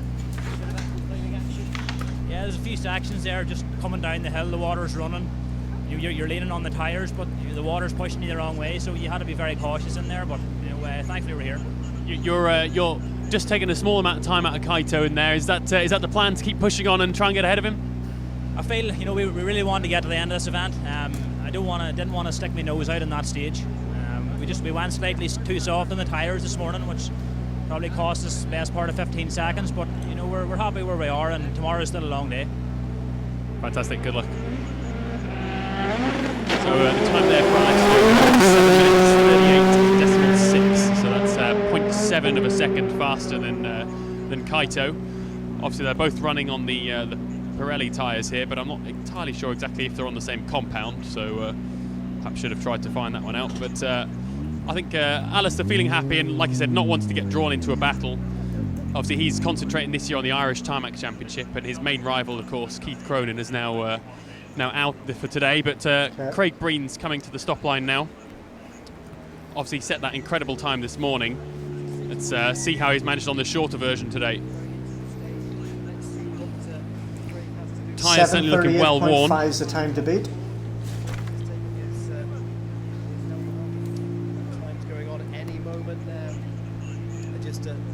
Just waiting for the time here. That's an incredible time, fastest by 8 seconds from Craig. Craig, you're fastest by 8. Good run through there. I touched the bank just at the end there. Alright, is it? Yeah, looks bent. Looks a bit bent, obviously, but just about a K from the end, just touched the bank on the outside of a corner, and she was a bit hairy there the last couple of K, probably dropped 3 or 4 seconds. But what'd you say we were quickest? Quickest through by just over 8 seconds. That's not so bad, so it's not. No, it was a good day. We have to be pleased. I hope I haven't done too much damage now, but at least we got the 45 minutes. I think we got the 45 minute service now, so beautiful stage. Do you mind could we block this bit off and we could start again? Like, can we go back into Torhead again? That'd be really nice. Just that long road section, that's all you need around the hills and back again. I know, yeah, it's beautiful, absolutely beautiful. So you can see Scott Martin there just jumping out the car and just checking that everything was in good order. I'll just have a quick run around myself. There's a small amount of dirt just in the wheel, but and a slight graze, but no, all looks in order. And as he pulls away from the line, there's a wee wobble on it actually, but it's all right because they have got service now. So stage, so I'm sure the mechanics will be more than capable of fixing that. Marty McCormick's on his way to you. Just run through the times. Craig Green fastest, 7:29.2. Second, Alistair Fisher, 9.3 seconds slower. Third, Kaitan Kutanovich, 0.7 behind Alistair. Overall, Craig leads by 36.1 seconds now. Fisher third, 5.6 seconds behind the second place of Kaitan Kutanovich. Marty McCormick comes into sight.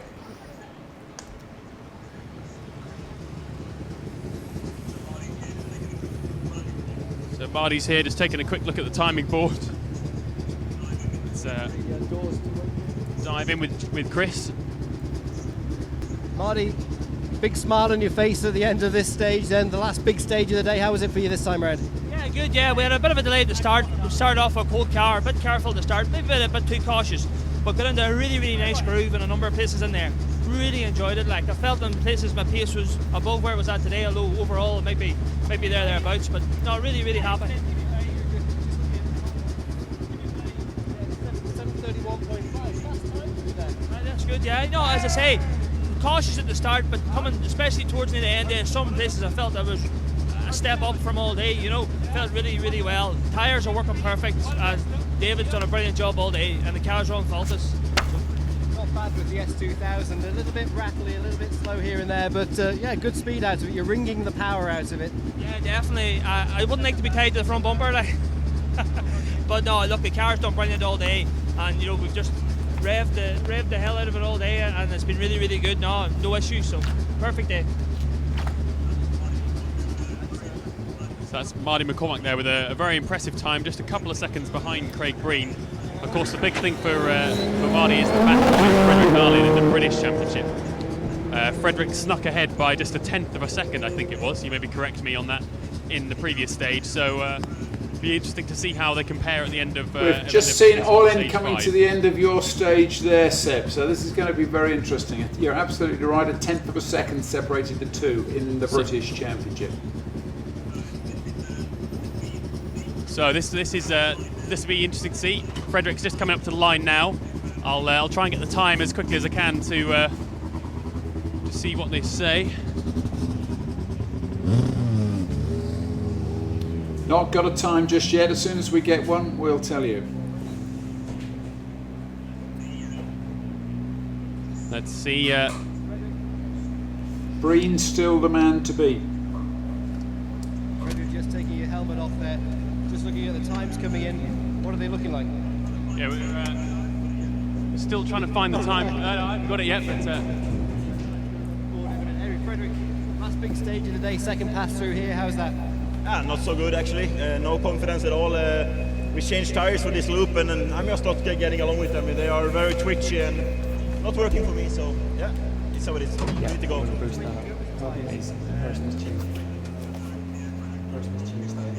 So you can see there, Frederick not too happy. He's dropped about 4 seconds to Marty McCormick there. So obviously a little bit of time to make up for tomorrow, but still far from over the battle for the top of the BRC.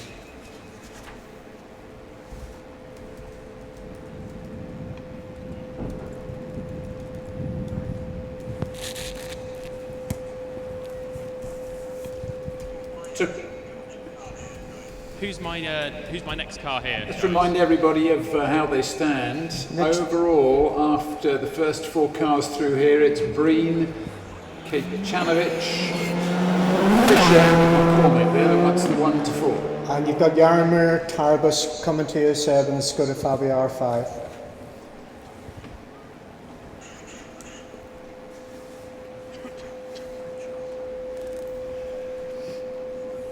Still looking for that time for Frederick Orlin for you, Seb. He is. Frederick was a 7 minutes 35.6. He's fast, but not as fast as Craig Breen.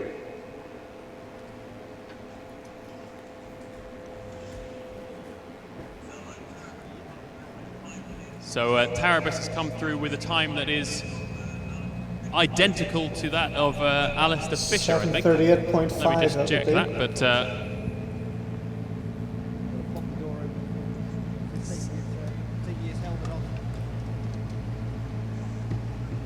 Gonna be a bumpy tarmac here in Ireland, but it's not quite like Barham Czech Rally's Lynn, is it? Really nice stage. This first half we were a little bit carefully, but second half we really enjoyed a lot of jumps, and yes, it was nice. Today was perfect.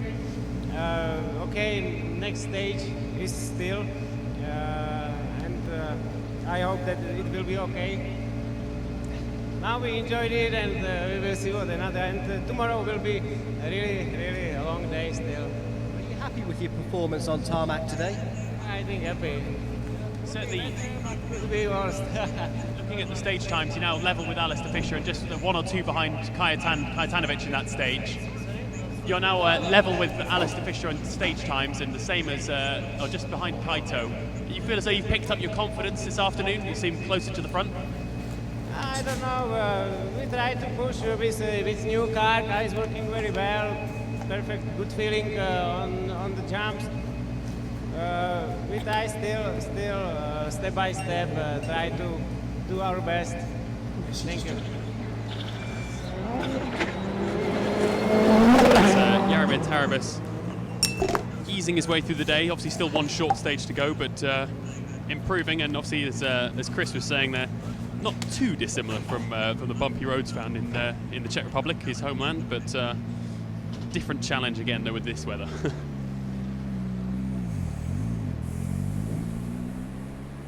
So if you could just give us a run through of the times there, give us the numbers and I'll tell you we don't have any on our timing screen. We've only got the first 4.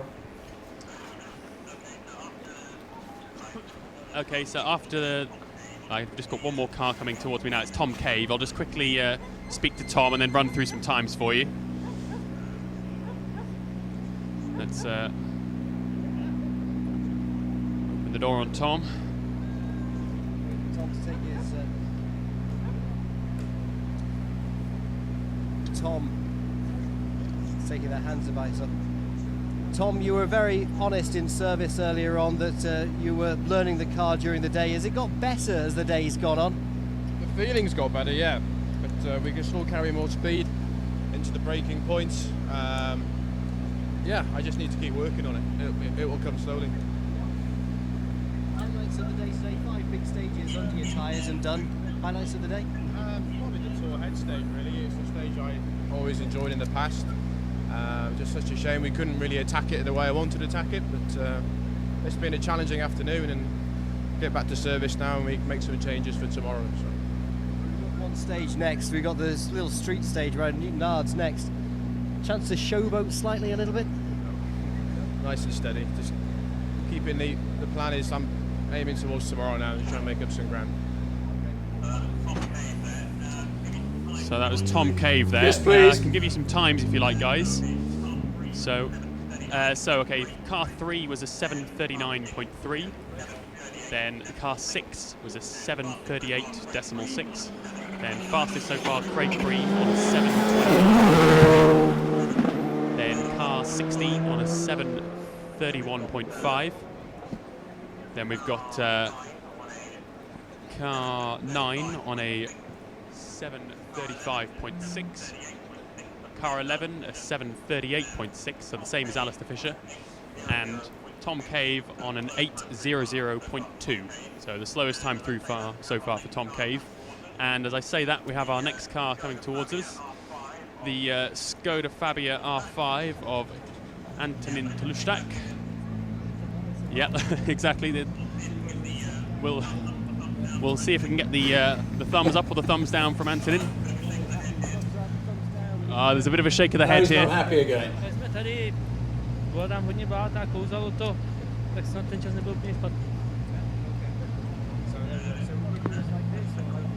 Yeah, there's a sort of a That's cautious better than thumbs up there. So I wouldn't describe that one as cautious at all. it is. There was a thumbs up and a thumbs down before. So That's your challenge overnight, just wanted Seb, to look at is the to times do a here. crash course in Czech. We need to know what he's saying tomorrow. Big shout out to Marsh. Okay. We're just going to need a battery. Yeah, It's you okay, do that now. Big shout out to Marshall Clark, who's watching us from home. He said such a bunch of likely lads. I can't believe he would be so impertinent. Incredible. Marshall, I hope you're having a good recovery. Big accident we had in the Middle East earlier in the year. We need you back to full health again. Do some skids, okay?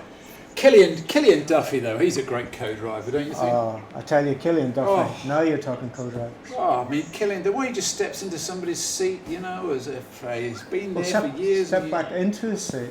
Oh, sorry, step back. Oh, Marshall's probably listening to that, isn't he? Sorry. Oh, forgot about that. Anyway, meanwhile, back at the circuit. Get better, Marshall. You have, speeding towards you, Raoul Jeets. Seb, when you come back. Oh, I can hear him. You are. Yeah, I think you've got Raoul Jeets on his way from Estonia. You should see a Skoda, a Fabia R5 looming into the distance any minute now. How does he talk to you, Seb? Does he give you a cautious thumbs up or down? No, there's a bit more of an expression from Mr. Jeets. Seeing car still looking good. Not too muddy. That's probably all the water that's causing it to brush off. But I'll just open the door now for Raoul and let Chris slide in. Raoul, again, limited time, limited experience in the R5 Fabia through here. Has the day got better for you as the day's gone on? Yeah. Difficult to say. About the stage was second time drive much more better. You already know, you wait these jumps and this is super.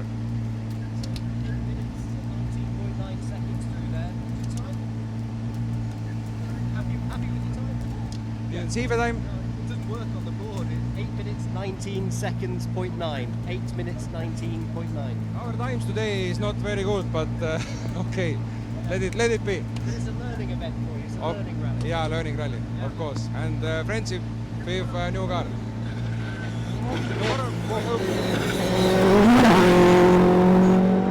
So still a learning event was the summation of day one really for Raoul Jeets. His time was 8 minutes 19, so struggling a little bit perhaps, but there we go, 8:19.9 has been very handily confirmed. Okay, I'll just refresh. Here.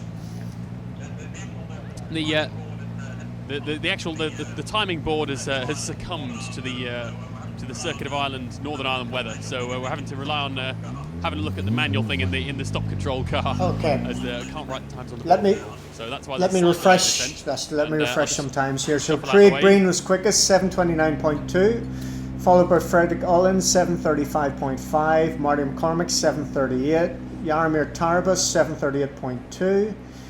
Alistair Fisher, 7:38.5, Kaitan, 7:39.2, Tom Cave, 8:0.1. Good experience for you. And let's have a chat.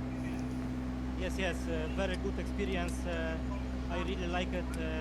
Very good also for us through the weather because first loop almost dry now is partly rain, but honestly this stage is partly more wet and partly drying till the finish, so it starts to be easier. Yeah, thank you very much.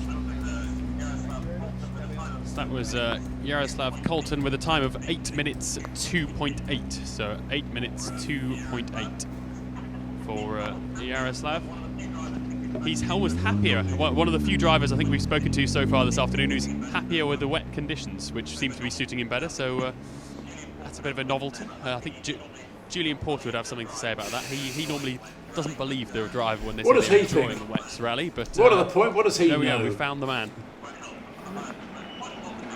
Well, former driver himself, obviously now the state end authority for European and World Rally Championship. So you kind of the Duke of Bishop Auckland, as we call it.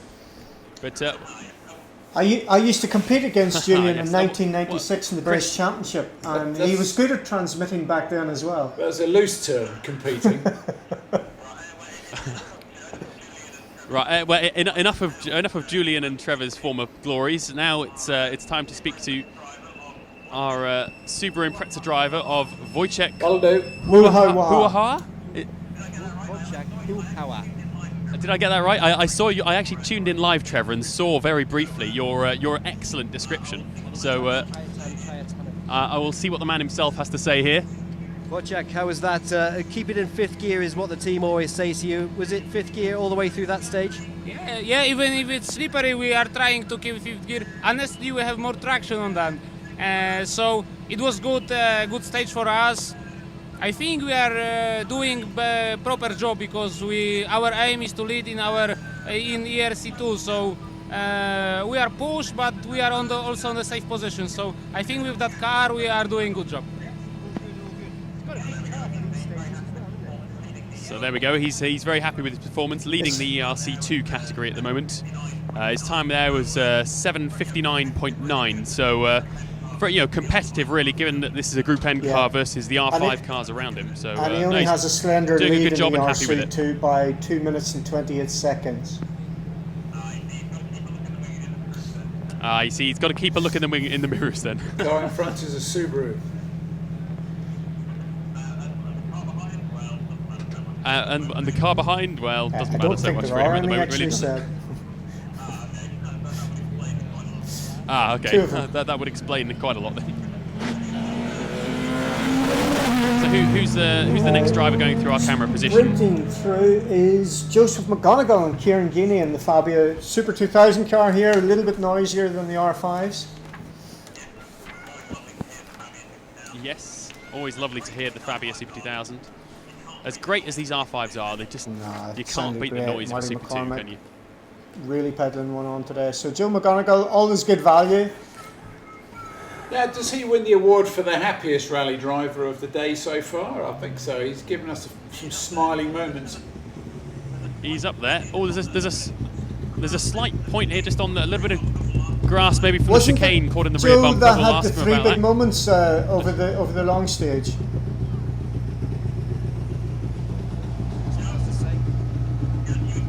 Joe, yeah, you enjoyed this stage the first time through. There's a wee bit of grass just from a chicane, perhaps in the rear bumper. All good? Don't know. I enjoy the rest of the stage. I don't like that at all. There's a wild lot of sand water now, but I don't know. I think it was too cautious, to be honest. I don't think it was particularly good now. But we're here.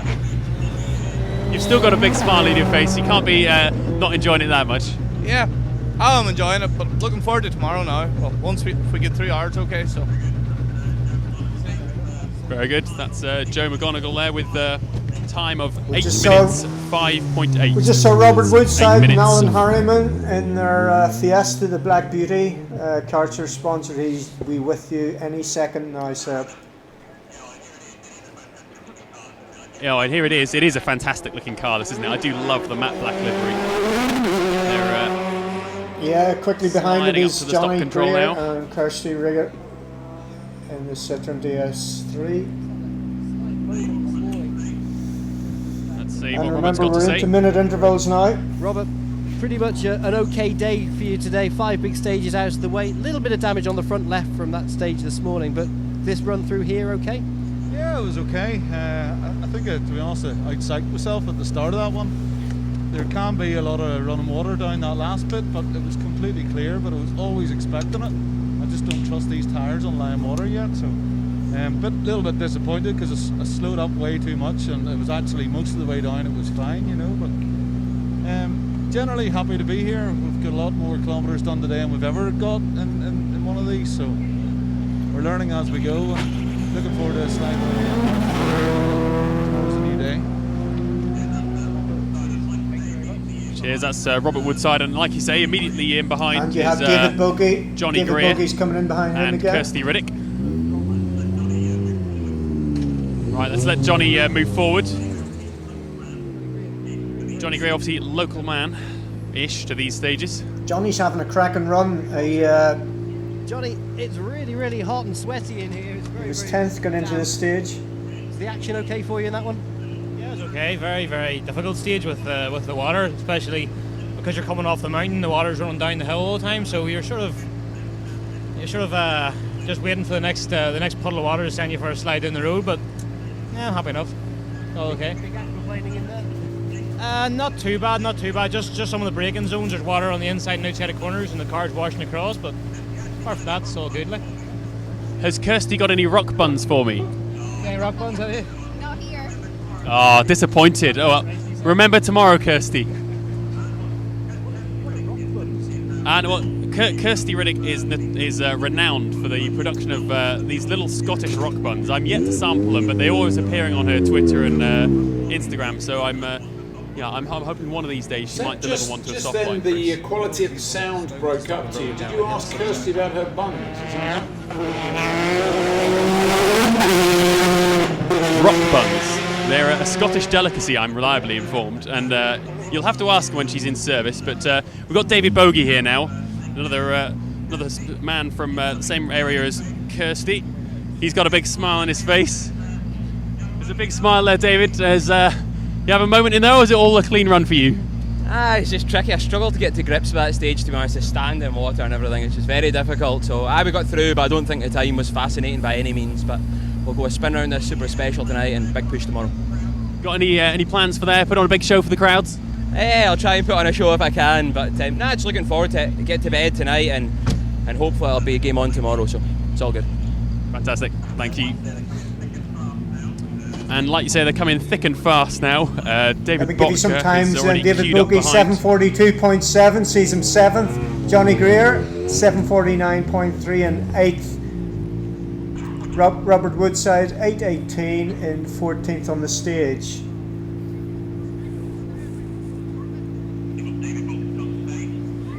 See what David Botker's got to say. David moving up from ERC2 last year in the Mitsubishi to the R5 this year. David, okay? Everything good for you? Okay stage is no problem, and the car is good. Car problem is service. Transmission is okay now, is it? No problem with the transmission? Yes, it's okay. So remember, David Bottker was there struggling with the clutch on the first run through this long stage this morning, but seems to have found the fix for that in the remote service, and seems happy with it now. It's just interesting looking at these tyres. Obviously, they're on the sort of the softest compound option that they can go for, but still quite a bit of heat coming off them. But now also got our Italian driver in the Evo 10, Mr. Scatalon. So I imagine this must be some rivalry for Wojciech Huhaha. Yeah, he was 2 minutes. I'll get it right eventually by the end of the weekend, I promise. So let's see, let Chris dive in and have a word. Giacomo, how was that one for you this time round? I try to improve my time, but I don't know my time, and this stage it's very difficult because there are many mud, and the car when I touch the water it's slippery, and it's very, very difficult. Okay, so struggling a little with the slippery conditions now, but we've got the first of our ERC juniors has just arrived at the stop line. That's obviously had a cracking run through the stage this morning. Excellent. So any photographs you have, folks, of where you're watching this throughout the world, on Twitter, it's @Circuit Ireland. get them into social media corner. Ryan McLean's there to take them. It's the opening round of the ERC Junior Championship. Lucas, how was that one for you? Yeah, it was more difficult than the last one. A lot of standing water on the stage, a lot of mud, and so it was really hard. But we are happy that we are on the finish. There is one more stage, city stage in front of us. Hopefully we're fine after that one, and we try to fight for the podium for sure. It's going to be a good battle to watch, that one. Yeah, of course, the differences are very small between us, so everyone must push. So there you go, happy with his drive through this stage. Craig, let me just give you. Sorry. Looks like. Sorry, Trevor. It looks like it might have a front left puncture. If we can just get a shot of that. The rim slightly damaged and the tyre appears to be slowly deflating. So okay. Slight bit of late drama there. But let me give you the top 10 not after too stage phased by 5 it. so far. Craig Breen leading. Kaitan Kitanovic 36.1 seconds behind. Then Fisher, Alan McCormick, Tarbus, David Bogie, Johnny Greer, Tom Cave, and Joe McGonigal. Which means the British Championship. Which Give we'll that get a to second. after we hear from you.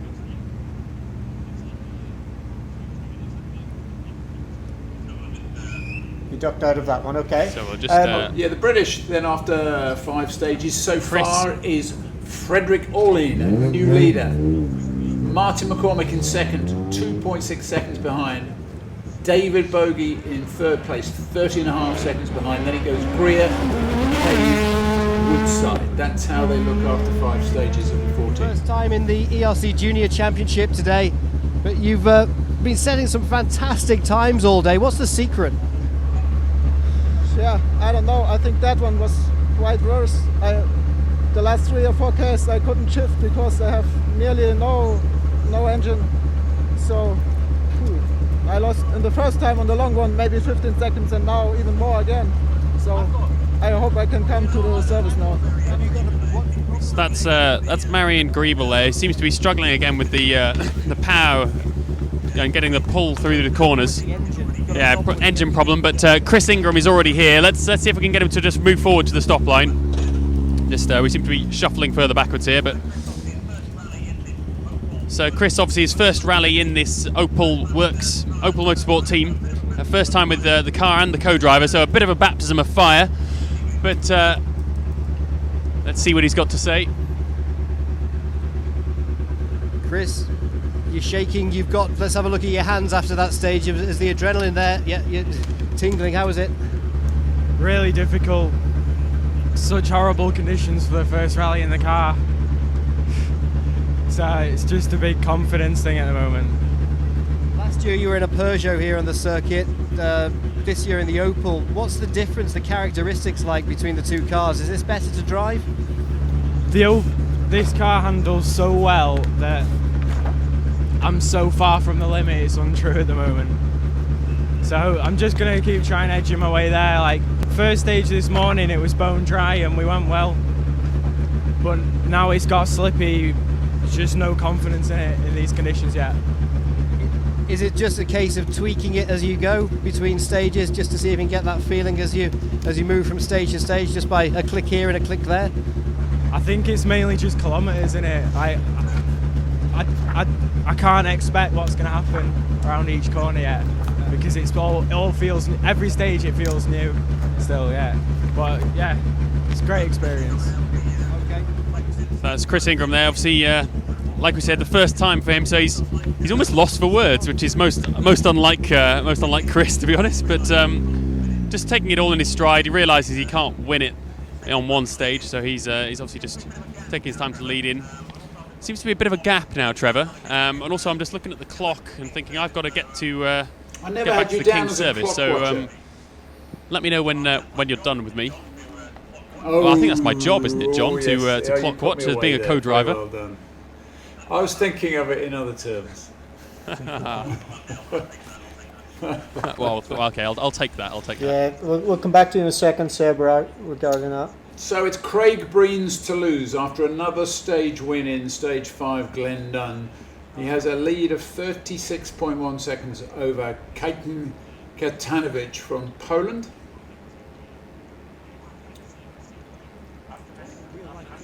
We just got the camera pointed down the stage, and I think there's one more car to come. We might just hang around and see who that is. But then after that, Seb is going to pack his bags and head towards King's Hall.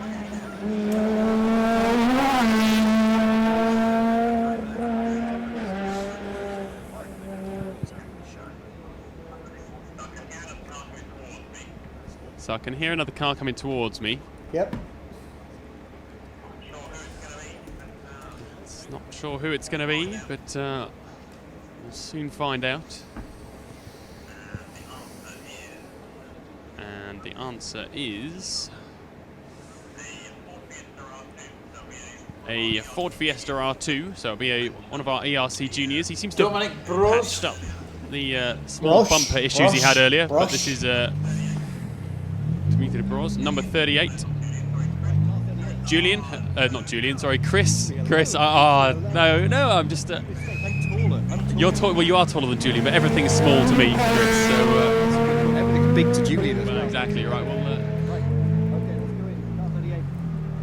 how's your day been for you? Good stuff, bad stuff, medium stuff? Sorry, I don't understand. Was it good, bad, good, medium? Better than last time. Okay. That's I'll take that. That was a thumbs up. A good. Thank you very much. He's great job. What's your fantastic. next task? No problem, guys. Well, I shall get on my way back to You're the going King's to put service. yourself to the King's service, are you? Service at the King's Hall. Sorry, the King's That's Hall. the one. That's the one. That's the one, guys. So I shall sign off from here, Brilliant. and Well we done, shall Seb. rendezvous shortly. Another stage win for Craig Breen, then Seb, and for everybody Thank at you very home much. watching this. And the through first the day, internet. the first day in your media career ticked. Well done, mate. Brilliant. Take care. Well, thank you. Talk to you at the King's Hall, Seb. That's the hard work done. He'll be inside then. It'll hardly be worth the effort. Craig Breen with a lead of 36.1 seconds over KK, as we call him, Kajtan Katanovic of Poland in his Fiesta R5, with Alistair Fisher in third overall. That's overall in the result, with Frederick Arley in fourth, Martin McCormack in fifth, Jaromir Tarabus in sixth. Then he goes David Bogie, Jonathan Greer, Tom Cave, Joseph McGonigal. That's the top 10 other leading contenders as we go down there. I tell you what we'll do instead of that for the time being. In the British Championship, it goes Frederick Arley leading now by 2.6 seconds, as we said, over Martin McCormack, with David Bogie in third, Greer fourth, Tom Kay fifth, Robert Woodside in sixth place. That's how those look. And Trevor has been keeping an eye on the ERC juniors. Yeah, we have. He's a man for the future. Marian Greibel in his Opel Adam is leading from Nikolai Grezhin, who's 5.5 seconds. That's a tight battle in his Peugeot 208. Third, fourth are Opel Adams again. So third is Lukasz Pieniczek, fourth Chris Ingram, and fifth place is Dominic Brush, who we just saw. And the 1, 2, 3 in the Irish Tarmac Championship at the moment after 5 is Fisher. He leads. Greer in second. McGonigal in third. Those are the three that we have through at the moment. 3 times that we have through at the moment. But there will be more following along as the rest of those championships and indeed the national cars come through stage 5 where we've been towards the end there. ERC2, we have Wojciech Wuhuwa, our Polish star, leading from Giacomo Scatalon in his Mitsubishi Lancer Evo 10 in that case.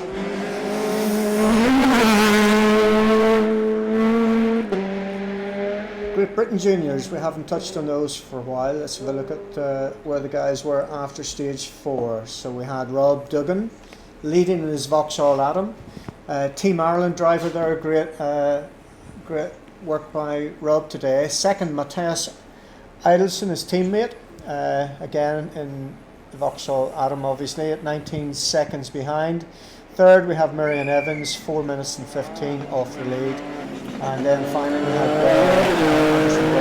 in fourth. a nice little comment through from the director. Saying what? Which unfortunately I'm not going to come on. broadcast. The director can't be sending us comments.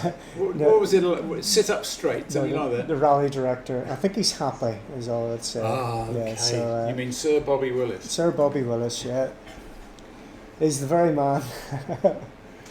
So, is it time for a biscuit yet? Well, it's funny you should mention food because Ryan. Actually, should we go to Ryan in social media corner? Just while I hand over come back to us. the remainder of the sandwiches, and Trevor, you've done a sterling job today. Have another couple of those. Ryan, you got to keep working, I'm afraid, for a while longer. Not a problem. But as I sort you out a sandwich or two, tell us what you got over there in social media corner. Got a nice clip from Damien Curran from stage 3. I don't know if we can show it. Just a downhill section, about 5k into the Glen stage. It's a really nice shot he got. He got about a 14-second clip. Let me see if I can get up from the screen. Go to this clip upstairs. Yeah. Play it? Yeah. Here we go. Downhill. It's a quick left at a junction and then a bale chicane. Ooh. And that's back onto Tor Road there. But that's a big commitment downhill in the wet and real nice shot.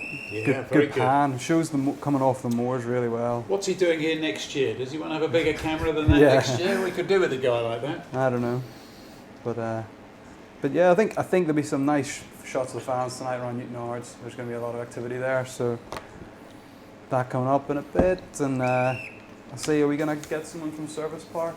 Okay, this is what's going to happen for the rest of the day. The cars are making their way towards service now. Seb will leapfrog them when they're queuing, or we'll send them roaming around the service park to catch up on the news, maybe get some coverage of the work going on for those people who are tuning in to rallying for the first time. You'll really enjoy that. So the cars will get serviced, 45-minute service, refettling, and some of the things they can do there if needed is change the gearbox, change all the differentials, change the suspension, brakes. Everything in that car can be changed by the body shape. Oh, Max Vatman getting into a bit of a time slump. That's interesting. We'll just keep with the pictures for these next couple of cars, so we are good shot, good thinking. So we have the Moffat brothers will be along, or we maybe missed them, have gone through. We'll check out the times for Josh and Sam in a second. So the service is going to be interesting. Then the cars set off for Newton Ards. Newton Ards, last year we had 25,000 people come out onto the streets of Newton Ards. So the Newton Ards TT stage, it's around the streets, 3 laps of the streets of Ards, just fantastic. And that's at 7:30, as you can see there at the bottom of your screen. We have 6 cameras in place for that. We're going live for the whole of both fields, the international and the national rally. Hopefully we'll have Ian Besant join us as well as a bit of a national rally expert who'll help us guide us through some of the runners in that one. But that's going to be a fantastic opportunity to see the whole field, both international and national. And not only do you get to see them once, you get to see each of them 3 times as they do the stage. So that's what's coming up today.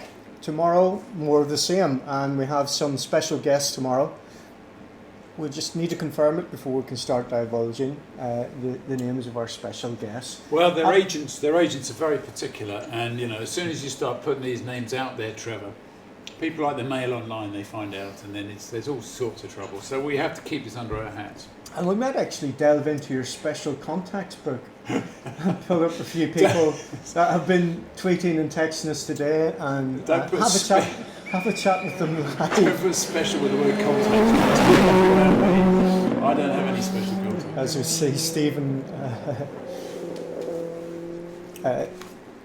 Now the drones are up and flying. Wow. Whereabouts is this? Is this still on stage 5? This is on 5, yes. Yeah, okay, so that's pretty much a reverse of that shot. Mm-hmm. That's the drone looking back towards the finish line and towards our camera. Excellent. I think the issue there... Weather dependent, of course, the drones were. Wind the trouble. Wind the trouble. But we've more stages tomorrow. We'll get them flying tomorrow. So we saw in the shot there Stephen Wright. Look at that. There's So the junction cherry we picker. can see the cherry picker, the shots that we had from before, and down below that is the stage side camera. So that's the scene, folks. That's what we've got. That cherry picker. Whoever's at the top of that is doing a sterling job today, I can tell you. He's certainly earning his corn. But has he picked any cherries, Trevor? It's not about the cherries, John. It's not about the cherries. I just want to go back and check the stage times in and see where the Moffat brothers have slotted in. It hasn't been updated yet, so we'll come back to that one in a minute. I was going to throw to you, John, but you've got a sandwich in your mouth. I'm so- just having a snack. It's been a long day. Yeah. What time did we arrive here this morning and discover all those technical staff sleeping on the studio floor? It's amazing. They come in here this morning. Well, I actually we had a delivery to our hotel of some camera equipment at about 6 o'clock, and that was from guys who did not go to bed last night. The commitment is just phenomenal. It blows me away to be part of a team like this. And it's not just about the last year. This has been different levels of it. And Bobby Willis talked to us about the idea. We thought, yeah, we definitely have to be part of that. Hopefully you guys at home have enjoyed what we've done. Personally, me as a rally fan, this is what I've been looking for a long time. And it's all down to those guys who are wiping the cameras, the team we have upstairs, the support staff, the logistics that's gone into this, trying to get trucks into stages past chip vans that were passed. Those are the challenges that we've had thrown up to us today. Wait a sec, let's just hold that thought. This is the biggest motorsport event in the whole of Ireland this weekend, but a chip van nearly ruined it all. Well, am I right in saying that? Yeah, we nearly had our chips. That's bad, isn't it? Is that some tumbleweed I can see just blowing through the studio? Yeah. Who's that? Is A it couple blood in the left? couple of hardy. It's a proper bobble hat rally on the right, fans. isn't it? Yeah, that's good. Yeah, good swagger to up and continue. down. Now, if you were Craig Breen, Trev Agnew, would you be happy with your lead tonight? 36.1 seconds with just the odds bit to come. I would say Craig Breen would have been happy to end the rally after stage 3. I've never seen you've seen the this year. You were commentating on that stage when he was third fastest in a World Rally Car. Phenomenal time. We saw the emotion attached to that. But as regards euphoria, we've seen him win 2 World Championships. We've seen him win the Academy and SWRC.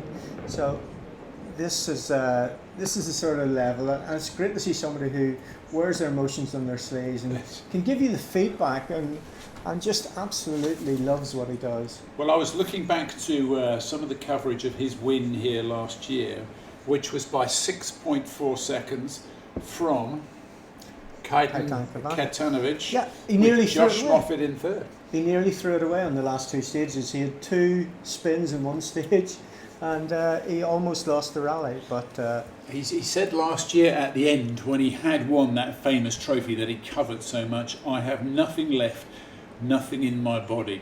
Everybody in the team has rallied round. It's unbelievable. I've won the circuit of Ireland. Unbelievable.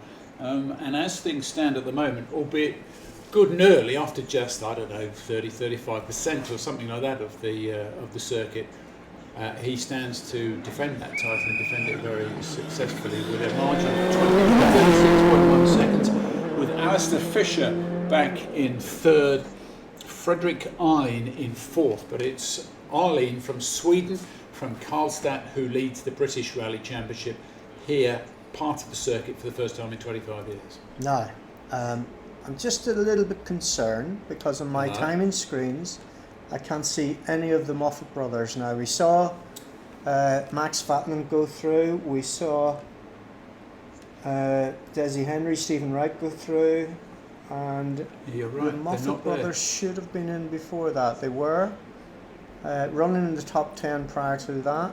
You could understand one being missing, but both being Both missing of is a them bit odd. on the same stage. Now, I know they like to do things very competitively and very together. Disappeared on the same stage. So Josh was 6th, having a sterling drive. Remember, his starting position wasn't very favourable. He was running a long way down compared to the lead cars that he was competing against. Sam was in 9th, but as of now, if anybody knows anything, please on Twitter at Circuit Ireland, and let us know if you have any information about the Moffat brothers, who seem to have disappeared off our timing screens. Correct us if we are wrong. We hope as we the are lady wrong. from Tipex said to me once. Find out if the Moffat brothers are still going, and if you can, see if you can get a picture or a little thought from them as to where they are and why they're not appearing on our timing screens. So we're going to have cameras all over Newtonards, are we, for the final 2.5 kilometres of today? Yep, 6 cameras. And it's going to be a really fun, the atmosphere is going to be fantastic there. Newtonards Borough Council, they helped with the press launch of this. We had the First Minister attend the press launch. The Deputy First Minister sent a video message, and they absolutely it's great to have that level of involvement. So the whole town will come out. Newtonards, just up the road in a place called Clonlake, is where Eddie Irvine, Formula 1 race driver, used to come to Ferrari. Success story. He's got his motorsport centre up there. Edmund is his father is called Edmund as well. Not that far from where Michael Orr lives, our illustrious co-driver. Now Michael did send me a text saying that he was going to go along to the TT stage tonight, so if he's there then you'll be able to say hello to him. I wonder will he come along and see us? Well, maybe it'd be tomorrow. nice to get him in the studio. Get him in here, yeah. We'll give him a sandwich. We'll give him a couple of sandwiches. We'll throw him a bun. If I put the lid on the sandwiches now, they won't go off and go hard by tomorrow. There's even more sandwiches going. Ryan in social media, you should see the smile on his face. I have to tell you this story though. At the forum the other night, we had Ari Vatanen, we had Keith Cronin, we had Craig Breen, and we had Elvin Evans up on the stage.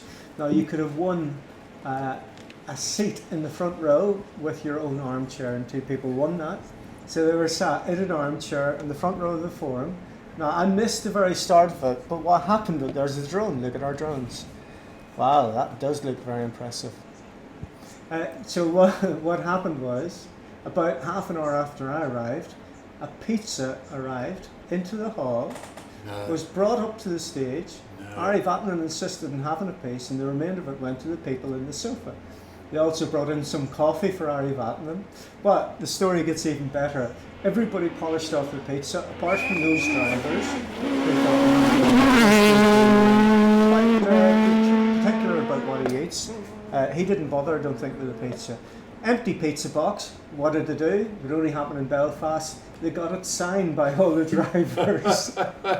And where is the box now? Well, I would say it's either on eBay or somebody has it framed on their Good work. on their bedroom wall. Good work. A framed pizza box.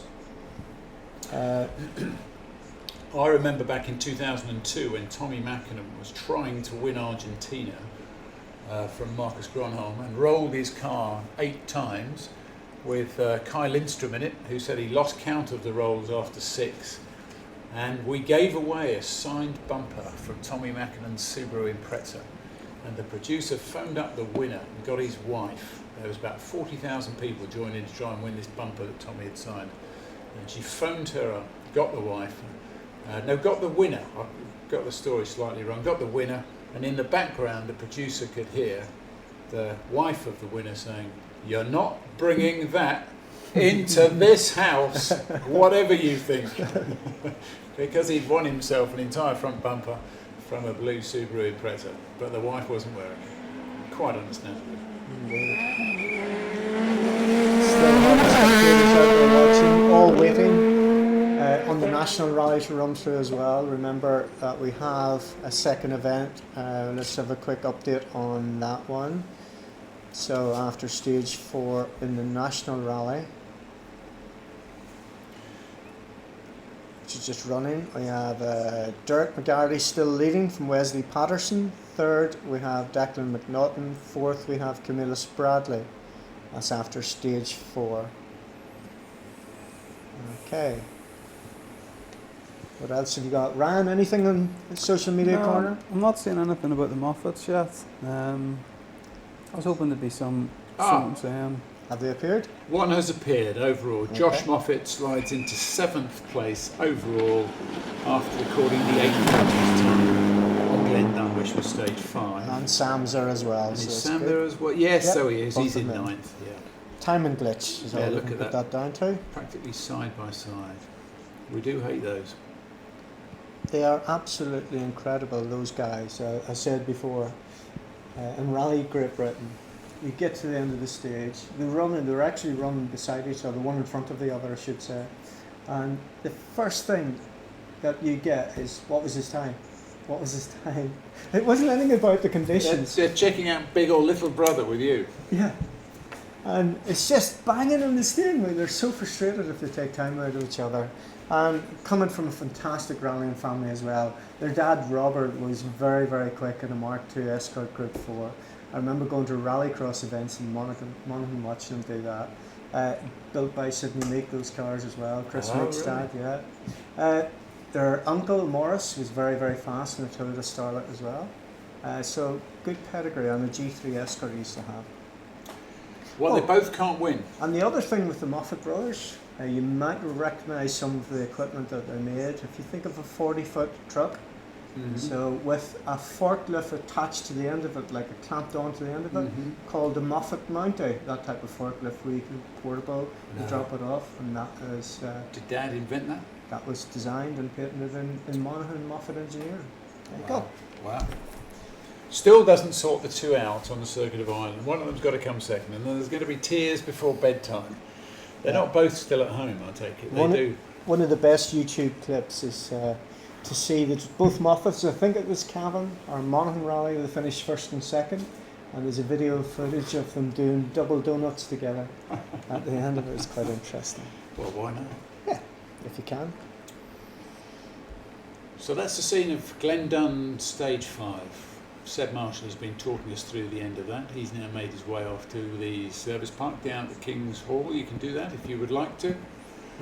And we're going to park ourselves on that little shot there just for a while longer. What time is dusk around here, fellas, tonight? I know you're a little higher up in the archipelago that is United. Oh, it's on the timesheet. Sunset 2012. So tonight, when ours starts at 10 to 8, we should get the first 10 or 15 through. Yeah. Before dusk. Yeah. Well, one or two will have changing light, and quite a lot of them will have pods strapped on the front, I would imagine. Probably all, just in case. Or I take the risk of not having them, or would the normal headlights of one of these rally cars be good enough to get you around Ards for 2.5 kilometres? No, you wouldn't risk it. No, definitely not. So the lights will go on then in the service area outside the King's Hall, which is going to last 45 minutes. So there's plenty of time there to change all sorts of things, isn't there? Get the lights on, get the cars fit. Now, who's this?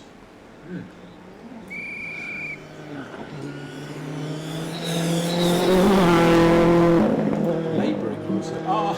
Labouring. He'll love me for saying that. That's James Slaughter in the other Tigerist car. Martin McCormack's teammate. I see a tweet coming as soon as he's back in the hotel.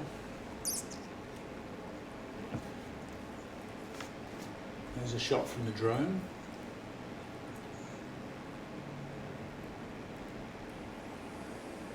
Creeping his way back down the stage to see what he can find.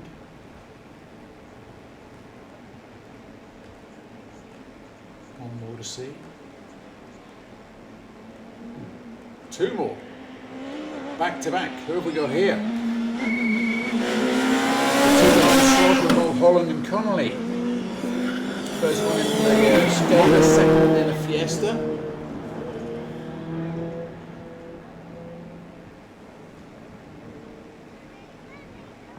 Pretty close. There'll be a story to tell by the time those two get into service tonight.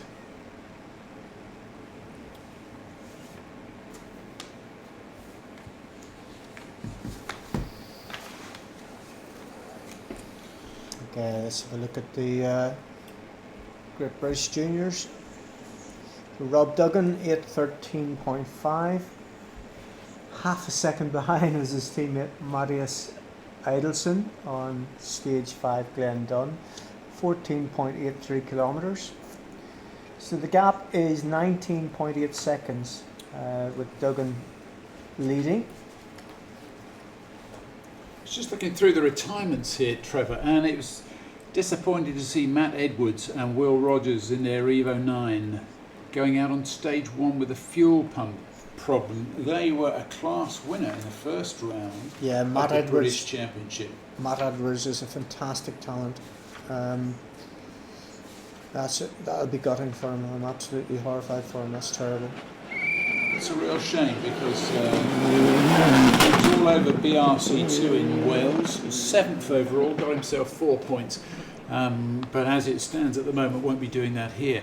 Other leading retirements, as we just watched the end of stage 5, we were talking about earlier Elvin Evans. He's joined by Keith Cronin, Robert Consani, Federico Della Casa, Neil Simpson, Alex Hoomer, Steve Rockland.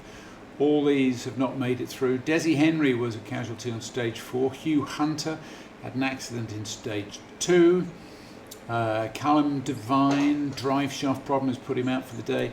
Adam Bastard, we said, was another. Matt Edwards, Aaron Windus and Will Graham have all retired due to one reason or another in the first 4 stages of the Circuit of Ireland, leading 14 of them, leading 70 to contest the stage around Ards, which starts when, Trevor? 7:45, I think. 7:45. So I'm just looking at my watch, thinking it's 5:25. Yep. And we're not going to see these cars until 7:45. What do we plan to do by then? We have some Phil. We'll talk to producer Pete in a second, and he'll tell us. We're just trying to get some coverage on the stages. Yeah. Any minute now, he'll be going, hello, in our ears, with a solution to our problem. And that hello has arrived.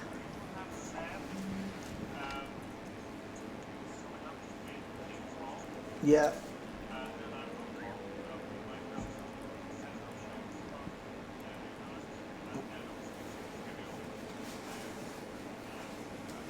I think for our viewers who didn't see the ceremonial start last night, it might be an opportunity at some point to play that in the atmosphere in Lisburn. I think we would all agree things have gone a little quiet. For the first time today, after all the high-speed jinx, things have just quietened down a bit.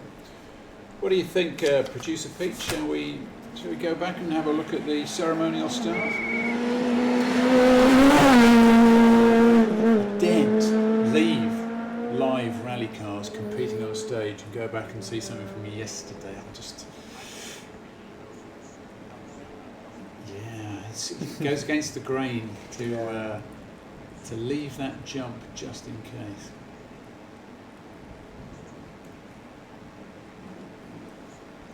Great to have the drones up though. Look at that countryside. People wonder why it's so green in Ireland, don't they? 2 more together. There's a race. Get out of the way. And who's this in trouble with the lights on? Hazards flashing, right up his tail.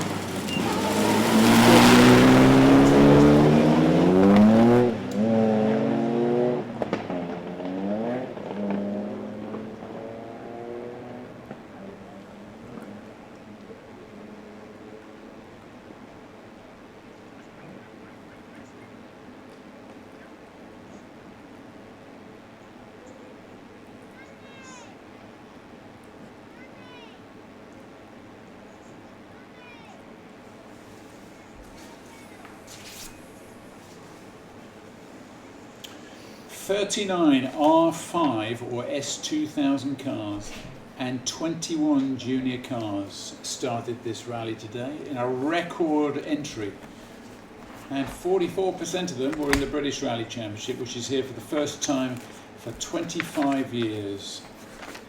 And for the first time today, or rather for the first time for a while, 3 championships converged on one round. So the quality and the quantity of the entry today has been absolutely terrific. Competitors from 20 countries around the world are taking part. And we've had 5 out of the 14 special stages, and this is the tail end of stage 5 today, the first of 2 days, to get through 209 competitive kilometres.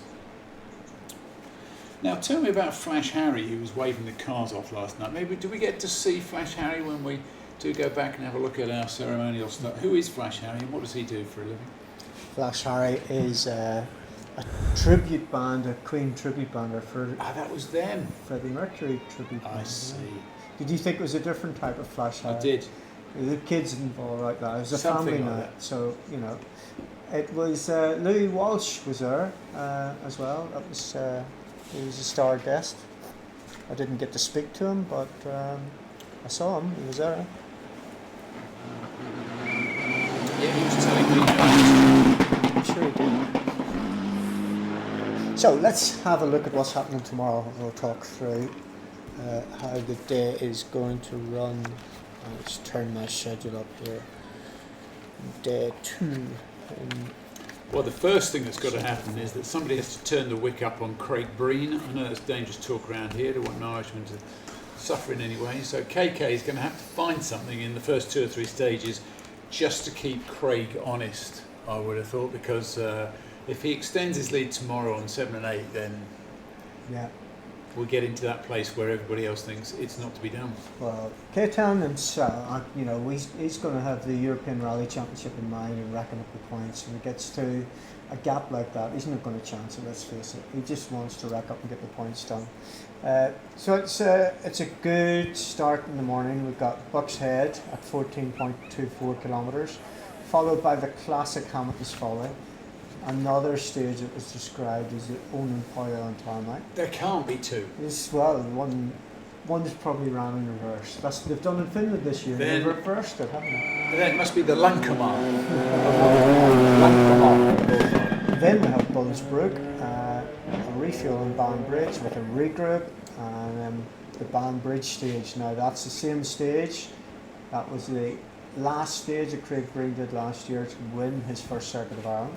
We do it twice, and then back to the King's Hall for a service, and we do all 4 again, with the finish for the European Rally Championship, the international, scheduled outside Queen's University, right in the centre of Belfast, at about 6 o'clock tomorrow evening. And by then we'll know who the fastest guy in Ireland is this weekend.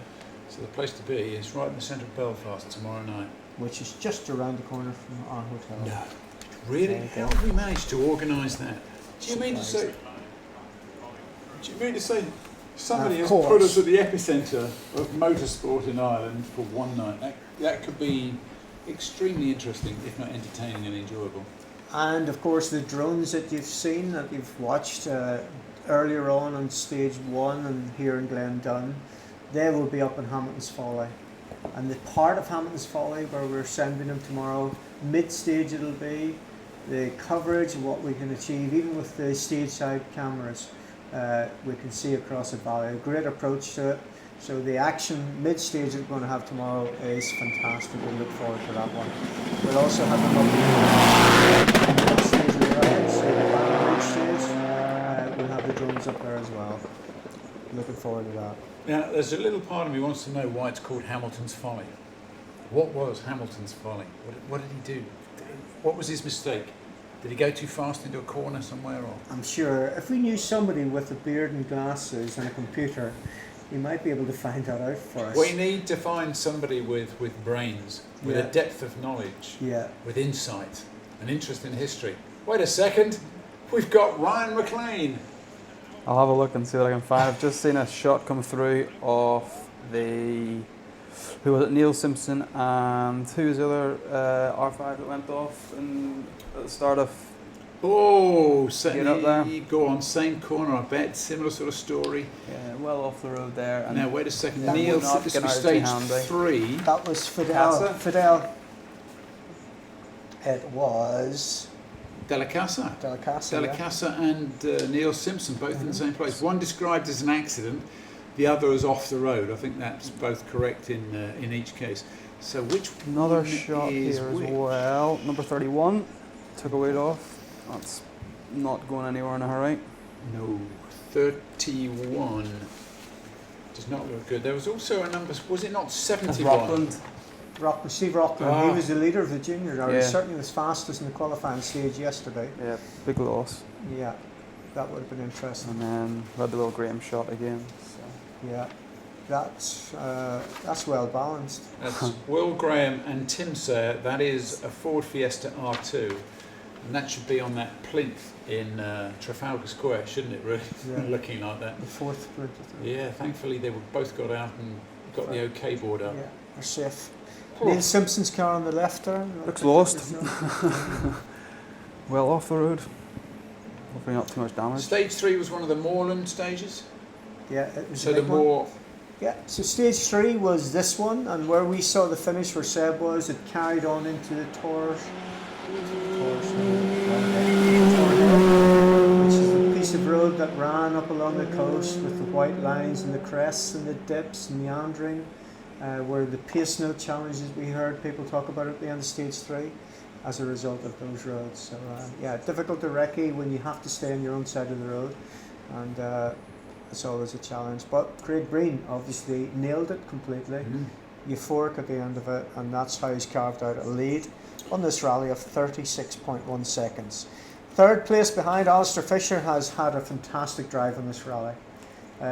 You could have thought, coming into it, that he might have had a little lapse in confidence. Strong in Galway in the first round of the Tarmac Championship, slipped off in West Cork, but right from the outset yesterday in the practice for the qualifying stage he was on it. He qualified third yesterday, and he's maintained that third place today with Gordon Noble in his Fiesta R5. Next up, Frederick Olin, first time in Tarmac, as he keeps reminding us, in a four-wheel drive car, doing a sterling job on his Pirellis, and again at Ford Fiesta R5. A few people may be surprised with Marty McCormick and David Moynihan up there in fifth. I certainly wasn't. Number one, the Fabia S2000, the high-revving car. So over the stages that he'd be familiar with, that's a great run for Marty. 6 is Jaromir Tarabus, and in Skoda Fabia R5. Josh Moffat in 7th, just dropped down the pace in stage 5. Josh and John Rowan having a great run again, handicapped a little bit by their starting position. David Bogie and Kevin Ray in 8th. David was talking this morning about having a softish brake pedal, not feeling fully confident in it. It's affected his confidence. Josh's brothers Sam Moffat and Carl Atkinson in their identical Ford Fiesta R5 in 9th place. Sam, Lisa was telling us earlier, had a slipping clutch. Hopefully they got that sorted. Johnny Greer and Kirsty Riddick in 10th in their Citroen DS3, and Tom Cave, who has really struggled today in the conditions with James Morgan. Never really got it together in the morning, got a better feeling in stage 4, but as you can see, 2 minutes and 39 off the pace is not where we expected Tom to be in an R5, proven R5 car with Michelin tyres on it. Joe McGonigal having a ball, a few big moments on stage 3, but he's in 12th there with Max Vatanen and Jean Renucci in 13th, with Stephen Wright from Monaghan and James Fulton right behind that, and rounding off the top 15, Robert Woodside and Alan Harriman again in their Fiesta R5. And for those of you who are have logged in to find out exactly how the British Championship looks after the first day here, we can bring you that. And it is Fredrik Olin of Sweden who leads that one by 2.6 seconds from Marty McCormack, who we've seen a lot of today, smiling, very pleased with himself, happy with his setup, and saying that the tyres are working like an absolute treat. And great, because he missed the mid-Wales stages in the Fiesta that he had. A differential problem, in his Skoda. That was before all the action in mid-Wales got underway, so it's terrific to see Martin McCormack in second place. So it goes Fredrik Olin, then McCormack, then Moffat, Bogie in 4th, Sam Moffat in 5th place in the British Rally Championship part of this event, Jonathan Greer in 6th, Tom Came 7th, Max Vatanen 8th, Woodside in 9th, Thorburn 10th. That's how the British Championship looks. Now we're just holding on this shot here because our producer stroke director Pete is convinced something is going to happen on that crest. And in fact, I think he has probably he's wanted to put a camera on that crest all his life, And so far, nothing has happened. I think there's a bet. I definitely think there's a bet going on here. Some sort of sweepstake. He knows something about this bit of road. He's in my earphones. Oh, there it is. Just as he was telling us that he knew the satellite was coming down. When he got to the end of minutes, so we got the bars. Roll out the girl with the with the blackboard and the clown. Now you really are showing your age. Thanks. So is it time for us to go back and look at the fun and frolic of the ceremonial start in Lisbon yesterday outside the Irish Linen Centre, which I want to go to? Yeah, it is fantastic. Can we do that on Monday? How far is it to Bushmills? Can somebody drive you to Bushmills and the Linen Centre all in one morning? Not Monday, Sunday. It'll all be closed though, won't it? Which way around do you want to do it? Well, now there's a question. That'll have an effect on your enjoyment of one or the other. I think I've got to go and buy the linen before I buy the Bushmills. And there are different sorts of Bushmills. Yeah. Because when I stayed at the Culloden for the big dinner at the end of last year, I was offered various types of Bushmills whiskey. I had no idea that there were different types. I just thought it was Bushmills. Yeah. So can we do that on Sunday, or is that be closed? Will it all be shut up? Probably Yeah, I think by the time you need to get to the airport, it'll be gone. Yeah. So what we can do is just have a big Ulster fry instead. That's a deal. That's a deal. The biggest Ulster fry you can find. We'll go somewhere and get that. Yeah, because we might need it. Right, Pete. Get that file out of the ceremonial start as we go back to yesterday.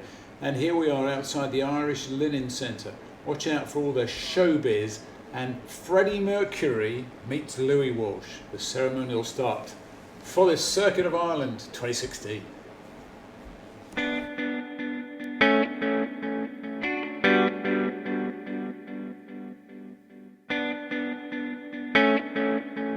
Well, it's really exciting to be here. I came over here at Easter last year to have a look at the Circuit of Ireland when we were putting the BRC back together again. I was really struck by the atmosphere, the enthusiasm for it, and the event that Bobby put on. And we really made a plan then to bring the British Rally Championship back to the circuit, which hasn't been here for 25 years. And it's going to be exciting. I mean, it's the biggest collection of R5 cars I think anyone can ever remember. It's going to be a fantastic battle. We've had a great start to our championship. The Irish Tarmac has had a great start to it. The ERC's here. So really we're going to have a fantastic battle here for the Circuit of Ireland.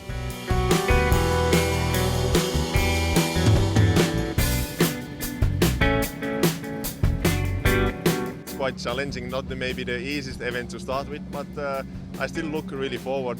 The stages are tricky, but they are really nice, so we'll have to build up the speed step by step and avoid the mistakes to keep her on the island.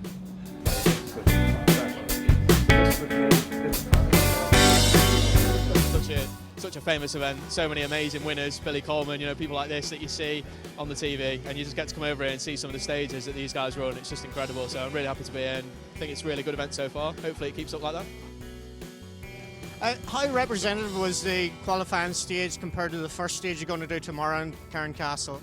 It's not very similar to Cairncastle. Cairncastle is wider, faster, more abrasive. It's probably much more like the Saturday stages, yeah, it'll be good to get a feel for the car in them kind of conditions, because I'm sure we'll experience them at some stage. I think there's quite a few people to be looking out for. On the last event, Robert Consani, he was set to be third, but then he had some mechanical problems on the final day. He's a Frenchman, he goes very strongly in asphalt, and I know he's looking forward to this event here, so he's certainly one to watch. Looking further down into the ERC2 categories, which is for production and Group N cars, we've got Wojtek Chuchała from Poland, and he's someone who's just really sort of emerged as a real revelation. So I think we can certainly sort of look at him in the ERC2 category as well. Yeah, the big stage is going to be something else, especially the second half. It's going to be very, very difficult, but I think it's going to be a case of managing tyres as best we can and having a good clean run through there. So the stages are good, very, very slippy. Going to be a challenge, but looking forward to it.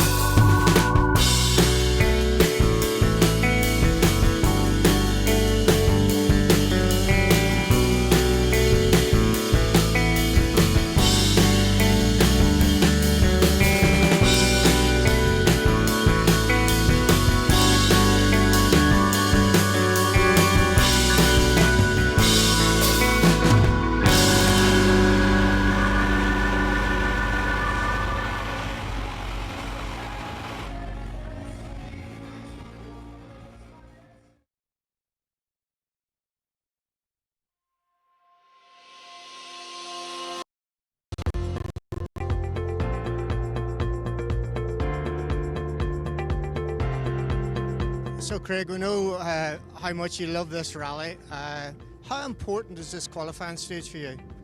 I think it's going to be probably one of the most important qualifying stages that I've ever taken part in, because purely because the conditions that we have this weekend. The road is getting completely destroyed. We've seen it in the qualifying stage. After a handful of cars, it's just getting worse and worse. Lots of mud been dragged out, so we need to try and make our way up to the front of the queue as as early as we can, and we need to be certainly starting in the top 2 or 3. How do you approach that when there's so much mud on the road? You know, a couple of the guys have been talking about that. They're not sure how to approach it when it's a one-shot hit.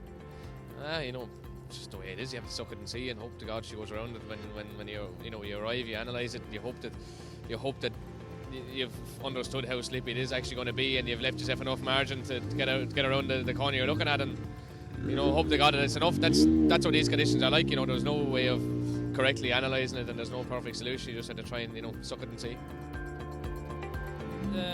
What's unique to Ireland is the crests and the jumps and the high speed, and generally in the narrow roads and the twisty lanes. And as you can see, this weekend we're going to be in for some testing conditions with rain and mud that's being dragged on the side of the road from other cars and from the farmers. So I think the biggest challenge will be, coping with the conditions and trying to predict where the mud will be, where the water will be, and driving a clever rally. I think if you try and go 105% everywhere, then you're gonna damage the car and maybe even go off the road. So it's about being clever and trying to drive as fast as we can. It's very nice to be here with strong competition. We have 36 or 7.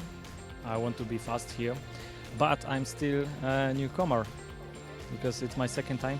It is big experience and really demanding. We'll see. We have good car. I hope good pace notes, perfect tires, so we can push.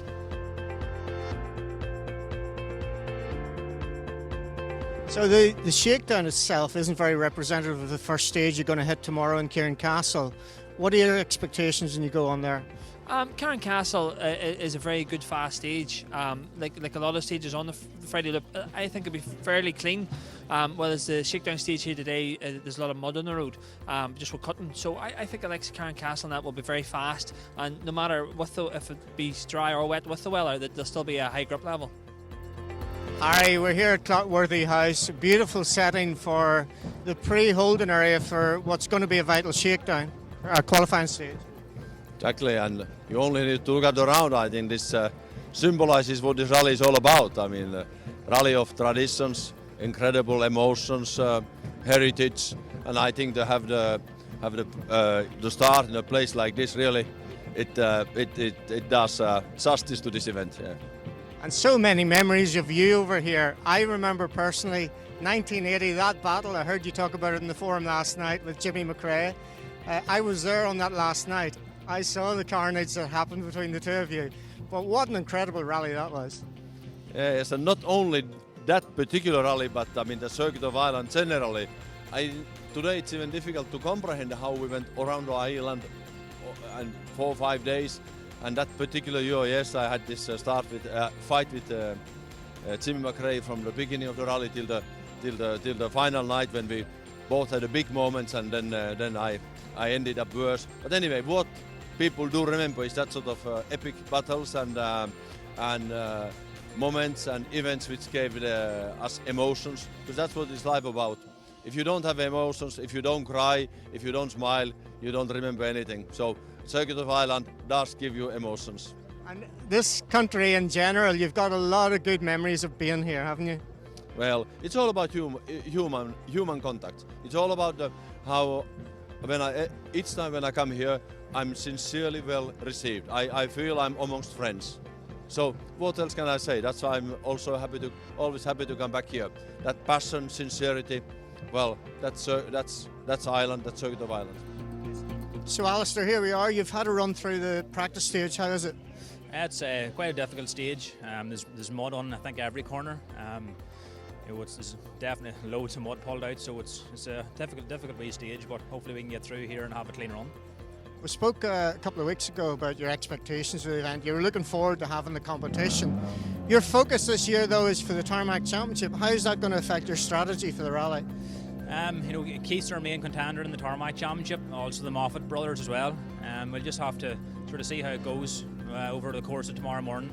And if we're comfortable with our pace, we might decide to make a charge. But if we're sort of maybe just keeping our front of Keith, we might just try and stay there. But it's going to be difficult to judge it with such a strong entry. So it sounds like the end of the first stage tomorrow, when you see what the benchmark times and the times around you are, will give you some information that you can make that decision. Yeah, I think that's right. It's so hard to judge. We have a lot of drivers coming back, back for this event, and a lot of experienced drivers. So it's really hard to know where the pace is at, to be honest. Well, we've had a busy start to the year, but winning in Monte Carlo, Sweden, and Mid Wales. But now on the tarmac of Northern Ireland. Hopefully 4 out of 4. Yeah, hopefully, but we're in for a tricky weekend, some difficult conditions here, and it's a tricky rally anyway without that. So it'll be a tough weekend, but we're very much looking forward. Obviously, everyone's talking about the weather, but it's not just that, is it? Lots of bumps, jumps, and tricky parts here. Who do you see your biggest rivals being for the win this weekend? I don't think it's fair to single anybody out. I think there's a handful of drivers that can take the win for sure. We just have to get our head down and make sure we take the fight to them. Well, it's a terrific feel to it here this morning at the castle, and being a European Championship rally, this is the calm before the storm. I think it's going to be a fantastic weekend's rally, and really the whole feel to it is so special. So fair play to the organisers for getting all this sorted. It's terrific. I sort of think of it like it's the perfect storm of a rally. When you get 3 championships aligning and 38 R5 cars, it's incredible. I don't remember when there's been an entry of this quality before in a long, long time. Yeah, over the last quite a few years now, we've lived in the era of the World Rally cars, and quite a few of the drivers were like the cars, getting a wee bit long in the leg. So it's terrific now to see so many young drivers. This is the new breed of motor cars. It's a terrific thing, I think, for sort of a future feel to it, and it's a real European feel to it. I mean, in the old circuit of Ireland, we had people like Marco Lane and Works Lancias and Michelas and Audi Quattros, and you think, oh, you'll never recapture that. But I think this here is just as good, really, really exciting. Brilliant for rallying. I think brilliant for Northern Ireland. Excellent. We're just going to interrupt this lady over here, Liz Patterson. You look as if you're about to climb Mount Blanc. You're all wrapped up in this one. It's County Antrim we're in, isn't it? And I've got the dog with me. We're putting the world to rights here with the mayor.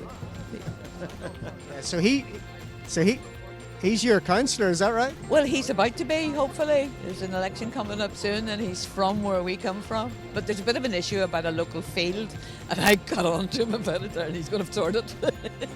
It's good that he can do these practical things as part of the rally as well and keep the whole thing going. Allotments into it.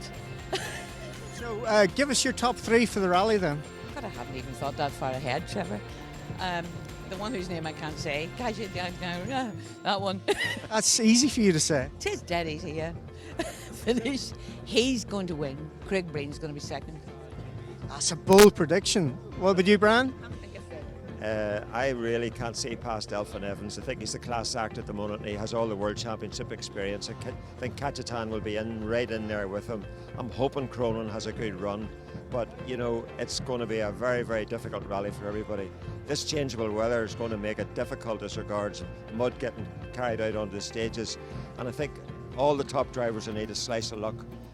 The class will always come out on top, but it's going to be a very close run thing, and anything can happen.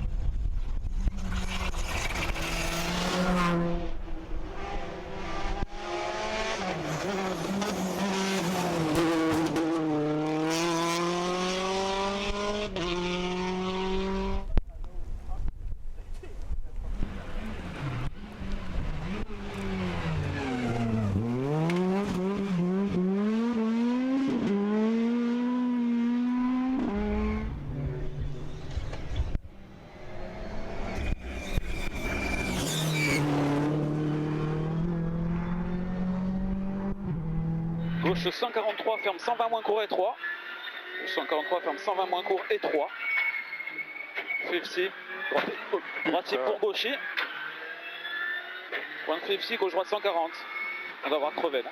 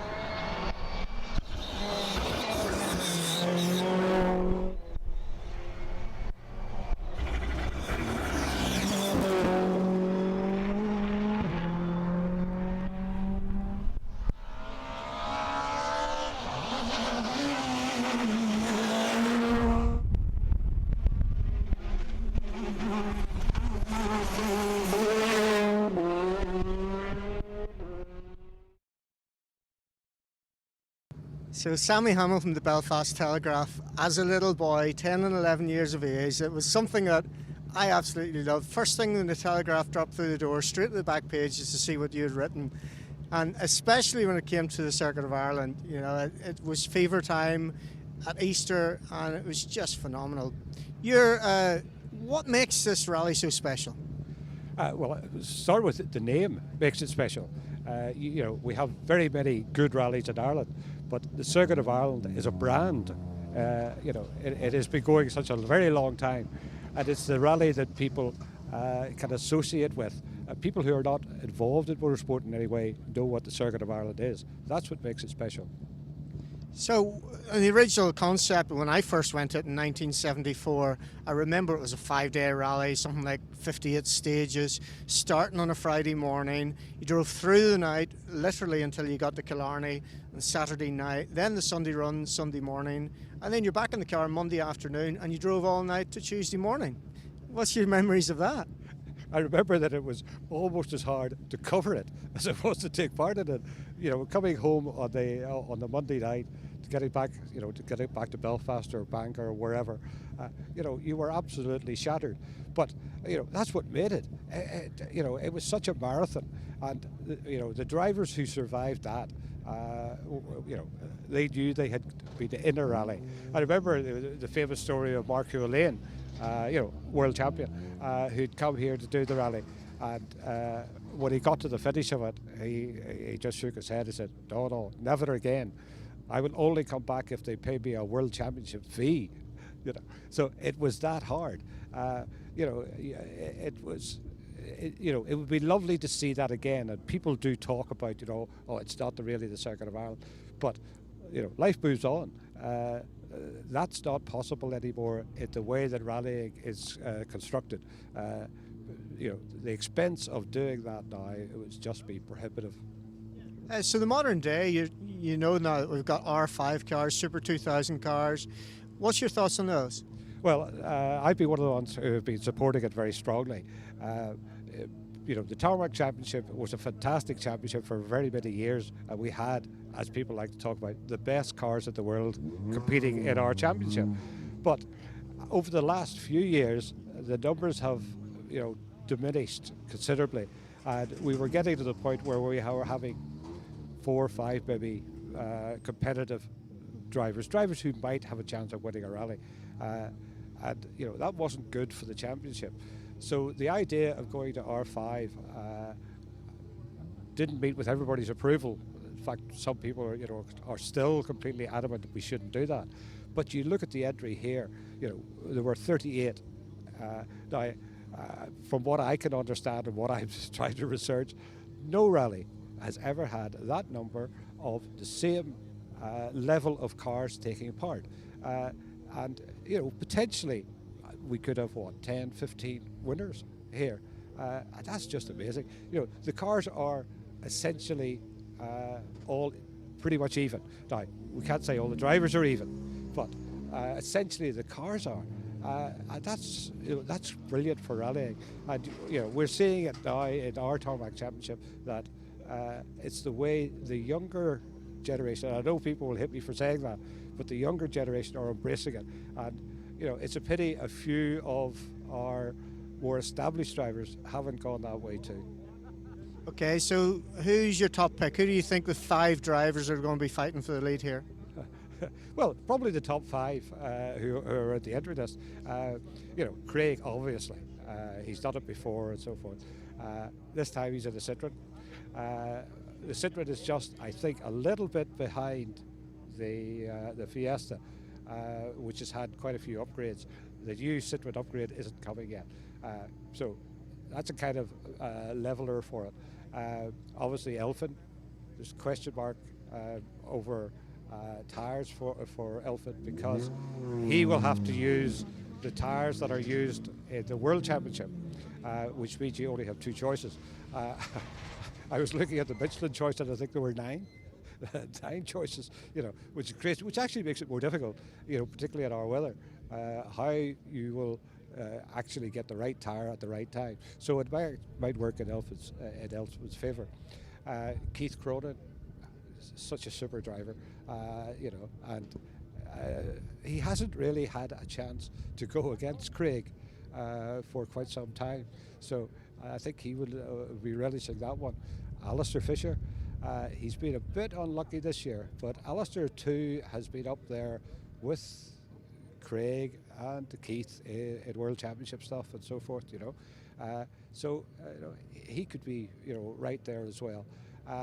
And an outsider, the Swedish guy Fredrik Allen, he's a very talented guy. Now, no tarmac experience, and he's certainly playing it all down, but if we got a very wet, mucky rally, who knows, he could be one of the ones who would be there.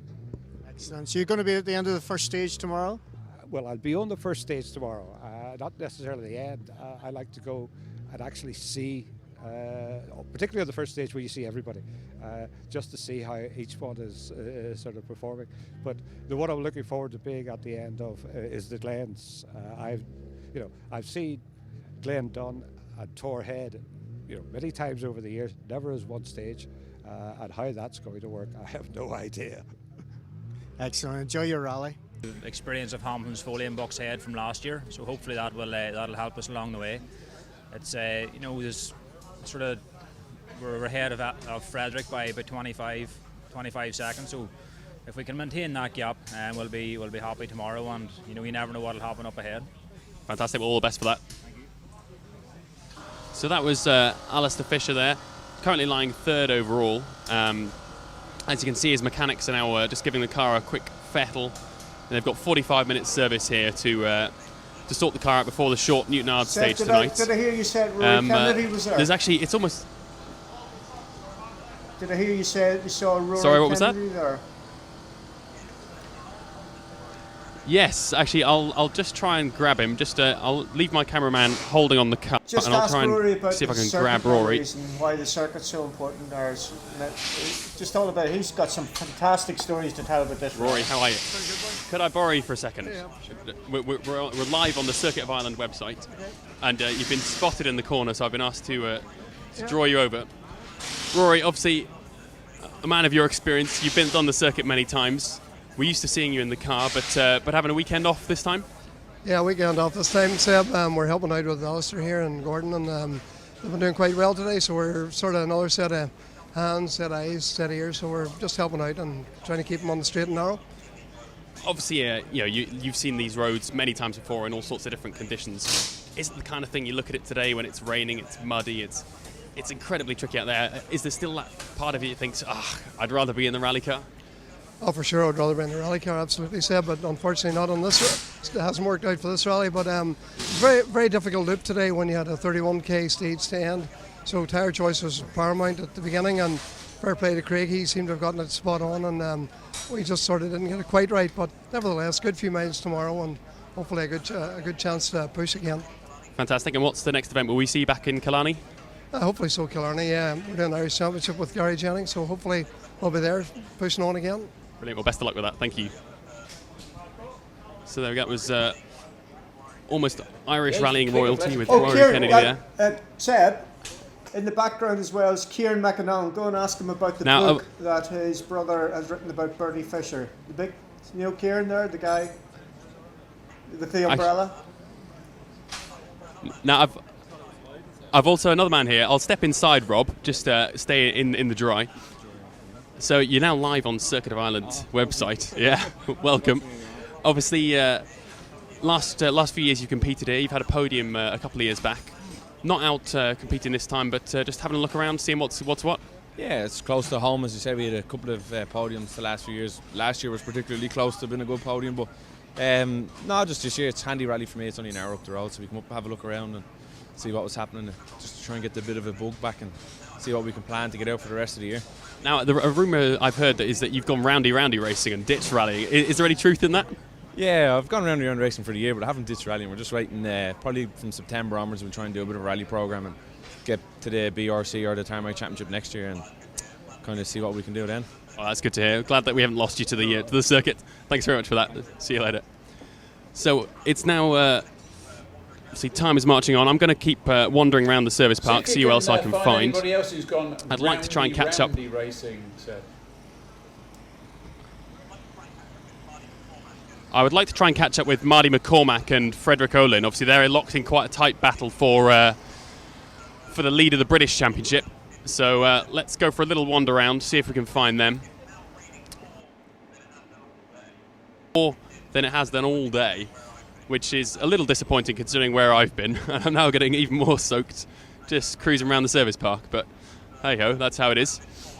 So just around this corner should be Frederick Olin's car. Now let me just see if I can find the man himself. Martin, is Frederick about? In the tent, right. Am I okay to go in there with my TV crew? Right, just watch where you're walking, guys. But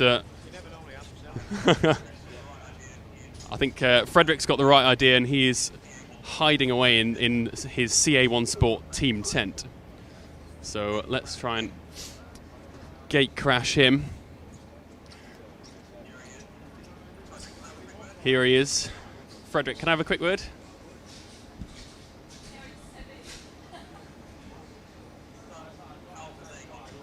So, how's the day gone? Your first time on tarmac in a four-wheel drive car. I imagine it's not the ideal conditions you wanted to learn in, but you're leading the British Championship runners at the moment. You must be pleased. Very pleased, very pleased. It's been a very, not hard day, but interesting day to say the least. It was quite obvious as soon as the conditions changed, we struggled a little bit, but then so I always needed like one stage to get to grip with the new conditions, and that's for sure down to experience. And I mean, now the last time through, is it called the Glens maybe or something?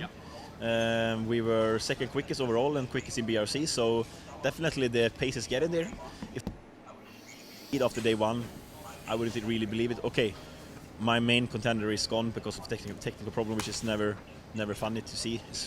You rather get beaten on the stage or beat them on the stage, so maybe that's a little bit influenced why we have such a good position, but just have to take it where it is. Exactly. You can only race the people that are in front of you, and obviously you're having a good battle with Marty McCormack. For tomorrow's stages, okay, everything's new for this weekend.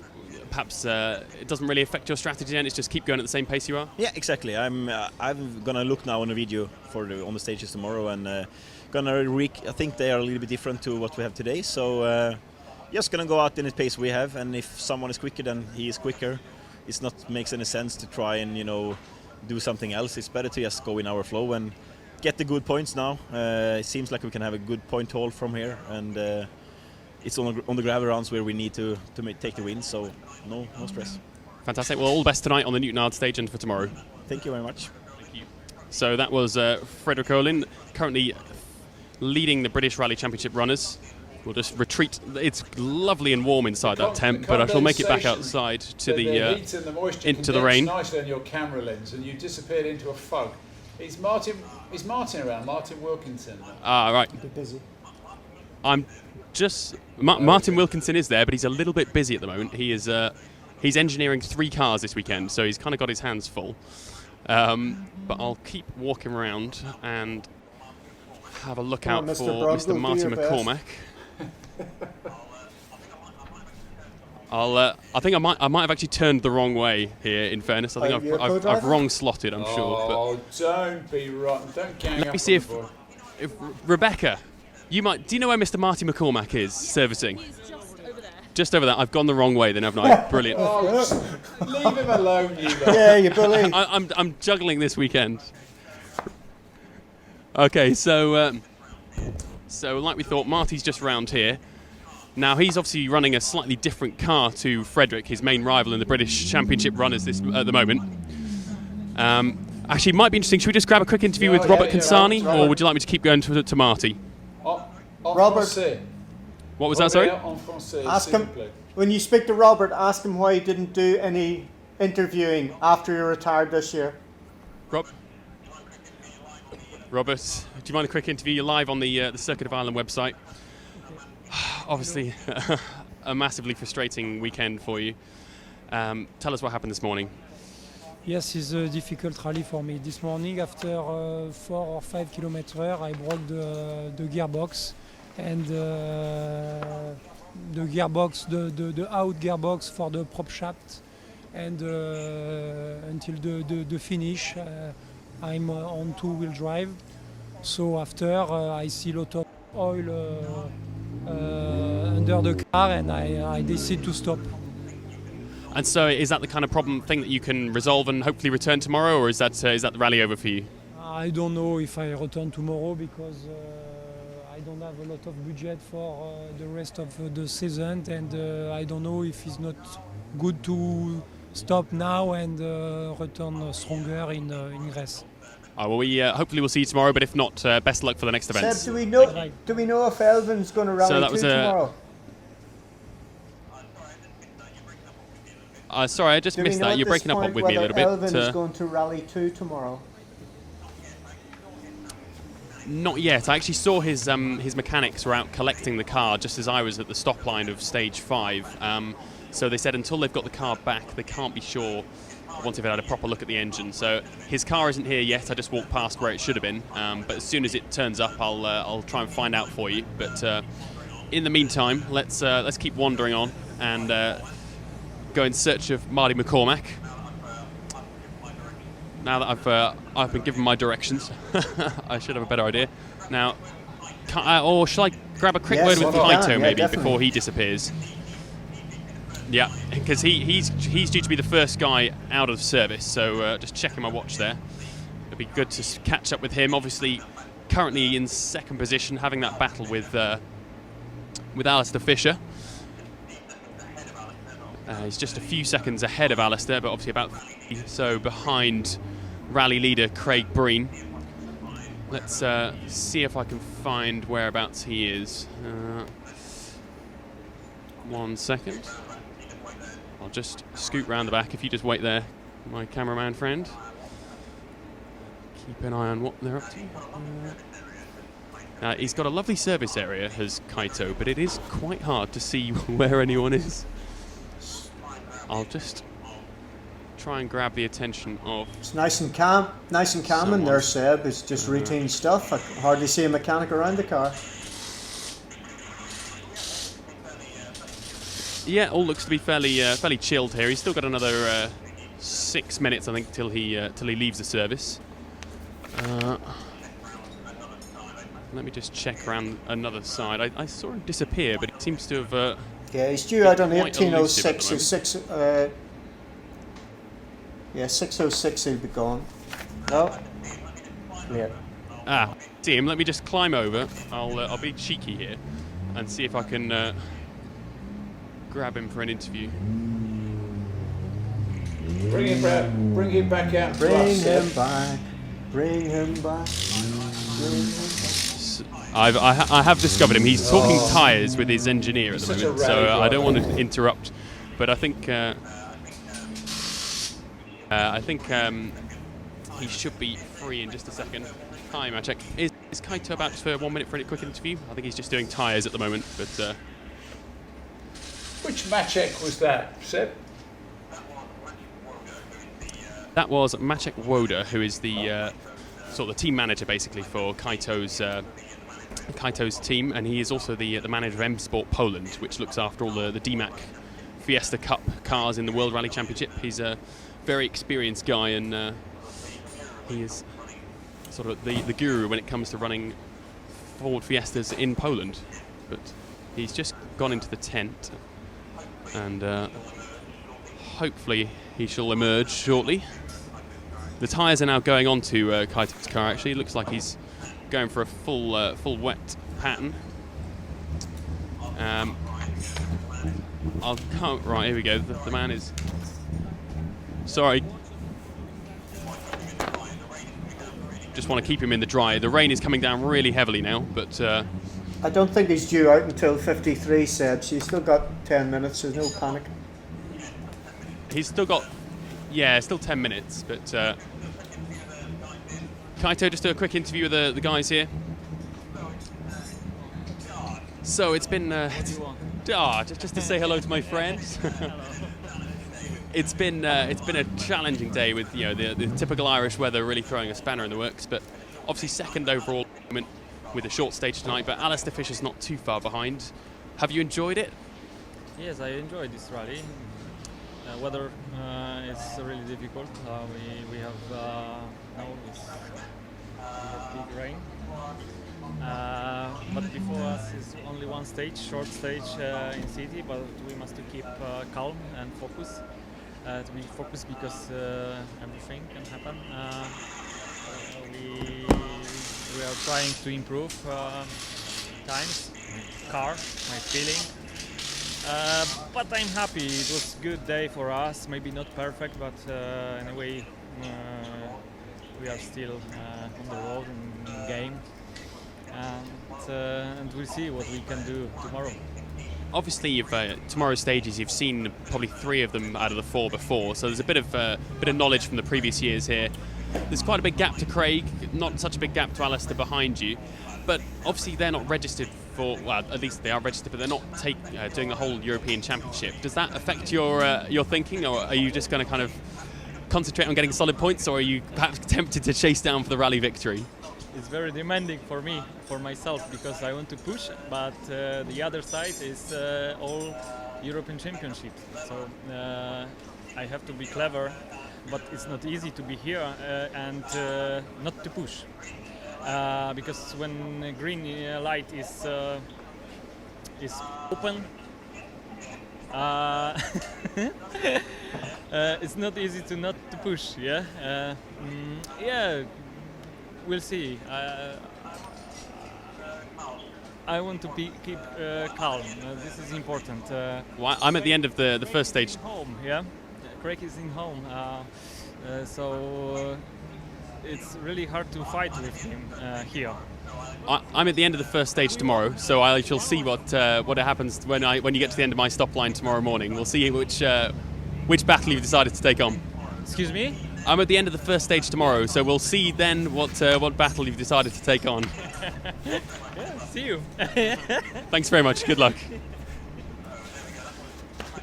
So there we go. That was Kaito Kajatanovic, He's currently a man with second the overall dilemma. in the Does rally. he want to win it, or does he want to take 25 points home to his championship?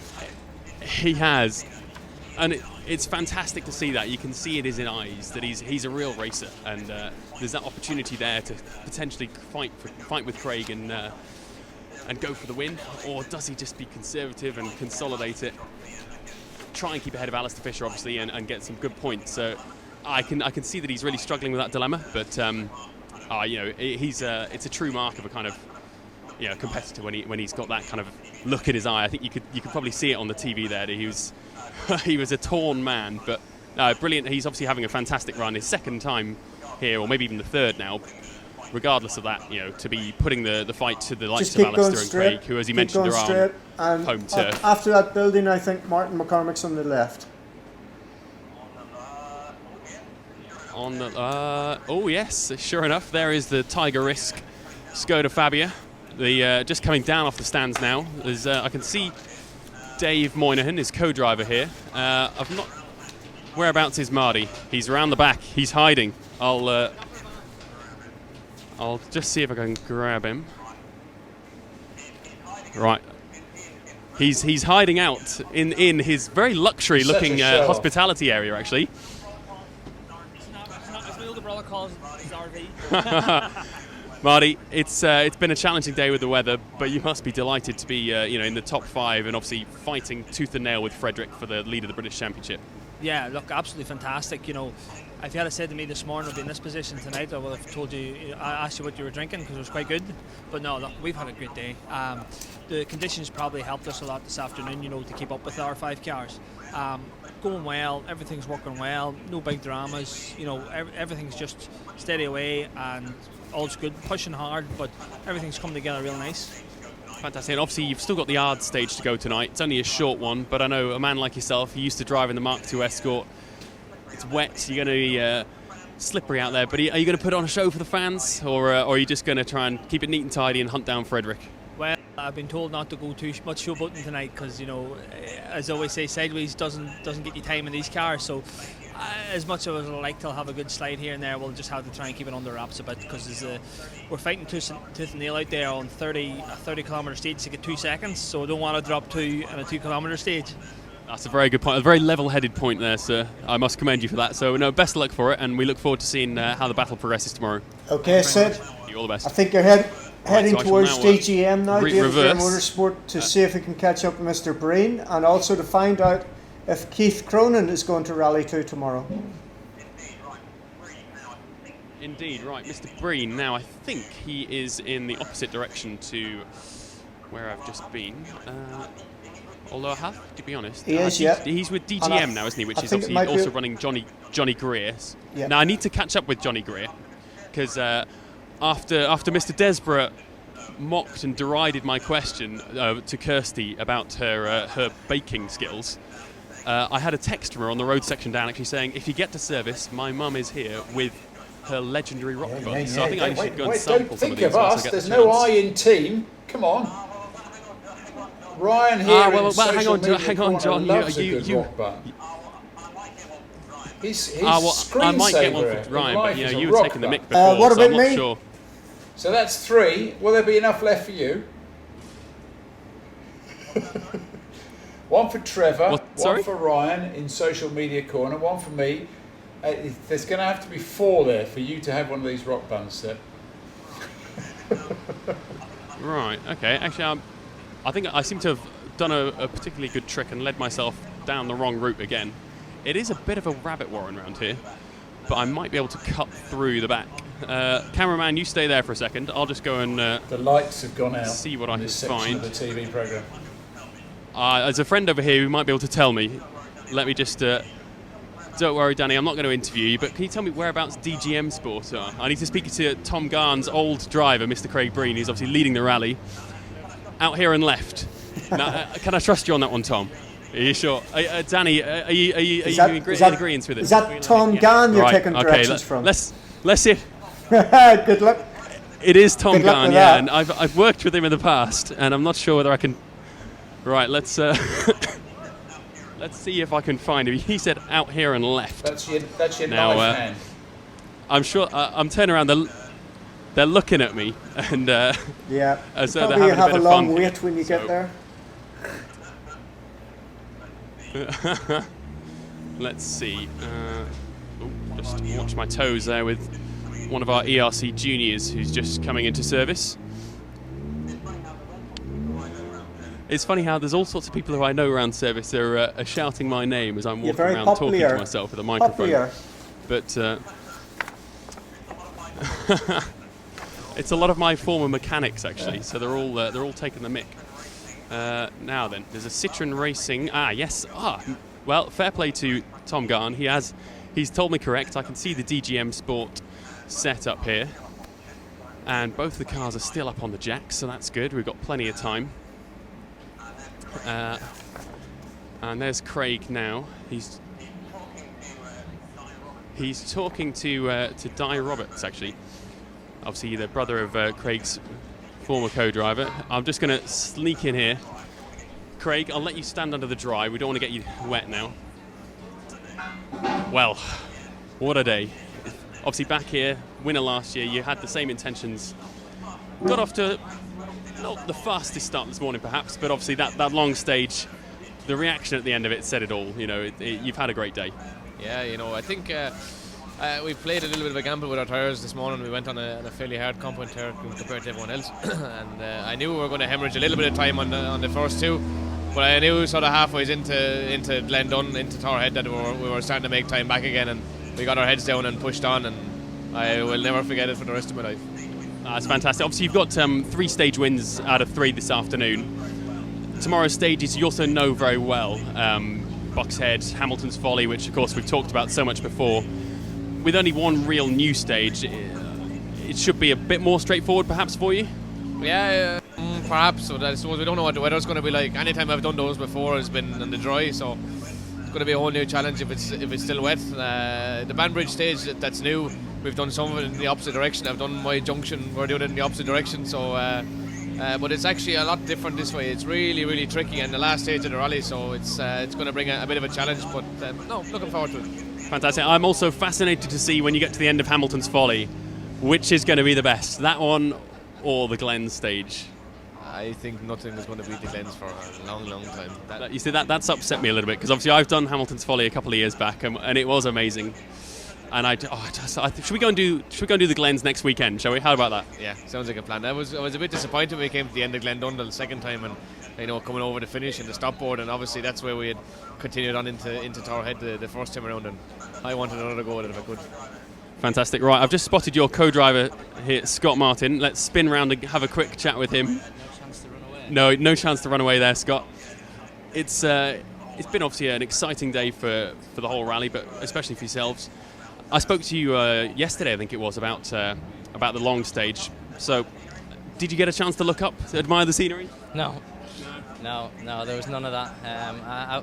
Me and Craig actually chatted about it, and every chicane I think I looked up, I had a little look, saw the bales, saw it was still there, and then the head was down again. So it's only for brief moments on a stage like that. Ask him if he changed any pace notes, Seb. And I never find it a benefit to look up. I always fear there's distractions out there. So, but it must be a phenomenal buzz. We saw how wired Craig was at the end of that long stage, and I looked over and you were equally kind of on edge and just really kind of in the zone. Obviously, going forward for tomorrow, you've got that sort of north of 30-second cushion now. Will you have to sort of control Craig, or is he kind of sensible enough now to know what he's doing and just settle into your own rhythm and keep going as you are? Like you say, we were absolutely buzzing. We were absolutely wide, more than I've ever felt it before. Maybe similar to what you had experienced in Finland or something like this. But yeah, but then when you get the stage time, you've driven well, but you don't know how the rest have done. And there's so many different tyre combinations here this weekend and manufacturers. So you never know. Sometimes you're on the right tyre, sometimes you're not. But no, we were wide, and we were just fortunate enough. There was about 2 hours before the next stage. We had a chance to calm down and reflect on what we did. So. But going forward, we're just going to get through tonight. We've still got the tricky town stage in Newton Arts, and then time to reflect on today and look at tomorrow's stages. The weather tonight is going to be like it is now, I think. So we're probably going to experience wet roads. But Craig's got good experience. He knows the area well. So I feel like he'll use that to good use, and I shouldn't have to calm him down or do anything. Anything too much. We've got, like you said, north of 30 seconds to play with, but that can be lost in a second, so you've got to keep concentration to the end. Absolutely. Well, I noticed you're having your can of pick-me-up Coke just before you go into the Newton Yard stage, so best of luck for that and for tomorrow. Thank you. See you later. So that was Craig Breen and Scott Martin, obviously rally leaders right now. We'll just leave them to be with a lot of, obviously, interest in their tent at the moment. Hugely popular figure in the service park. So, Trevor, John, is there anyone else you want me to Can go we check out and see what's happening with Keith Cronin just when you're there, please? Will he reappear tomorrow? We need to know. Yes, The championship is at stake. And also, you wanted to see Johnny Greer and more Kirsty Riddick. I do. Yeah, the Well, other person Johnny is that might be next door, interested is Tom so, Cave, just to see if he's made any changes to the car, because he had a miserable day today, hadn't he? Yes, he has. Right. Okay. I can't see any sign of Johnny Greer at the moment. Obviously, the car mechanics are busy working away on his car. If you see I think he Davy might be Greer, hiding away in the truck. he'd probably be able to tell you if you see DG himself. I'm not sure, to be honest, who I'm looking for, but I'll ask one of the mechanics. Do you know? Oh no, he's running away from me. Johnny. There we go. He's got a nice bowl of pasta here. That looks good. Do you fancy sharing that? Nah, with you, why? Oh, look at that. You're a good man. So obviously it's been a challenging day, but you must be happy with how it's gone so far. Yeah, I'm happy enough. Sort of conditions were challenging this afternoon when it started to rain, but it's been good so far. The stages in Antrim were very, very good, so we're very happy with them. But yeah, we've been okay. We've been sort of keeping our noses clean, trying to get around, so happy enough. Fantastic. And have you heard anything on your sort of teammate from the previous event, Keith Cronin? Do you know if he's going to restart tomorrow? I don't think so. I haven't really heard much. Only heard that. I think only heard sort of what the damage was when I come back in the service. So I'm assuming they've packed up, but I don't know yet. But it was a shame to see that because I think he had it was a good chance to show everyone the pace he had. So shame, but that's the way it goes. Very good. And is Kirsty inside with her rock buns? No, I don't know where she's went to. I think she'd maybe get them guard up for you. Well, you see, I had a text on the way down the road saying that if you get to your service area, then there's some food in it for me. But it's just started to throw it down, so I'll let you get back inside. Thanks again. And here we go. The rain is really coming down now. I'm going to put my extra hood up. Spencer Sport. Right. Spencer Sport. I know I've got multiple hoods here. So we'll now obviously heard there from Johnny that rumour is that Keith may not restart, but we haven't got that confirmed 100% yet. But let's go in search of Tom Cave and also see if we can see if there's any movement at Elvin Evans' service area just yet. Good work. Just when you're walking, Seb, I'll run through for those people who are just joining us. The top 10 after stage 5. One stage to go tonight, which is the Ards TT. Super special round the streets of Newton Ards. North Down Borough Council putting on a great show. 25,000 people there last year. So, after stage 5, Craig Breen leads by 36 seconds from Kaitan Katanovic. In third is Alistair Fisher, 5.6 seconds back. Fourth is Frederick Olin from Sweden, 22 seconds down. Fifth, Marty McCormack. Sixth, Tarabas. Seventh is Josh Moffat. 8 is David Bogie. 9 is Sam Moffat. And 10th is the man you just spoken to, Johnny Greer.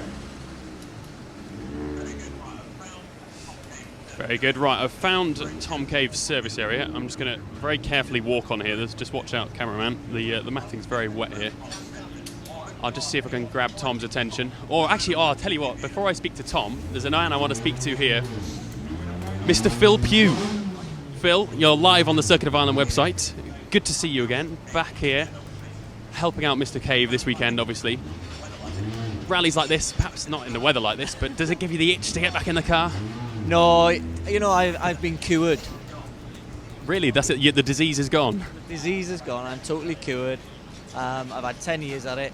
This has been great, fantastic, enjoyed every minute of it. Trying to give a bit back now. I've been helping Tom over the last 18 months.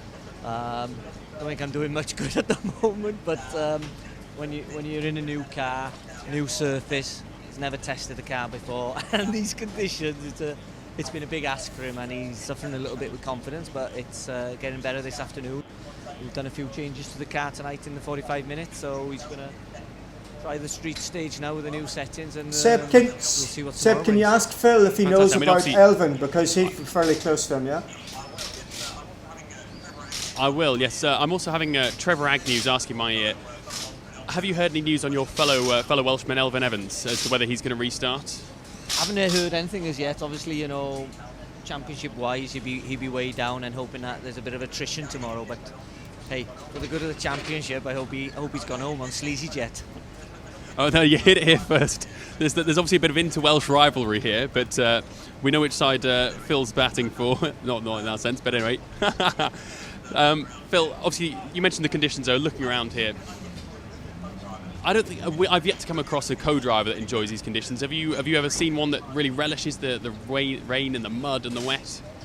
Conditions are so unpredictable, you know. I think I remember going back to Rally Island 2006, and you know, it rained from the ceremonial to the podium at the end. But I remember the first stage, it was just like a quagmire. But you know, you've got to deal with it, and you've got to get your mindset in. But if you've tested like me and Guy did then for 2 days, you're prepared. Unfortunately, Tom hasn't had that opportunity, so the event's a test. Well, you mentioned the good man there. Could you grab him for us just to get a quick interview, or is he going? No, I'll grab him. Oh, good man. So that's Phil Pugh, obviously the Guy Wilkes co-driver in the Junior World Rally Championship. Vastly experienced man, and as we've seen now, he's helping out Tom Cave. He's a good man, is Phil. He's mentored me a bit in the past, so I owe him a bit of debt of gratitude. But he often winds me up, or at least finds the time to wind me up. But anyway, he's managed to lure Tom out of the nice truck into this ghastly weather. Tom, obviously, we're stood here in the 45-minute service. We've just heard from Phil that you've made some changes before this Newtonard stage. It's been a frustrating afternoon for you. So is tonight just about getting the confidence back and just sort of refining a few things before tomorrow? Yeah, basically we got a lot of work to do this evening. I'm going to look at the in-car, go over every station today, analyse the points where we're losing time on the data, and find the points where the time isn't so bad. So, and we're going to put that into practice tomorrow. It's, you know, for my standard, it's just not good enough. I need to do better, and I'm going to do my best tonight to try and achieve that. Obviously, every driver is pretty much his own worst critic, and I know that from working with a vast number of people. But it's the only way you can be, really, isn't it? When the championship's this strong and this competitive, you've got to try and find every possible area to explore where you might be able to gain time or make it up if you're not having such a good run. You mentioned there the looking at the in-car videos. Is that just for tomorrow's stages in terms of a recce? You're also looking at the information from today to analyse your driving from today? No, it's the in-car from what we've done today, so I'm going to be going over that. And yeah, I just want to just see it myself and just analyse what I'm doing wrong. You know, we have the points which we need to improve on, and I just want to just do my best for tomorrow, because we got this far, and it's a team effort, and ultimately I got to put the times in. So I need to go and do my homework tonight, basically. Right, well, we hope you have a good run tomorrow, and we'll see you at the end of the first stage. Thank you. So that was Tom Cave there, obviously struggling a little bit today, but he's got an idea of what he needs to work on, which is always a big help, to be honest, for a driver. Often you get to the end of a day, and if you're scratching your head thinking, where did the time go, then that's when it can be almost the worst, to be honest. If you have some kind of idea, you're not stabbing in the dark when you're trying setup changes or adjusting your driving style. So that's good to see that he's got that idea, and we'll try a few things out tonight. And let's go for a bit more of a wander. And a half off Frederick Olin, who leads the British Rally Championship section of the event after 5 stages. I guess he would have been disappointed if he was 35 seconds off the lead, not 1:35.5. But it's a long way, and frustratingly, almost 52 seconds off Jonathan Greer in 6th. So he's kind of looking at big gaps. It is, isn't it? That's a big gap. Right, I'm just looking around, and I'm getting heckled again by a few more people. But I've spotted Robert Woodside is in service, so I'd like to go and have a chat with him if I can. Is Robert about? He was. Right, let's keep walking around the corner. His mechanics are tending to his car, but you just wait there a second. I'm just going to, if you just look at see what's going on with Robert's car, and I'm just going to check in the British Rally Championship hospitality area to see if I can find anyone. Robert Woodside, 2 minutes 19.7, as you would say, Seb, behind Frederick Olin in 9th place in the British Championship. Decimal 7. Are you taking the mick out of me from working with a French team? It's a good technique. 2:19.7. Right. John Millington would like that.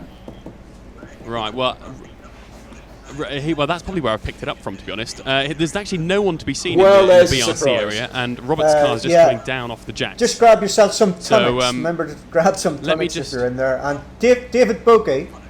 Well, speaking of tonics, there's Stuart Loudon here. Would you like me to grab And Stuart? a box full of tonics. Right. Okay. Yes. And David Bogey might be your next target. Right. Well, there's a chance for some product promotion here. You're being mentioned on the Circuit of Ireland TV stream with Trevor Agnew and John Desborough. Stuart, as you can see, he's already displaying his brand advertising here, Tonics. You're here on the Circuit of Ireland this weekend, like a few people, just having a look around. What's your main kind of goal for being here this weekend? Is it just to catch up with friends, or are you on the lookout for some opportunities? It's a bit of both, really. Main thing is obviously to try and catch up with friends, yourself included, Seb, but also just to try and get a drive for this year. Unfortunately, I've not got anything sorted for this year drive-wise, so I'm on a lookout. So if anybody needs a co-driver, I'm available. But no, it's been a good day so far. Obviously, it's been really interesting with the weather. Been dry this morning, but it's obviously very, very wet this afternoon, and we don't know quite what it's going to do tomorrow. So it'll be interesting with the pace tomorrow. I mean, over Hamilton's Folly, it'll just be absolutely deadly in the wet. Be serious. Well, I mean, we've both driven that stage a couple of years ago and raved about it as much as our drivers did at the time. But yeah, I think perhaps we're on the better side of the fence if it is going to be this kind of conditions for tomorrow. It's certainly one of those fearsome stages that needs to be respected, I think is the word, isn't it? But obviously, we've just caught up with your former driver Rob Barrable there, who's gone roundy racing. We've seen you out last year on a few events in China. Is that something that we can look forward to seeing again? Yeah, hopefully. China has a very kind of lax kind of way of working, shall we put it. So hopefully we'll find out at the end of this month, and then that would be the first round at the end of next month. So I've just been told today, I've only just found out that the first round's the end of May. But you're obviously working there with Alistair McRae, which, as you know, obviously a Scotsman from Lanarkshire, that must be a real fantastic thing and a real honour, I imagine. Oh yeah, being associated with the McRae names, obviously, really impressive. And for me, it's a big thing for my career working with an ex-professional driver like Alistair. He's really brought my co-driving on a lot last year. Going from a numbered system, a pace note, going to descriptive was a huge thing for me. But no, it's good fun. China's different, let's put it that way. Fantastic. Well, that's good to hear. And you haven't got a sneaky caramel wafer I can have you? I don't. I've only got the wrapper. Oh, only got the wrapper. That's no good, is it? Come on. Right. Well, I'll be coming round later on. Just ask him if he knows where David Bogey is. Ask him if he knows where David Bogey is. Ask him what? That's your next target. And then I've got one too. I know where David Bogey is. Don't worry about that. I can navigate my way around the service area enough to find David Bogey. If they sell tonics in China, if not, Do they sell tonics in China? Is the question from Mr. John Desborough. Right now, no, but I'm working on it. I do have some interesting leads. So this is it. He's rally co-driver and export manager for the Tonics family business. So hopefully next time we go there for the WRC in September, we might have some caramel wafers and tea cakes to keep us going. But thanks very much for that, Stu. We'll speak to you soon. Cheers. Thank you. Right then. Okay, so that was Stuart Loudon, co-driver and surgeon of caramel wafers, as he puts on his Twitter. He's giving me the thumbs up. And here's another man, Colin Clark. We'll have a quick catch up with you, Colin. It's getting wet. It is getting wet. You're perhaps not dressed entirely appropriately for such conditions. These are the finest Irish boots you can buy. Dubai. It's completely waterproof. Sounds good. So this morning it was incredible pace for Melvin Evans. Didn't quite go to plan for him on the long stage, but what a fascinating battle in the British Championship we've got for tomorrow. British Rally Championship is really setting itself up to be a tremendous battle tomorrow. Isn't it astonishing? We've got a driver who has never driven a four-wheel drive car on tarmac before, another driver in a Super 2000, 2.6 seconds between them. You've got then the Moffat brothers who are just poised, waiting, ready to pounce on any problems. David Bogey is building in confidence today, and he'll be a challenger tomorrow. Okay, the IRC in terms of Craig Breeny's miles out the front, but the British Championship has been fascinating, and there's more to come tomorrow, Sebsy. So, I can see you're buzzing almost as much as Craig Green was at the end of the Glen stage. Go on then, right, nail your colours to the mast. Who's going to win tomorrow? Frederick Ireland, Marty Pollock, or someone else? Well, listen, Sam Moffat's quite a long way off, but he's been driving a car today that's had a problem since stage one. He's had a gearbox problem. He's had to drive that car third, fourth gear all day. He reckons he can still get into the fight. It's an odd thing to say, but I reckon Frederick Olin, with his experience from today, might be able to pull off perhaps the surprise of the season. It will be. If he can win here, Circuit of Ireland, first time on tarmac, first time here, if he can take a win, it'll be the most astonishing result we've seen in a long time. And I think he can do it. Fascinating stuff. We will be eagerly waiting to see what happens tomorrow. Thank you very much for that, Colin. You're very welcome. Anytime, sir. You're right. We'll catch up with you later. Thank you. Right, just watch your back. There's who's this? One of the Irish drivers coming That's around. it, Seb, So yeah, David please. Bogey was next, wasn't it?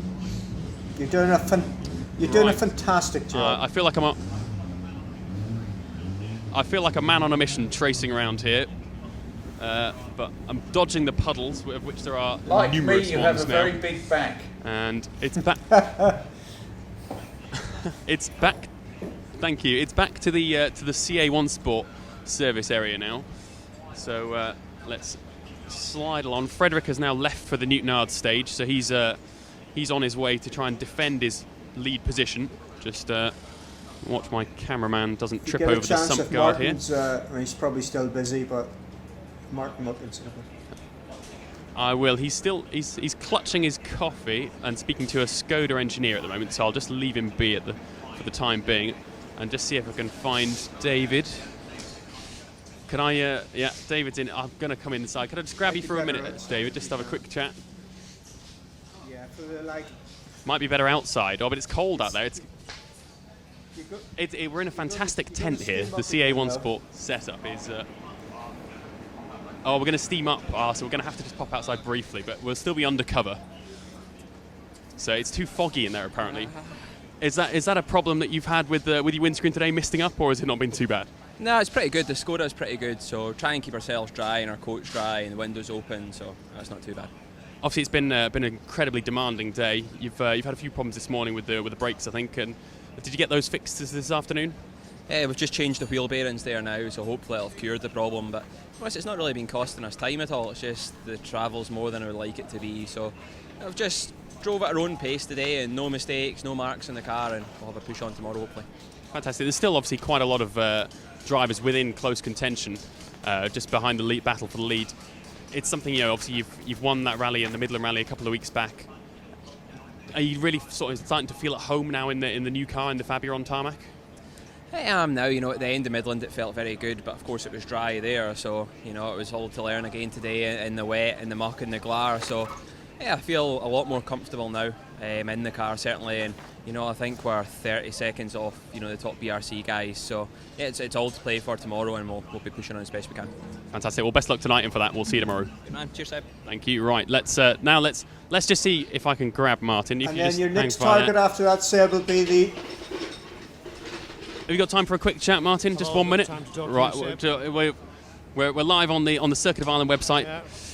So you've got a lovely warm tent, I've got to say here. The CA1 Sport operation is looking particularly impressive. 3 cars this weekend. Obviously, Frederick, your Scandinavian driver, coming here for the first time on tarmac, leading the British Championship. I'm sure that's even beyond what you thought might be possible. Well, I mean, you know Frederick as well as I do, Seb, and I don't think we can underestimate them. When the guys can drive, they can drive. So we know how fast he is on it in everywhere else we go with him. I'm quite surprised he's taken to the tarmac quite as quick as he has done.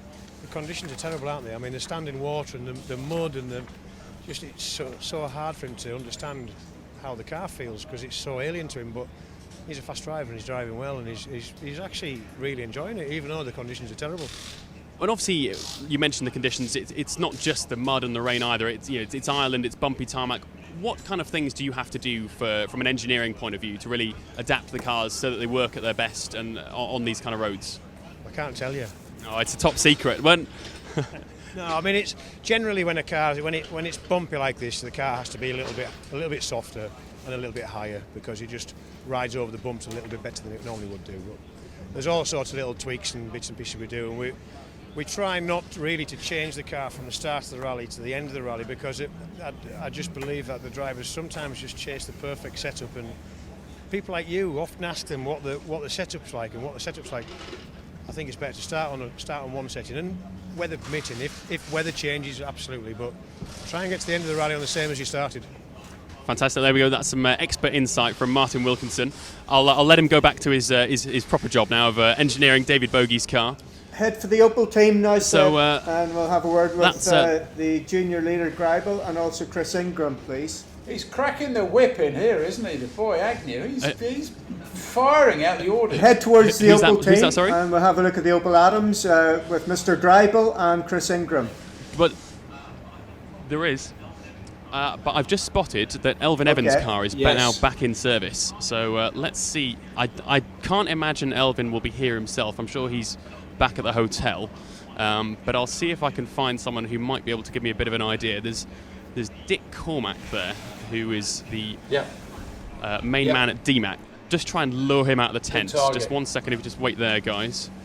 I'll see if I can grab him. Dick, would it be possible to do a quick interview with us for the Circuit of Ireland website? You're live. We're just got our cameraman around the front here. We didn't want to intrude too much.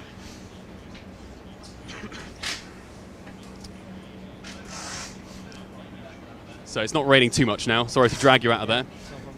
So obviously, DMAC rally team this weekend started off fantastically with Elvin winning the qualifying stage, leading fairly convincingly after the first two, but sadly didn't quite go to plan on the third stage for him. Can you give us an update on what happened and if he's hoping to restart tomorrow? Yeah, well, we definitely are going to restart. He actually knocked the pulley on the alternator came off, took the belt off, the water pump, and then unfortunately the engine got too high temperature, so he had to stop in the stage and knock the engine off. So, but he hasn't done any damage, so we're going to run again tomorrow. Obviously, we've had a fantastic day, and fastest times on the stages that we did. So that's what we're going to do tomorrow. We're just going to go out and set as many fastest times as we possibly can. Well, it's fantastic to hear that Elvin will restart. I think there's a huge amount of spectators that will be delighted to see that and the pace that he was setting. Of course, you've also got Max Vatanen here.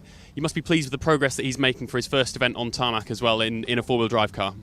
Yeah, absolutely. I mean, it's like you say, it's his first event in a four-wheel drive car on tarmac, and he's doing a great job. He's in there with some of the quick guys, and keeping out of trouble, and that's what he's here to do, learn, and that's what he's doing. Yeah, he's doing a good job. And also, just one quick final question. Obviously, DMAC World Rally Team, British Rally Team. It's all about the tyres. How many different compound choices have you got for this weekend, or is that a closely guarded secret? No, it's the tyres that Max and Elfin are running are available to all of the competitors. There's 3 compounds and there's one tread pattern, so quite simple actually. And some of the other companies have got about 9 compounds, but I think if you have too many compounds, you just make mistakes. Well, I suppose there's a danger it could cloud it. If you've got just three options, then it's perhaps a bit more straightforward. But we'll be interested to see what sort of times Elvin can set tomorrow, and thanks very much for that. Okay. Just also, is Max about, do you know, or is he? If we could have a quick word, that would be fantastic. Just whilst we're over here, I figure we can have a quick chat to Max Vatanen, and then I will promise I'll go and find the Opel Motorsport drivers. You know what Trevor can be like? He gets a list of drivers in his head, Seb, and he wants to hear from them all. And you're doing such a great job. Could you go and talk to everybody in the entire event, please? And then I'm not sure whether my cameraman's shoulder will last if I've got to go and speak to everyone in the event. We could reverse the roles. I'll come and do another couple of those, and you can comment. Again. Now you see, look at this. This is the kind of person I like to interview because Max is the same height as I am, pretty much. Yeah. It feels weird actually. It does. To go to your next race. You can look at me normally, and it's only the cameraman that struggles tipping it up, but. It's been an exciting day here on the first time on the Circuit of Ireland for you. It's thrown pretty much everything you could imagine with the dry, the wet, the bumpy, the narrow. How's it been for you? Definitely, it has been quite a day. We had everything. The morning was dry, in the afternoon wet and muddy, bumpy, and what I have been really enjoying, and we kept the strategy of being still quite safe, keeping a margin, because the mistakes happen quite quickly, especially for me as a first time with a four-wheel drive car here on tarmac. So I'm happy to be at the end of the day being out of big trouble and been enjoying. I guess that's the thing though, isn't it? When the conditions are so variable like this and there's so much been thrown at you, as much as it's hard to work at the time, this is the perfect place to learn. You're if it was cruising around bone dry, you wouldn't have half the experience. And I suppose that's a real big positive thing to take from these demanding rallies. Oh, definitely. I mean, when it's challenging, then you learn a lot. So the thing I've learned already today is really valuable, and you could not get it, as you said, if you're just cruising around or in easy roads. So no, I'm really happy and pleased to be here. Fantastic. Well, hopefully you have a good day tomorrow, and look forward to Hamilton's Folly. I'm not sure it can quite rival the Glens in terms of our own comparison, but all the best with that. Thank you. Well, there's still a few jumps, if I remember right, in Hamilton Folly. I'm sure you'll find them as well. Good luck. Thank you. So that was Max Vatanen there in the Drive DMAC team. Obviously thoroughly enjoying his time here in Ireland. So Opel Motorsport was next. Is that right, guys? ERC Juniors then after stage 5. So leading is Marian Greibel in the Opel Adam R2. Second, and it's quite tight, is Nikolai Grajin, and he's only 5.5 seconds behind. Third is Lukasz Plienice, and he's 22 seconds behind Grajin. Chris Ingram's in fourth, 40 seconds off the lead, and then Sid Markle and Dominic Rose. Marco Sid, actually, and Dominic Rose. Okay, so if we can find Marian Greibel and Chris Ingram, obviously certainly in the same service area, and get a chat to him. Obviously, it's good to.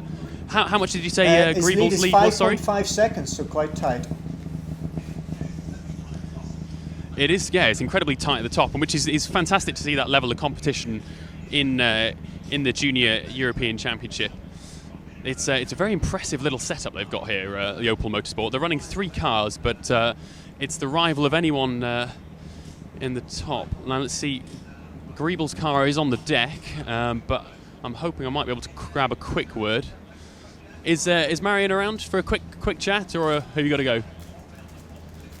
I think there's 1 minute on the clock, so this could be the fastest interview we've done. But it'd be good just to catch a quick word. Marian, leading the ERC Junior classification at the moment after the first day. How's it been for you? It's a really tricky and difficult rally because of the weather conditions. To be honest, I had quite big technical issues since the finish of SS2, so yeah, I could be even a bit faster, but I hope it is all sorted out now and we can push tomorrow again. 5.5 seconds the gap. Are you confident you can keep that and go for the win? I hope so. I know tomorrow's stage is from last year and Nikolai not, so I hope if we don't have any problems, I can. It's still a long day, but it looks good for me. Fantastic. All the best for that. I'll let you get in the car. And next door is Chris Ingram. You've got a minute. Come on, Marian managed it with a minute, Chris. The car's not even on the deck yet. Yeah, quick chat. He's a good boy. Chris, fastest interview of the lot. 4th position at the moment, but there's still a lot to play for. The gaps are really close. What's your strategy for tomorrow? I've not even begun yet, so just trying to get the feeling in the car, and hopefully it'll be a bit drier tomorrow and we can push on, because in the wet I've just got no idea yet. Well, I guess as well the stages for tomorrow were a bit more familiar to you perhaps as well, so hopefully get a bit more confidence there and try and get onto that podium. Definitely, yeah, that's the plan. Fantastic. I'll let you run. Cheers, thank you. So that was Chris Ingram. Now the main rival of Marian Greibel, Nikolai Grajin, I think, to be honest, he will already have left, because obviously, just watch your back here, the leading junior ERC is now leaving service. There was one other driver who I really wanted to speak to, which is Neil Simpson, but I think he's probably already in the hotel. Obviously, he had that unfortunate off on stage 3 about 4 or 5 kilometres into the stage. I've actually seen a picture. It looks like the car's not too badly damaged, but I think he's obviously ended up in the bog on the moorland there. But I have read that he may not be restarting, so I just wanted to try and grab a word with him. But he's being elusive by his presence at the moment. So let's see. Let's also just watch Chris Ingram coming out here. So, is there anyone else specifically you want me to try and go for, guys, or is that a wrap? So you have the ERC juniors who you've just been talking to. We've got the British juniors as well. So total times, Marian Greibel is leading the ERC juniors. Rob Duggan is leading the British juniors. Who do you think is ahead? He is. I'm going to say Duggan. The gap is 55.2 seconds. 55.2 seconds in favour of Greibel, actually. Really? Well, that's interesting. So obviously the battle there for the junior ERC is perhaps tighter than it is for the top end of the British juniors. But I've just spotted another man, another two men stood together. If you would like me to speak to James, definitely. That's a word of champion, perhaps. Yeah. Right. I'll run over there, and they're actually undercover before they. Of course they are. Yeah. Before they Get disappear. Champs on. Ask Champs shall I do if a he's double brought interview with Finley them? this year. Champs, right. Trevor would like to know, have you brought Finley with you this year? No, I haven't brought Finley this year. No, Finley came last year, but Finley's tucked up in bed at home where it's warmer. He's probably got the best idea, to be honest. It's freezing and wet around here, isn't it? I noticed you've very cleverly decided to take shelter under this shed. Obviously, you're back over for the second year, you mentioned. You've driven so many of these roads before in your career, and how do you rate them in terms of against the likes of the Manx and the Jim Clark? You know, obviously we're primarily focused on the British, Irish, and championships. What do you rate it? How do you rate it? Well, they all have a different challenge. That's the interesting thing. I mean, the Jim Clark was always very, very quick, but what you get here is quick stages, but they tend to be narrow. You've obviously got, particularly tomorrow's stages, you get a lot of the grass at the side of the road that when the cars cut the corner, it pulls mud onto the road, which we saw today, but tomorrow's stages will be even more slippery. And the Isle of Man, you get this mix between really fast stages and very bumpy, twisty stages, but here they do tend to be narrow, and like I said, if the weather conditions are like this, the surface is treacherous, you get a lot of the shiny mirror-like finish on the tarmac, and you just get an incredible amount of surface changes. So this rally in these conditions is probably one of the toughest tarmac rallies there is. It certainly seems to be what everyone has been saying. They've all been coming to the end with a big smile, but almost shaking with the adrenaline from absolutely buzzing. You've got to work so hard for it here. Is it not the kind of thing that thinks, maybe I should get back out there, have a bash myself? Yeah, of course it is. I think you and me both then, really. But yeah, no, anytime you're on a rally, obviously it always makes you want to get back in a car. But what's quite interesting here, obviously, is all the guys are on the same tyre all day in terms of the tread pattern. So whether it's dry weather or wet weather, they're still on the same tread pattern of tyre. So, that's quite an interesting challenge as well on this rally, to drive flooded stages on a tyre that hasn't got really enough tread to deal with it. And that adds to the challenge as well. So, I don't know, maybe when it was raining as heavy as it was this afternoon, I was quite happy to be in one of the trucks drinking coffee. But no, of course, I'd love to be in a car. Oh, fantastic. Well, hopefully we'll see you out and about at some point in the future. And thank you very much for that. Enjoy your day tomorrow. Robert Wood said, I know Rand's a good friend of Robert. If you could just ask how Robert is and what he's thinking at the end of the day. Yes, yeah, we didn't manage to catch Robert Woodside, and obviously we know you're good friends with him and Alan. Have you had an update of how they've been getting on today and what the situation is? Yeah, I've just been talking to both Robert and Alan. Robert's thing really is he's just not got a lot of miles in the car yet. He had problems in Wales, which meant he didn't get much mileage in it.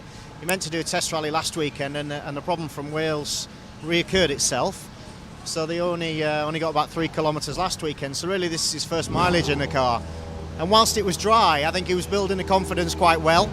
And then when it rained heavily, he said he hit a patch of standing water on the first really wet stage and just knocked his confidence a bit. So since it's rained heavily, he's gone backwards a little bit, but I think he's sat in 15th, and other than he lost the brakes on the long stage today, I think relatively trouble-free. He's just building confidence. Oh, it's good to hear it, and hopefully he'll have a easier day tomorrow, just building that confidence back up and just getting the experience. So thank you for that, Ryan. I've also just realised that we're in the same shed as the Moffat brothers, so perhaps that could be our last port of call. Do you think, Trevor? 10 minutes max, that'd be perfect. Yeah. Is James gone? We have a quick word on James. Right. Is he gone? Let's go and can you just remind me of what the scores and the doors are with both Josh and Sam? Sam is in 9th. Be interested to see. I think Sam had a clutch problem early in the rally, and no, Lisa mentioned something about it. So it'd be good to find out a little bit more about that, about how much it's cost them. But he'd definitely be on a mission to catch Josh. They're not worried about anybody else, as long as they beat each other. So Josh is 7th, Sam's 9th. Right, let's see if I can grab Josh. He's walking around with a cup of tea. Josh, could I just grab a quick word with you for the Circuit of Ireland? I'll move out the way of your car with the tyres being put on. Circuit of Ireland online stream, 7th position at the moment. You must be fairly pleased with how that's going. Yeah, definitely. We're happy enough so far. I suppose tomorrow's stages might suit us a bit better, so we hope to maybe improve our result in them. We're just looking at the results there. We're probably not that far away from 4th there, so it's very close there. So a bit of a push maybe tomorrow. And obviously you're currently leading the inter-brother rivalry. That's got to be a big plus point, has it? Yeah, it definitely is. It always is. But yeah, Sam had a few problems today, so maybe that's why he's a bit down there. But he's planning on a big push now to try and come back. Oh, well, all the best for tomorrow, and we'll hopefully you can come out on top of that one. All right. Well, thank you. Right, there's quite a lot of frantic activity around Sam's car because I think they've had to sort out his transmission. But let me just see if I can grab him for a second. He's actually, if you can come around here, Johnny, this just shows the level of determination for Sam. He's there working on his own car. Obviously, there's a lot of frantic activity at the front end with the gearbox change. So Sam is here just fixing the wheels on his Fiesta R5 before he heads out to the Newtonard stage. So it might not be such a good time to speak to him at the moment. I think the Tom Garn team is undertaking a gearbox change here by the looks of it. So obviously that's 45 minutes, but that's still quite a big ask to get that all completed. It probably is in relation the to time that slip required. and clutch that potentially maybe there might have been a slip early on that's corrected itself or something. I don't know, but gearbox change would explain that. Let's find out. Here we go. Sam, obviously you can see there's quite a bit of activity around the front end of the car. You've had some issues earlier. Is that a gearbox change taking place now? Yeah, gearbox change. We had a bit of an issue there from the first stage this morning. There's just been a bit of an eye leak into the clutch. It hasn't caused us that much difficulty, only probably 3rd, 4th and 5th. I don't know why it's not happening 1st and 2nd, but it was just wearing and wearing and wearing away. We didn't know if it was going to last all day, but you know the momentum was still there to try and keep the speed up, but we have lost and hemorrhaged a bit of time there. So hopefully tomorrow now it'll be all guns blazing. Obviously with that time loss, even if it's not a huge amount, it can still knock your concentration a little bit as well. And it's one of those things that there's still a long way to go in this rally. Conditions obviously now with the rain beating down. You've got the hard stage tonight, but tomorrow's stages you've driven before on the circuit in previous years. A bit more knowledge of them perhaps is obviously, what's the primary target there? Is it to catch your brother or is it to go after the ones ahead of him still? Yeah, catch my brother number one. No, look, we'll have to get through this hard stage tonight, make sure everything's going with the car.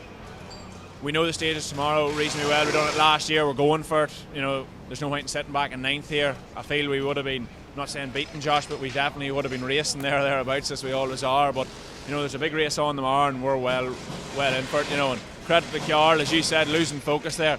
He's kept the focus on me there as best as I could. Oh, that's fantastic to hear. So all the best for tonight and may the best brother win. Hopefully that's me. Thank you.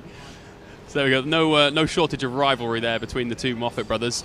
And I think, to be honest, Trevor, John, that's probably me about done with the battery as well. That has been superb. Martin Brundle should be looking over his shoulder, I think, now. For your first time doing this, that was absolutely brilliant, Seb. Well done. You're far too good. I feel very threatened.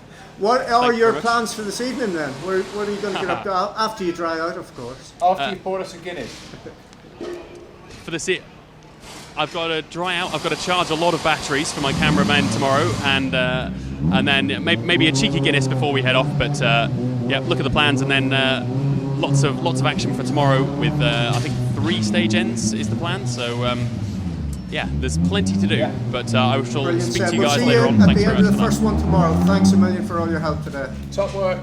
Brilliant.